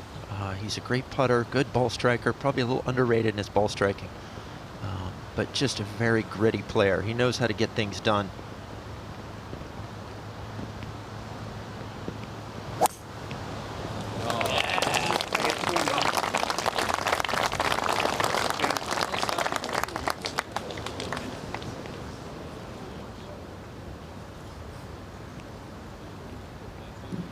On the tee from the USA, Sam Burns. 8 birdies yesterday in a round of 65 for Sam Burns. Saw him rocketing up the leaderboard. Only had his first major top 10 in last month's US Open. And here he is in the mix again.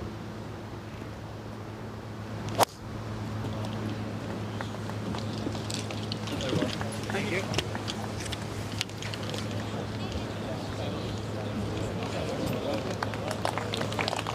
Finds the long grass on the left-hand side, Sam Burns. Up to the green, and Xander Schauffele to open up with a birdie 3. Well, I've watched Justin Rose's putt very closely, get a little bit of a read. Not enough pace. Yeah, that's a little bit of a surprise, isn't it? Having had the teach.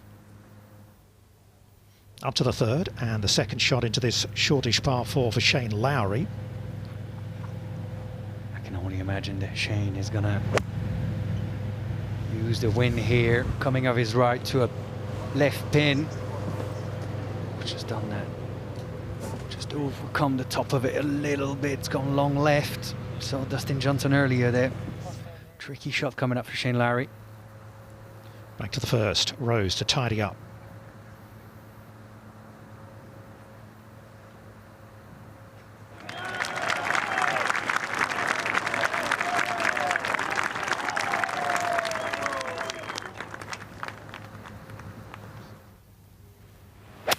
Schauffele from the left rough at the second. That sounded like a very thick lie. Boy, look at this! I mean, with that steep angle of attack, he's able to get down on it and make really good contact. Beautiful play. To Scott at the third.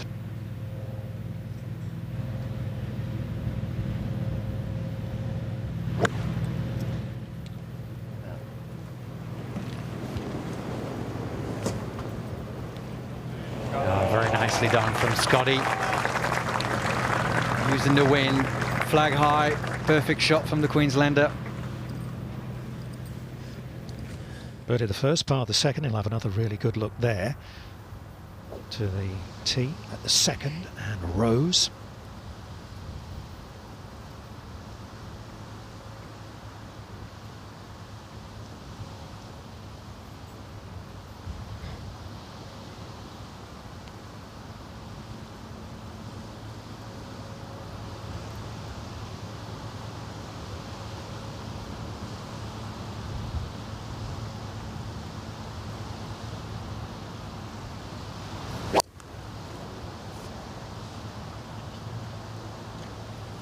Oh, that's hung out to the right.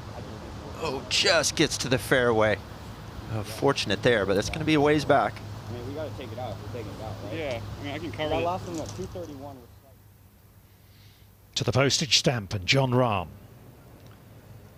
100 yards today, the postage stamp. How aggressive is John Rahm going to be? It's going to check a little.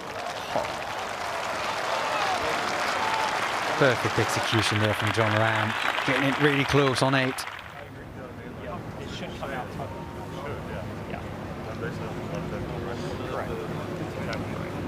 Now, the good thing here is that with the prevailing wind, you see how the grass is laying kind of towards him. It's with the angle of the shaft, so and Sam Burns is so strong, but there's a less of a chance that that grass can really wrap around the hosel, which sends it dead left. But he's aimed way out to the right here.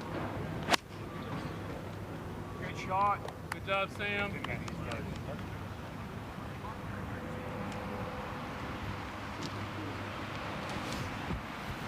Maybe was expecting that ball to move a bit more to the left. Burns Schauffele for birdie coming after this beautiful second shot from the long grass. His putter has been absolutely stone cold throughout the week, Schauffele.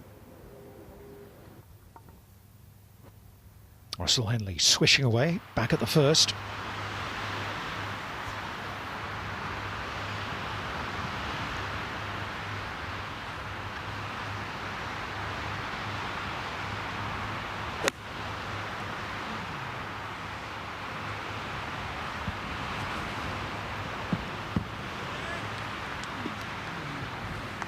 That ball went right through the wind, never got affected. Last one.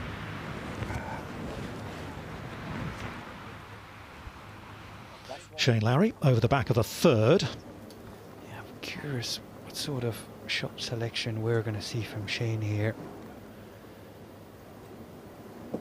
Using some of the fringe there to get this coming. A little bit of work left for Shane for his par on 3. Keeps leaving them 4 or 5 feet away, doesn't he? Putting a lot of pressure on the putting. Dan Brown, bogey at 1. Important one to make there. After the little mistake on the first, Dan Brown.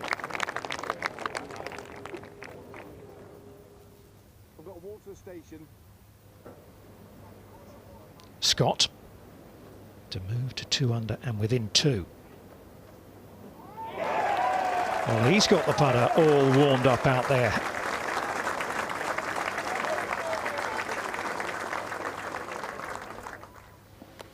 There is the championship leader, Billy Horschel, on his way to the first tee. I want to ask you something, Justin. You know, you've been in this situation before. You've played in so many major championships. You've had an unbelievable career. What's it like the morning or the evening before or the morning like of being in a position like this? It's a little bit restless, I'll be honest. There are nerves there even the evening before. And for Billy Horschel to be in the lead, you know, he did have a great finish back at the US Open in 2013, but it's been a long time in major championships since he's been in this position. And but Billy has a lot of confidence in himself. Great bunker shot there by Sam Burns. Billy's got a lot of confidence in himself and what he's doing. I played a few holes with him on Monday and really liked what he's trying to do with his golf swing and his golf game. There's going to be another birdie for Jon Rahm. Remember, this is to close within 1 of the lead now.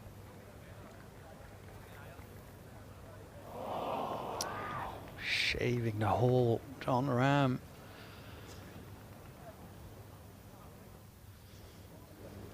Back to the 3rd. This is what Lowry has left himself for par. And that's the 3rd lengthy par putt for Shane Lowry. 1 too many. Difficult to keep making him. Sung Jae Im, who dropped a shot at the 1st, parred the 2nd and 3rd. This for eagle at 4, the first of the par 5s. Going up a little ridge there that bisects the left and right side. Does it have enough pace? Yes, it does. Beautiful 3 there.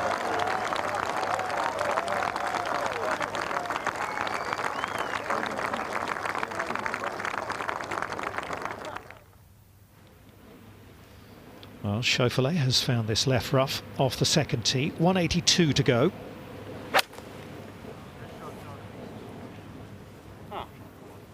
Looked like a pretty good lie, but maybe a bit jumpy. Yeah, you can see it finished up on the high side. The ball came out with that any spin, and that's going to be a very difficult up and down from there.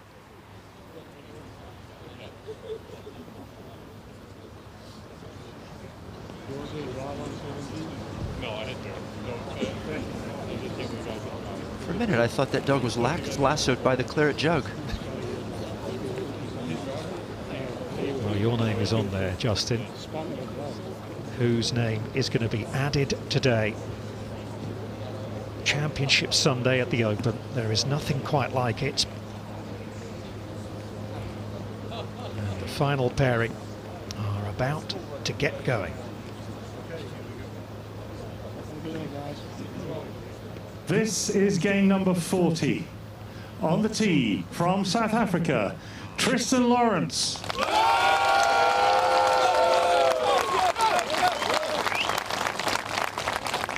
And what wouldn't he give for the sort of start he got off to yesterday? 6 birdies in the first 8 holes. 65 has thrust Tristan Lawrence into this championship. A little bit like Henley, he's a gutsy, gritty sort of player. And he's out with a driver, straight out the gates.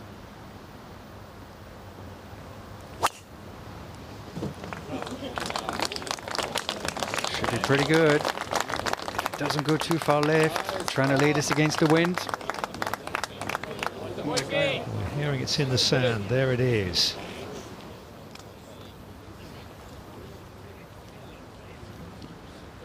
On the tee from the USA, Billy Horschel.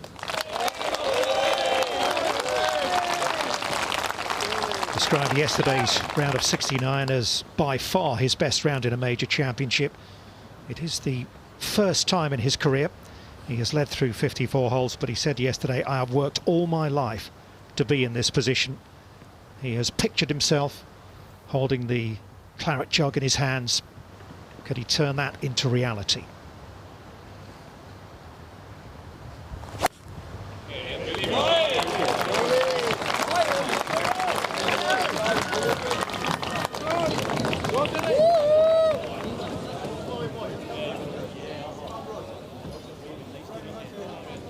If he can play like he did yesterday, he's got a great chance.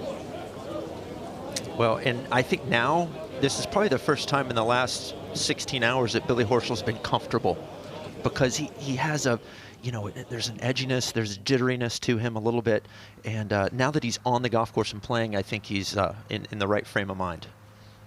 Henley across the first for an opening birdie. Well, this might have come with a little bit of pace, but if that was a little bit further right, that would have found the bottom of the hole. Justin Rose, second shot into 2.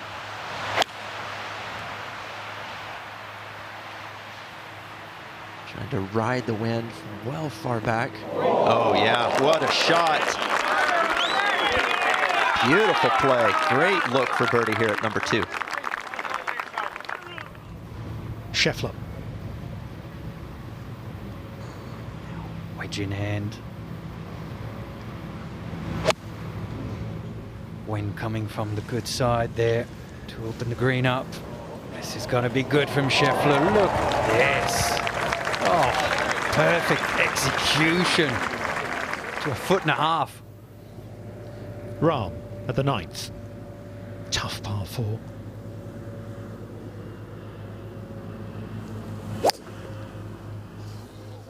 Some people say it's when you make the turn the Troon starts to bare its teeth. Others say actually starts a little bit earlier and starts with this hole.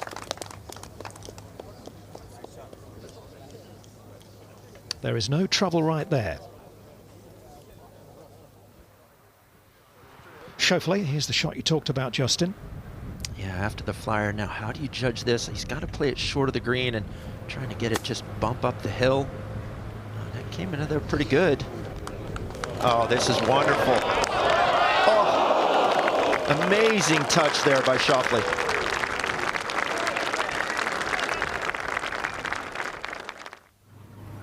Up to 18, and the defending champion, Brian Harman.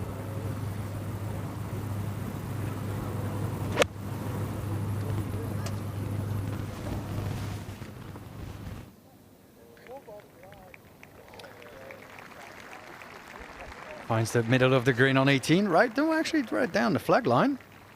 Brian Harman.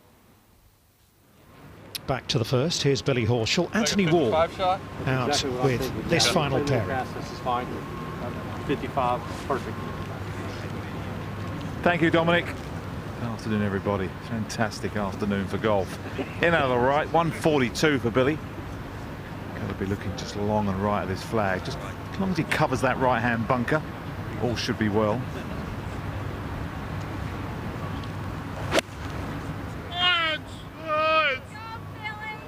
Stay right.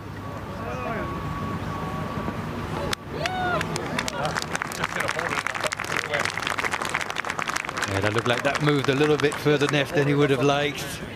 And it's on the green for Billy Horschel.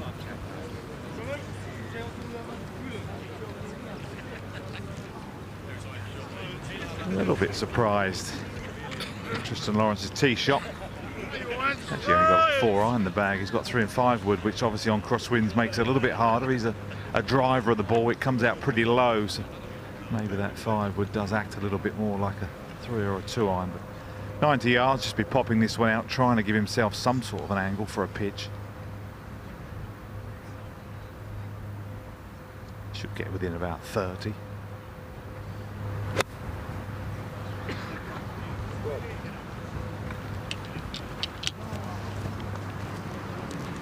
Actually quite unlucky there, because if that ball would have stayed there on that side, it would have made his third shot a lot simpler than it is now. To the third, and Daniel Brown for a second straight birdie.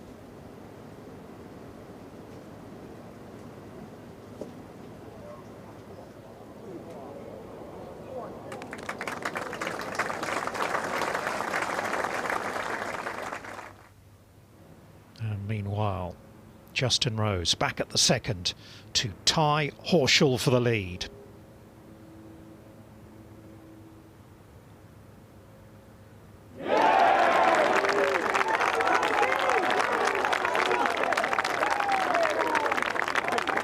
Exactly the start he would have liked, Justin.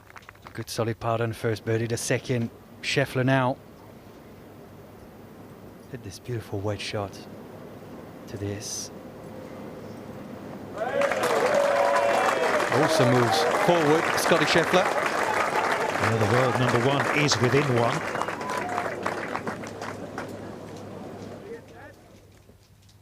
Up to 9, Rahm second.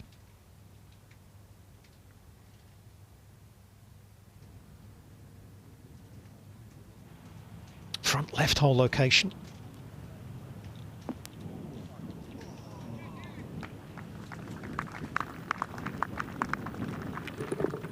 Back to the first. Wally? Yeah, Nico mentioned it. Not an ideal leave. I'm surprised he didn't give himself a bit more of an angle. He's going to have to really chop across this, try and get it floating a little in the breeze. Pitching on a bit of a downslope if he managed to be aggressive enough on this. What a shot. Full friction of the grooves on this flop shot from Tristan Lawrence. Beautifully done. Well, coming off that birdie at the second, Justin Rose on the tee at 3.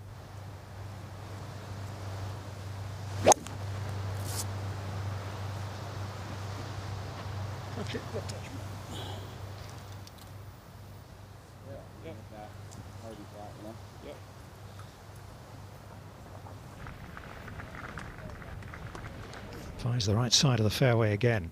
Pretty good to a left-hand pin. To the first, and Horschel for an opening birdie. That second shot just got away from him slightly. It just shows you how strong the wind is off that right side. Just a fraction down the hill, right to left early, and maybe straightening. Not a bad chance at a middle range putt. There's no real stress in this. He can sort of give it a go, not worry too much. What a start. So he moves clear of Justin Rose and leads on his own once again.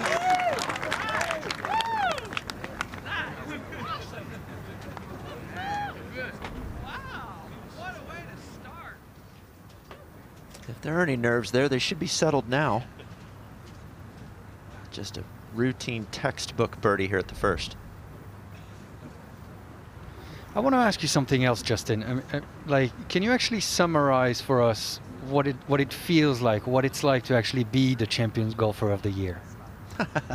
That's a great question. I think it's something that I didn't really think of because I was chasing on Saturday night and into Sunday. But come Sunday afternoon and to be handed the Claret Jug and be declared the Champion Golfer of the Year, words can't really do it justice. And I know I don't expect people to remember it, but in the middle of my speech is when it hit me and I got choked up because I think it just I was a bit overwhelmed about what I just accomplished, and I think anybody who wins the Claret Jug feels very much the same way.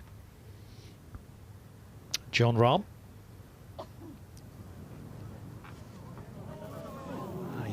He almost had it. He knew that was coming left at the end, John Rahm.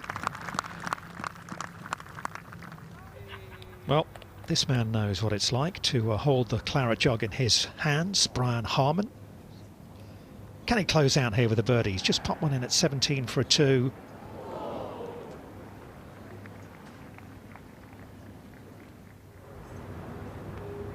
Henley with a chance at the second. Oh, just a few rolls shy for Russell Henley.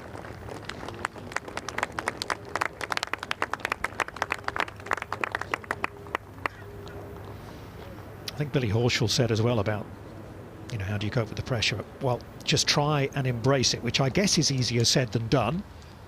But I guess it's the only way you can go about it. And he's got driver out here. Yeah, I think I've always heard a quote that great players, you have to learn to be comfortable being uncomfortable. And you have to really embrace the pressure, embrace the moment, and just try and take it head on. You can't shy away from it, because if you do, you'll wilt very quickly under these kind of circumstances. Yeah, totally agree. Great words, actually. Bunkers up the right. You can flush this, they're not in play. Just needs to get on the breeze a little bit if he can, Billy Horschel. Quite light driver. Set your stall out early. Oh, you haven't got to leave on the range, actually. Left going left.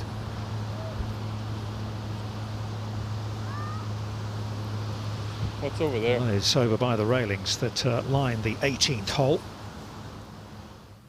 That's quite a wide, isn't it? Schauffele. We saw a few guys hitting this shot close on 3. He's coming from a little bit further back, Xander. Yeah, that's also a good shot into 3rd. Good shot from Schauffele. Same play. And Tristan Lawrence get this up the right-hand side. Let the wind do its job. He does like holding them, though. Strong breeze for that. You good? It's okay. It's okay? Yeah, it's got it. Yeah. Perfect. From Tristan Lawrence. Yeah. To the 3rd, and Justin Rose is 2nd.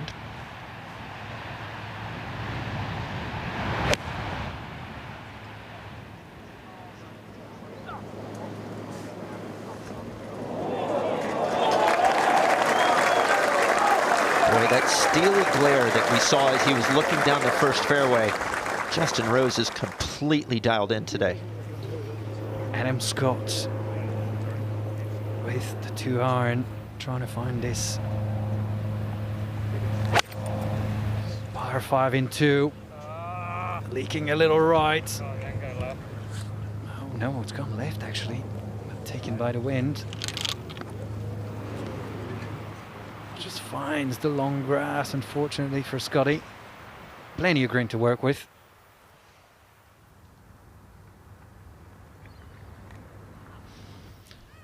So once again up to the 18th, and Brian Harman for a closing par.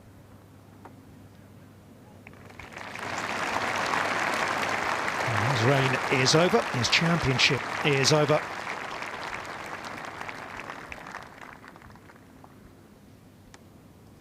Not quite the week he was hoping for, but what a year it's been for him. He said it hit him as he was driving his tractor back on the property, back home.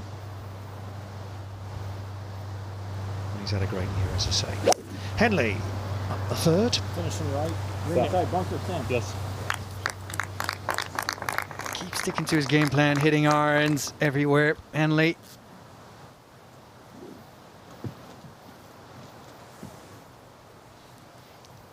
Schauffele beyond the hole at the 3rd, but a good chance of making birdie.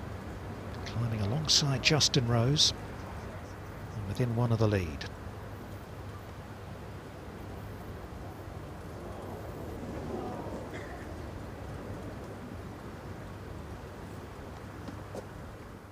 Little opportunity missed from Schauffele here. Now Scheffler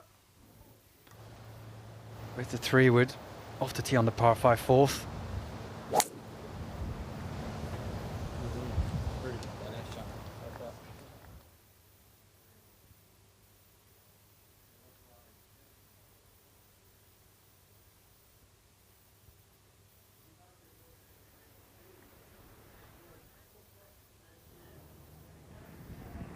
Good view of what's facing Adam Scott here, Justin. Yeah, and the lie with the longer grass just makes it a little tougher to judge how it's going to come out. That came out a little soft. Trying to get up that slope, it's just going to come back a couple of feet. If that had stayed in just the first cut, that would have been almost an academic up and down, but now about 15 feet left for his birdie. Well, Billy Horschel's tee shot down the 2nd, got on the wind. Took a big bounce left.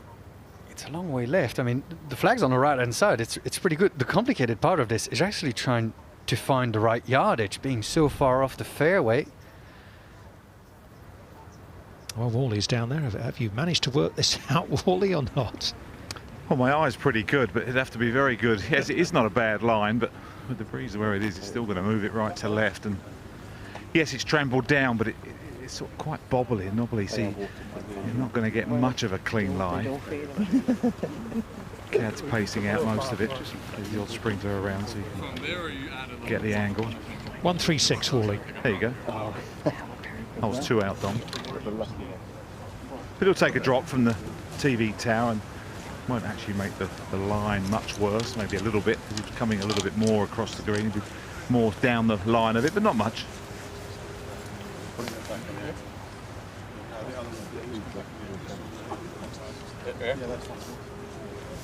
And I've got, you got anything? To Shane Lowry. Wonderful bunker player. This will test his skill, though. Long bunker shot, needs to fly it all the way there. Oh, yeah, he does. Wonderful play there. Rose for his birdie on the third.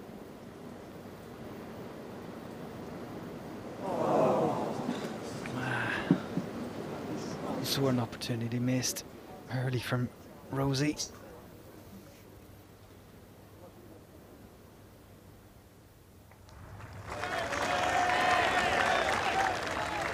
Up to 4, Adam Scott up the slope for a birdie 4. This to climb to 3 under within 2.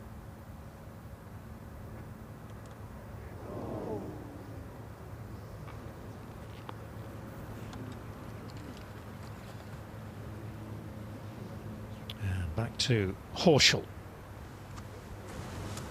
It's at the shot that I wouldn't get too hung up on this, hanging it out to the right, just let it drift away, give yourself a pretty level putt. 136, you know, just get it somewhere pin high and hope it doesn't go on the breeze. Go on. Billy. Well done, Billy. Good shot, Billy. Yeah, that's perfect. Was out of position off the tee. Finds the green. Horschel on the second. Lawrence from 114 yards here. Yeah, it's a nice, comfortable number actually for Tristan. He does play these very well. He's normally quite clean with his long stuff and quite diggy with the wedges. So maybe, hopefully, he can catch this one quite clean, keep the spin off this. Just need to be aggressive and get over that ridge. I think it will come back towards him and feed left if he doesn't carry it far enough. Saw how he kept that face open, trying to hold it into the breeze. This will have some spin on it. Yeah, nicely done. Lovely shot. The voice of the 1997 Open champion, Justin Leonard. Justin, thanks so much for popping in. It's been a pleasure to have you. Safe travels home. Thank you very much. I'm not going home yet. I'm going to Carnoustie on Monday for the Senior Open next week. Well, enjoy. Should be a lot of fun. Thank you, guys. Appreciate it. Nicely done. What a good birdie that is for Shane Lowry from the sand. So the drop shot at 3 is recovered at 4. Back to the third and Henley.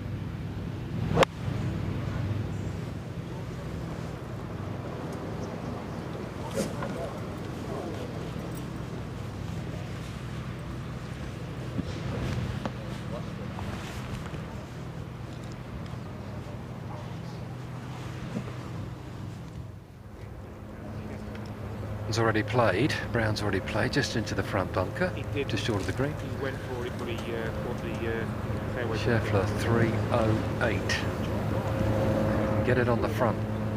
Don't think he can get it all the way back there though from here.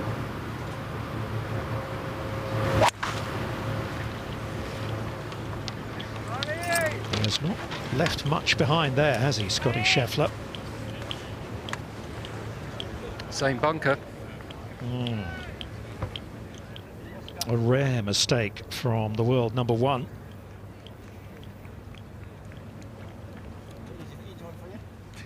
Easy one for you. Looking over Billy Horschel on the second green. And heart rate would have been up a little, wondering whether Billy's ball would have been in the long stuff. Right to left, up the hill. for an unlikely 3, it has to be said.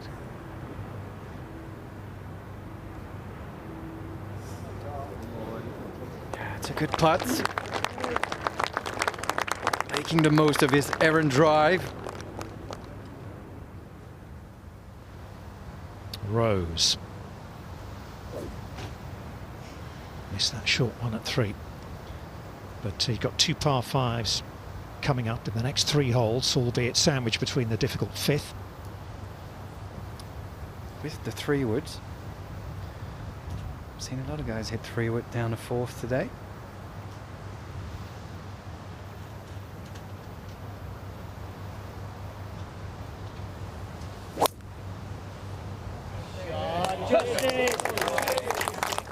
It's coming in left a little bit with the wind.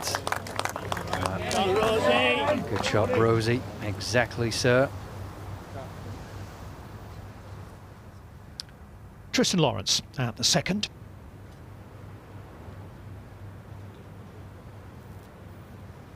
A little bit of left to right on this one.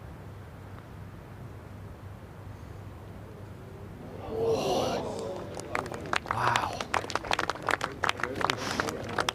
Extremely close. For a 3 there, Lawrence. He's a seriously good putter and he's got strong nerve. His putting doesn't desert him when he gets under the cosh, which is a great thing. Well, we had the twitches and waggles, didn't we, from Brian Harman last year. This year we've got the way that Billy Horschel creeps his way in behind the putts.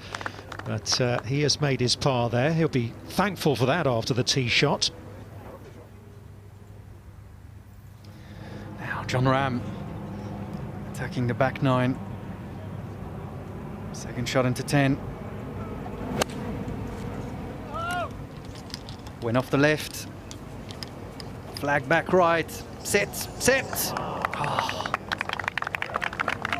Just over the back on 10, John Ram.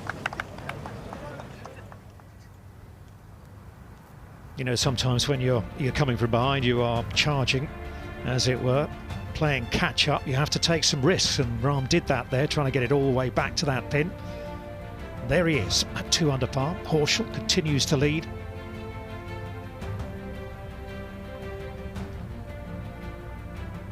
And still, Tony, 8 players within 2. It's going to be some afternoon, isn't it? This, I mean, this is what you want at an Open Championship. Guys clustered together, bunch of guys with a chance of winning. There's a chance of guys to come from behind as well and do something special. They're all chasing this man who is extremely competent and a fine golfer. That he is, Tony. That ditch that runs across the fairway, just on this breeze, just not quite doable. I think it was 280, you might have a go, but you just want to sort of feather something up the right. And it does suit Tristan Lawrence, and in fact also Billy Horschel, really. They both can hold it quite nicely on a right to left. That's maybe one of the reasons why they are up the top of the leaderboard, because they can keep control of their ball flight. Just want to ideally hug the right side and then take the second from there. Ignore the flag early on. Straight bounce. Straight bounce. Yeah. Ooh, that's a mistake. Oh, you got It is a mistake, Tony. You know it. Finds a pot bunker. Now, looking at Adam Scott on the par 3 5th. Strong win off the right.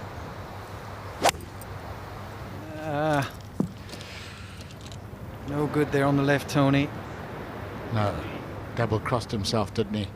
I think trying to hold a fade and flipped it over. This is not pretty here for Dan Brown. And it just got a lot uglier. Still his shot. Oh, here we go, Tony. Driver for Lawrence. Almost all out attack, isn't it? Yeah. This is his most comfortable club in the bag. On his tiptoes. Yeah, he went big at this end. Maybe gone a little left. Just past the burn. He looks like he's found a nice clean little lie there. He's got no fear, I'm telling you. Be warned. Wasn't a great approach, was it, from Russell Henley? Very nearly popped it in that right green side bunker, but he's got this long range one for birdie, and he's a good putter. How close was that for Henley? From 40, 45 feet, Schauffele. Just don't make the same mistake as Brown. And you've got more sand with it. Well done, and left the flag alone, just in case it didn't go the full distance. Smart, smart play. Now Sam Burns. That is for par on the third. He's found a bunker off the tee. Oh, it was coming in so nicely off the right there for Burns. Be a drop shot.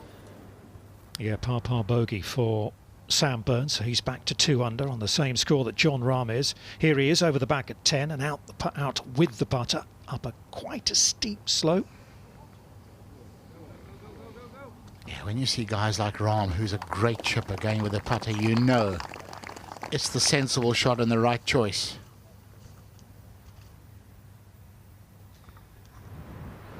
Now Adam Scott's second shot at the par 3 fifth. Oh, playing the bank beautifully. Oh, what a beautiful shot. Man with a lot of links experience, playing a lot of golf on the sand belt. Experience that's coming in handy. Schauffele for birdie. Great bunker shot to get it here, best he could do. Just a touch off the left, I think. Just along this ridge. Getting there. Well, if that putter warms up just a little bit today, it's going to be so dangerous. Massively long putt here for Lowry for birdie. He'll be delighted with 2-putt par, or maybe he can do better. What a putt for Shane Lowry. Back-to-back birdies, 2 under par. 3 off the lead. Here he comes.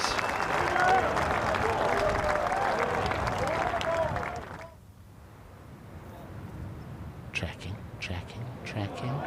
Will it? Oh, yes, it will.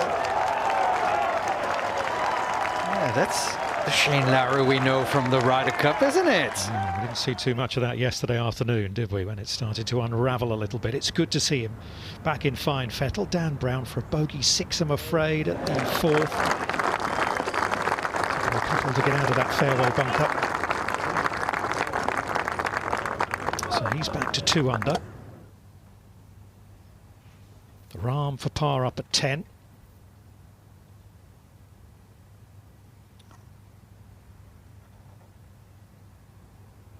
Yeah, he was meticulously lining this up. It's a good par on 10 for Jon Rahm. The most daunting hole on the course next up for him as we head back to the 3rd. We know that Billy Horschel found the fairway bunker off the tee here, Wally. Sideways. So this, as you said, 3rd shot. It's not helping the breeze, but certainly on this angle, it's almost going to kick forward when it pitches the green. So he almost needs to lay back off this.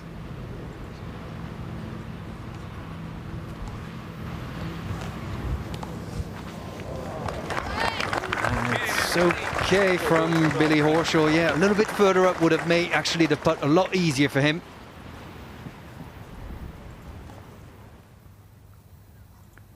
There is nothing like hitting a wedge shot of a crisp links fairway. So good.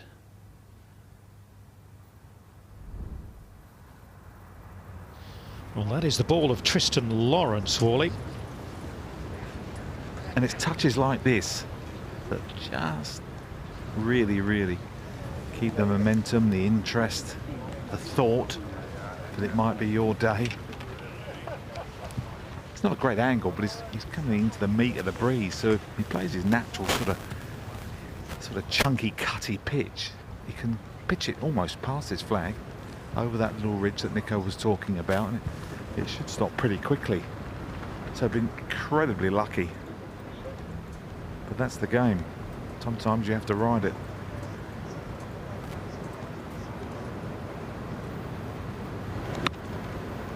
he's using the ground here, Tony. Look. Oh, Tony, how good is this? Extremely. I don't think any of us really anticipated him doing that. He saw the shot and produced the goods. Clever, clever play.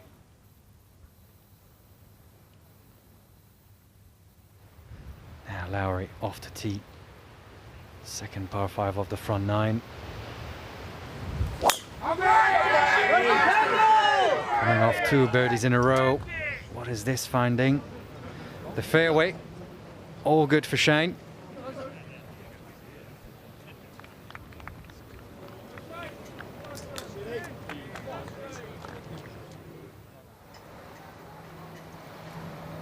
Scotty Schauffele.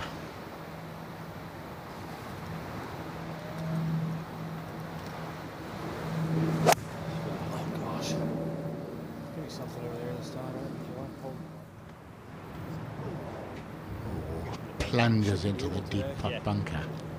Definitely. You have a swing, it's a pretty basic shot.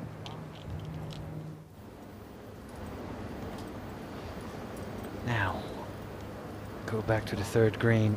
Billy Horschel, Anthony, is this what is this doing? Well, I'm just still stunned by the pitch.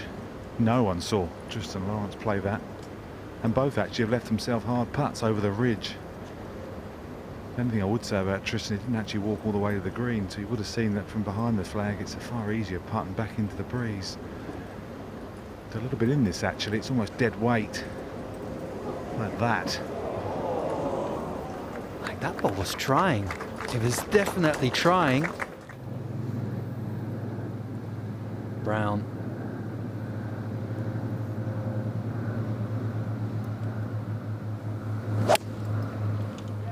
Now that looks like a good swing.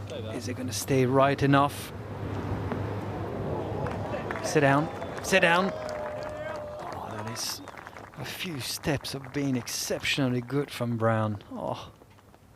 He has had 1 or 2 bad breaks out there, hasn't he, over the last couple of days.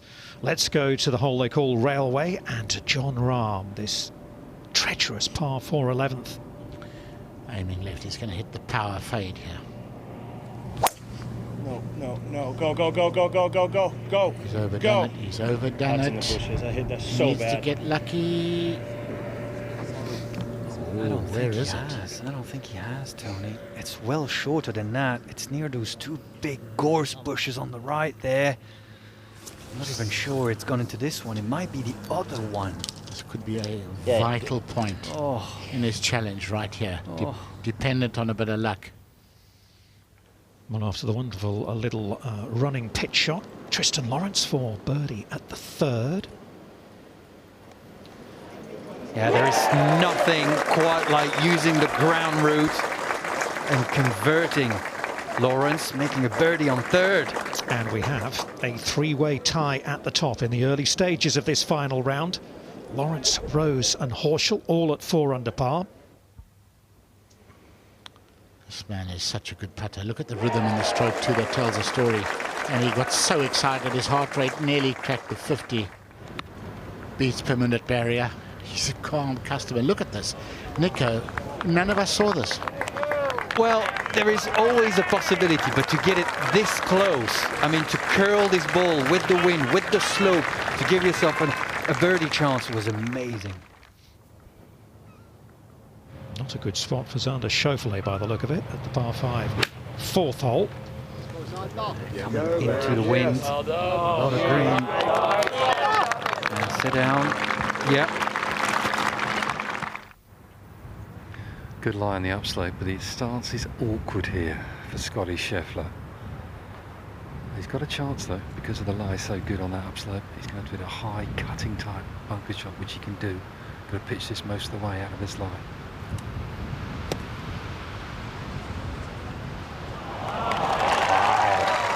To find the right weight out of the bunker there with the height. Get it to stop right by the hole. Beautiful shot from Schauffele. Up to co-leader Justin Rose.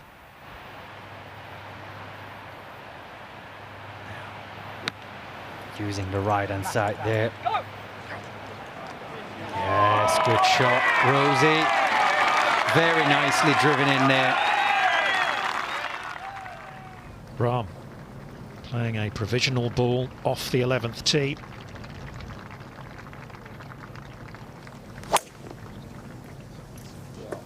Yeah, I'm sure Tony would have liked to take this one back now. Oh, wouldn't he just? Not for a second in his mind did he think he could lose it right. He was set up left. Maybe got it a little bit necky, but at the heel. Unlucky for Dan Brown. With that tee shot, he had a really good tee shot, and that's just stuck in the upslope.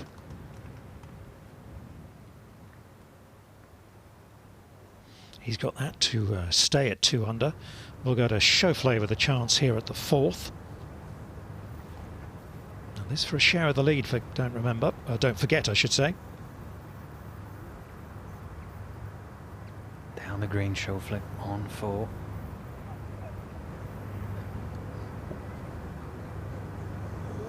Just a lot of movement at the end there.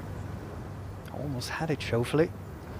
Well, they say you need to make your score, don't they, over the front line here at Royal Troon, and that is 4 straight pars for Xander Schauffele, so not really taking advantage.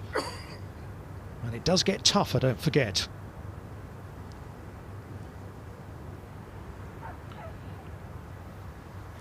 Tough fairway to find this on this breeze. Big bunker down the left, biggest on the course, but at 300, it's a tough one, really, to shape it away from that, because you're just going to kick lefts. You have to hold this. That left rough's getting a workout, I would imagine.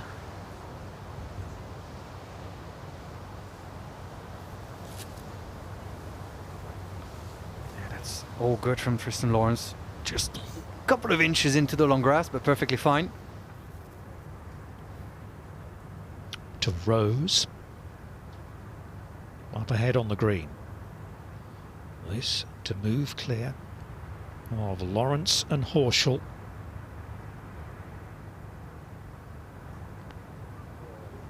And Justin Rose leads the Open. 2 birdies in the last 3 holes. An excellent start. The dream remains alive. We are in for some stories this afternoon. I mean, look at the pace. He's just hammered it in there. Taken all the break out of it. Should have been a little right to left if he did it softly. No. Let's go straight, slam it in the back. Great birdie.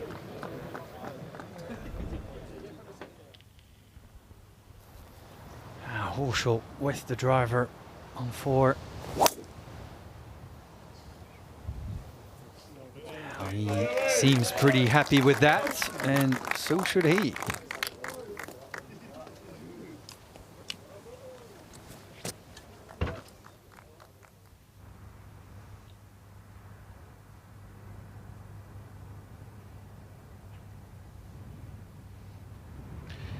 Important putt here for Dan Brown.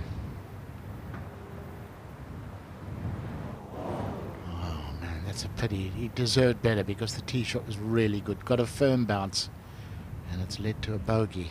So was the chip at the back of the green. It was very well executed, just didn't really release into that bump and run. Burns getting ready to hit his second shot down 4. 3rd shot. 150 yards. Went off the right.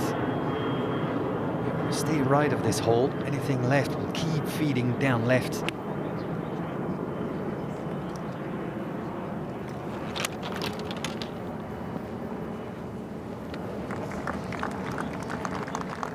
It's okay. He's wrong side of the slope, if you like, really.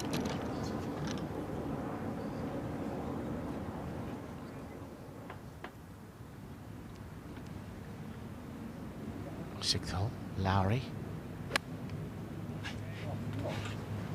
3rd shot into the par 5, and he's going to be furious actually with that shot, because he's expecting to pitch that probably a little past the flag. I just got the wind wrong. Well, back at 4. The third shot now for Russell Henley.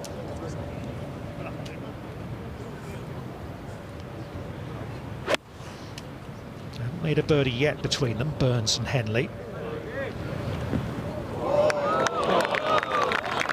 Just a little bit unlucky from Henley. They're a little bit short, too much in line, and the ball feeds down on that tee a little bit further away from the hole than he would have liked.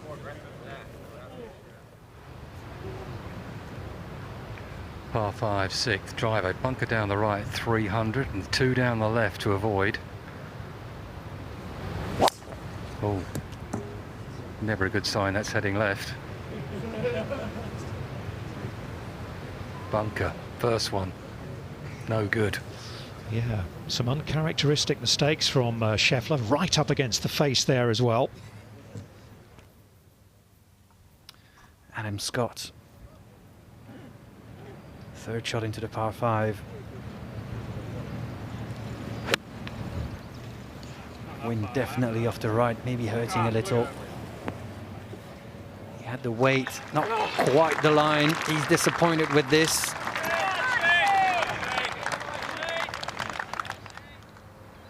Great look over the par 3 fifth hole.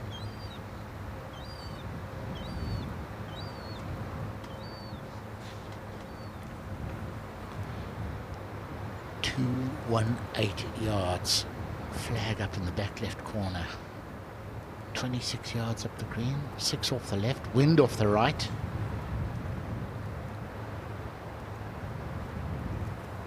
Fire it at that front bunker like that, let it drift back on the flag. Has he got the right club? Pretty much not a bad shot at all there from Rosie. I think that was exactly what he wanted to do, Tony. Making good use of the left-hand side of the tee, opening up that green with the wind. Beautiful shot from Rosie.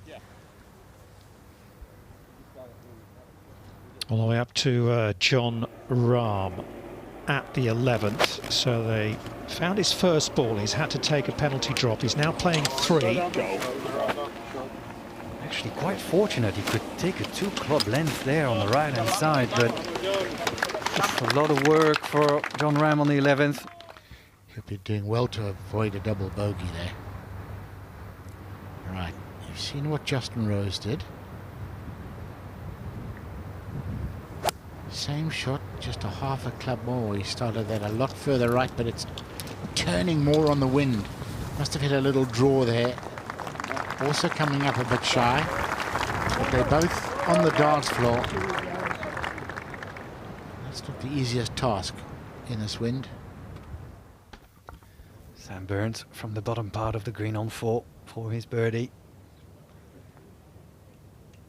Oh, I had to give this a serious whack. A bit too much of a whack, actually. Shaved the hole, but a little bit past now. Shane Lowry, long birdie putt on 6. That is slow. Probably moving a little bit from his left. Oh, it's looking good. It's looking good. Shane! Oh. Oh. Couple of dimples short. Oh. It looks so good. So good.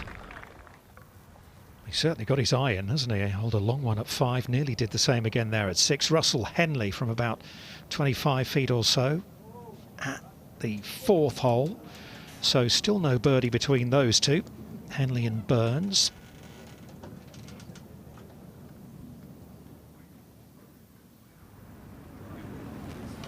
And with a weight back down number 4 as we watch Sam Burns. This is what he's left himself apart.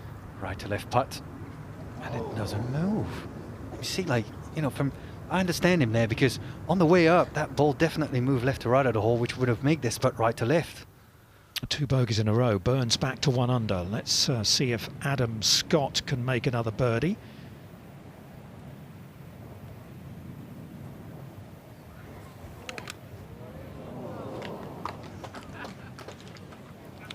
Tiny bit less pace. Might have found the bottom of the hole, but I think that's run on a couple of feet by. Further certainly than he would have wanted.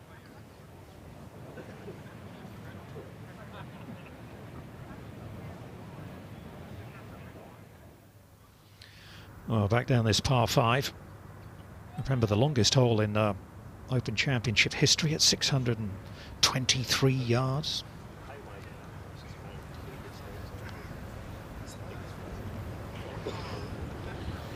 Steep lip on this bunker. He would like to go out to the left, but he can't get a stance. Well, I mean, Heads up, Dan. Sorry. you have to be so sure you're getting this out. That's why they were looking to the left-hand side. Got to be sure about what you're doing here, Tony. I mean, no ambition. You want no ambition here. Just get it out. Which is exactly what he's done. He's just treated that like a 15-yard bunker shot, greenside bunker shot. And we'll have a very long third. On the flat, Dom, so rightly so going for it. Billy Horschel was on the side slope, so did the right thing. You can certainly get this chasing, you never know. I like this play when you hit a good tee shot. Just short left of the greenside bunker. Good shot, great leave actually. That's perfectly fine. We saw a few guys' balls like going down into the long grass there. He's kept it on the semi, which is great. And he's a chipping artiste. Let's go and watch Schauffele for birdie at 5. A mini version of the Lowry putt.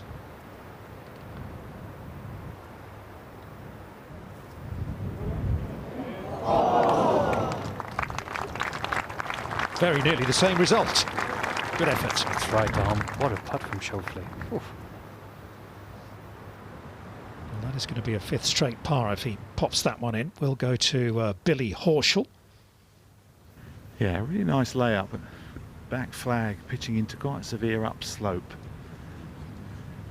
Sort of one of those you want to have a go, but he's quite good at sort of hitting a little hooky one in there and getting that first bounce rather than having to fly it all the way. Yeah, he's done that here as well.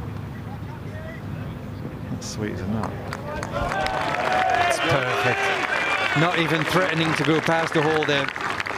Pinpoint accuracy there from Billy Horschel. 2-5, and Justin Rose has a putt here to extend the lead to 2.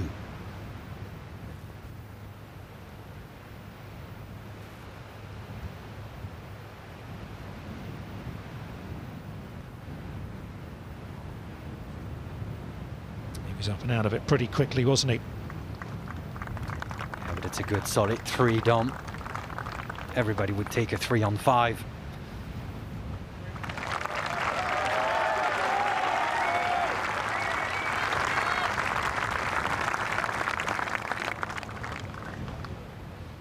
Over on the par 3s this week shows how tough they've played. Now Rahm, can he salvage a bogey?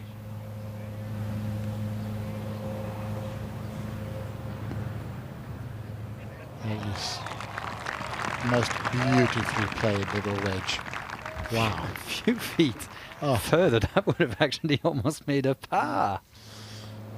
Lowry with driver on 7. It's been a popular play today. You maybe want this to come a little bit further left on that line. It's fine. That would leave himself a nice little pitch into 7, Shane.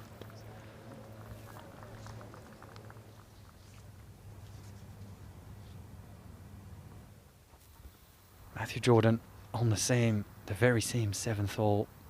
Left to right putt this. He's got it. Very nice from the Englishman. A little bit of everything out there today. Double bogey at the par 5 4, 3 birdies and drop shot at the 2nd. Rahm to drop just the 1 shot at 11.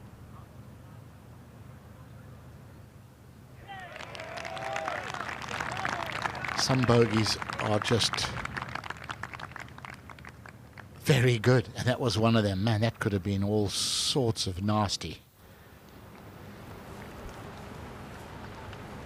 Skinny sort of lie for Lawrence. Hard to really get this running and chasing up that ledge. He's Actually quite big a ledge as well into the breeze. Luckily he sees these quite low, so this is what's needed. You don't want to be popping this up, it would catch it and spin.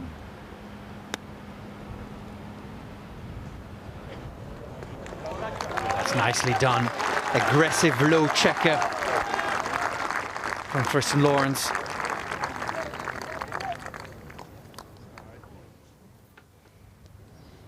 It's impressive, isn't it, from Lawrence? He has not looked phased at all by being in this final pairing. Not going too well for Scotty Schauffele here at the 6th. This is his 4th shot at the par 5 from just under 80 yards. Yeah, this is going to be quite a momentum keeper. Par save, trying to get this in close, 78 yards. Driving in it low, Skippy up and check. Oh, just catches that little slope down the right hand side. Good shot from Scotty Schauffele. Oh, what a clever flag this is. It appears right to left, but isn't.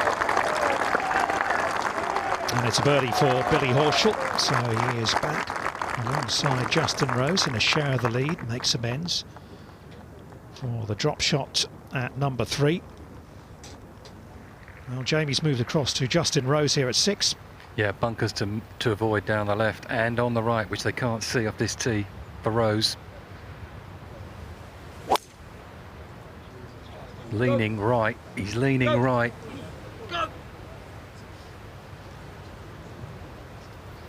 Yeah, just creeps into the semi there, Justin Rose. It's all good. And Tristan Lawrence to grab a share of the lead once again. There we go. I saw him on the range warming up this afternoon, and I tell you what, he could have been going out for a practice round. He was so chilled. He has a great demeanour on the golf course. And Xander Schauffele off the 6th. Wind's picking up a bit, it's off the right, slightly hurting. Oh. Go for the left. He doesn't like it, Jamie. It's heading left for Schauffele. Missed the bunker though. It's okay, yeah, correct. Missed the bunker, semi-rough, opposite side from playing partner Justin Rose. Yeah, that's actually just about as good as a good one. Anything that's not on sand will do. Not that we're not very in. This is going to be a great combination today. Fooch and Rosie, plenty of experience there. Russell Henley on 5, the par 3.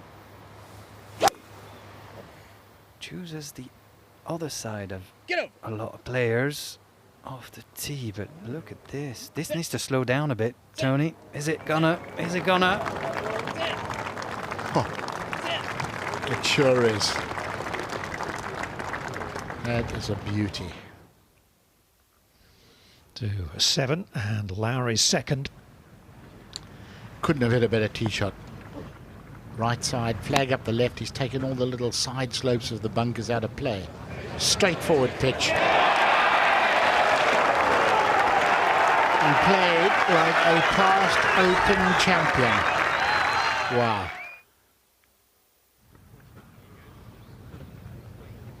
You could tell he was always going to hit this close. This is bread and butter for Shane Lowry, driving it low aggressively with a bit of spin. 6, Schauffele for par.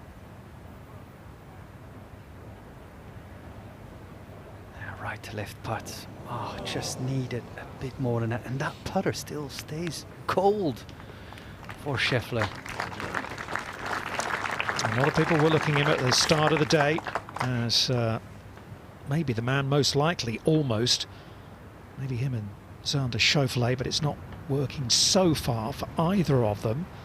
And to repeat, it's usually on the front 9 here at Troon that you make your score and then try and hang on a little bit. Fine iron shot into 5 from Sam Burns. Yes, he's got it. Moves to 2 under par with that. First birdie of the day. Right after 2 bogeys on 3 and 4.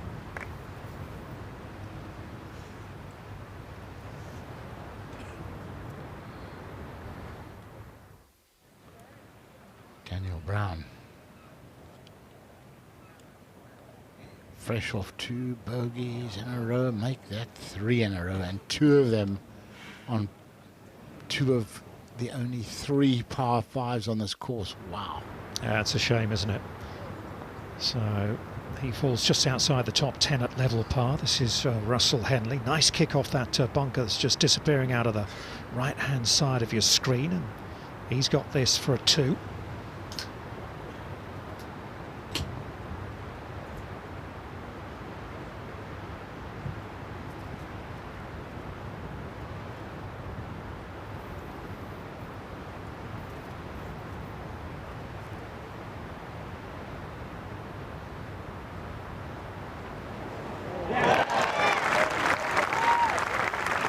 Brilliant from Russell Henley. Moves to 4 on the par, 1 shot off the lead with a birdie on 5, the par 3. Justin Leonard, been in here earlier today, said he's got plenty of grit, and it shows. Adam Scott. Long birdie putt at 7. Good for a while. And he needs to make his move soon, Scotty, if he's going to be a threat. As you've seen, the 5th 218 today. It's the first time the wind is almost just slightly helping. It's probably dead across. As we go along the coast, it is just moving a fraction. Carry that front bunker, all will be well. This has to release a little. Trying to fight the wind. Yeah, I agree with you. He's a guy, his favourite shot is a fade, but he can move it the other way. I think the draw to that pin was a preferred shape. Now Shane Lowry for his birdie on 7 to move to 3 under. Yes. A lot of people around in that part of the golf course. 7, 8.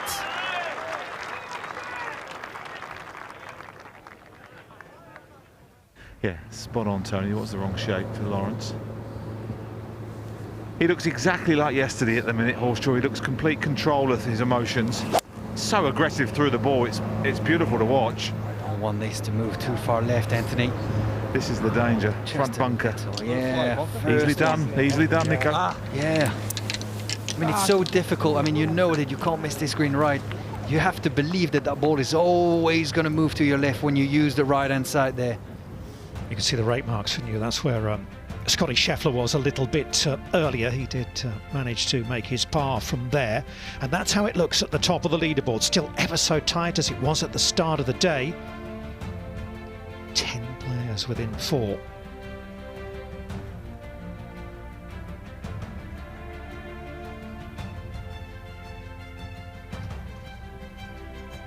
Dan Brown just drifting a little bit, I'm afraid. Those 3 straight drop shots. 68 earlier today for Jason Day, a former PGA champion. Nicely done by him. As we go to the 8th tee, the famous Postage stamp, and of course yesterday, where Shane Lowry rather came a cropper, I'm afraid. Found coffin bunker on the left-hand side. That's a much easier shot today on 8. Just a little bit of breeze off the left. Only 100 yards.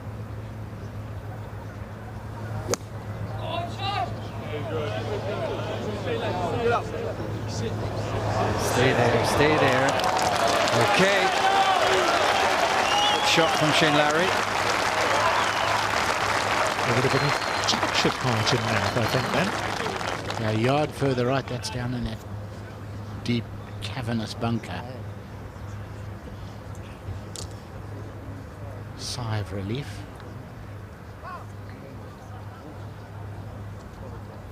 Yes, the dental appointment is over for him.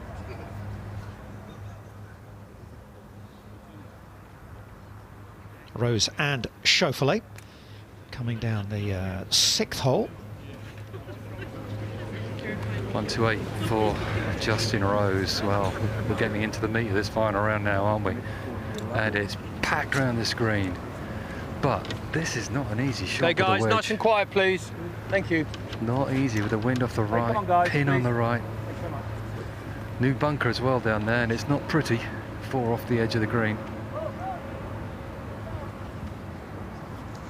Just settling down to the right-hand side. You're going to get this all day, aren't you? The excitement's high amongst everybody, all the crowd. So he's got to be left to this pin. He's going to try and hold it up as much as he can, JR, but to get it close, he's got to challenge that right bunker. Risky. I don't think he'll do that. He's too smart.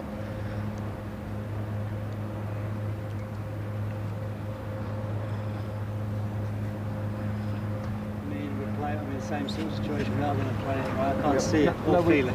You've got to play it, mate. We've already had experience of this. Okay.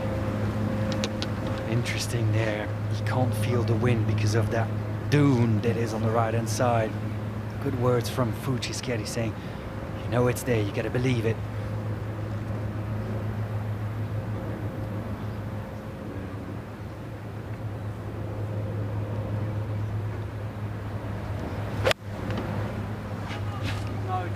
Go left. Good luck.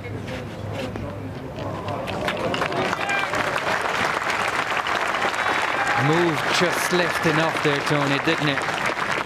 Yeah, it sure did. He was a little worried. He couldn't see the landing area. Schauffele.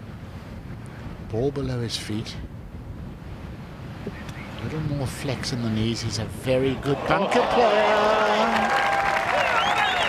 Oh, he made that look simple, didn't he? It was not. Schauffele. Much better angle for him. He can hit this up into the wind, which he's tried to do. Beautiful shot, right down the pipe from Xander Schauffele.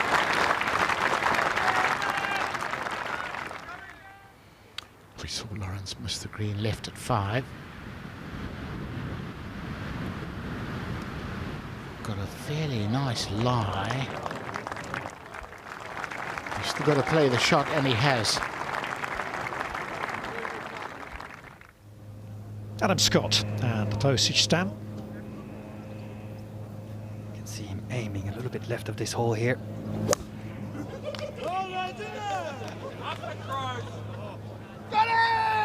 It's going to come back a bit.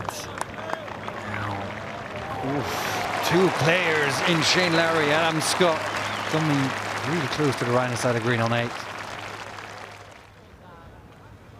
Yeah, and he's going to give Lowry a little bit of a teach, isn't he? Lawrence for par at 5 to remain in a share of the lead.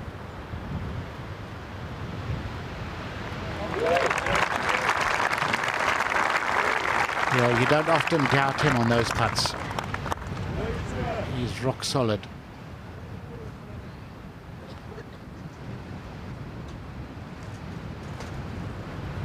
Coming into Prestwick Airport, and this is the reason why it's the longest runway in Britain, because they have a lot of those huge cargo planes as Schauffele brushes his in. Great save from the bunker.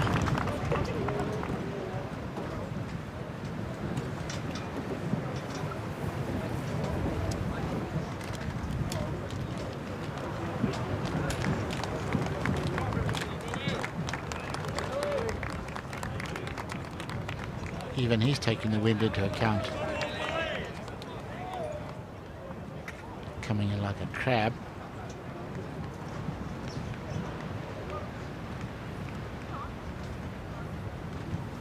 Touchdown.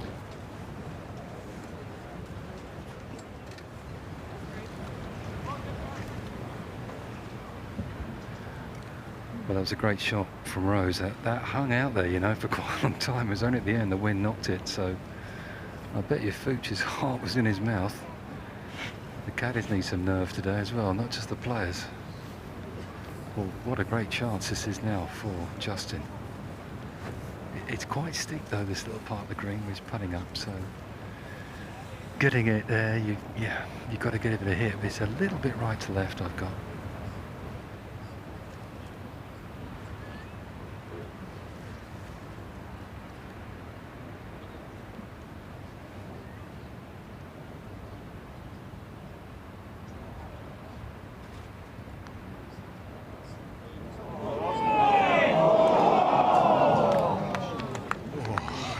close, so close.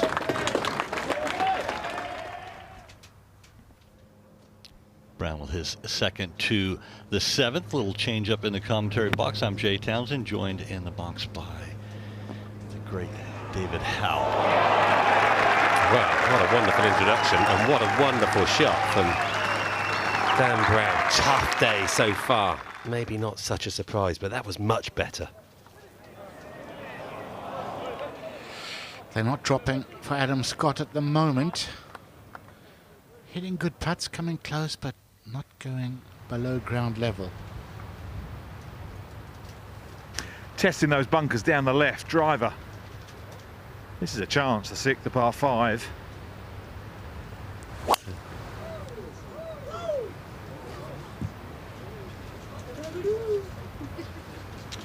He's got a lot of weapons in his armory, and one of the strongest is the ability to hit that driver as straight as he does. He's not scared to hit it on any hole. Schauffele on the 7th. Time is of the essence. Got to take every single chance on the way in.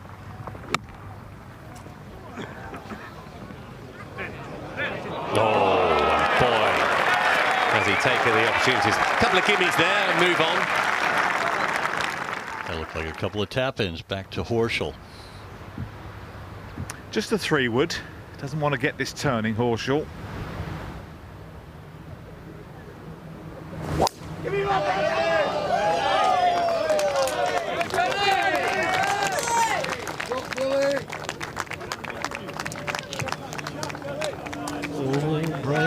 Breaks. Fine. It was never gonna reach, says the caddy. What a nervous Nelly he is. Actually, it makes the second a whole lot easier. It's good work. Lowry's had the putter working. This for birdie at 8. Break. Oh, it's fist pumping time for Shane Lowry. 4 birdies in 5 holes. Now that is a statement.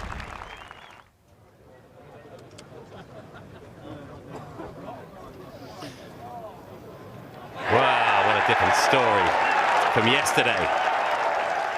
The postage stamp did for him yesterday. No doubt about it, but it's delivered for him today.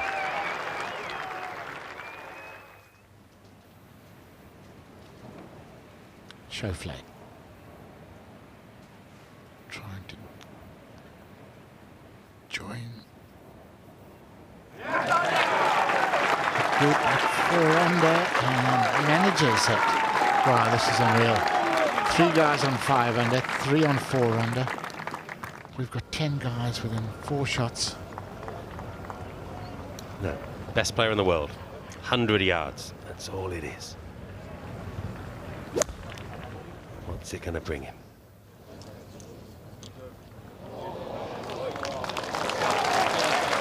Both Schauffele and Brown did tap in for their birdies at 7. And that's a birdie putt coming at the 8th for Schauffele. Driver. Schauffele. Nearly in reach of screen. Needs a hot bounce to do it. Many have come close.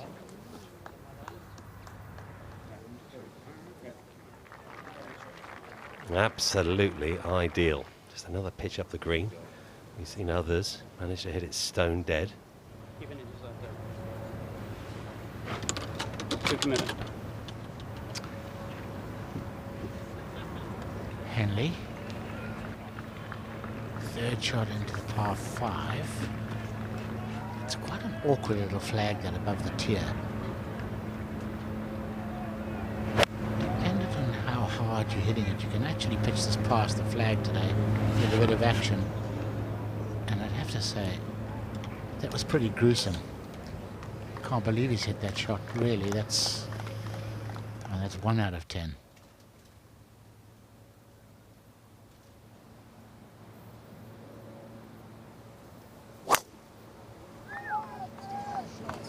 I'd need some luck here. Might just need a bit of luck. Avoiding the bunker was helpful.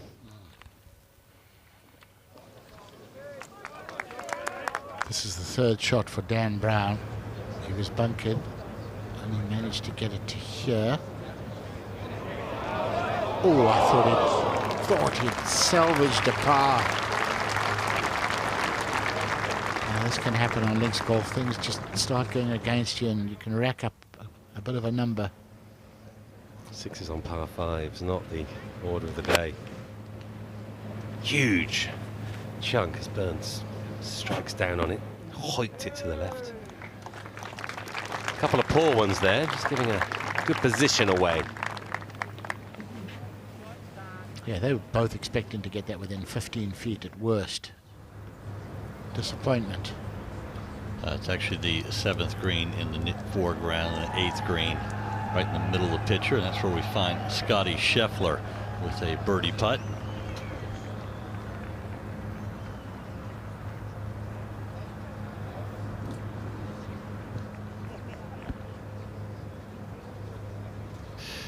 Should be just a little from the right, one would think.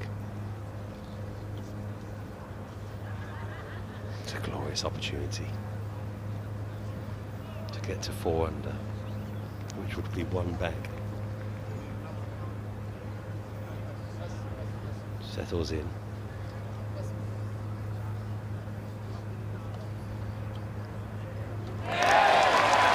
Knocks it in.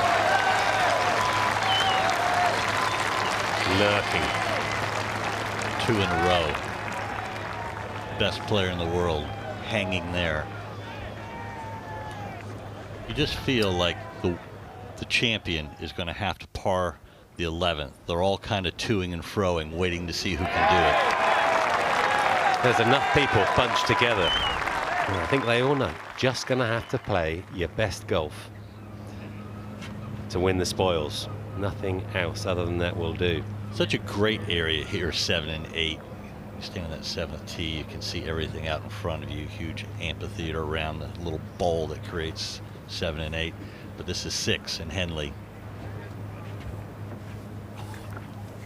Comfortable pairing, I fancy, for these two. Probably fairly friendly over there on the PGA Tour, comfortable in each other's company. Careers kind of at the same point. Looking for their first major championship. This would help.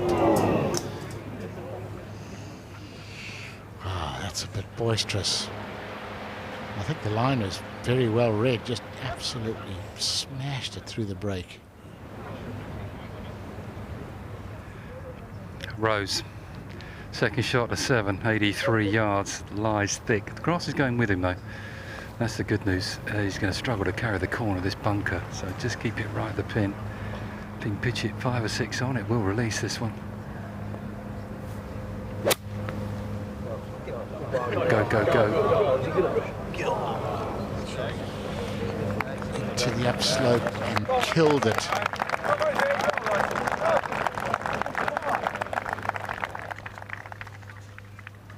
Birdie attempt. Further away than he would like. Oh. Inches away.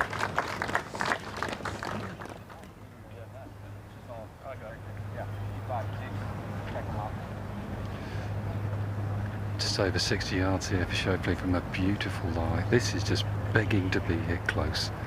This will pitch halfway, skip and spin.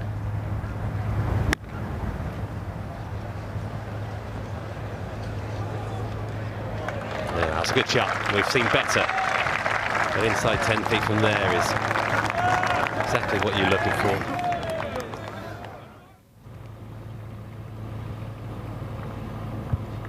Lowry. Nice drive at 9, just 162 to go. Giving it a little bit of a lean. You'd have to think he hasn't quite flushed that one. Great start to his day, though, Tony, isn't it? Back right in. It was leading out of it for a few hours, and now, oh, one behind, 9 to go. It's there for the taking. A great position to be in, isn't it? Coming down the stretch shortly. Henley, he knows knows what to do. He's seen what it did on the way by. Tiny bit of right to left. Bravely done. No hint of nervousness in that stroke. It's there, though, isn't it? We know that. Multiple winner in the PGA Tour, never really contended at this level. Schauffele at the 9th with an iron.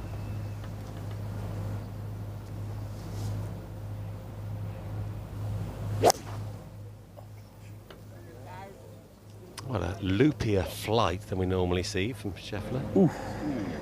Where did it actually go? Oh, no, sir. Oh, I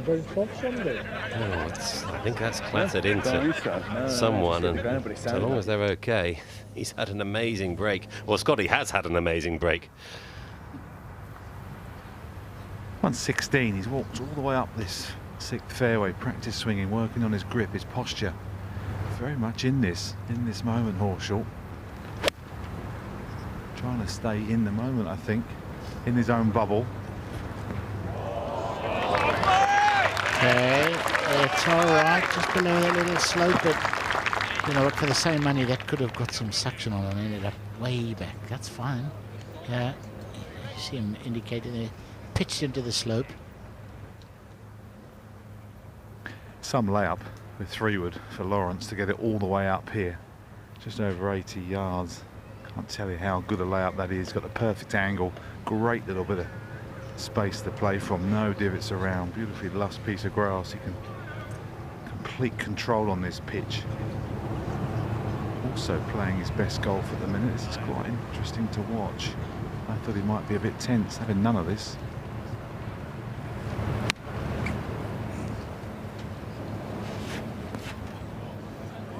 That won't harm his chances either. Really only Daniel Brown has blinked so far. The rest started off with a front foot going forward. Rose from long range at 7.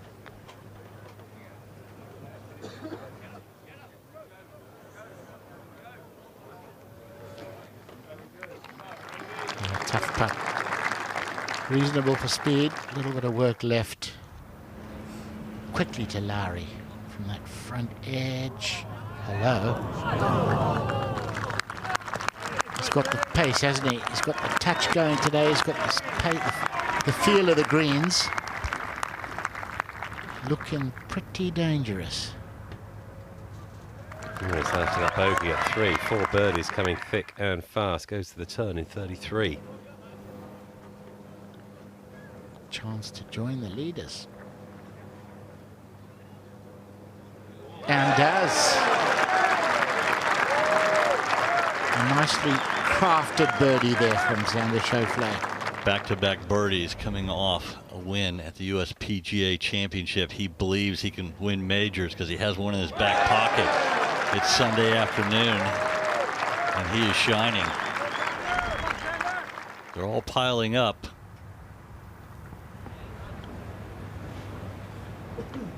Nicely for Horschel. Maybe just a hair right to left. I couldn't see a lot uphill, so hitting it quite hard. I know one thing, Lawrence has got a great lead coming up from behind the hole. I couldn't see a load in this. Goodness me. This championship is alive, folks, alive. 4 birdies in the first, or excuse me, 3 birdies in the first 6 holes, 1 lone bogey. Horschel, if he was nervous, he's not showing it at the moment. That was a wonderful read, wasn't it? With 2 cups of break. Perfect pace up a little ridge. Justin for the par. Nice. I think they've put magnets in the bottom of all these cups. Nobody can miss at the moment. Great to see.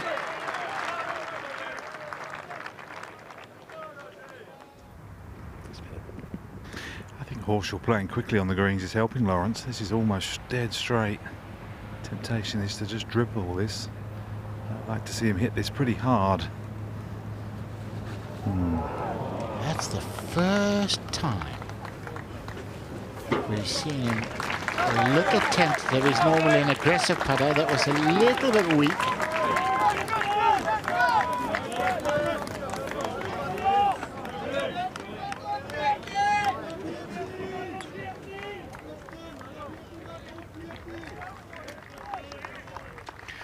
Postage stamp on a Sunday, 100-yarder. That's all it is. Into off the left.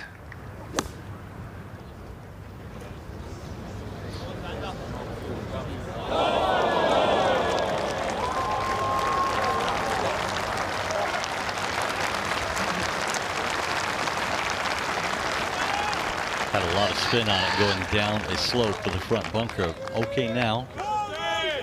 Yes, take a breath. Different proposition today, guys, isn't it? The front here, it's the danger is spinning it back like that one. Wind still pumping in their face from the left, I would assume. It is. It's diagonal, David. Probably a bit more across than in, which they can't feel. They just can't feel it up there. I was on the tee, couldn't feel a thing. Come down here, through the grass up, going sideways. So he's got to aim between the coffin bunker and the pin here, Justin. But if you're just short with a bit of spinach on it, you're in that front bunker here. He knows that. Pitch it past just like his partner's done. Perfect.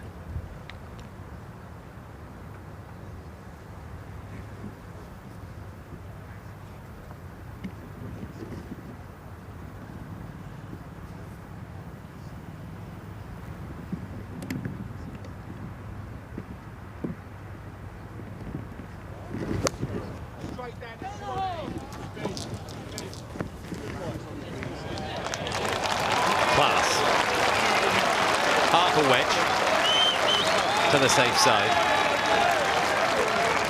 He'll be delighted with that, so he should. That was a really high quality professional golf shot. As if this hole wasn't hard enough, you've got to go and name that bunker Coffin Bunker. It's a horror story, and if it was Mary's bunker or John's bunker, the hole would play easier. Yeah, wouldn't it just? Schauffele had a short tee shot at 9, long way in, David. Certainly has. Shoot short of the green if he wanted to bring it in a little lower. Get a bounce. Here we go. Just one club shy, but it'll make his way down to the front edge. And from what was a poor tee shot, he's in great shape for 2 shots, I would suggest. 7th fairway. Only from 136, far enough back to be able to take out all the little ridges on the left side of the green. Just underhit it badly. Yeah, maybe just in between wedges, went with the hard one. It wasn't quite enough, didn't get the help from the wind he was after. Larry's made his way to the 10th. Intimidating tee shot, driver in hand. He's missed it left a couple times. He's gotten lucky twice.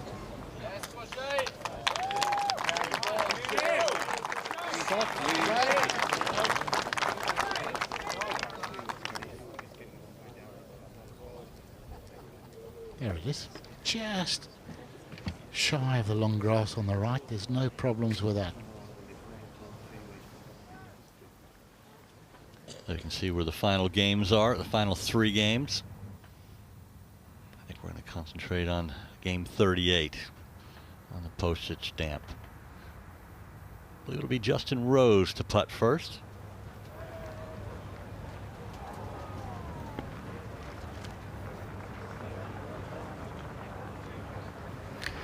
This is a slippery one.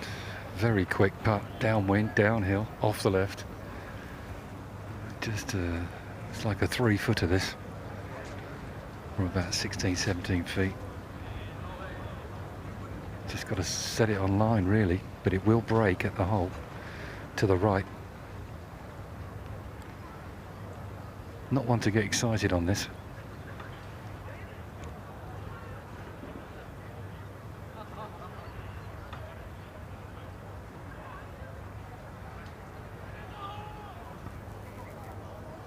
And get excited now. You can certainly get excited now. A 2 on Championship Sunday on the Postage stamp for Justin Rose. And that reaction looked like the reaction of a man that has belief.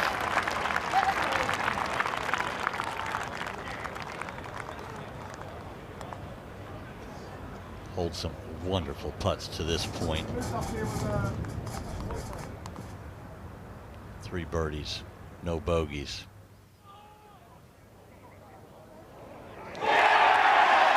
Dead centre, wasn't it? Plumb, right in the middle. Oh, look at those eyes. That's determination.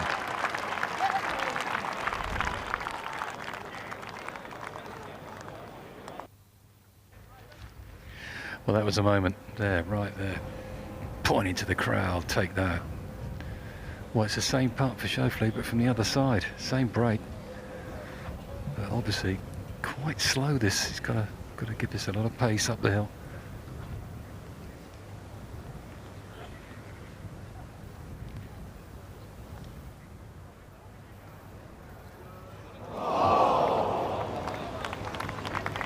Well, not quite sure how that missed. Jamie really said it. It only lacked the pace. It had the line. Wasn't really holding pace. Horschel with an iron at 7.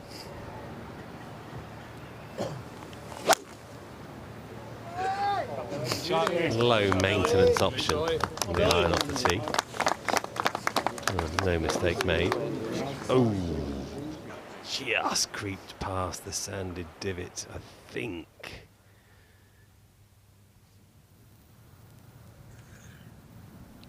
Schauffele. Come up a little short at 9, but these fringes are very smooth. If you get a good roll on it, you just never know. Oh boy, oh boy.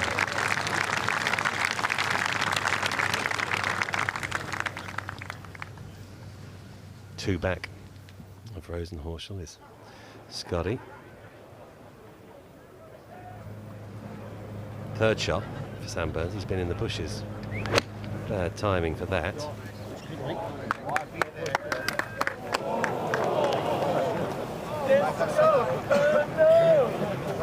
right, yeah. I mean, an Open Championship can get away from you in one hole on this golf course. There's a lot of meat on this bone.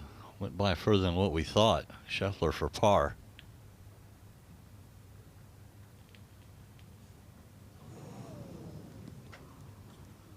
Well, an innocuous 3-putt, right at the wrong time for Scotty Schauffele.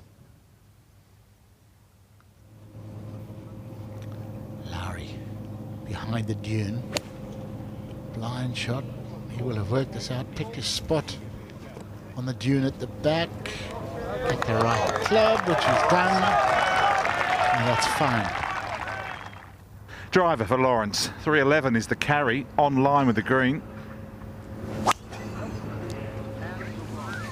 Well, he gave it absolutely everything. He's flying in a minute.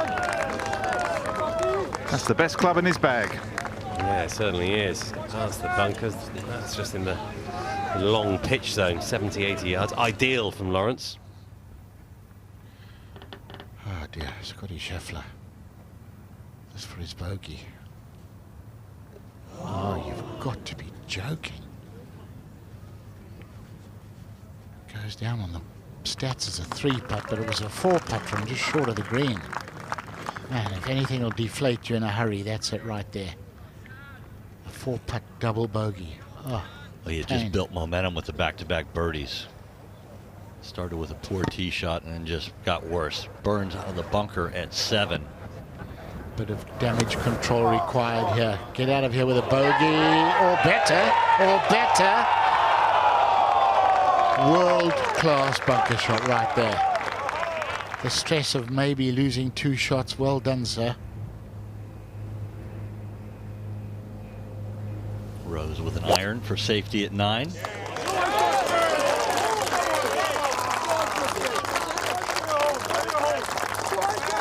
Man, he's looking good, isn't he, Paula? Yeah. Yes, he's a study in concentration and focus, isn't he?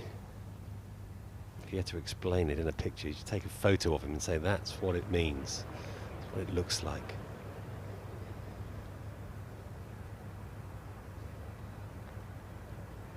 Henley took the cautious route off the tee. Hasn't paid dividends, but he will steal one off his playing partner. And if you're going to win the Open, you have to beat the guy that stood beside you. Schauffele trying to replicate Rose's tee shot. Go on, Xander! Go on, Xander! Go, Xander! Go on, As it's been mentioned, but both of these guys have a little gold in their pocket. Olympic medalists. Yeah, what have you got in common? Well, many things, including an Olympic gold medal. A thing to be able to say as a golfer. And wouldn't it be nice to have an Olympic gold medal and a Claret Jug? Justin Rose well on his way at the moment, tied with Billy Horschel, but a lot of tough golf to be played. They're getting ready to turn back towards the clubhouse.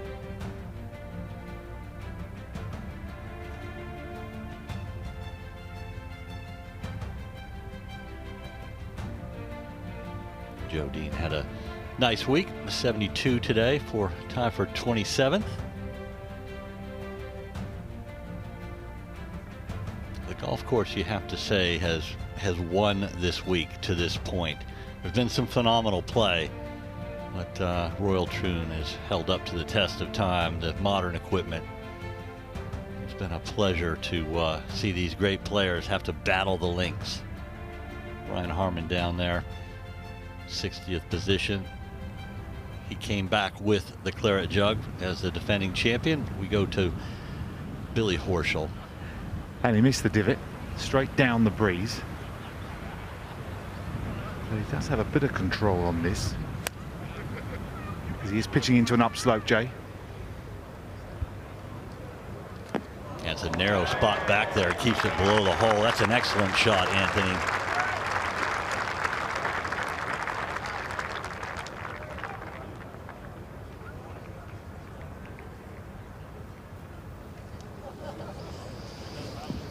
Now, intake of breath. Choose the club just 100 yards into this breeze. It's going to be playing nearer 120. Chip a wedge in there. 10 feet left.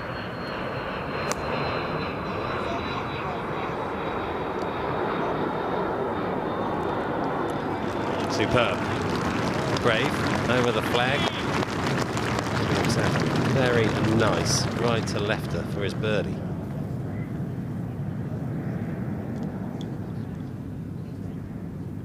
Ball just a little bit below Lawrence's feet. So far, these sort of shots have caused him no grief at all. In fact, he's been incredibly accurate with these. He's had a lot of spin on them and kept them in the right spots on the greens.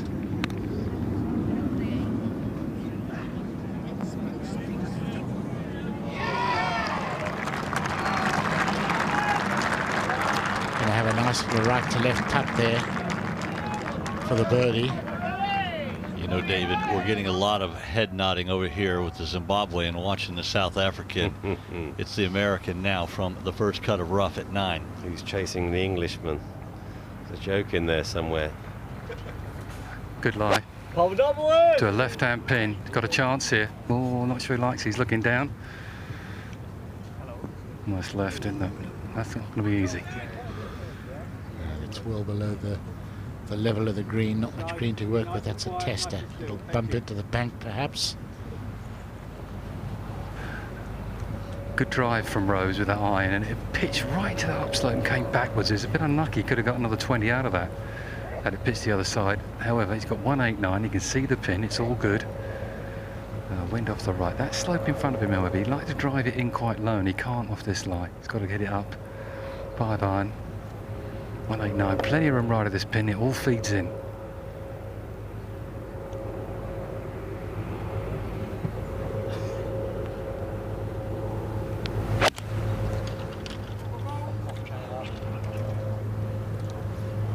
Soft bounce.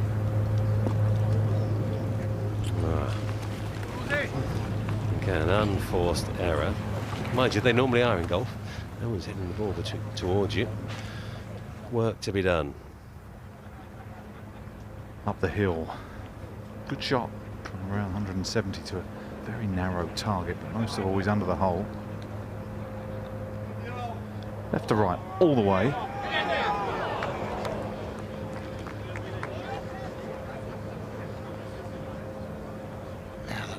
good too, wasn't it? Needed another foot of pace.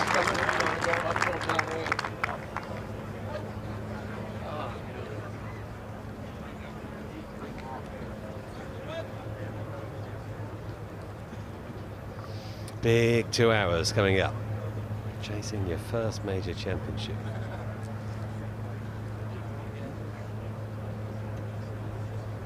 To join the lead for Lawrence down the hill. It's a touchy one, a feely one right to left. And it's a lead that's, oh, that's certainly a set of leaders. They've got some golf ahead of them, but as it gets bunched, pressure will definitely increase. So a great chance. This is 2 in a row. Very makeable.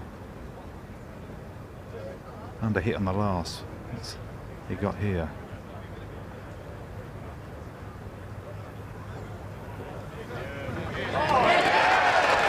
Oh, well done, Kristen Lawrence. Strides purposely towards the Postage stand. What a start to his round of golf. Dream stuff, 3 under through 7.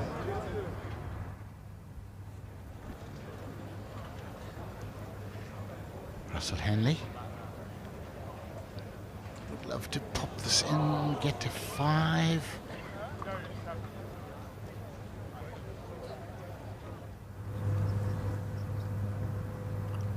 2 balls left of 9 green, Jamie. What are they looking like?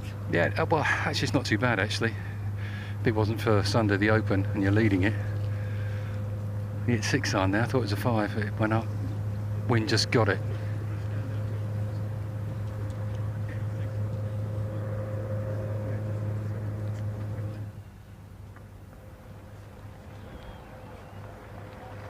Sam Burns had a read from his playing partner. Send it out a bit further right, and in she goes. Sam Burns fights back from that bogey on 7, 2 under, 4 back, just hanging on. Got a few options here. You can bump it along the ground, you can lob it up, do a bit of both. I think he'll do the mid sort of shot, pitch it on the edge of the green, just let it release. You could place on 7 iron and bump it really, but not sure of the bounce through the semi-rough here.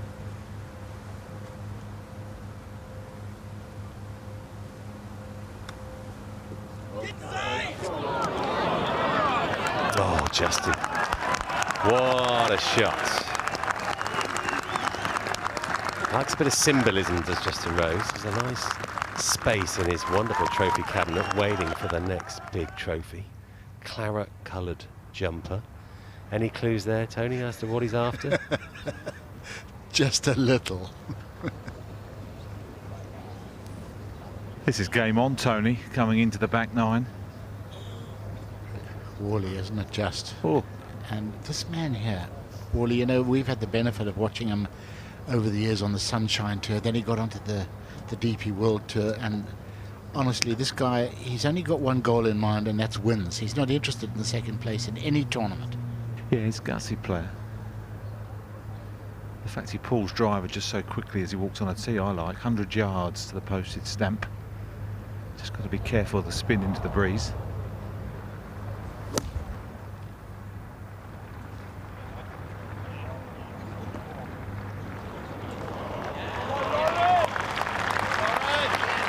Wow, that was the plan.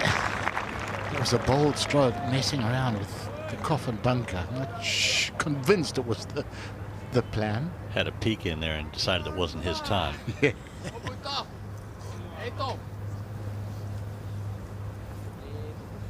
You still good with it? You like the other one? I mean, calling it 100. It's easily playing 110. To the hole? Yeah. Past it. I don't feel like it's blowing that hard right now. I like this right now. That's good. Just slide it down a little bit. Okay, it's perfect. 2 quick players, but every now and then, when the chat's required, you take it. Playing 10 more, got to be a couple of yards of spinning. That high spinner of those wedges, Billy. Anywhere around his playing partner's ball will be just fine on that flat spot. Oh, don't.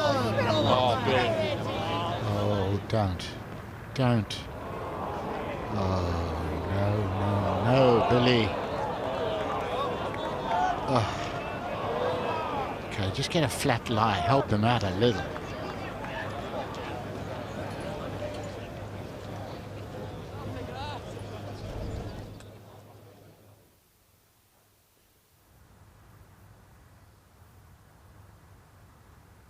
Strike was fine, just didn't square the face up. Schauffele, can he emulate Justin Rose's fine effort?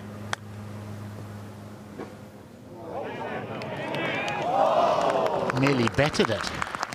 Wow, those are two superb chips, they really are. Two wonderful chips under the pressure, short-sided up a bank. Lowry, can he continue his good putting? This for birdie at 10.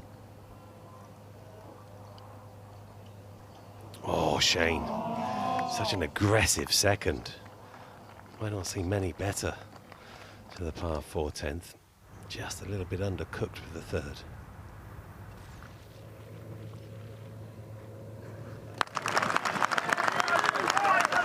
Fine par. When you're leading the Open Championship and come up with a chip like that, with immense touch, it says a lot. To the turn in 3 under par on a Sunday, but this is where it gets tough. Coming in against the left to right wind. Schauffele, perfect position at the 10th, middle of the fairway, but he's coming off that double bogey at 9. Might have knocked him out. You never know with a special player like Schauffele.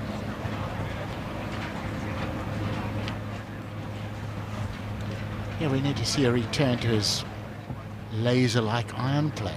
We're so used to seeing it, and he hasn't really fired on all cylinders today with the irons. Now would be a good time to just feather one in close, get a birdie, get back to 3 under, back in the game.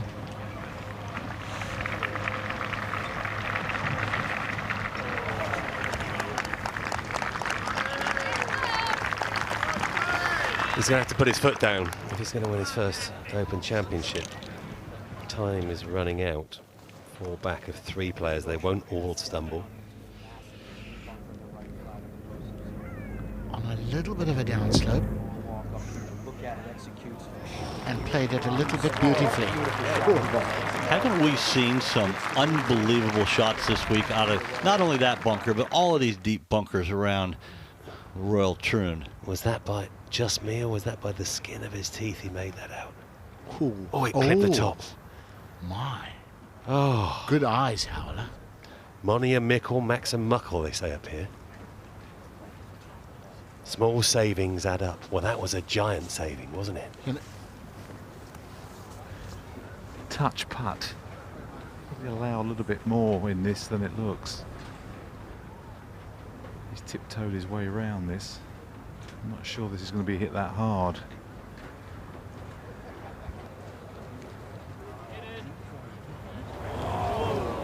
Good read, Anthony. He didn't see what you saw. Underplayed the break, but it is a 3 at the postage stamp.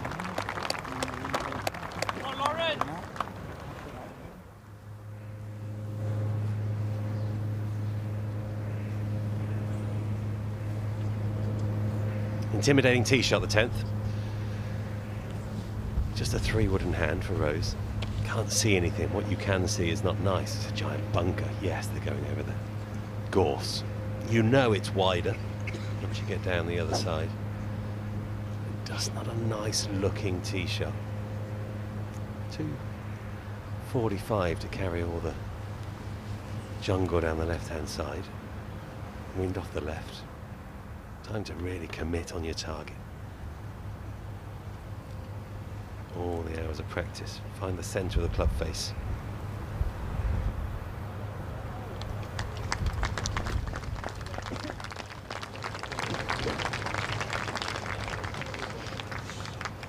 Something wasn't quite right. Backed off.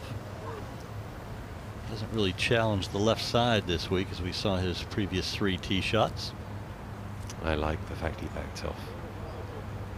Reset. Be ready.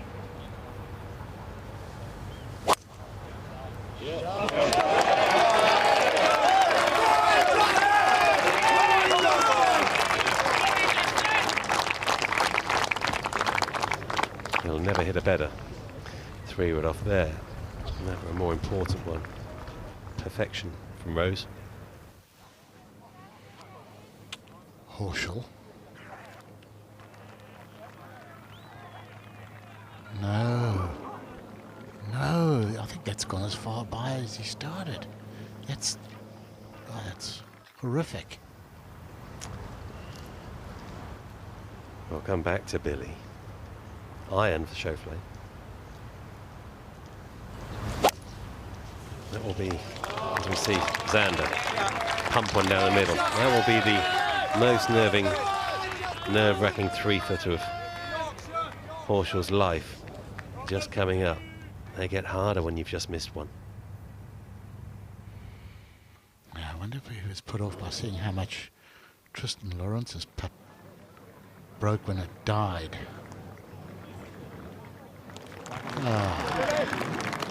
Pity. You just got to take it on the chin. Yeah, well, the first wasn't good. The second, one could argue, was by the skin of its teeth brilliant and slightly lucky. It ended up as a 4. Schauffele, he's trying to make a 3. The putter's gone stone cold. Well, it was just miles out. Line and pace were both way off. Well, you should never hit it past the hole on the low side. That's a double miss. Everybody's got to get through 11. Shane's overcut this. In that rough. Oh, there's wild flowers in there. Yellow, don't like the look of that. He's had his trials and tribulations on 11 this week. Rose and Lawrence lead the way at 6 under by 1 over Schauffele in the 152nd Open Championship at a very tough Royal Troon.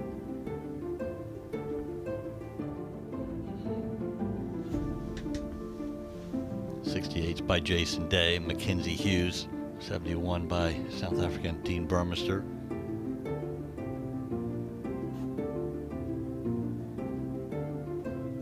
Co-leader Tristan Lawrence on the tee with, guess what, Jamie? A driver. Or I mean, Wally, a driver. Amazing play. A couple of bunkers down the left. Not seen anyone hit driver here this week. Just a little slice, a little chippy one. Takes a little bit of stress off the second if he can play this. How good is that? Oh, it's exceptional, Anthony, isn't it? Goodness me. What an arm. What a thing to have in your bag. I like that one. Okay. Brave, committed, positive play. Henley's up at the green. Long range per birdie. This is where Schauffele stumbled. It'll just be a par for Russell.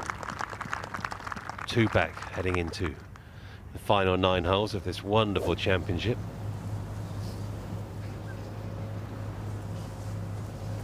Just a driving iron for Billy Horschel. That's been the play of the week. Everyone just trying to get it short of those bunkers, but they often come up well short of them, which puts the pressure on the second. Hence why Lawrence has played such a good tee shot. It's quite a wide fairway, this. Turning left. Just one good bounce here. Should be fine, however. And he's got it. A shooter forward over the little ridge. That'll gain some momentum as it trickles down to the middle of the fairway. So first stumble, really, for Horschel. But the next shot was a good one, as we see Shane just trying to lay up here. He's had problems here all week long, like so many. And it comes. Trying to set up a par save from 80, 90 yards or so. Nicely positioned down the right half, coming to the pin on the left.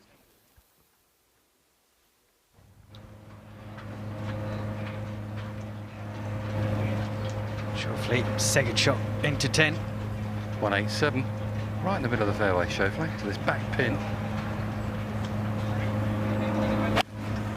Wind off the left, just trying to bring it in off the left-hand side. Oh, what a shot from Xander Schauffele on 10. Oh, straight at it.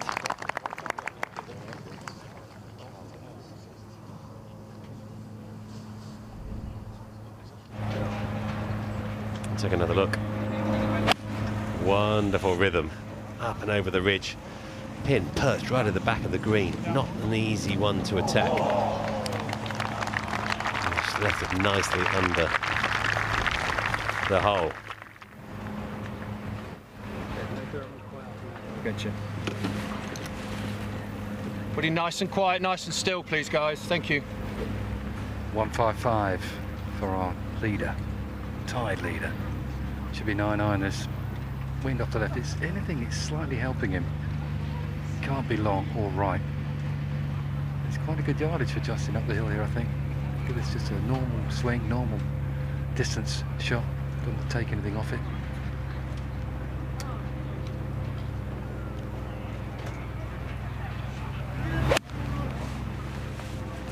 Always handy to land on a stock yardage.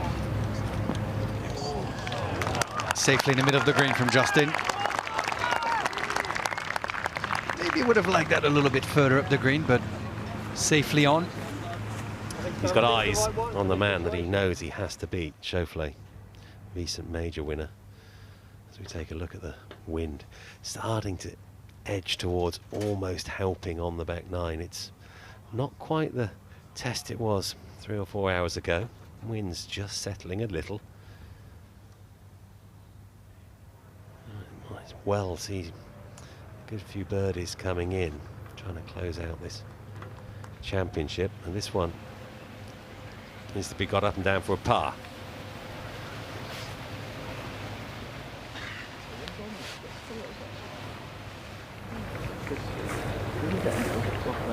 Oh, brilliant from Shane Lowry.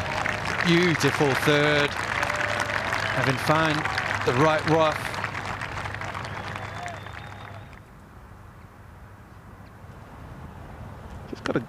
Just got to guard against this left going left here. Reminds me of the 12th a little bit, this flag from yesterday for horse short. So pin our right will be just lovely. Slide up slow. Great tee shot. Got to kick forward.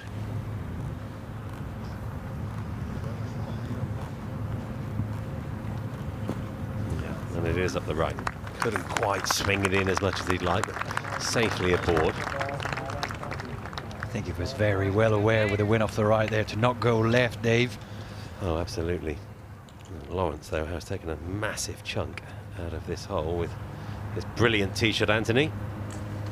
Brilliant, absolutely brilliant. And it does make the second shot harder, as I said. Anything left is going to keep going left, and naturally the players are fully aware of that. They know where the pins are, they know the breeze and the pitfalls out here. Upslope, though. So he's going to have to work hard, I think, to hold this face on it. He does occasionally flip one over.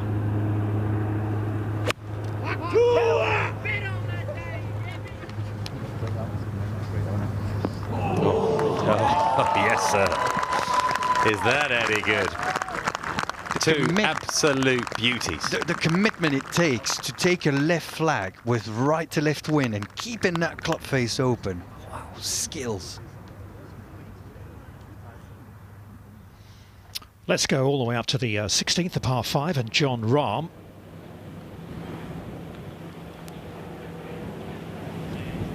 Trying to post some kind of target. That to get to 2 under par. It's all gone a bit quiet over the back nine, just the one drop shot on 11 and pars elsewhere since the 7th.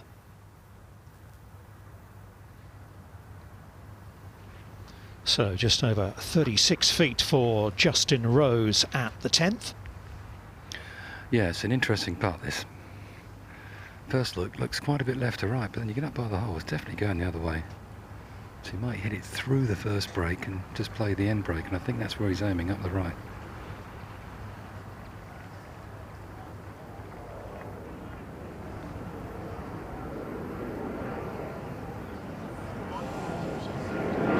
Aggressive try, work to be done for the par, but good to see the intent reaching the hole, never easy as the pressure rises. Tend to just tighten up a little often. The putts come up just a little shy. Lowry, meanwhile, you sense this is quite a big putt, don't you, at this point in the championship for Shane?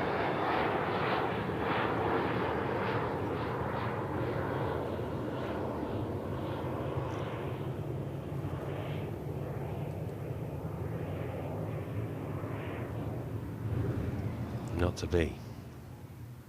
Man, that 11th hole has been so costly for Shane Lowry over the weekend. Yeah, across the week he's played it in 3 over par. Up to 16, Rahm for the birdie.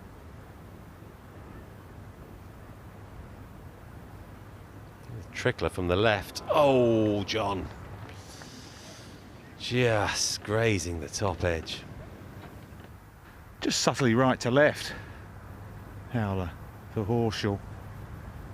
Tough second shot, really. Semi-blind. Oh, why does golf do that to you? Just missed one on the last from 3 feet. What do you give yourself on the next? A nice one from 3 feet. Now Schauffele for his birdie to go to 6 on 10. Slightly right to left. Is it coming? Oh, wow. At that pace as well, you thought that would move a bit more. Agonizingly close from Schauffele.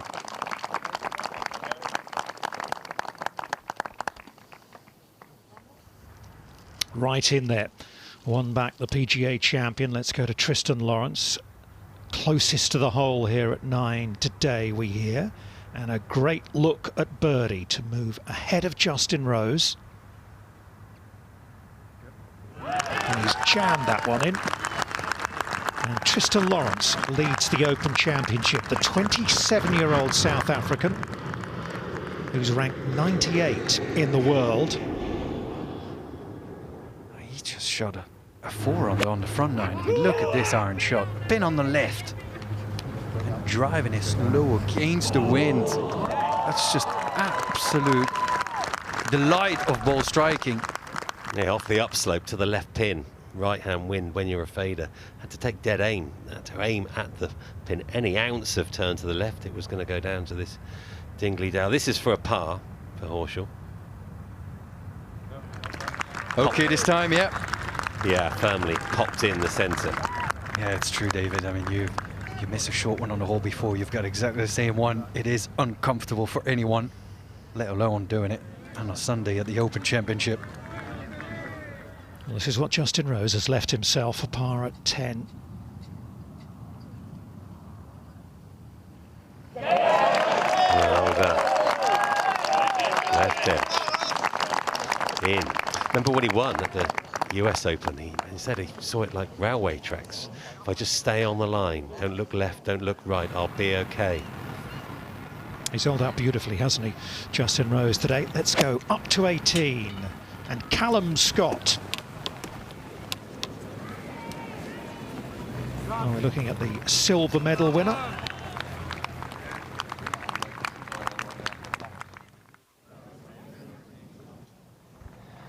Now, Shane, 12th tee, driver. Now, we don't want this to leak too far right. I think it's okay for Shane. Perfectly placed on the right-hand side of the fairway. Just rolls out in the semi-rough. All good.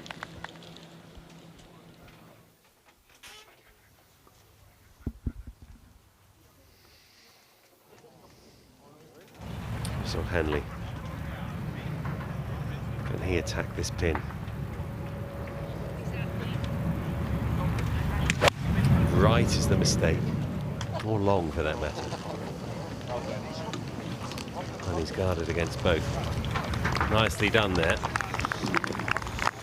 A little bit on the safe side, but the right height. Good birdie look coming up for Russell Henley. Back to the tee, our final pairing of Horschel and Lawrence.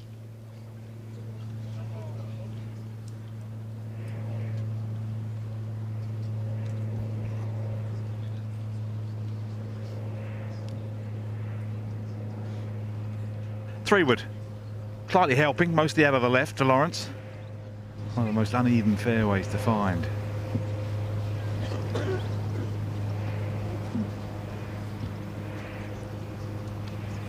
It's an amazing turn for home, isn't it?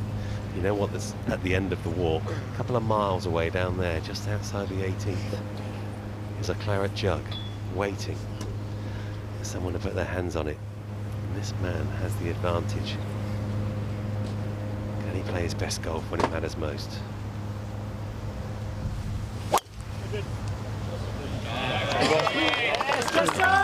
Great swing from Lawrence. Full commitment with the 3-wood off the tee.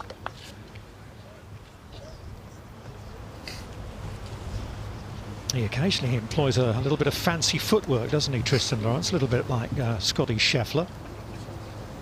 He's a great ball striker. Same club for Horschel. The line really is over the man with the flag signalling, you know, the ball is going to go just over the corner of this gorse. It is intimidating to look at over this bunker. Wind off the left, toughest wind for a right-handed golfer.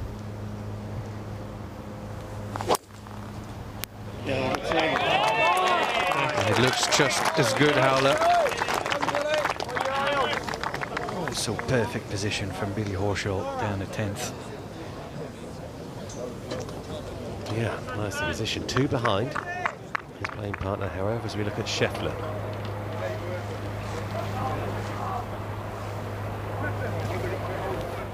He's had a line of sight relief from the camera tower that you can see in the middle of your screen. Yeah, good target. I can see the peak of some pine trees. Can you see that there over? Helpful. No, I can't really see anything. I'm just going to get. Yeah, you can just go over the edge of this. And then basically just right at the tallest parts of that bush. The right edge of the tall parts where the flag is.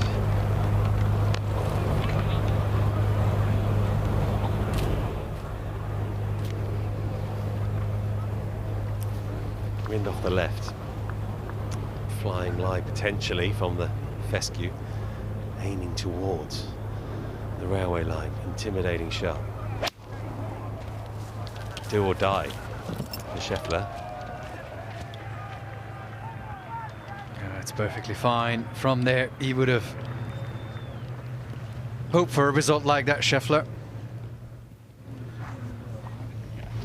And what a lovely walk this is for Callum Scott, the young man from then, who is on his way up the 18th. Looks a little overcome, doesn't he? And on his way to collecting the silver medal. Low amateur honours here at the 152nd Open.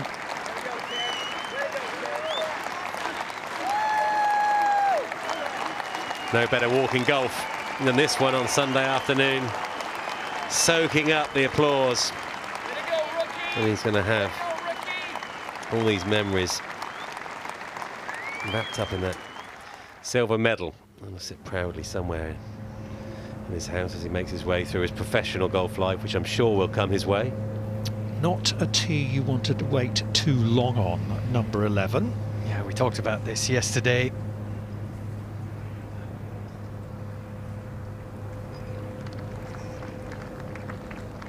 You've got this.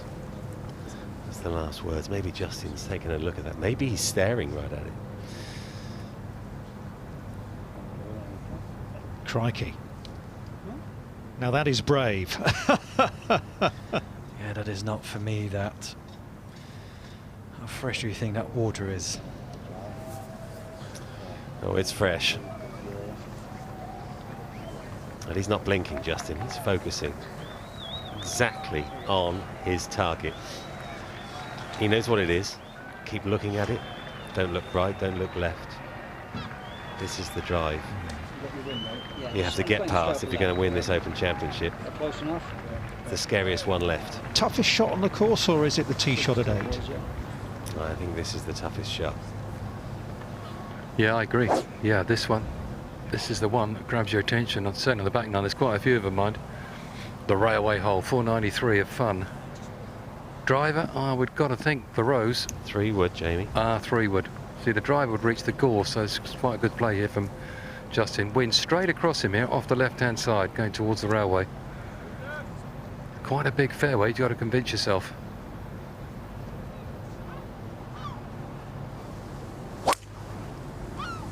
Heading left a bit.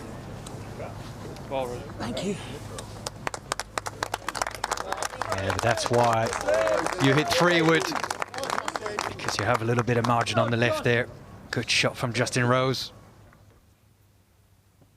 Henley on the 10th. Nicely. Nice try. Very difficult to start a ball to the right of the hole when you're putting from the middle of the green out towards the edge. Greens normally slope from back to front. Schauffele. Follow that. Got drive. He's got to go a little bit right of Justin's ball with this club.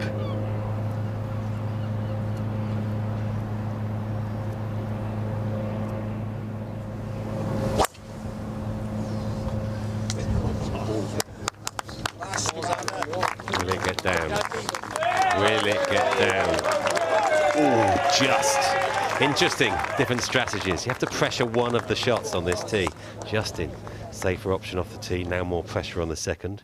Vice versa for Schauffele. Back to Billy Horschel at 10. 1.58 to go. Get it again on this hole. Leaning left suggests it's going right of intended target. Mistake. Billy Horschel from the fairway on 10. He knows where that ball is headed. And up to 18 once again. Is it going to be the final putt today for Callum Scott? No, it's not, but it is going to be the silver medal.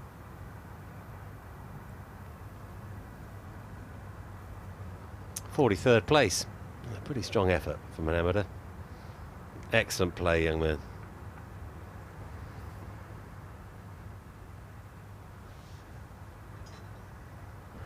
.147's a wedge. Not a big one actually, because the lie is just a little cuppy and a little fly. And with the helping breeze out of the left, just needs to be mindful of that first hard bounce. Had a good walk up to the top of the hill. It's semi-blind. A beautiful set of par fours coming home, these. You're going to test every facet of the game, but this has to be laid back just slightly, maybe just aiming slightly further left than ideally would like, but this green I think you do have to respect.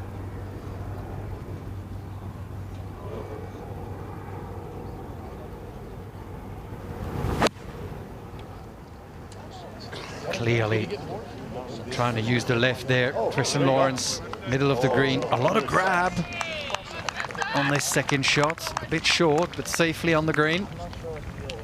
Yeah, in much better shape than Billy Horschel down that steep bank.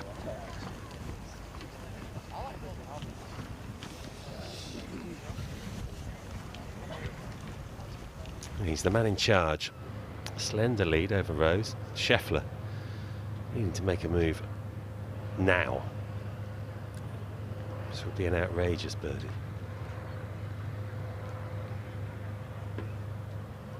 Needs to go from Schauffele. Oh, he's left that a long way short. Another long par putt for Schauffele. Yeah, he's just not got to grips with these greens this week, has he, Scotty Schauffele, at all? Lowry at 12 with a chance.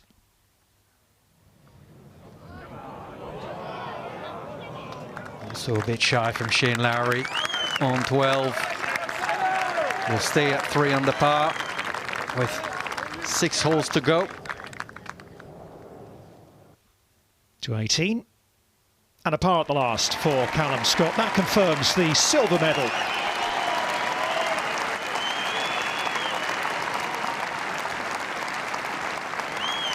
And he's playing with a man who did that himself, Matteo Manassero.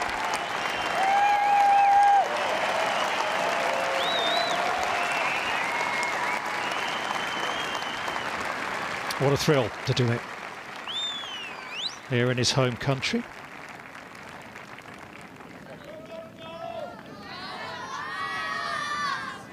Yeah, amazing. And Sure, looking for a professional career sooner rather than later.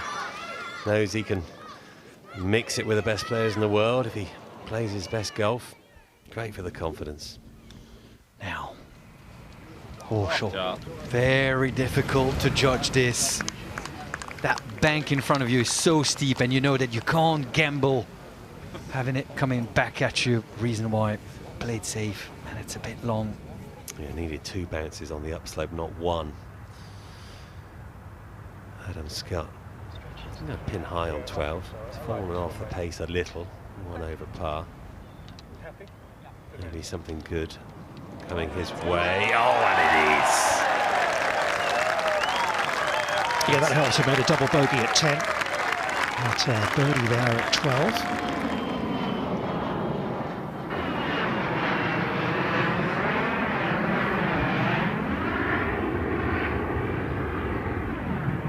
th fairway. Rose, good spot. See everything here. 205. 5 iron. Pin cut just over that bunker though, on the line that he's on.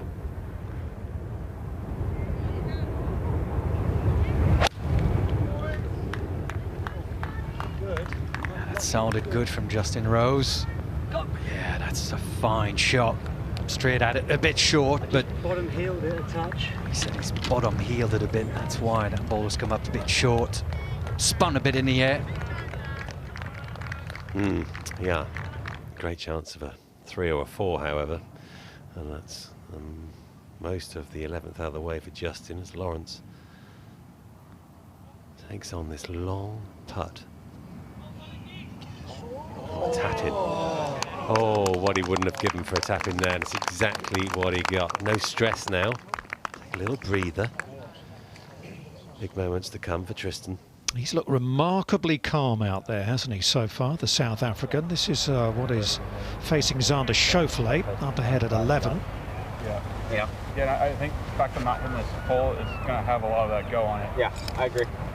It won't be a tie either, so. If I could get this to finish on, or like land on Rhodes' ball, it'd be great. His ball, yes. 173. He's talking about Justin Rose's ball. That's at 161. So just quite a jumpy lie though. I'm thinking 8 here. Schauffele's about the yardage, the pitch is on the front. It should go a little bit. Wind off the left.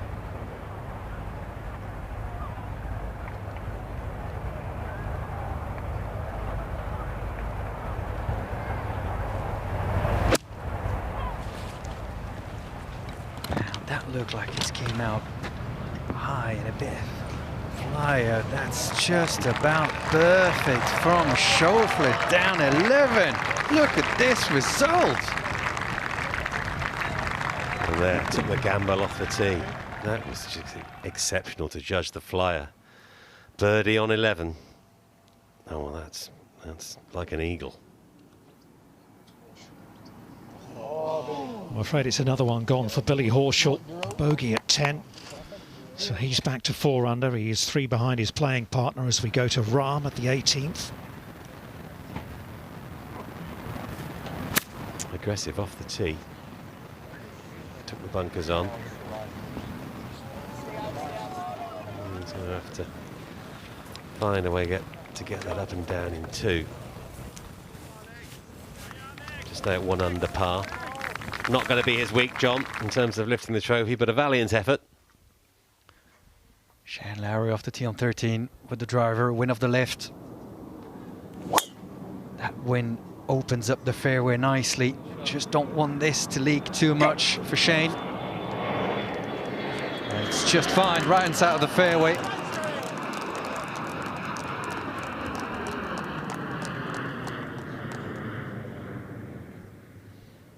To the railway and Russell Henley. Henley, I should say.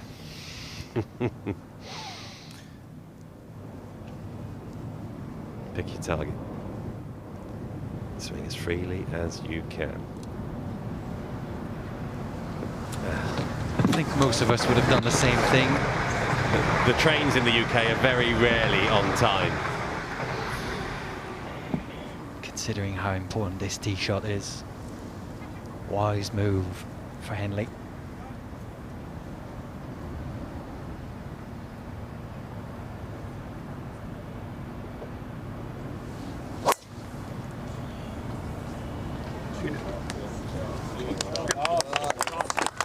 brilliant. And the last thing you needed was the reminder of the railway tracks. The train comes right through your eye line. Up ahead, Justin Rose, Jamie. Good shot from Rose, wasn't it? That's actually a wedge Schauffele hit there from 173. Real jumpy line. Amazing shot. Just a little bit of right to left for Rose. I think it's mainly straight, to be honest with you, up the hill and over the other side.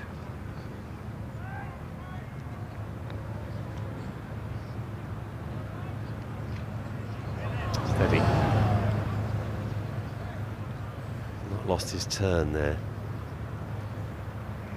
Big moments to come.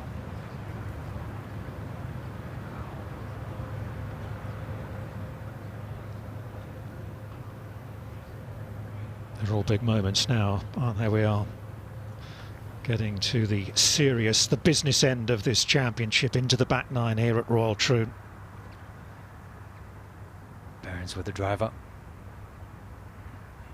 Oh, we don't like to see this at all. It's actually gone right off the railway. That's massive wide from Sam Burns. And there's a great example of how difficult this game is. One of the best players in the world just couldn't quite cope with that tee shot. Larry coped with this one. Hang on.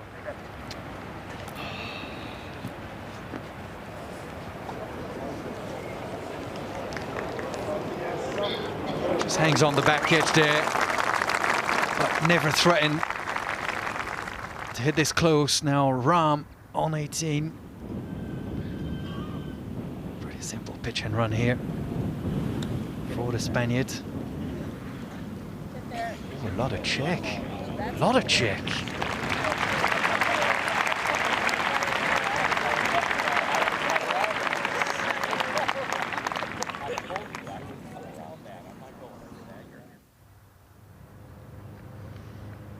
Well, back over to 11, and well, Justin Rose for par. Yeah, big putts now, aren't they? Hold a good one here yesterday for par. He needs another one now. Just on the left, inside the hole.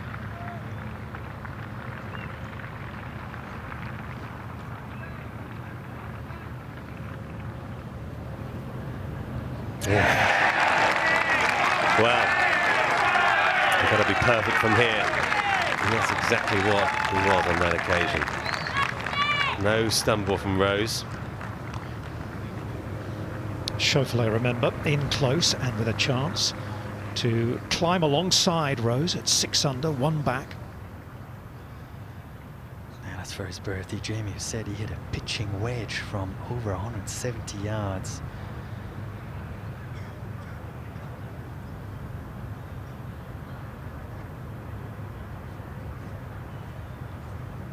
I mean, the clairvoyance to actually hit a pitching wedge from that far, knowing exactly that ball was going to fly. To get out of there with a birdie is an absolute bonus for Schauffele. From a PGA champion to the Masters champion, Scotty Scheffler at 12.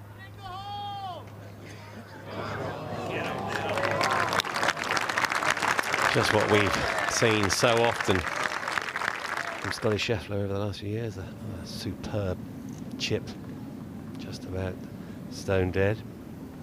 Up to the last, and this for a closing par for John Rahm. Get that par. Come on. It's a 68. He got it going early, didn't he, with those 3 straight birdies out of the blocks. 4 under front nine, 1 over coming back. And at 1 under par, John Rahm tucked inside the top 10 here at Royal Troon.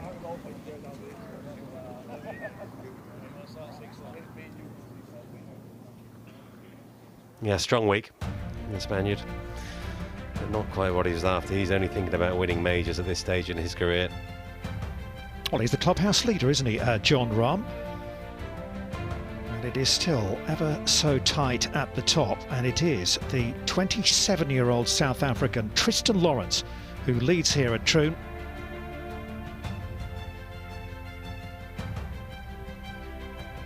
Gents, give me a winning number. We had this conversation earlier in our green room that is just behind us, and I actually said 8. I concur. 3-wood for Schauffele on 12, tee, 456.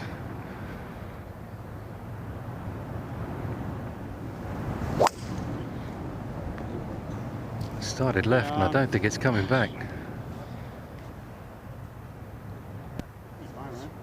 Ooh, yeah, that's in long grass down the left-hand side, near the audience there on the left. Oof, Schauffele in trouble. Perfect, exactly right.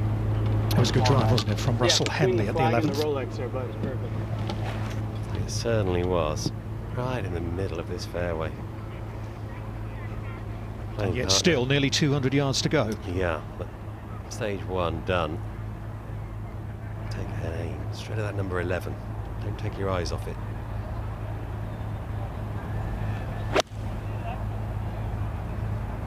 Can't get any better. Just like that. Absolutely perfect. Absolutely perfect. Right in the heart of the green. Pin eye for Russell Henley. To Rose at the 12th. It's a lovely afternoon. It's Club of Breeze slightly into their faces here on the 12th tee.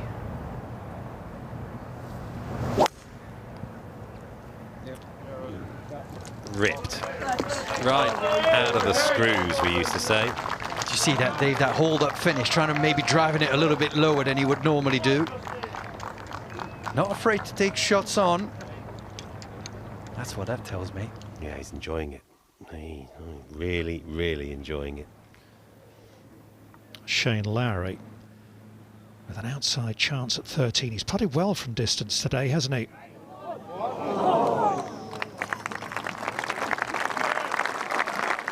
I feel like Shane is he's the last man on that mini leaderboard. I think he's the bottom of the pile with the chance left. Schauffele. There he is, seventh, 2 under. 5 back. He's capable of making some birdies, but he's going to have to. He's to play the best final hours golf of his life, I fancy. Driver for Lawrence, not the tee to wait on. I have to be clear, really. Slightly unlucky 11 tee, aiming left. Just going to play that little cutty one. Take some distance off this, use the breeze.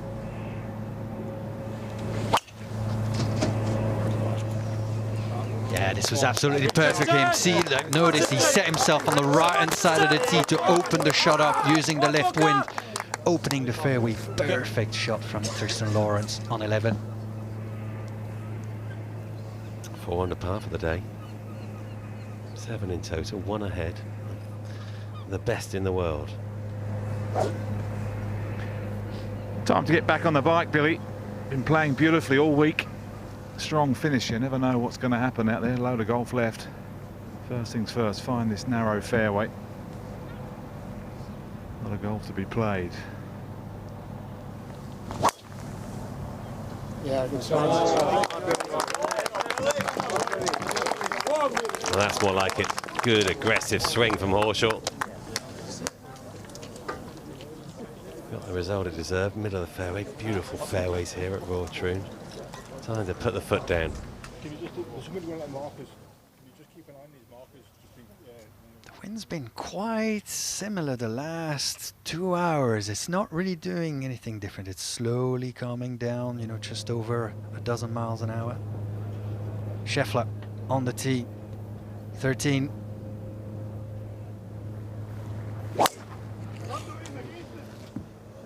All right. Completely stuck behind him there, and that was only going one place, and that's right. Just outside the rope line. It's actually not too bad from Schauffele. What a break. Yeah, massive break. Dear, oh dear. Yeah, that was a big wide, wasn't it, from the world #1, certainly by his standards. 211, and Russell Henley has this putt for a 3.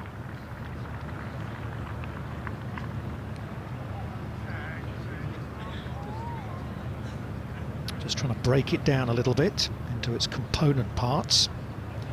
Yeah, you feel like every putt now, every birdie putt with Lawrence sitting at 7 under is going to be extremely helping your cause to go all the way. That's interesting, isn't it? Schauffele, I mean, this is where he lives at the moment. You know, top of the leaderboard in majors, trying to get it done. Managed it at the PGA. Rarefied air for Henley. This is a tremendous try. Great pace. Positive signs, I would suggest, for his chances reaching the hole at this stage.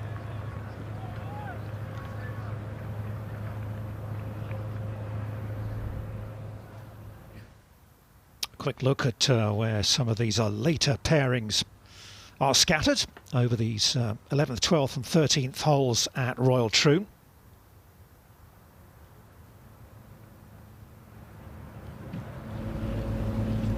Schauffele from the long grass on 12, 200 yards. This looks like a big ask. What are we looking like, Jimmy? Yeah. Yeah, it's horrible. Did well to get on the front here, which is 179.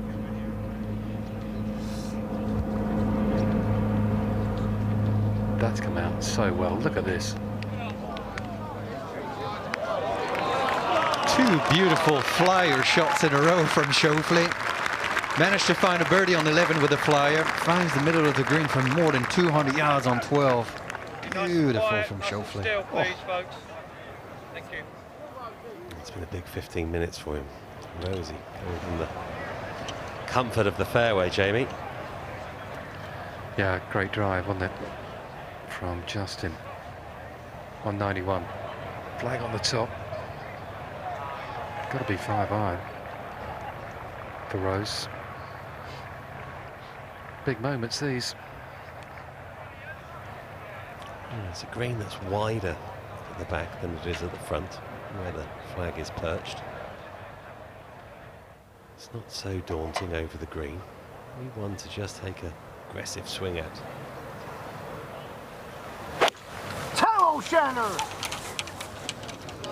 Now a little bit left would be helpful here. Oh. How close that was from finding the green, and it just creeps into a little bit of long grass there. About pin eye right for Justin Rose. Well struck, just left it right a little bit, Rosie. Doesn't give you much this course, does it? 5 iron in there. 184 yards here, Anthony. Yes, frontish pin. It's another hole that really the finishing almost short of the green. It's not the end of the world, I think. As long as you've got the right club going long, it's absolutely fine. I think you've just got to be mindful of the bunker on that left edge.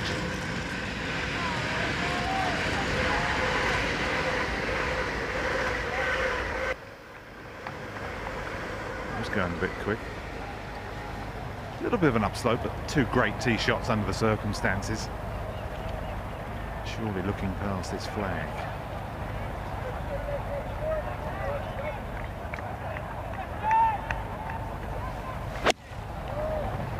Eight iron.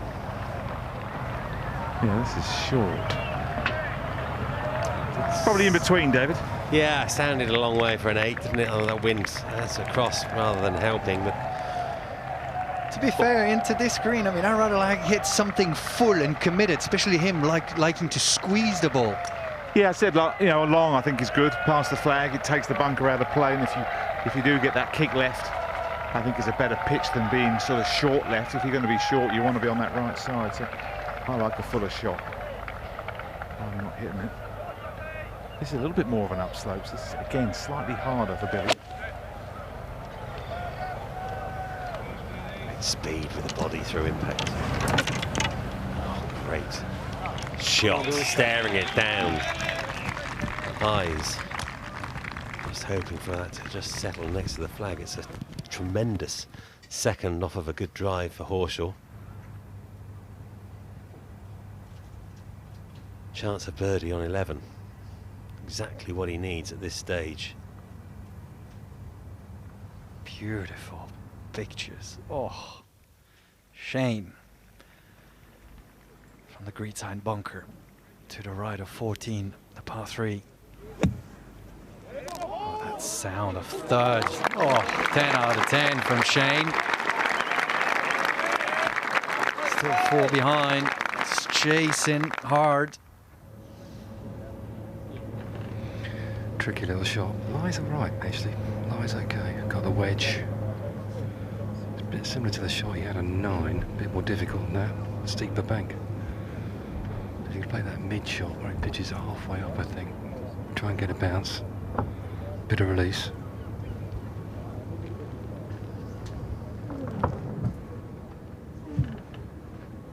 Grass into. Always difficult when you get the grass into you, and it's done for Justin there, sadly. Was so unfortunate with his second, just a yard to the left, he'd be putting for birdie. Come on, Xander. A moment of trouble for the Englishman. Up ahead at 13, Schauffele's second. Good shot, Scott.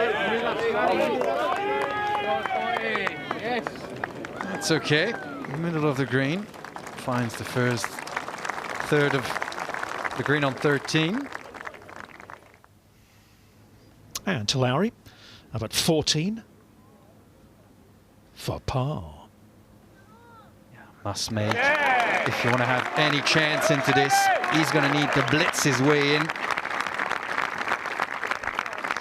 4 holes to go for the Irishman. Yeah, 15's a tough one, isn't it? So is 17, the par 3. Really, 16's the one you'd hope to take advantage of. Yeah, needs a couple of birdies, you would think. Doors open for Schauffele. Up the green, slope up. Bit of left to right. Yeah, it was hard to get there. Got it tracking too, Jamie, right in the heart of it.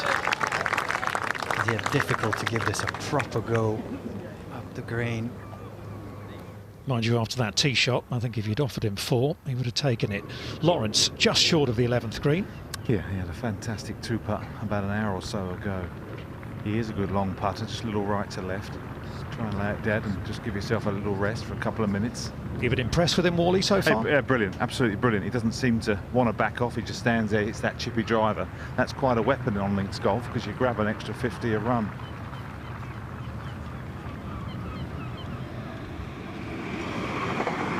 To the 12th. And a big putt here for Justin Rose.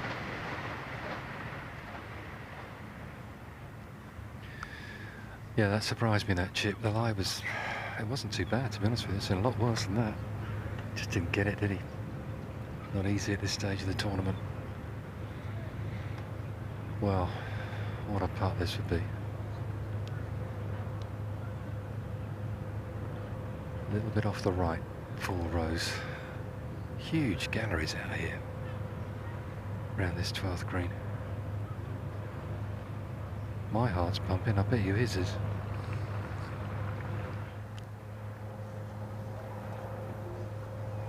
Time to be decisive. Pick your line. Fully believe it.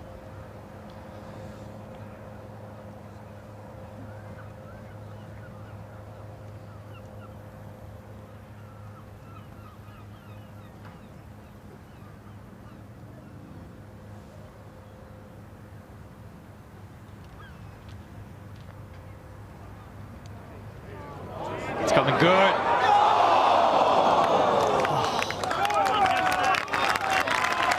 Foot in front of the hole. That looked like he was never going to miss. Justin Rose coming so close of saving a par on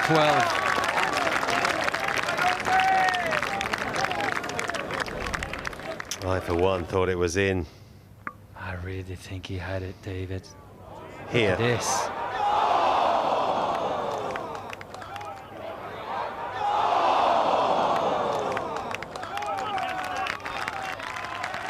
It was a great putt.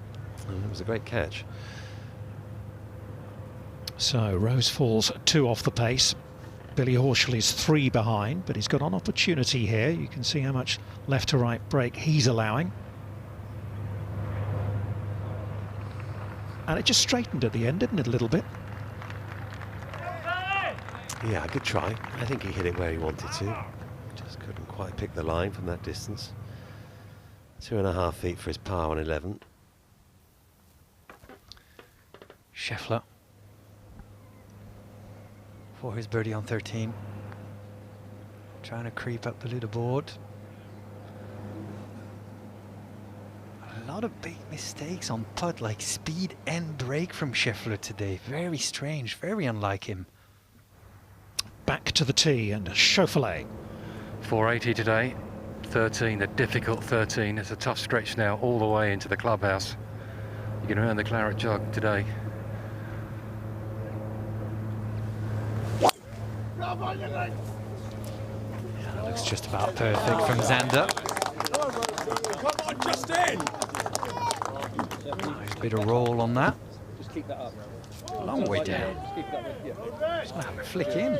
Yeah, miles down. So you have a birdie try there. Much work been done already from Horshaw, but the job isn't quite finished on 11.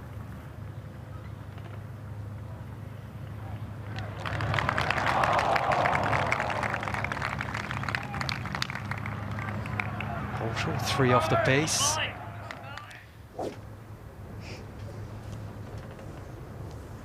Could hardly reach this yesterday afternoon. It was so fierce, straight into the wind. Not today, it's off the left. It might be even helping a touch.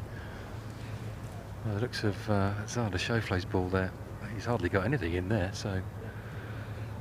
Got to get your driveway, then you've got a chance. Pin in the middle of the green.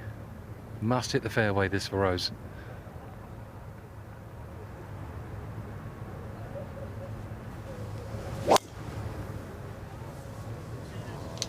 Nice, Justin. Tremendous swing. Poise, balance. Only a power in there. A little bit behind his playing partner, I fancy, but one good look at the leaderboard there. He knows what he's got to do. A little tester for Lawrence at 11. No problem at all. Stays one ahead. 8 holes to go. Schauffele for his par.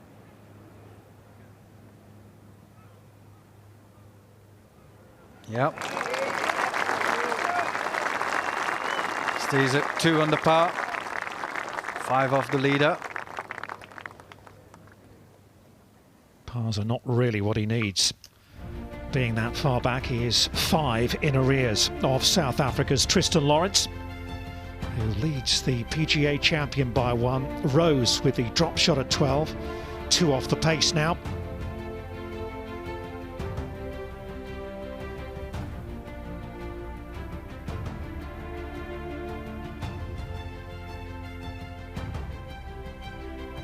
Just 13 players, par or better.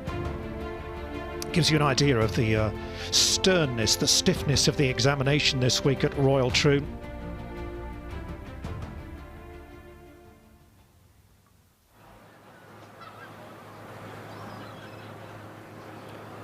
Russell Henley on 12. Is it going to hang on the left-hand side of the green there? Is it going to stay there? No. We've seen a lot of players being caught into that left-hand side ball there on 12.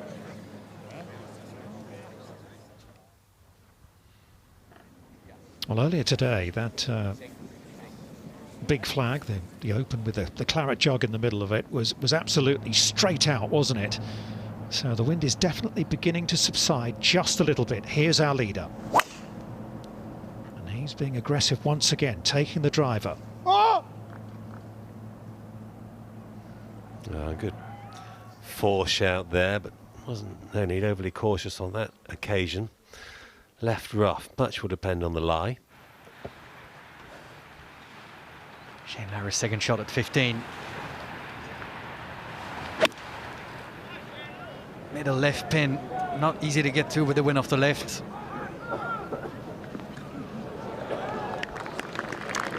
High rights, a bit too far.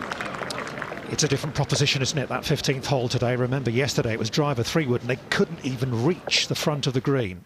Yeah, it's a generous pin position, so it is a birdie chance. Horshaw. Oh, shit. Left! Oh. Well, there's a hand up. And very quickly, the hand was very quickly up. I wonder if that stayed out of the gorse. There is a chance. Henley through the valley at 12.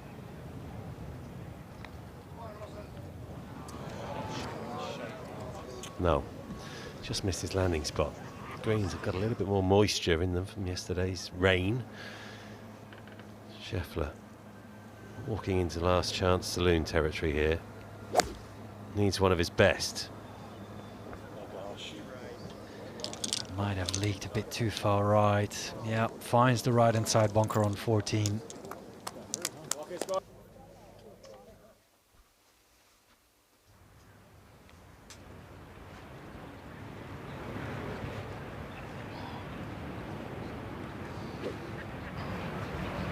Justin Rose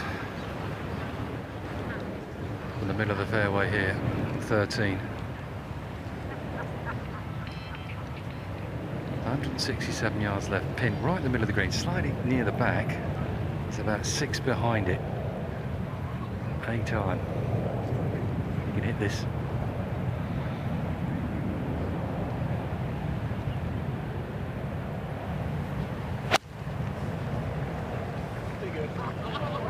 Likes it. And so he should. Kind of a Sunday best from Rose there. Sets up the birdie effort. 13.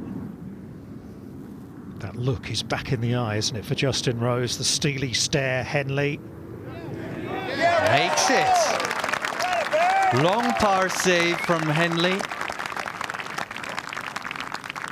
Clean card today for Russell. 1 birdie and all pars. Yeah, the only 2 player bogey-free are Tristan Lawrence and Schauffele. Who has hit the longest drive down the 13th we hear today, 330 yards. Wedge. That's all he's got. This 13th hole, wedge.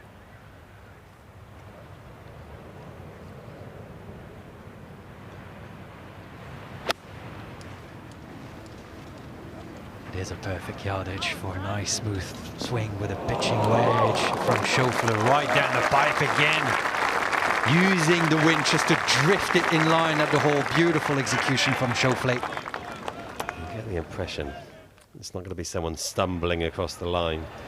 This is a huge break for Billy. It's just what he needed. Can he take advantage? Billy, well struck. Gutsy, Billy.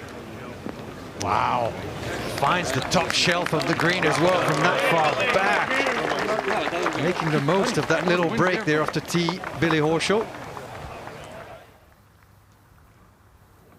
Time for a Lowry special. The Gallagher's will be urging it in. On you come. Oh. Can't believe he's left that short, David. Nor can he. Nor can he.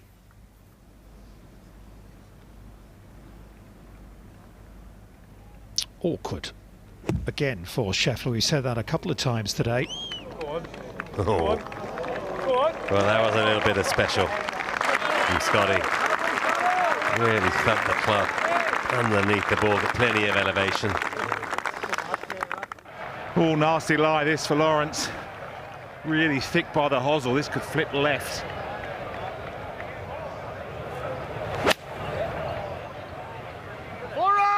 Looks like he's done the opposite. He was trying so hard to have not this go left that it's done the opposite and left the club face open. Resting on the cables, good 20 paces right off the green on 12 for our leader. Henley at the 13th.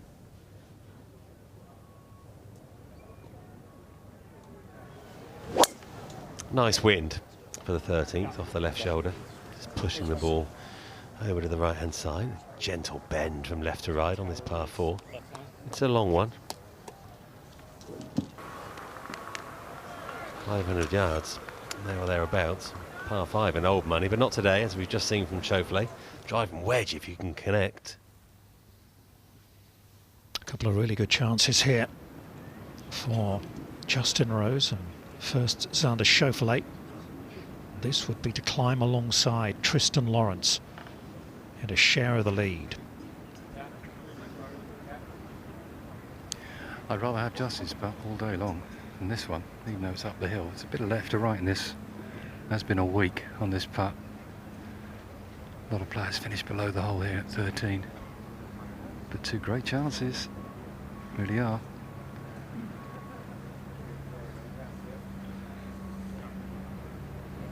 Two tough competitors, these two.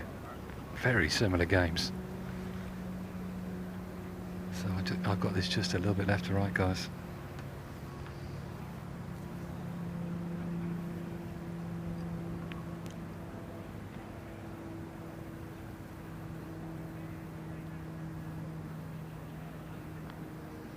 He set it out left. It's made its way back right into the centre of the cup.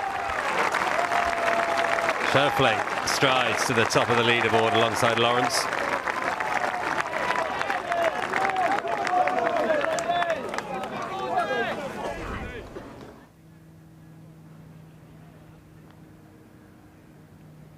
Beautifully read from Xander Schauffele, up the hill, left to right. Back to 12, and Tristan Lawrence. And the first bit of stress in the face. I think he knows, well, he clearly knows how hard this is. If you push the envelope here, you could almost miss this green right if it kicks right off the upslope on the way up. He does see it normally quite low. I'm not convinced he will want to go high. The lie really isn't great. But the run is difficult because the first bounce will go right. So he's sort of risking going right and almost going long. It's hard to really compute this. Go on. Go on. Come on, Bill. That's actually not bad from Lawrence. It looked like he was a difficult shot. Playing the bump and run. Go get it, Billy. A little closer than Justin Rose was there. Similar line. Here is Rose for birdie at 13. In the hole. How does that move left a little bit for Justin Rose?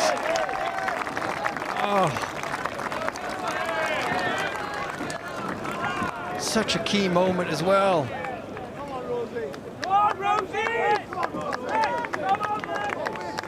Yeah, he's got a ringside view of the man that he thinks he probably needs to beat.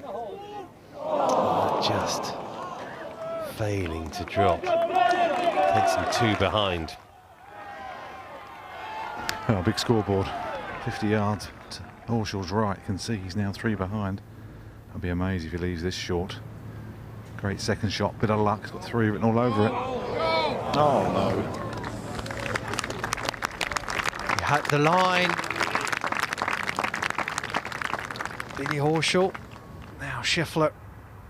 15.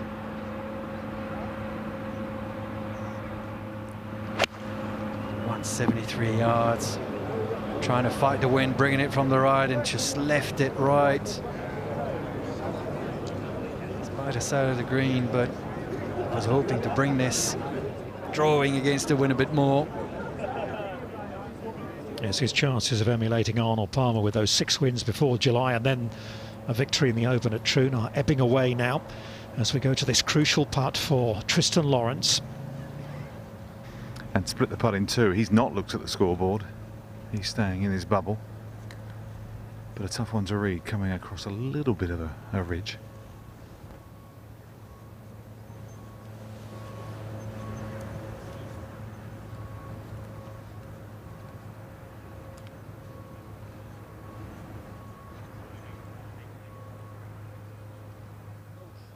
The stroke was good. The read not so.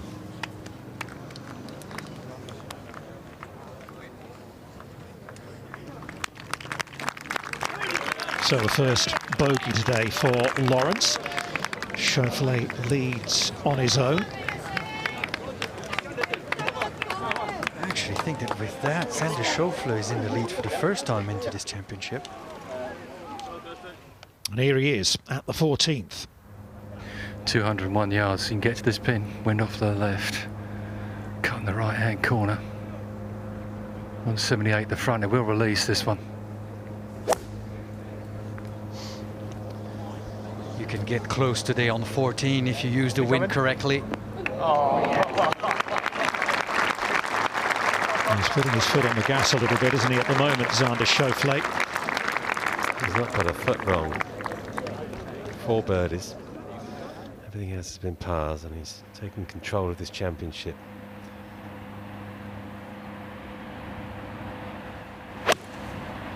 There's a good drive from Russell Henley, number 13.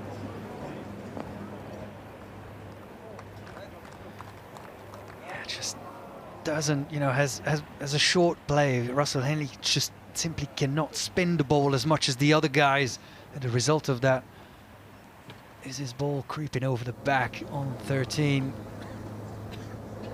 Up 1 to Rose at 14. Well, he knows who he's got to beat, doesn't he? Mm-hmm. PGA champion, he's looking strong. You've got to stick in the fight here, Rose. He's played well. But that wedge on 11 and wedge on 13 for Schauffele. They couldn't reach him yesterday. Incredible goal for him. I think it's a 6-5 adjusting. You can, as we've all said, you can get to this pin. It's perfect for him. He likes to hold it up as well. You name it on TV tower, the big number 14. Just let it go, let it drift.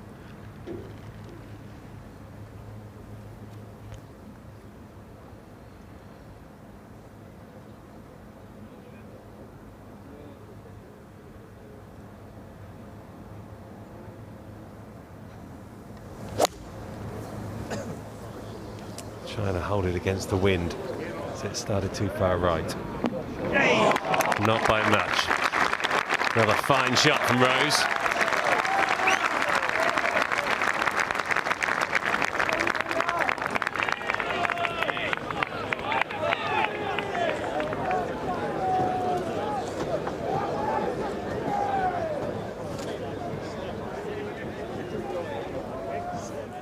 You can almost feel the atmosphere out there, can't you? It's almost crackling. Lawrence, now one behind.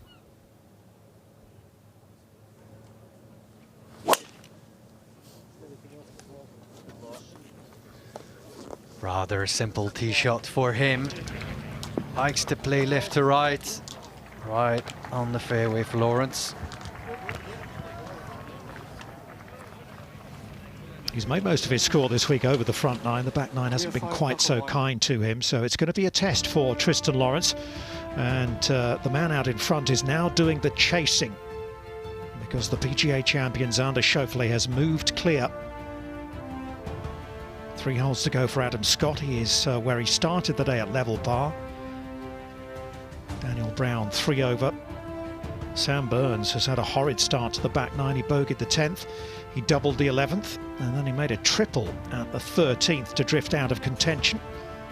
Dustin Johnson, in the end, a 4 over round.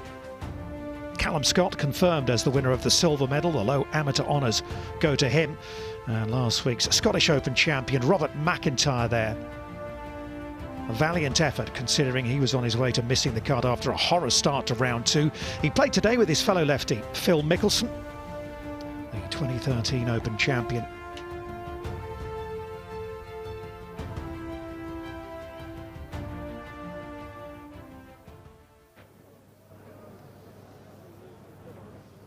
Scheffler, way off with his second.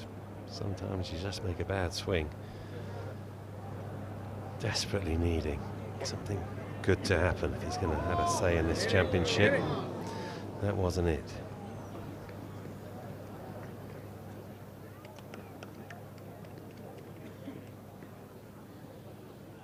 Air of resignation comes across his face.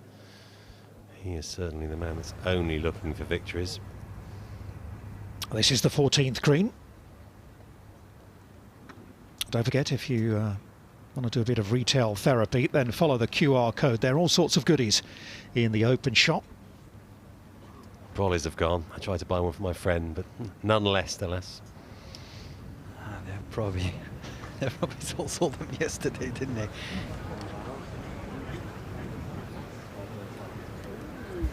Well, Justin laying down to see this puck. He's trying to look for something, and yeah, he's shaking his head, and I was shaking mine because I can't see anything in it.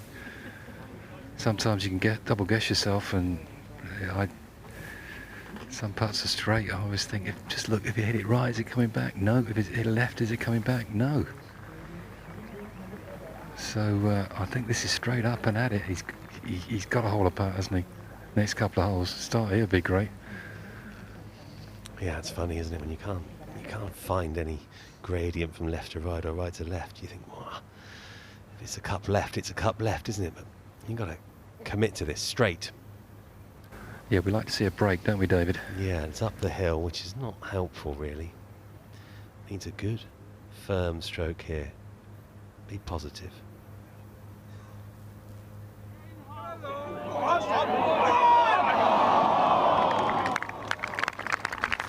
He's come so close in the last 3 holes, he really has. The par putt at 12 drifted by, he lipped out at 13, and that one within an inch. Hindley from over the back. Oh, what a shot from Hindley. The speed. Schauffele for par on 15 to stay at 2 under. Yeah, like you said, Dom, powers are not what he needs to contend on these last couple of holes at the Open Championship. He'll rue that 4 putt on the 9th for quite some time to come.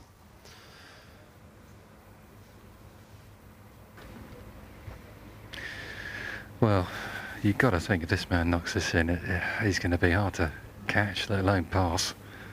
I mean, some tough tests coming up, but he looks so on his game. When you get in this mood, anything's possible. This one, well, I see a touch left, that's all though. I mean, seeing Justin's, he might just play straight here, but I think it's left edge.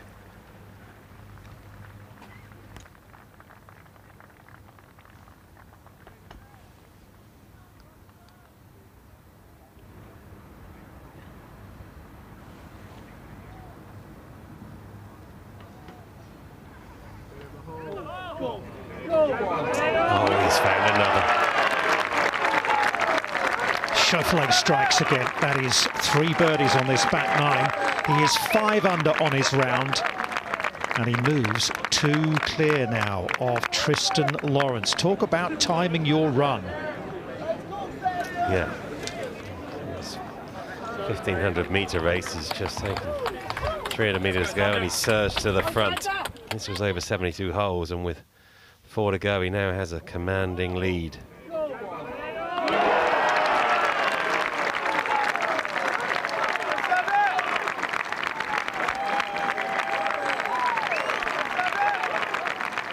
Tough hole next up for him. Then the par 5, 16th.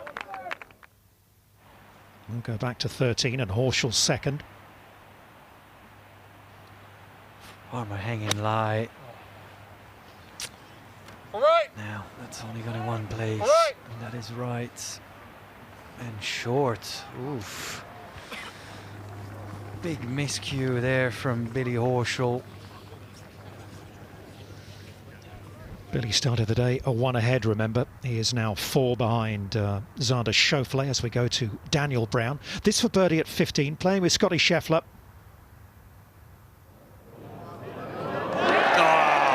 Boy, Daniel. Well done. He's given everybody a real thrill this week, including himself, I'm sure. At times, maybe a fright as well. And that was more like it. Horrible start today, but he's just hanging on to Scheffler's coattails, which is no bad thing for the Yorkshireman. Nice drive from Tristan Lawrence down the 13th.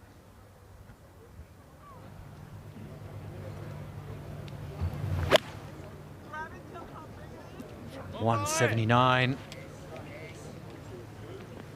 Oh, not a good shot from Lawrence, trying to bounce back after his birdie on 12. Giving himself a great birdie look on 13.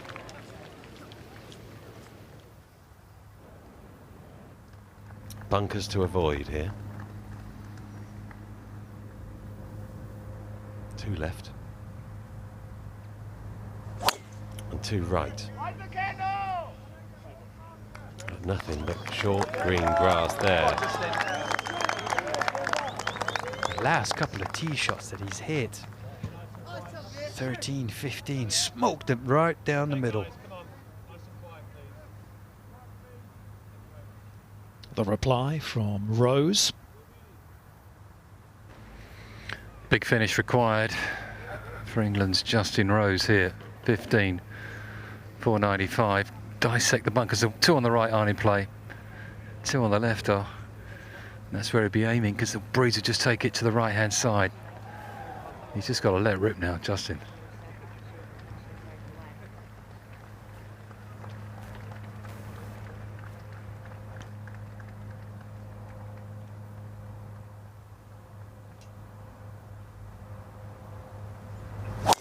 Oh yeah! Oh yeah, indeed. This is absolutely nutted. Right down the middle. Doesn't quite have the length of his playing partner, who's a few years younger, but he has as much class. He also has a major championship at home in the trophy cabinet, so.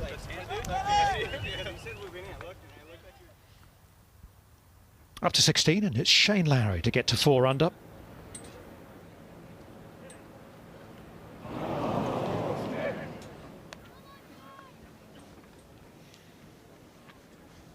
You can see the pain in Shane Lowry's body language. It's feeling like the one that might just have gotten away. Daniel Brown coming off the birdie at 15. 3 wood to 16, asking this to move a bit right. Just dodges the bunker down the left-hand side. Nice opening of the green there for him for his 3rd. Yeah, great access to the pin.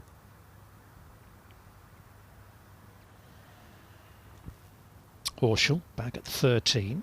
Doesn't look very appealing, does it? Wow. Absolutely incredible. Oh, seriously. The view that we all had. Looks like that ball just took off slow and fizzing. Look at his reaction. He's a great watch, isn't he? Of course he is. Oh. Nearly knocked an eye there. Easy, Billy. You're going to need those 2 eyes down the stretch. You can see the intent every shot. Can I hole it? Can I stiff it? Can I roll it in? Schauffele needed a miracle. I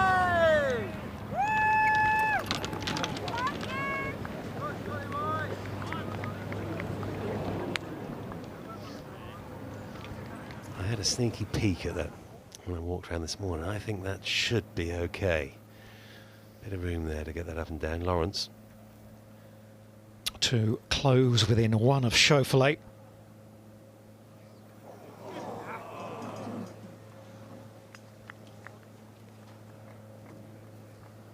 That's fine margins, isn't it? It's just this last half hour, isn't it? The pendulum has just swung away from Tristan Lawrence towards Xander Schauffele. Let's head up to 17, the daunting par 3, and Shane Lowry. Go set him up! Looking for 2 birdies to finish. Get lucky. Get lucky. Yeah, you did, Shane. One of those golf balls that listen. They're always handy. Remember, the last 2 players who played the 17th yesterday took driver off the tee at the par 3. Russell Henley at the 14th. Oh, so close. Again from Henley. Oh. It is fine margin. Have you seen the number of holes that's been shaven the last couple of holes? 1 birdie, all the rest pars today for Russell Henley. It's a venue that's been kind to the United States, hasn't it, over the years? And at the moment, we have an American on course for victory.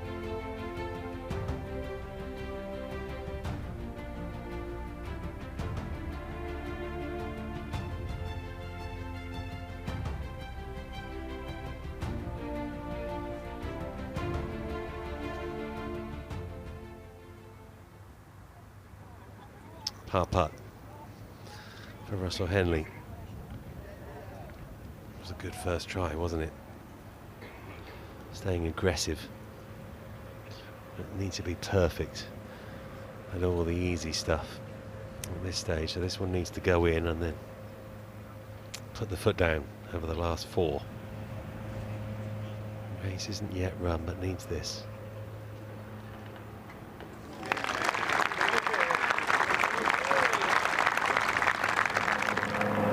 .215, Hannah Rose.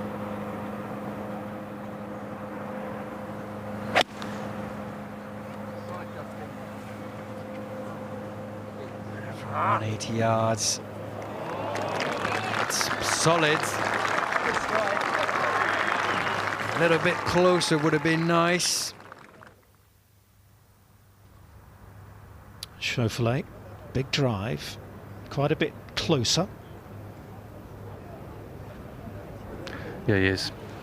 152. It's a 9-9. Just a smooth one for him, really. He's on cruise control.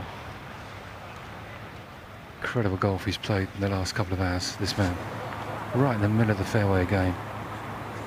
You really get to this pin as well, tucked on the left-hand side.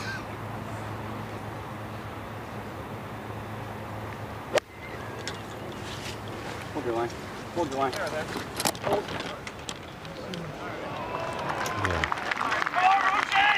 More than adequate at this stage. No dramas.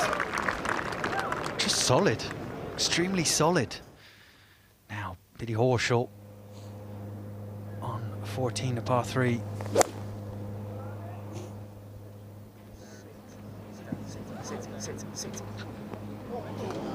Just pitching on the back edge of that bunker. That's going to come back down. Just on the green there from Billy O. It all adds up at the end of the day, doesn't it? Maybe pop that one in.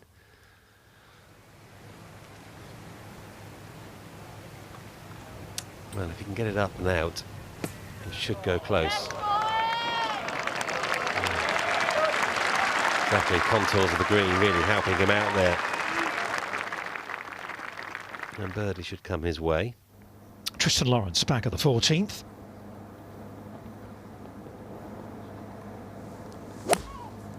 Now look how far left he was aiming. Really using the wind here to bring this from the left. And he gets a really good bounce off the bunker. A really good result from Tristan Lawrence there, chasing by 2 still. Shane Lowry ahead at the 17th.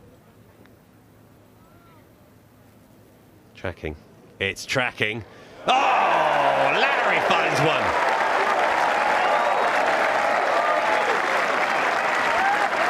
You just never know. And he moves inside the top 5 at 4 under. He'll be off to Portrush, of course, next year. Scene of his famous triumph. Oh, he'll be like the Pied Piper there, won't he? Good place to be part of Shane's gang.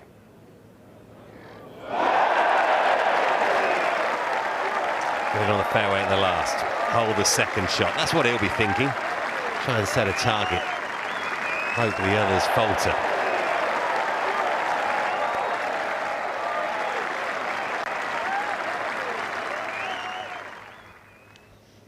To the 15th, and Justin Rose. It's time, right now, for Justin. How many more opportunities do you get to win the Open Championship? Not many. Taking his time. He's got to give them all a run now, hasn't he? He's got to give them all a run. It's a pretty flat green, this. I'm right behind him, so I'm trying to get a clue as to where he's going to hit this. Huge hospitality area just to the right of this green. It's packed 10 deep. It feels like it's just off the right to me. But he's aiming pretty straight.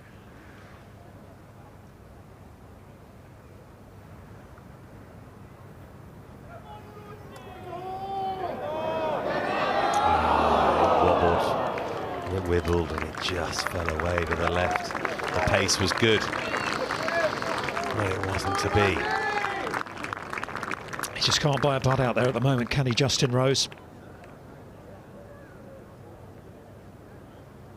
He stays 5 under, 3 behind Schauffele.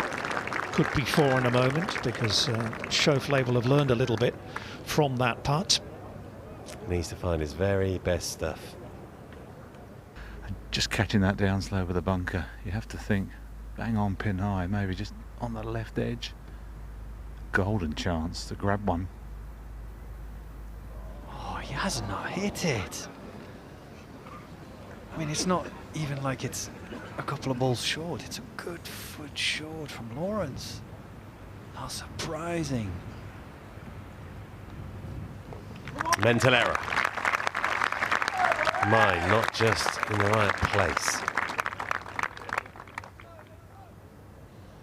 Well, it is a big putt, isn't it?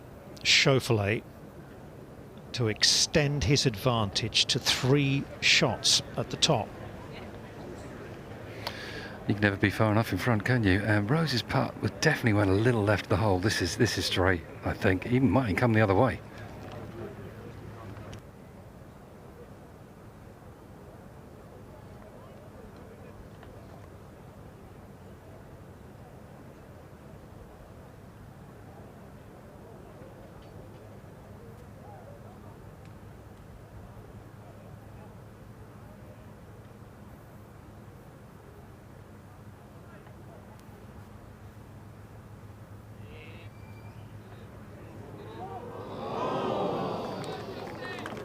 Well, one hand on the trophy, but not quite 2 yet. Just the door ajar, just a little chink of daylight for the others to chase.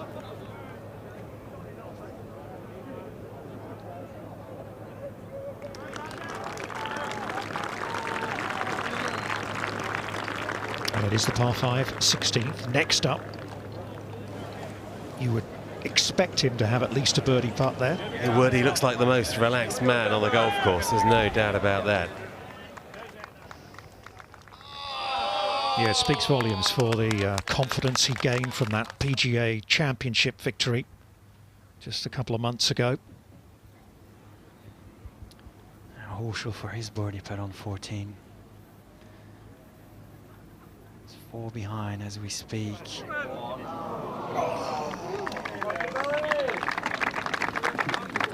He'll stay 4 behind. Tough ask, isn't it? Schauffele moves to the beastly 17th. Pin front middle. Looking to just bring it in on the wind from the left. It's another imperious iron shot from the world's #1 player. Maybe too little too late, but he'll surge to the finish.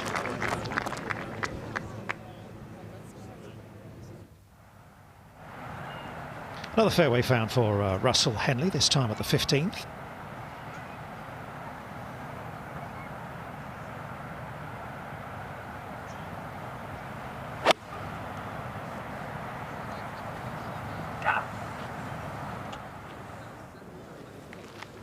Well, I mean, it's okay, but when you need your very best, not quite able to find it.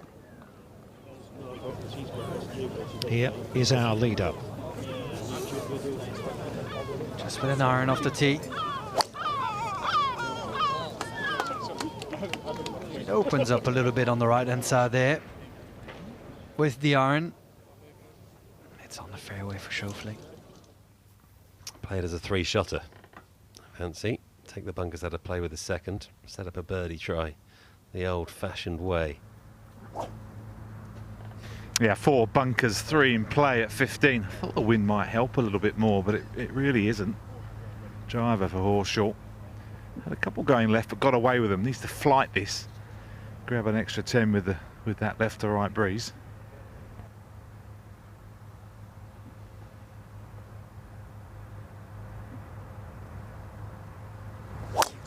Come on, you irons. Leaking a little. Dodges the trap. Beautiful now. Short grass. Just wanders on down, a little closer. Flat line, great angle. Yeah, that was better. Stay behind that. Last couple he sort of just smothered just a fraction.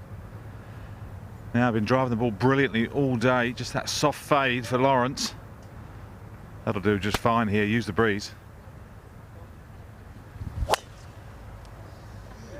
Yeah, that's perfect. Aiming at the left bunkers.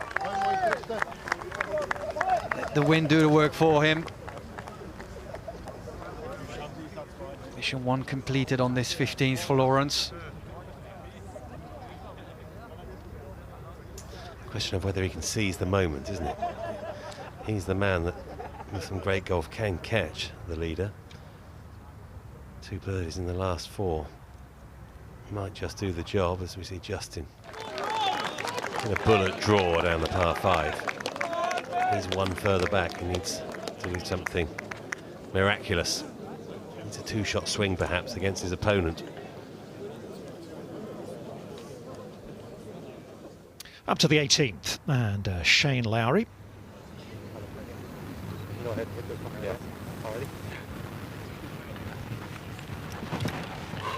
Time to take dead aim here. Just think about holding this shot. Doesn't care where he finishes in this tournament. Wants to win it, needs to hold this. Right a bit more. Go! Right it. Go!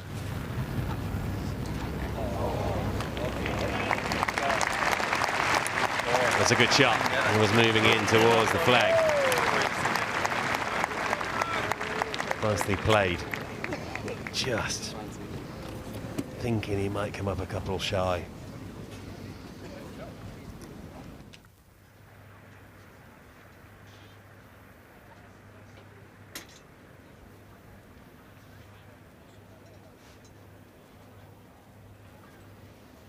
For the 2. Scotty burns another edge. Goodness me.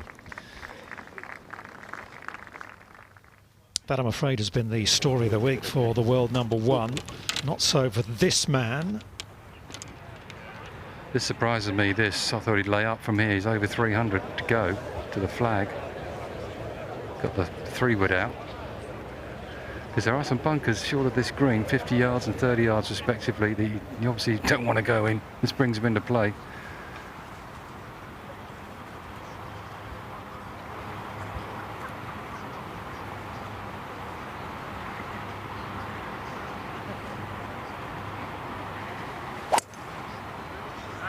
Hold your line. Go.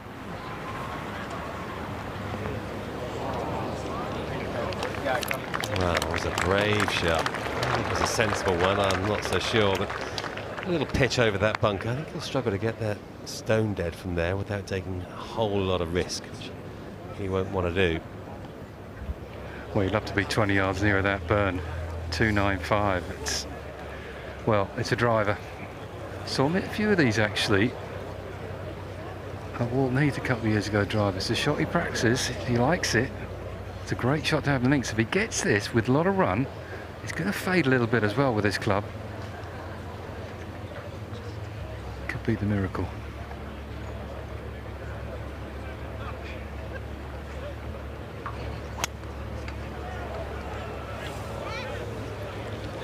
Oh, he's flushed that. Oh boy, has he flushed that now? Is he lucky? He deserves to be. Oh, he is. Well, that's a brilliant shot off of these tight lies.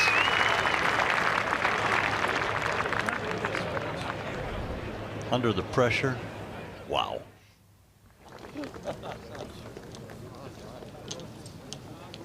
And he won't have hit a better shot than that. He's hit some crackers in his time. Got his just rewards, didn't he, here? Just takes a little right-hand turn. Eagle try coming. He took the risk, and he'll have that for an eagle 3 as we go back to 15. Russell Henley for birdie to climb alongside Rose at 5 under, 3 behind. Henley has been so steady today. And there's another one. It's just not going away.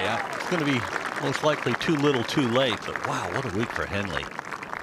Maybe. Maybe not. Just hangs on to the coattails of Schauffele. Got to get across the line. Up to the 18th. Let's see if Shane Lowry can close out his Open Championship with a birdie here. This would be a pretty good number to post.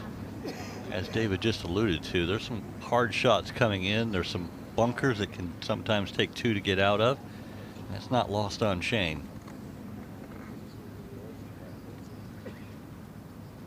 Voice of Jay Townsend, who is back alongside David Howell, myself, Dom Hollier, for the closing stages of this 152nd Open Championship. When he won in 2019 at Royal Portrush, he was clearly the people's champion. If he holds this, all the people around this 18th will go absolutely nuts. We left it short. I just didn't see him leaving it short. It was a hard putt to make. One to forget, sadly, for Lowry. Back down the course to Tristan Lawrence at the 15th.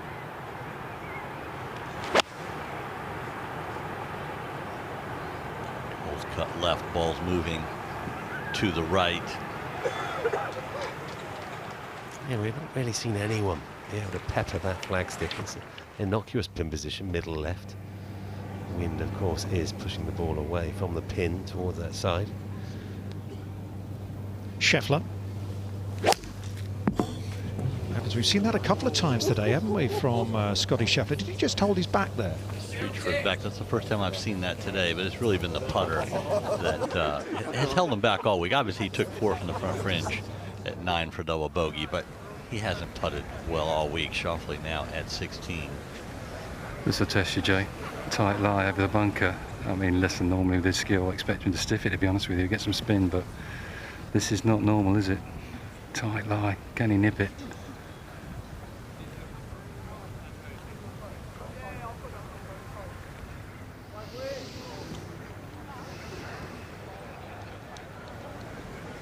It's a little bit harder.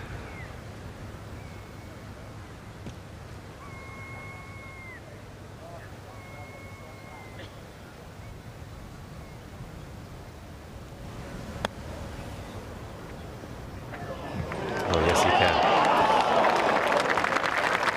Tremendous shot there. Majestic pitch from Schauffele. Played it with height. Took it way over that bunker. And it grabbed nicely for him. Dom, do you hear that noise? You mean the quiet? No, it's the fat lady warming up. Well, she's not singing yet. Didn't quite grab as much as he hoped, I'm sure. Well, that will be for birdie. And Justin Rose, of course, has the eagle try, which would get him to 7 under if he could bury it into that little cup. You just get the feeling, David, don't you, that standing on that 16th tee, Schauffele must have thought, now if I can birdie here, I'm going to be tough to beat, at least. Well, he certainly is. Tristan Lawrence has got a chance, Anthony.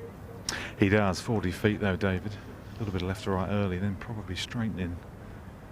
This is all pace, isn't it? Just give it a chance, get it there. Well, fair dues to him, he did. It was just too far away to threaten, really. The second wasn't of a high enough quality to chase down Schauffele, who has been simply majestic all day long.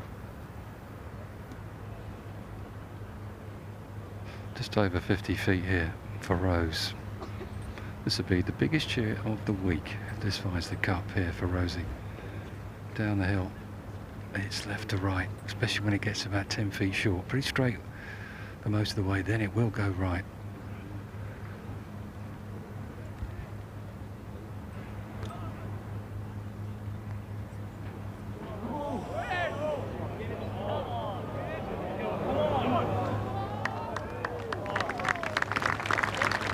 You have to think that he knew he needed to make that with Schauffele up there so close. You're assuming your playing partner or opponent is always going to make it. 10 feet nearer, but straighter for Billy. That was a nice free-flowing stroke. Oh. Yeah, right. Sometimes putts just look good, don't they? And that was one of them, but it did not go in. Now, it was a poor first putt from Shane Lowry at the 18th. But that's better. And the champion golfer of 2019 finishes off here with a round of 68. 4 under par, a share of 5th place at the moment. Just look back and have some regrets about what happened yesterday, starting at the 8th, and then the poor back 9. Mind you, they were really quite fearsome conditions. And this, the birdie putt for Xander Schauffele to move 3 ahead in the Open.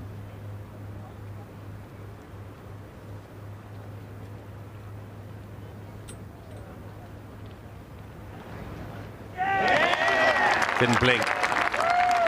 Inside left. That's a superbly played 16th hole. And look at that for a scorecard. You know what's amazing is that he knocked on the door for so long. He was one of the favorites in majors for so long. He wins one and then boom, he's ready to win another one right away. It's just the self-belief you get from winning is just extraordinary. Yeah, indeed. It's not done yet, though. Golf has a strange way of allowing weird things to happen. Plug one in a bunker. A strange shot. Justin tightens up nicely. Hanging on. Up to 6 under par. So he is 3 back with 2 to play. Desperately trying to find a 2-shot swing here on the 17th.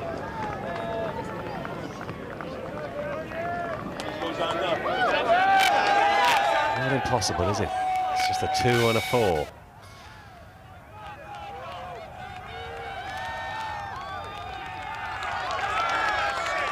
It is a new tee, of course, here at 17. They've stretched it out just that little bit longer.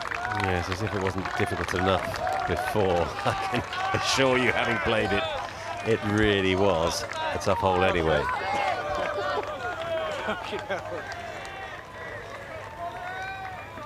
It is where Henrik Stenson in 2016 hit what he called the best shot of his career, a 4-iron to pretty much seal the deal. Then he birdied the 18th as well.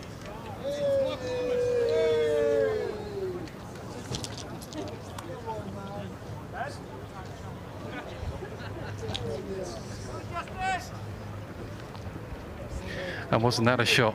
The Stenson here, I remember it very well, standing right here where I am now. And that was some golf, and he's put on a show, hasn't he? Schauffele, brilliant stuff, but he's still got it to do. This is a tough hole, has been all week. 226 is the number. 216 the front. Huge bunkers left and right on this green. Got to think 5-iron and bust it. You want to pick something you can hit here. It is slightly helping. Off the left.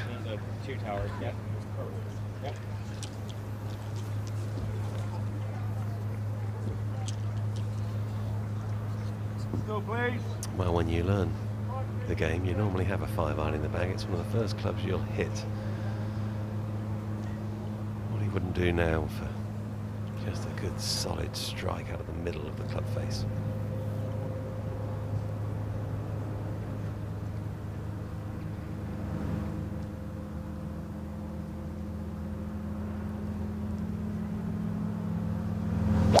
Center mark! Needs to drift. Oh, covered the bunkers. Safe now. Very good. Played away from the short side miss. Hey, come on, guys. Nice and quiet, please. That was a safe shot from our leader. Quite right, so down the left. Rose got to take dead aim. 1 club more for him. He's a club shorter than Xander. Needs a shot of his life right here.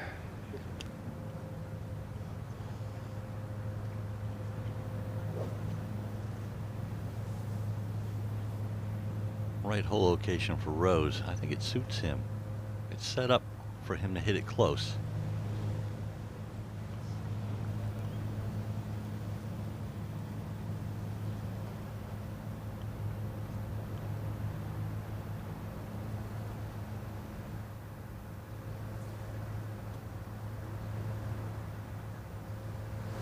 Go center mark! They tried to play a cut and held on. Got a kiss off the bunker, but backside of the bunker. Similar position, good safe shot, but he didn't need a safe shot. Oh yeah, but what a kiss off the bunker it was. It's not done yet. Roll that one in, pour some pressure on. Yes, firmly in command of himself, his emotions and the championship, but not done yet. It's really a 3-horse race though, isn't it? With Tristan Lawrence still just about in the mix. If he can somehow squeeze a birdie or eagle out of this hole. Well, he might not be able to reach in 2 after driving in the rough. It'll be lie dependent, but he's in a better position than what Rose is because he's got 2 more holes in hand. Well, another hole in hand. It's a reachable par 5. Worst case scenario, he's going to have a short little pitch shot in. Strange shot, wasn't it, from Schauffele down the 18th? It was. It's a reminder that this is a really difficult game we've been watching. He's got a bit of a result, to be honest with you. Well, that being said, this is his 3rd. Goodness. Wow.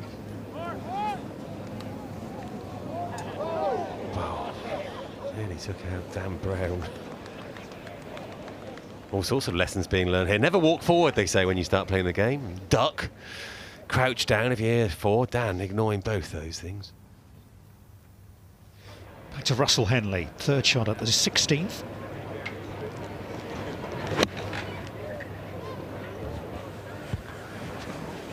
Started off as a very tough day with the conditions. The winds have died down.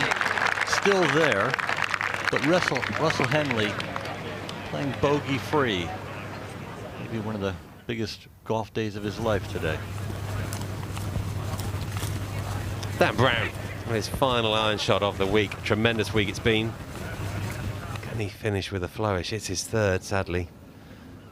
Found sand off the tee, but well, that's a gem.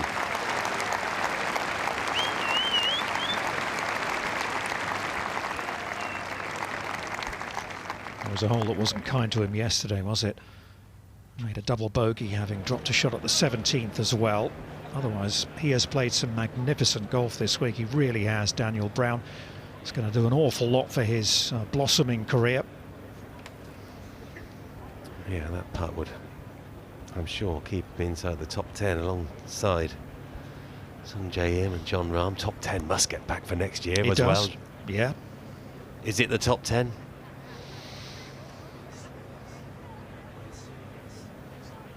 Yes, it is. We are hearing. 2 good shots, let's be honest. Anything that finds this green's a good shot. It's such a difficult par 3. The tee's gone back this year, so both pin high, both 35 feet-ish. One can 2-putt, one's desperate for it to find the bottom of that little hole. Rose, both are pretty straight. I think Justin's is just a little bit off the right, just a little bit. It's a pretty flat green, this.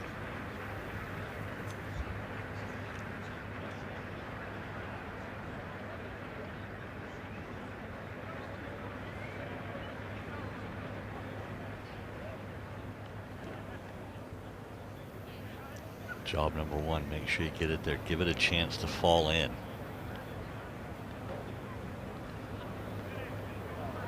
He's done that. Good effort.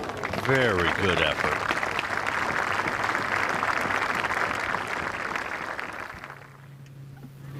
Up to 18 again. The 4th shot now for Scotty Schauffele.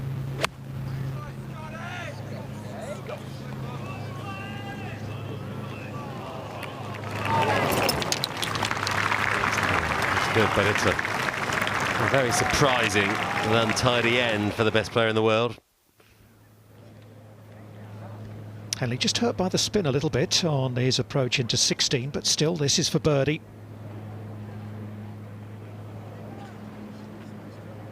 Hard to read the amount of break, the slope coming off that front right bunker. Easy to miss left as he did, but a good putt. To 17, and let's see if Xander Schauffele can put another nail in the coffin of this one. Yeah, he can smell the silver polish, can't he, right now. Same putt that Justin just had. It's off the right. He's had a great read off Rose.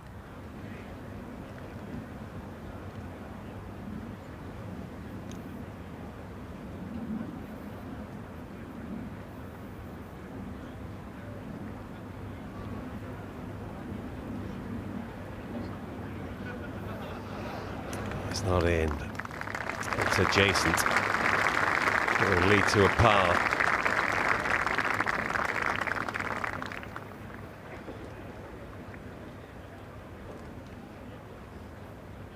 It's going to take a while to engrave Xander Schauffele. There's a lot of letters there. Yeah, how'd you spell that again? Listen, I'm a math guy, I'm not a spelling guy. A par 3 at 17, one hole to go. And the key about that final hole, there's no driving involved. It's iron, iron. Couldn't be a better situation when you've got a lead and pressure.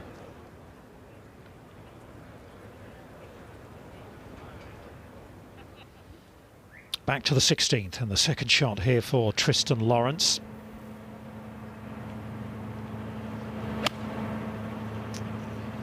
Just a layup, so he's going to try and make 4 the hard way. What he wouldn't have given just to have been able to go at this green. He'll know the situation, I'm sure. Tristan Rose makes his par at 17. So he will head down the closing hole 3 shots behind his playing partner. Yeah, big change in the emotions now for Rose. Feeling, yes, he'll stand up and play the last. You never know what's going to happen, but trying to keep those thoughts of what could have been away now. Chance more than likely slipped away. Needs a 3-shot swing, has to birdie the last and hope for a mistake from the playing partner. Schauffele to limit the damage to just 1 drop shot at the last. Tough putt up and over a little ridge, then breaking down to the left. It's a miss for Schauffele. It's going to be a double bogey. He's given Brown a great read. Huge putt coming up for Brown. Currently inside the top 10. 72 in the final round for Scotty Schauffele. Not the Sunday he was hoping for here at Royal Troon by any means. Had to wrestle with the emotions, I think, a little bit, Lawrence. He wanted to hit 3-wood and get it as close as possible, but he's left himself just over 110, favourite number. Can he cut this into this right to left slope, front right flag? Aims left, draws the blade across the ball. Now spin. Not quite. He needed a worldie and he got anything but. Huge putt for Brown. He saw the putt of Schauffele trying to save par. Oh, has a good line, just didn't have the pace to hold the line.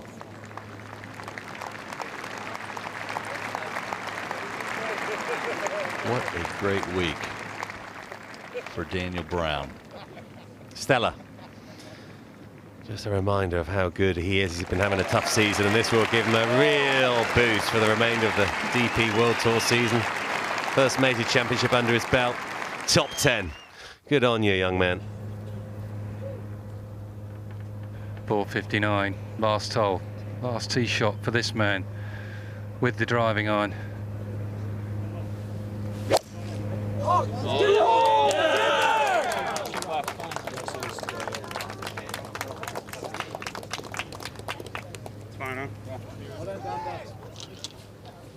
It is absolutely fine, Xander. Very nice and quiet, please, folks. Thank you very much. Thank you. Nearly there.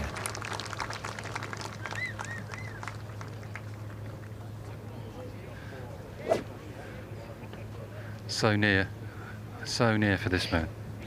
Driving iron for him as well. There's just no point hitting driver. It went off the left. If it was down, you want to give it a wrap, but got to get the ball in the fairway. 300 yards to the right-hand bunker. You can't reach that.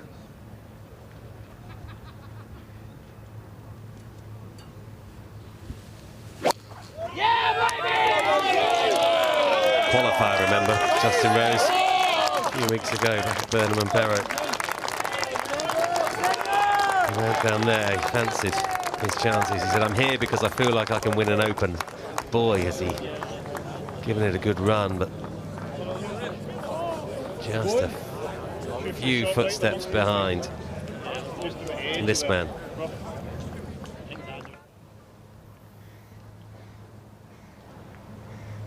Russell Henley at the 17th. Make it cool! Taking dead aim. A little bit flatter ball flight, runs out. Wow, he's gotten everything out of his game today, though. What a good effort. Hasn't he just? As you say, 2 birdies, everything else has been par. He's really stepped up. Just needs to close the deal, get the finish he deserves.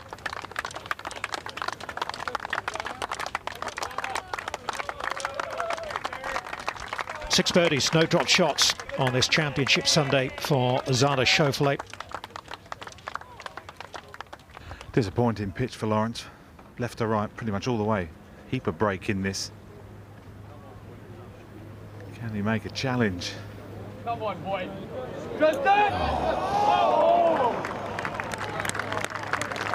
Just coming up a fraction short. He might be saying the same to himself in an hour's time, but a par at the 16th leaves him 3 behind with just 2 to play.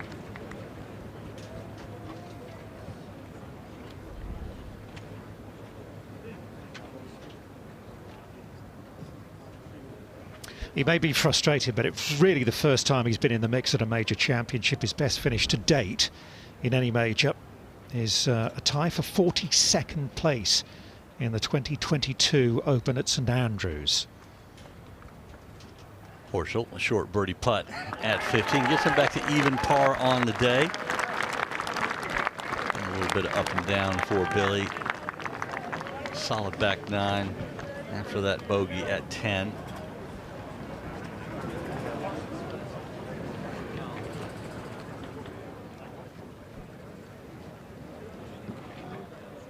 Justin Rose just 1 yard further away than Xander Schauffele down the 18th.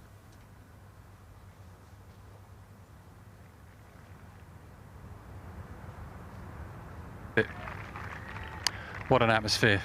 Oh, goosebumps. Stands are packed. Justin Rose has played so well, you know, but he's just come across a juggernaut in Xander Schauffele. Champion-elect. Still work to do. 195 for Rose, 194 for Schauffele. He's got the club out already. I think it's Rose to go first, though. There is an angle. It's pretty obvious he wants to get on with it.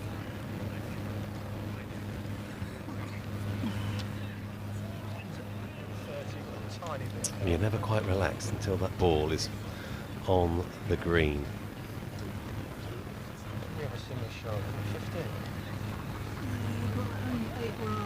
On an upslope there, 83 there.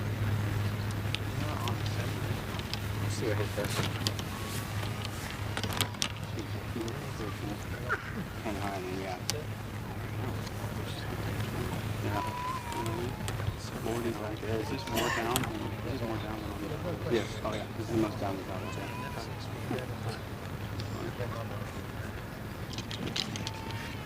Justin to go first. 172 the front. 95 all up.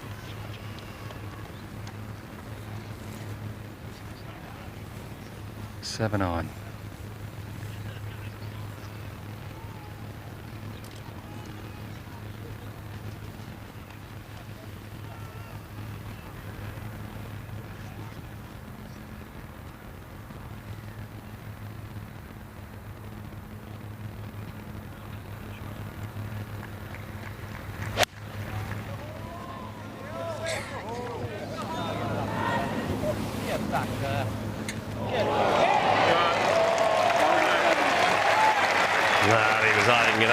Wasn't he? And so he should. Right at the flagstick. Only one thing in mind. knock this in the hole.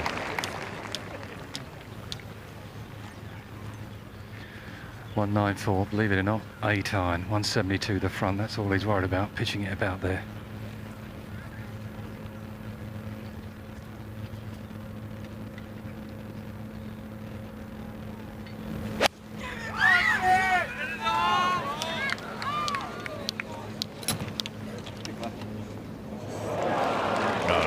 Shot.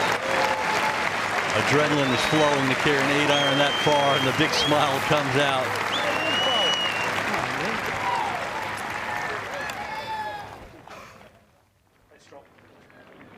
Let's drop back to the 17th, and Russell Henley. This is to tie Rose and Lawrence in second place at 6 under.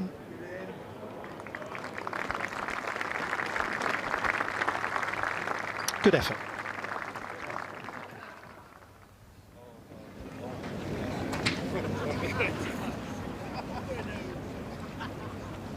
It is looking very much like it is going to be a double major winning season for that man there.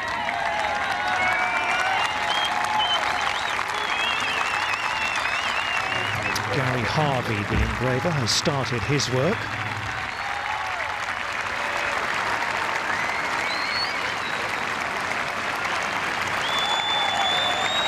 The best walk in the world. You're a golfer. And soak it all in.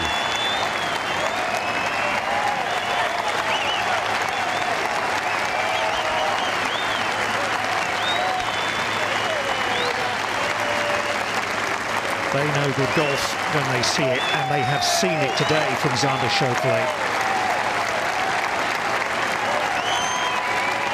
It's been a faultless performance, no drop shots.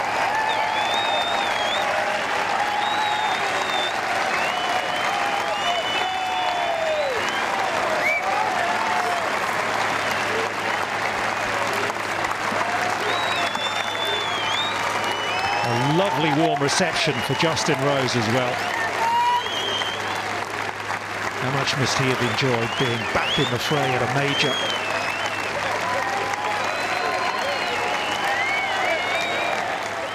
The emotions will be stirring for Justin. I've enjoyed that as well.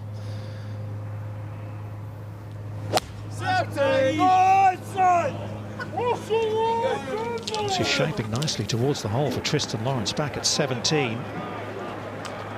Although certainly is. Billy Horschel's in there close as well. 2 good shots at 17 for the final group as Henley gets ready to hit a hybrid off the 18th tee.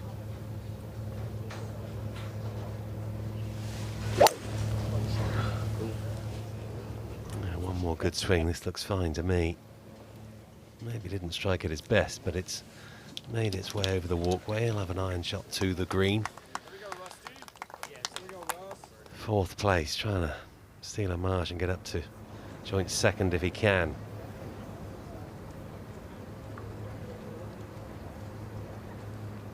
Looking down over the 18th green, our champion-elect.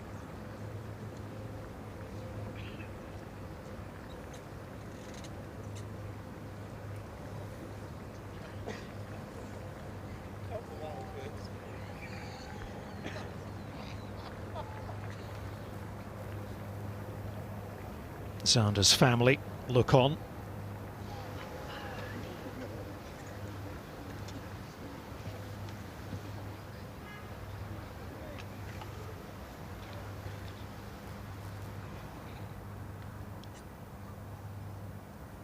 For a closing birdie and a round of 64.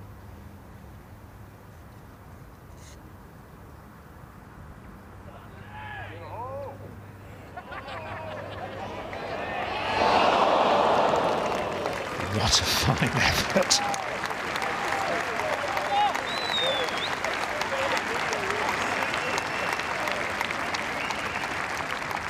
Brilliant from Xander Schauffele.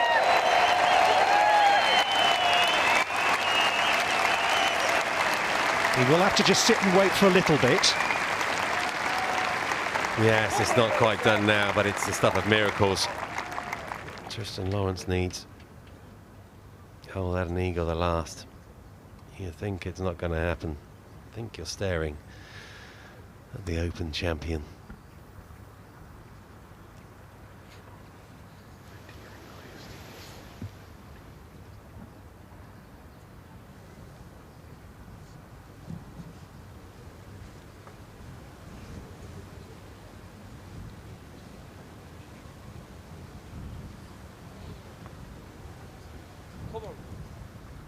Well, Justin Rose to finish with a birdie and to climb clear of Lawrence. Come on, in you come, round you come. There you go, Justin. Take a bow.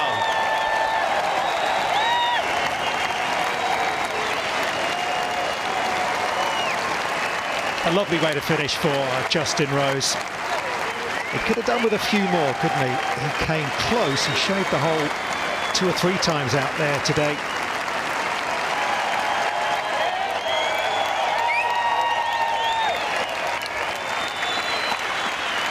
And he knows it's all but done, Schauffele. 65, starting off in some pretty high winds around Royal Troon. You deserve the win. I don't think many people saw 9 under as a winning score. Well, it was always going to be a winning score. Not many people thought anyone would get there. Great effort. And the majors are coming thick and fast. Couldn't buy a win for a couple of years. Let's go. And now, 2-time major champion. This is the greatest one of all, the oldest, and in my opinion, the best. Very good, thanks. Crucial putt here for Tristan Lawrence. This one's got to go in.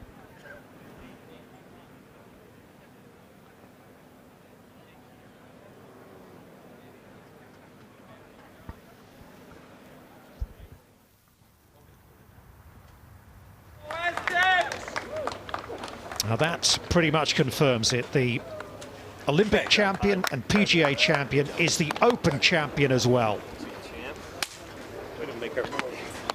That's 2, baby.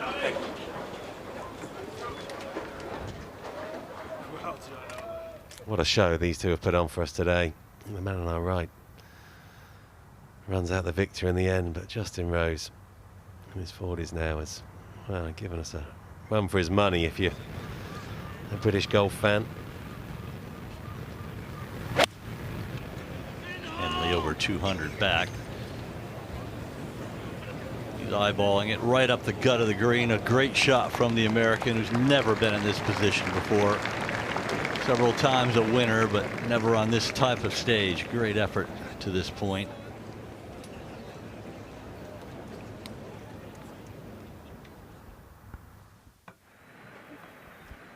Billy Horschel hit a tremendous tee shot to 17.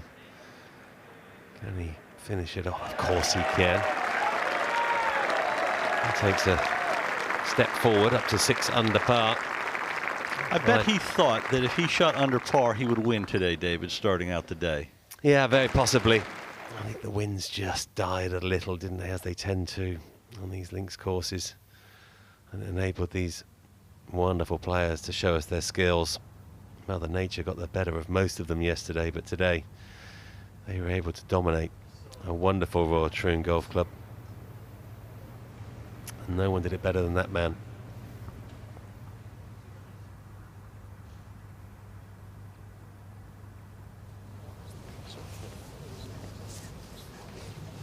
Still quite a bit to play for. There's Lawrence and Horschel potentially could birdie the last hole, get in a tie with Rose for second. Yeah, they'll know now. They're just playing for position, but goodness me. Lots of money, lots of points, and a ton of pride on the line still for Billy Horschel, looking for his best major finish. Desperately trying to find a birdie at the last to join Justin Rose. Absolutely flushed. That is a long one down there.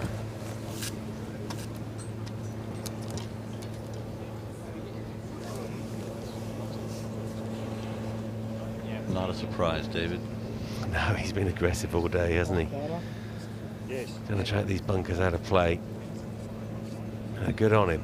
You gain a lot more for birdies than you lose for bogeys. He's going all out to attempt to join Justin Rose on 7 under par. Let's hope he can find a good one. He's given us a real thrill today. Unsung hero in many ways.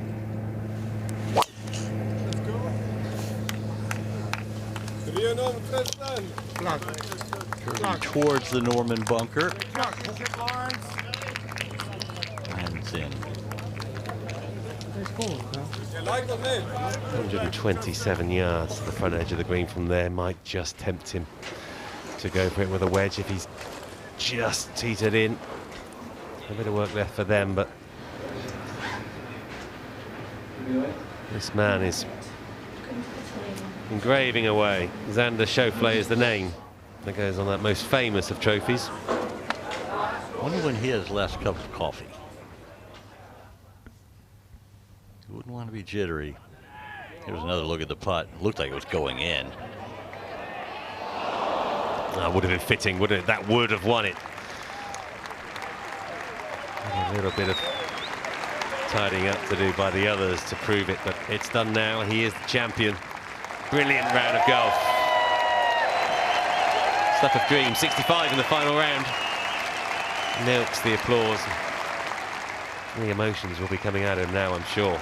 The enormity of what he's just managed to achieve.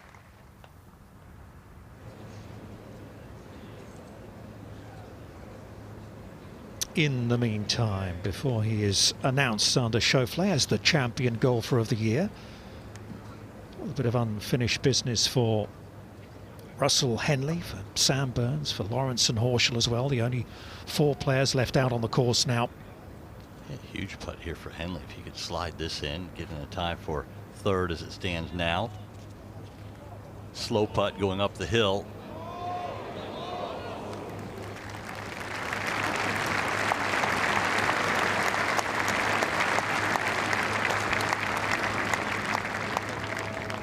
Tremendous performance. No doubt about that. He was a threat all day long. Couldn't quite find the putts when it mattered. Ran a great run at this championship. Should be very proud of himself. Yeah, it's his best finish in the Open.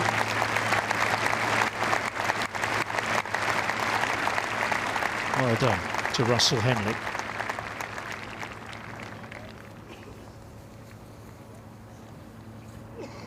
Three rounds in the 60s. One poor round, but he got blown away. Many others in the second round. It's been a horrid back nine, I'm afraid, for Sam Burns. No closing birdie either.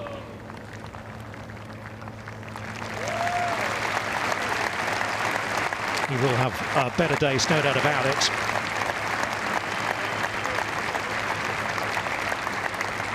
Yeah, Burns is a supremely talented player. Hasn't been in his best form this year. He certainly gave himself a chance today.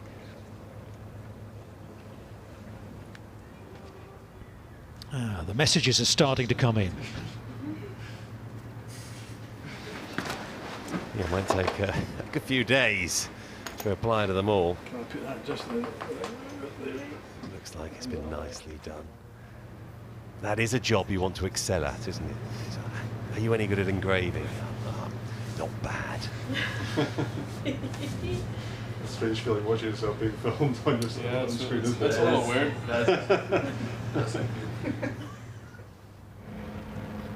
Billy Horschel from the fairway at 18. Billy likes to move it left to right.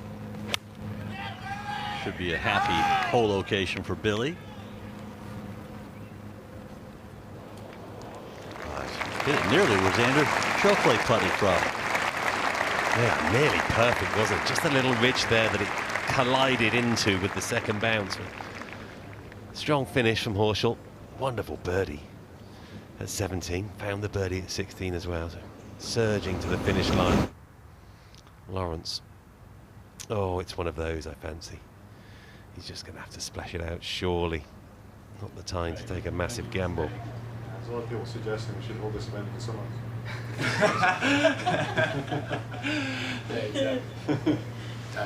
Still looks like the calmest man on the property. He's got to decide where he's got to say when they hand him the Claret Jug. That's some pressure right there as well. Take your time. Speak from the heart. All will be well on that front, I'm sure.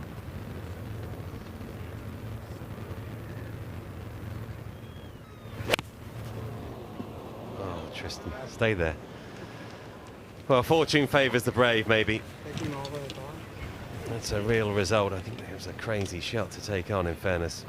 It was never going to be able to get it out. So as good as a layup. Just need to settle now. And quite a rebound off the wall. I don't think I've ever seen one come off the wall that hard and far. He's certainly been aggressive all day long, hasn't he? Not thinking of anything other than moving forward right at the end.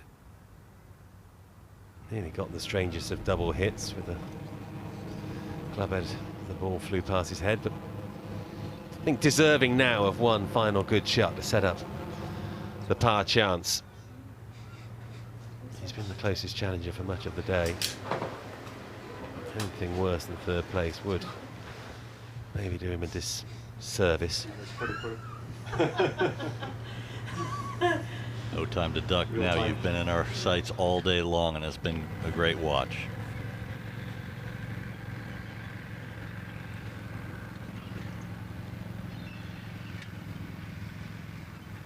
Last to play to the final green. Attempt to save par.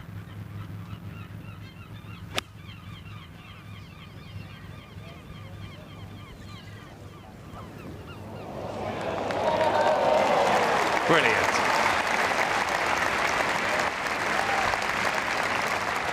Had to take his time there. A lot of eyes on him. Not easy, and he gets stuck in a bunker. His race is run, and victory hasn't come his way. And for much of the day, it looked like it might. He was the person that was pressuring the eventual champion for much of the day. Hopefully he can just pop that last one in.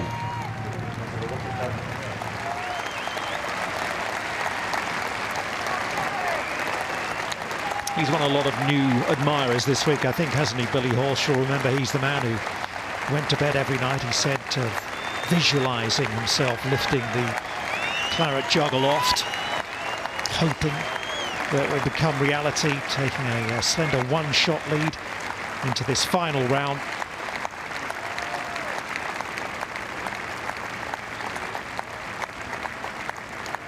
And as I say, great experience really for Tristan Lawrence. He's only played in 5 majors so far in his career. And this is going to be his best result by some distance, whether he holds this putt or not.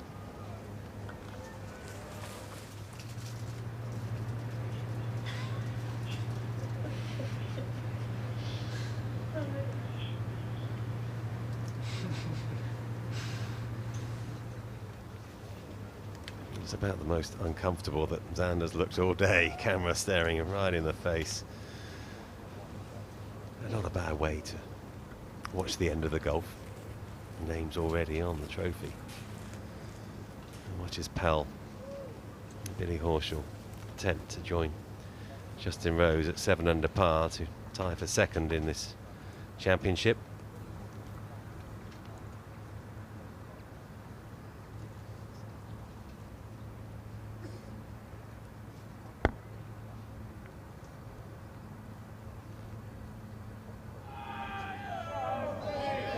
Oh, he's got it as well. What a finish that is from Billy Horschel. 3 straight birdies, 16, 17 and 18. It is a closing 68. And he has come within a couple of shots of making that dream a reality. It's by far his best finish in the Open. And if you would have given him 7 under this morning, he would have taken it knowing that he was going to win. It was only for a phenomenal round from Xander Schauffele, a 65 in trying conditions, one of the most difficult open courses in the Rota. He got beat by greatness today.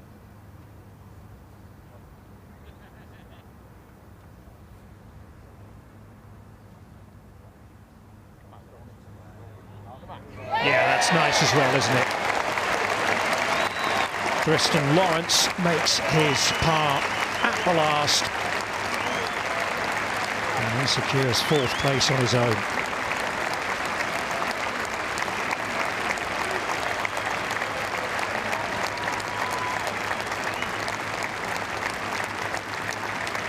The weekend of 65-68, that's phenomenal playing. He was certainly the man to beat when they turned to come home.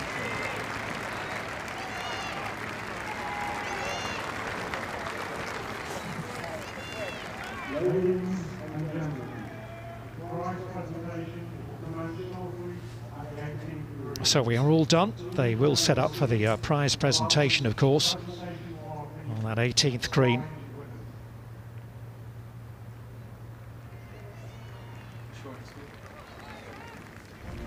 Callum Scott is going to receive the silver medal as a low amateur, and it's going to be another gold medal for the Olympic champion and now champion golfer of the year. What a season he's had, Xander Schauffele. And now he has to be in the conversation for Player of the Year. Scotty Scheffler's won 6 tournaments and a major. Schauffele's won 2 majors and the Open. It's going to be a fun conversation for the rest of the year. The whole major season is now over. Matthew Jordan there, just nabbing another, well, a top 10 in the Open Championship. So great finish by the young Englishman. Yeah, and it secures him his place next year at Royal Portrush as well in the 153rd Open. Along with Adam Scott and with Daniel Brown, which is really nice to see. What a week he's had. He and brother Ben.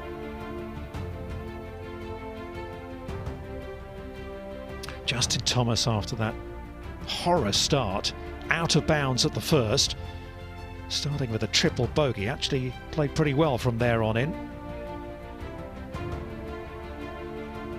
There is Callum Scott.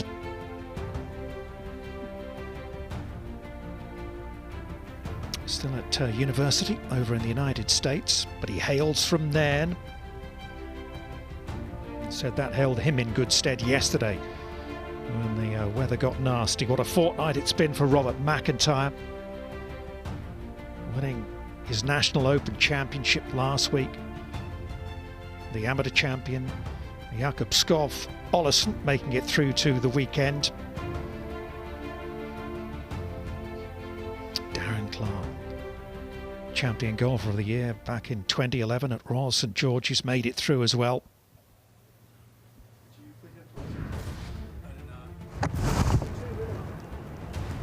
Well, Schauffele started a little quietly today, didn't he? 5 straight pars and then struck at the par 5 6th. Yes, wedge in hand, right at the pin. Perfect for distance. Lead to the first birdie of the day. Didn't take him long to strike again. Downhill right to lefter at 7. Poured it right in there. 2 under to the turn, he parred the 10th. Then how about this at 11 from the rough? Yes, the big danger hole, the one you've got to get through. Played for the flyer and got it. This just trickled up, on and on to birdie range. Nearly tapping range, brilliant.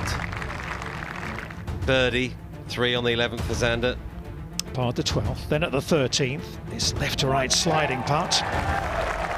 It was around about now, wasn't he? Really started to put his foot on the gas. Another birdie would follow at the 14th. This was an amazing pitch.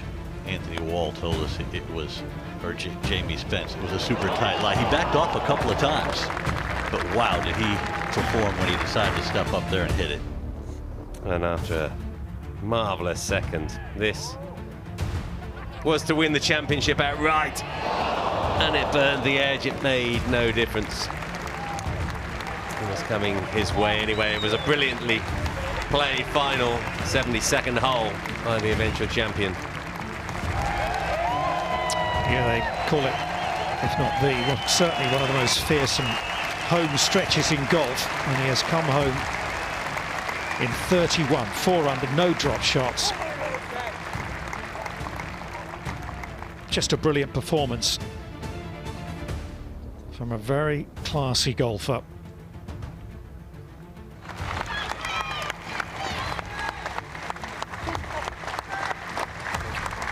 Hug from his wife, for mum and for dad as well.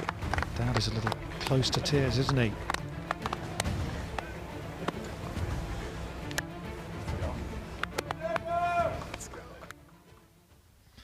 So confirming a 2-shot victory by Xander Schauffele, the birdie at the last, giving Billy Horschel a share of second place alongside Justin Rose.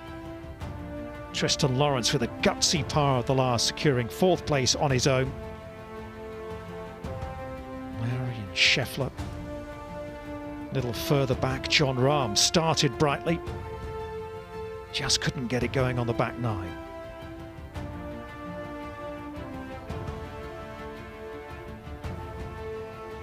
Just 9 players finishing under par this year at Royal Troon.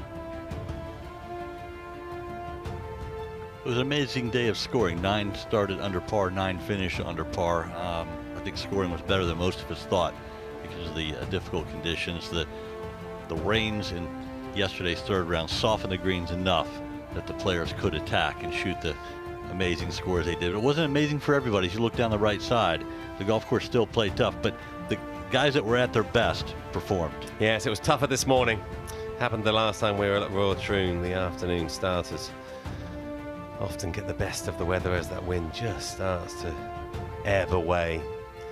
And that was the story once again this year, so you had to be up near the lead with a round to go. And those top 10 players eventually being the only able to beat Royal Troon this year.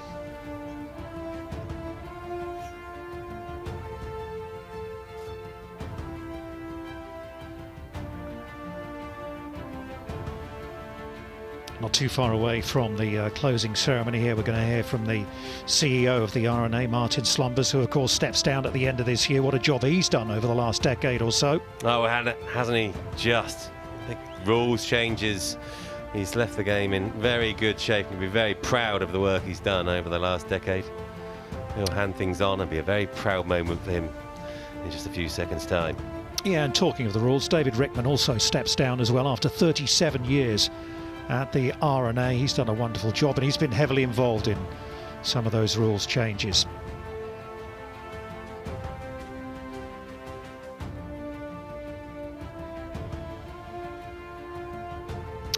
Well, they're nearly ready.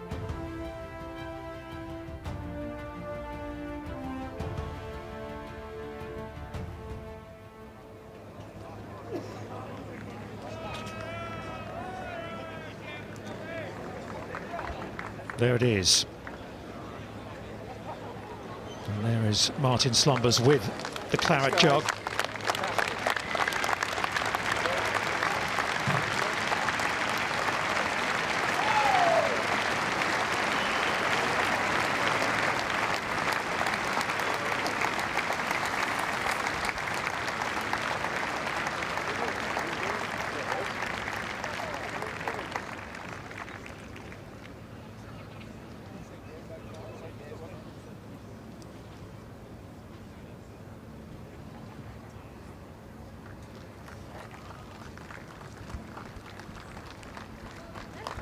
And there come the winners of the silver and golden medals. Good evening, everyone. My name is John Clark, and I'm chairman of the R&A's Open Championship Committee. Thank you for so many of you staying to help celebrate with the champion.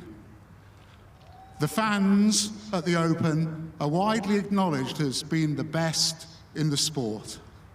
You cheer the good shots, you commiserate with the bad breaks, and I'm sure that all the players appreciate the wonderful support you give them.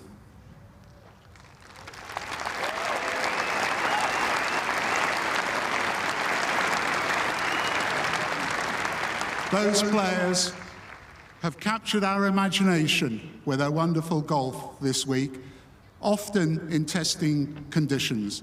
And I think any of those who were vying and in contention this afternoon would have been a worthy champion. The championship could not take place without the hard work of so many people, including over 7,000 volunteers, nor without the continuing commitment of our loyal patrons, suppliers, and partners. And I thank all of you.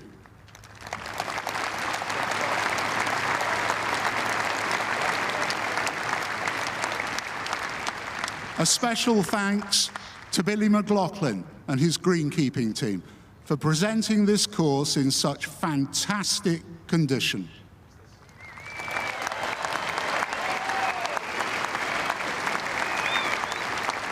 This is Billy's 6th Open, and he's clearly getting the hang of it. And to Colin Adam and the club's organising committee, and indeed all the members of Royal Troon, for making us so welcome. But I can't finish without mentioning two people for whom this is their last Open. David Rickman has been the chief referee at the last 28 Opens, and Martin Slumbers has been chief executive of the R&A for the past 9 years. They have both given wonderful support and contribution, both to the Open and to golf generally, and I wish them all the best in the future.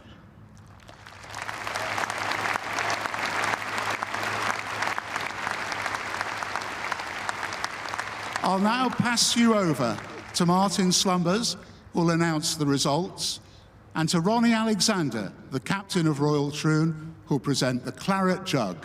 Thank you.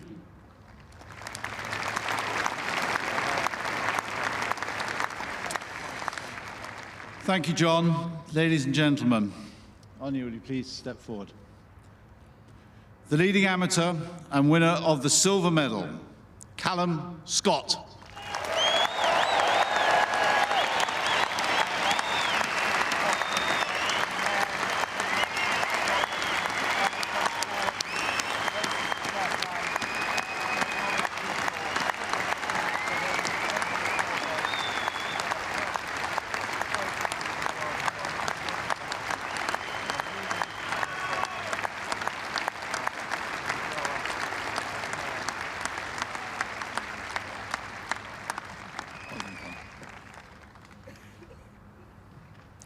And with a score of 275, the winner of the gold medal and the champion golfer of the year is Xander Schauffele.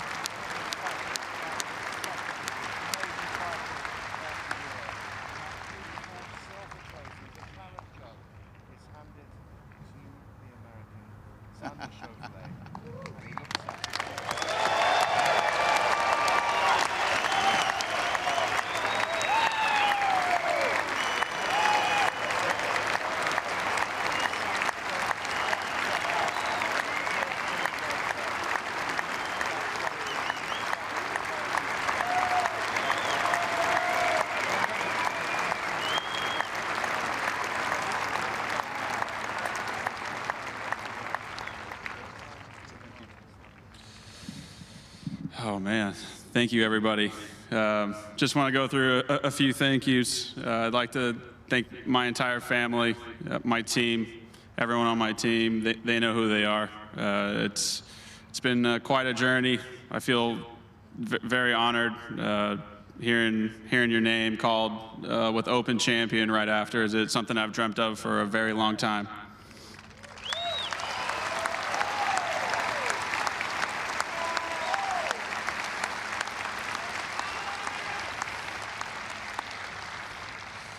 I'd like to thank Royal Troon for hosting.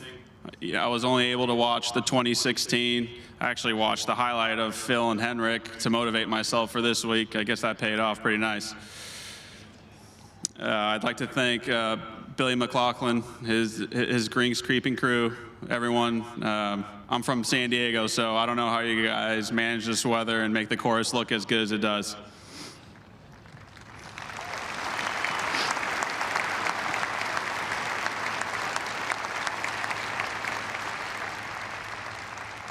Congratulate Callum Scott, great playing. I know you'd like to play better, but still low man this week, and wish you the best of luck your senior year at Texas Tech.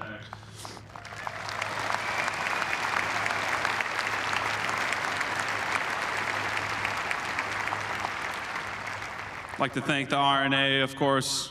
You guys host a world-class event. We all us players, we all feel very honored to partake and play in this great tournament.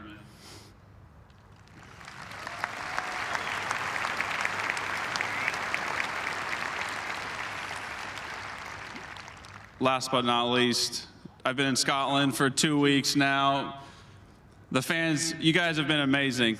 You guys have made it feel like a second home for me, and I can't wait to come back. Thank you.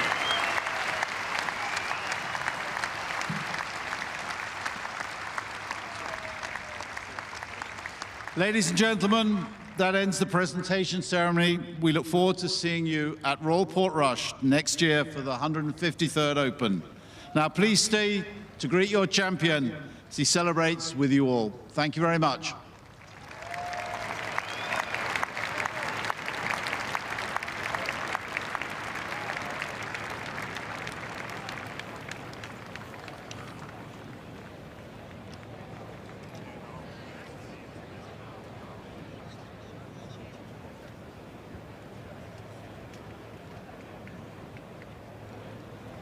Scenes that he and his family, his dad there, are going to remember for the rest of their lives.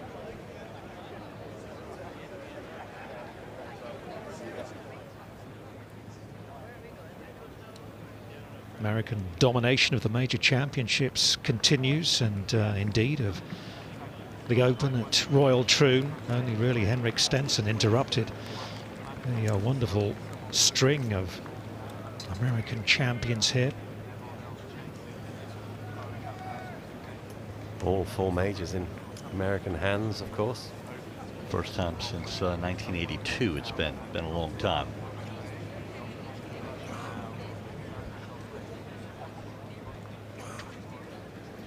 What an amazing champion. 2 majors in 1 year. The greatest of all today, though, the Open. Yeah, with the greatest of rounds to accomplish it. Has to be up there, doesn't it? Especially Sunday to win. 63 for Stenson in the sunshine. Sure, it was windy. 65 today. A different type of golf this week. It's exceptional all the same. That's it. Pull that up, Xander, so yeah. That's it. And you have to say, as an overall test, I think this year's Open has been one of the very best. Every single part of the game, every single part of your character has been tested out there this week. I think that's why the Open is so great, because of the seaside, the wind, the course, the turf. That's why it's the greatest championship, because it does test every part. You can't have a weakness and become champion. Yes, you have to battle the elements throughout the 4 days, and he was the man that did it the best. All right, let's hear once again from our champion, because Xander Schauffele is down there and talking to Sarah Stirk. Thank you very much, Xander. Many, many congratulations. You are now a multiple major winner, but look, just how special is it to get your hands on this famous trophy, the Claret Jug? I just can't wait to drink out of it. What's going to be the tipple of choice? My dad's here with me, so I'm gonna let him do the honor, whatever he wants. What does this championship mean to you, though? It's It means a lot. It's something all of us play for, and it really is a dream come true to be holding this. And it definitely hasn't sunk in yet. You know, my brain is still grinding on this amazing property here, just trying to get through the holes. So I can't wait to sit back and have a moment with this Claret Jug. You obviously just won your first major championship so recently. What inner confidence did that give you coming down the stretch here today? I thought it would help me, and it actually did. I had this sense of calm, a calm I didn't have when I played earlier at the PGA. And for some reason, I was calm and I felt collected. And I was telling Austin my caddy on the 18th hole that I felt pretty calm coming down this stretch. And he said he was about to puke on the 18th tee. Hopefully you would. No, I just told myself just to hit it down there like you have all day, and really just kept moving along. Listen, it's been a joy to watch you this week. Many, many congratulations. Champion Golfer of the Year. Thank you so much.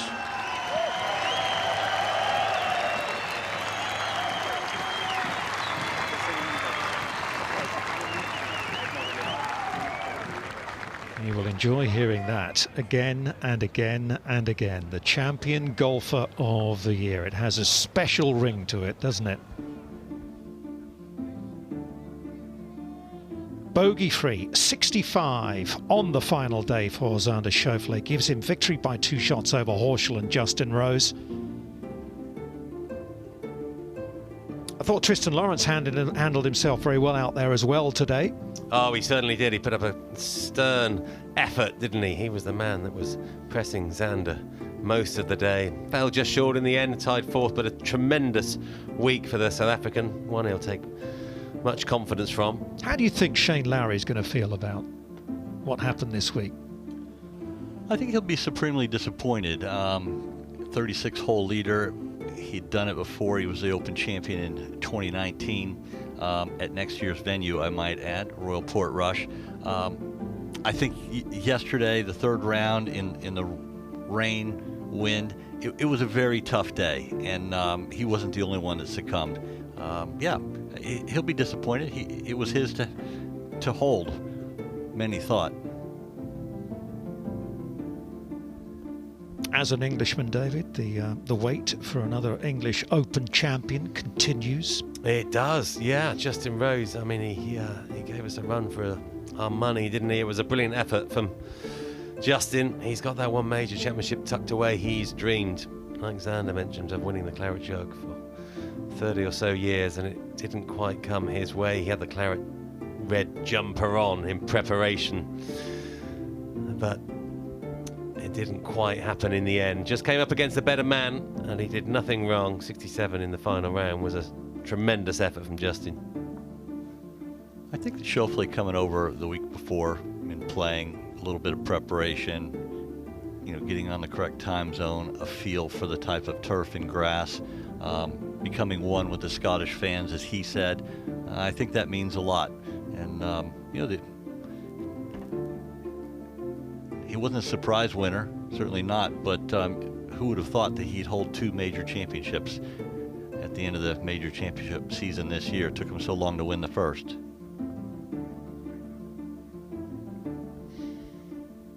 And he talked, didn't he, about that sense of calmness that he felt out there down the closing stretch. That's going to serve him well if he gets in the mix, and I'm sure he will do again. Yeah, this was the putt. It was going to seal the deal. They did everything but the golden goals. Not quite on his side. Yeah, they were across the course of the week. And that was brilliant from Xander Schauffele.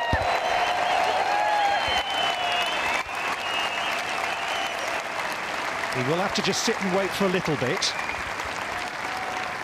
Yes, it's not quite done now, but it's the stuff of miracles.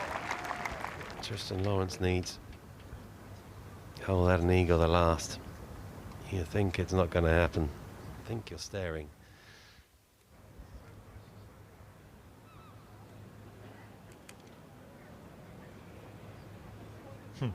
Staring at the Open champion. Yes, indeed. Mutual respect there. two greats of the game. Justin, from a British perspective, has to be considered a great, and Xander Schauffele now with 2 major championships. Well, he's just heading in the right direction as well on that list.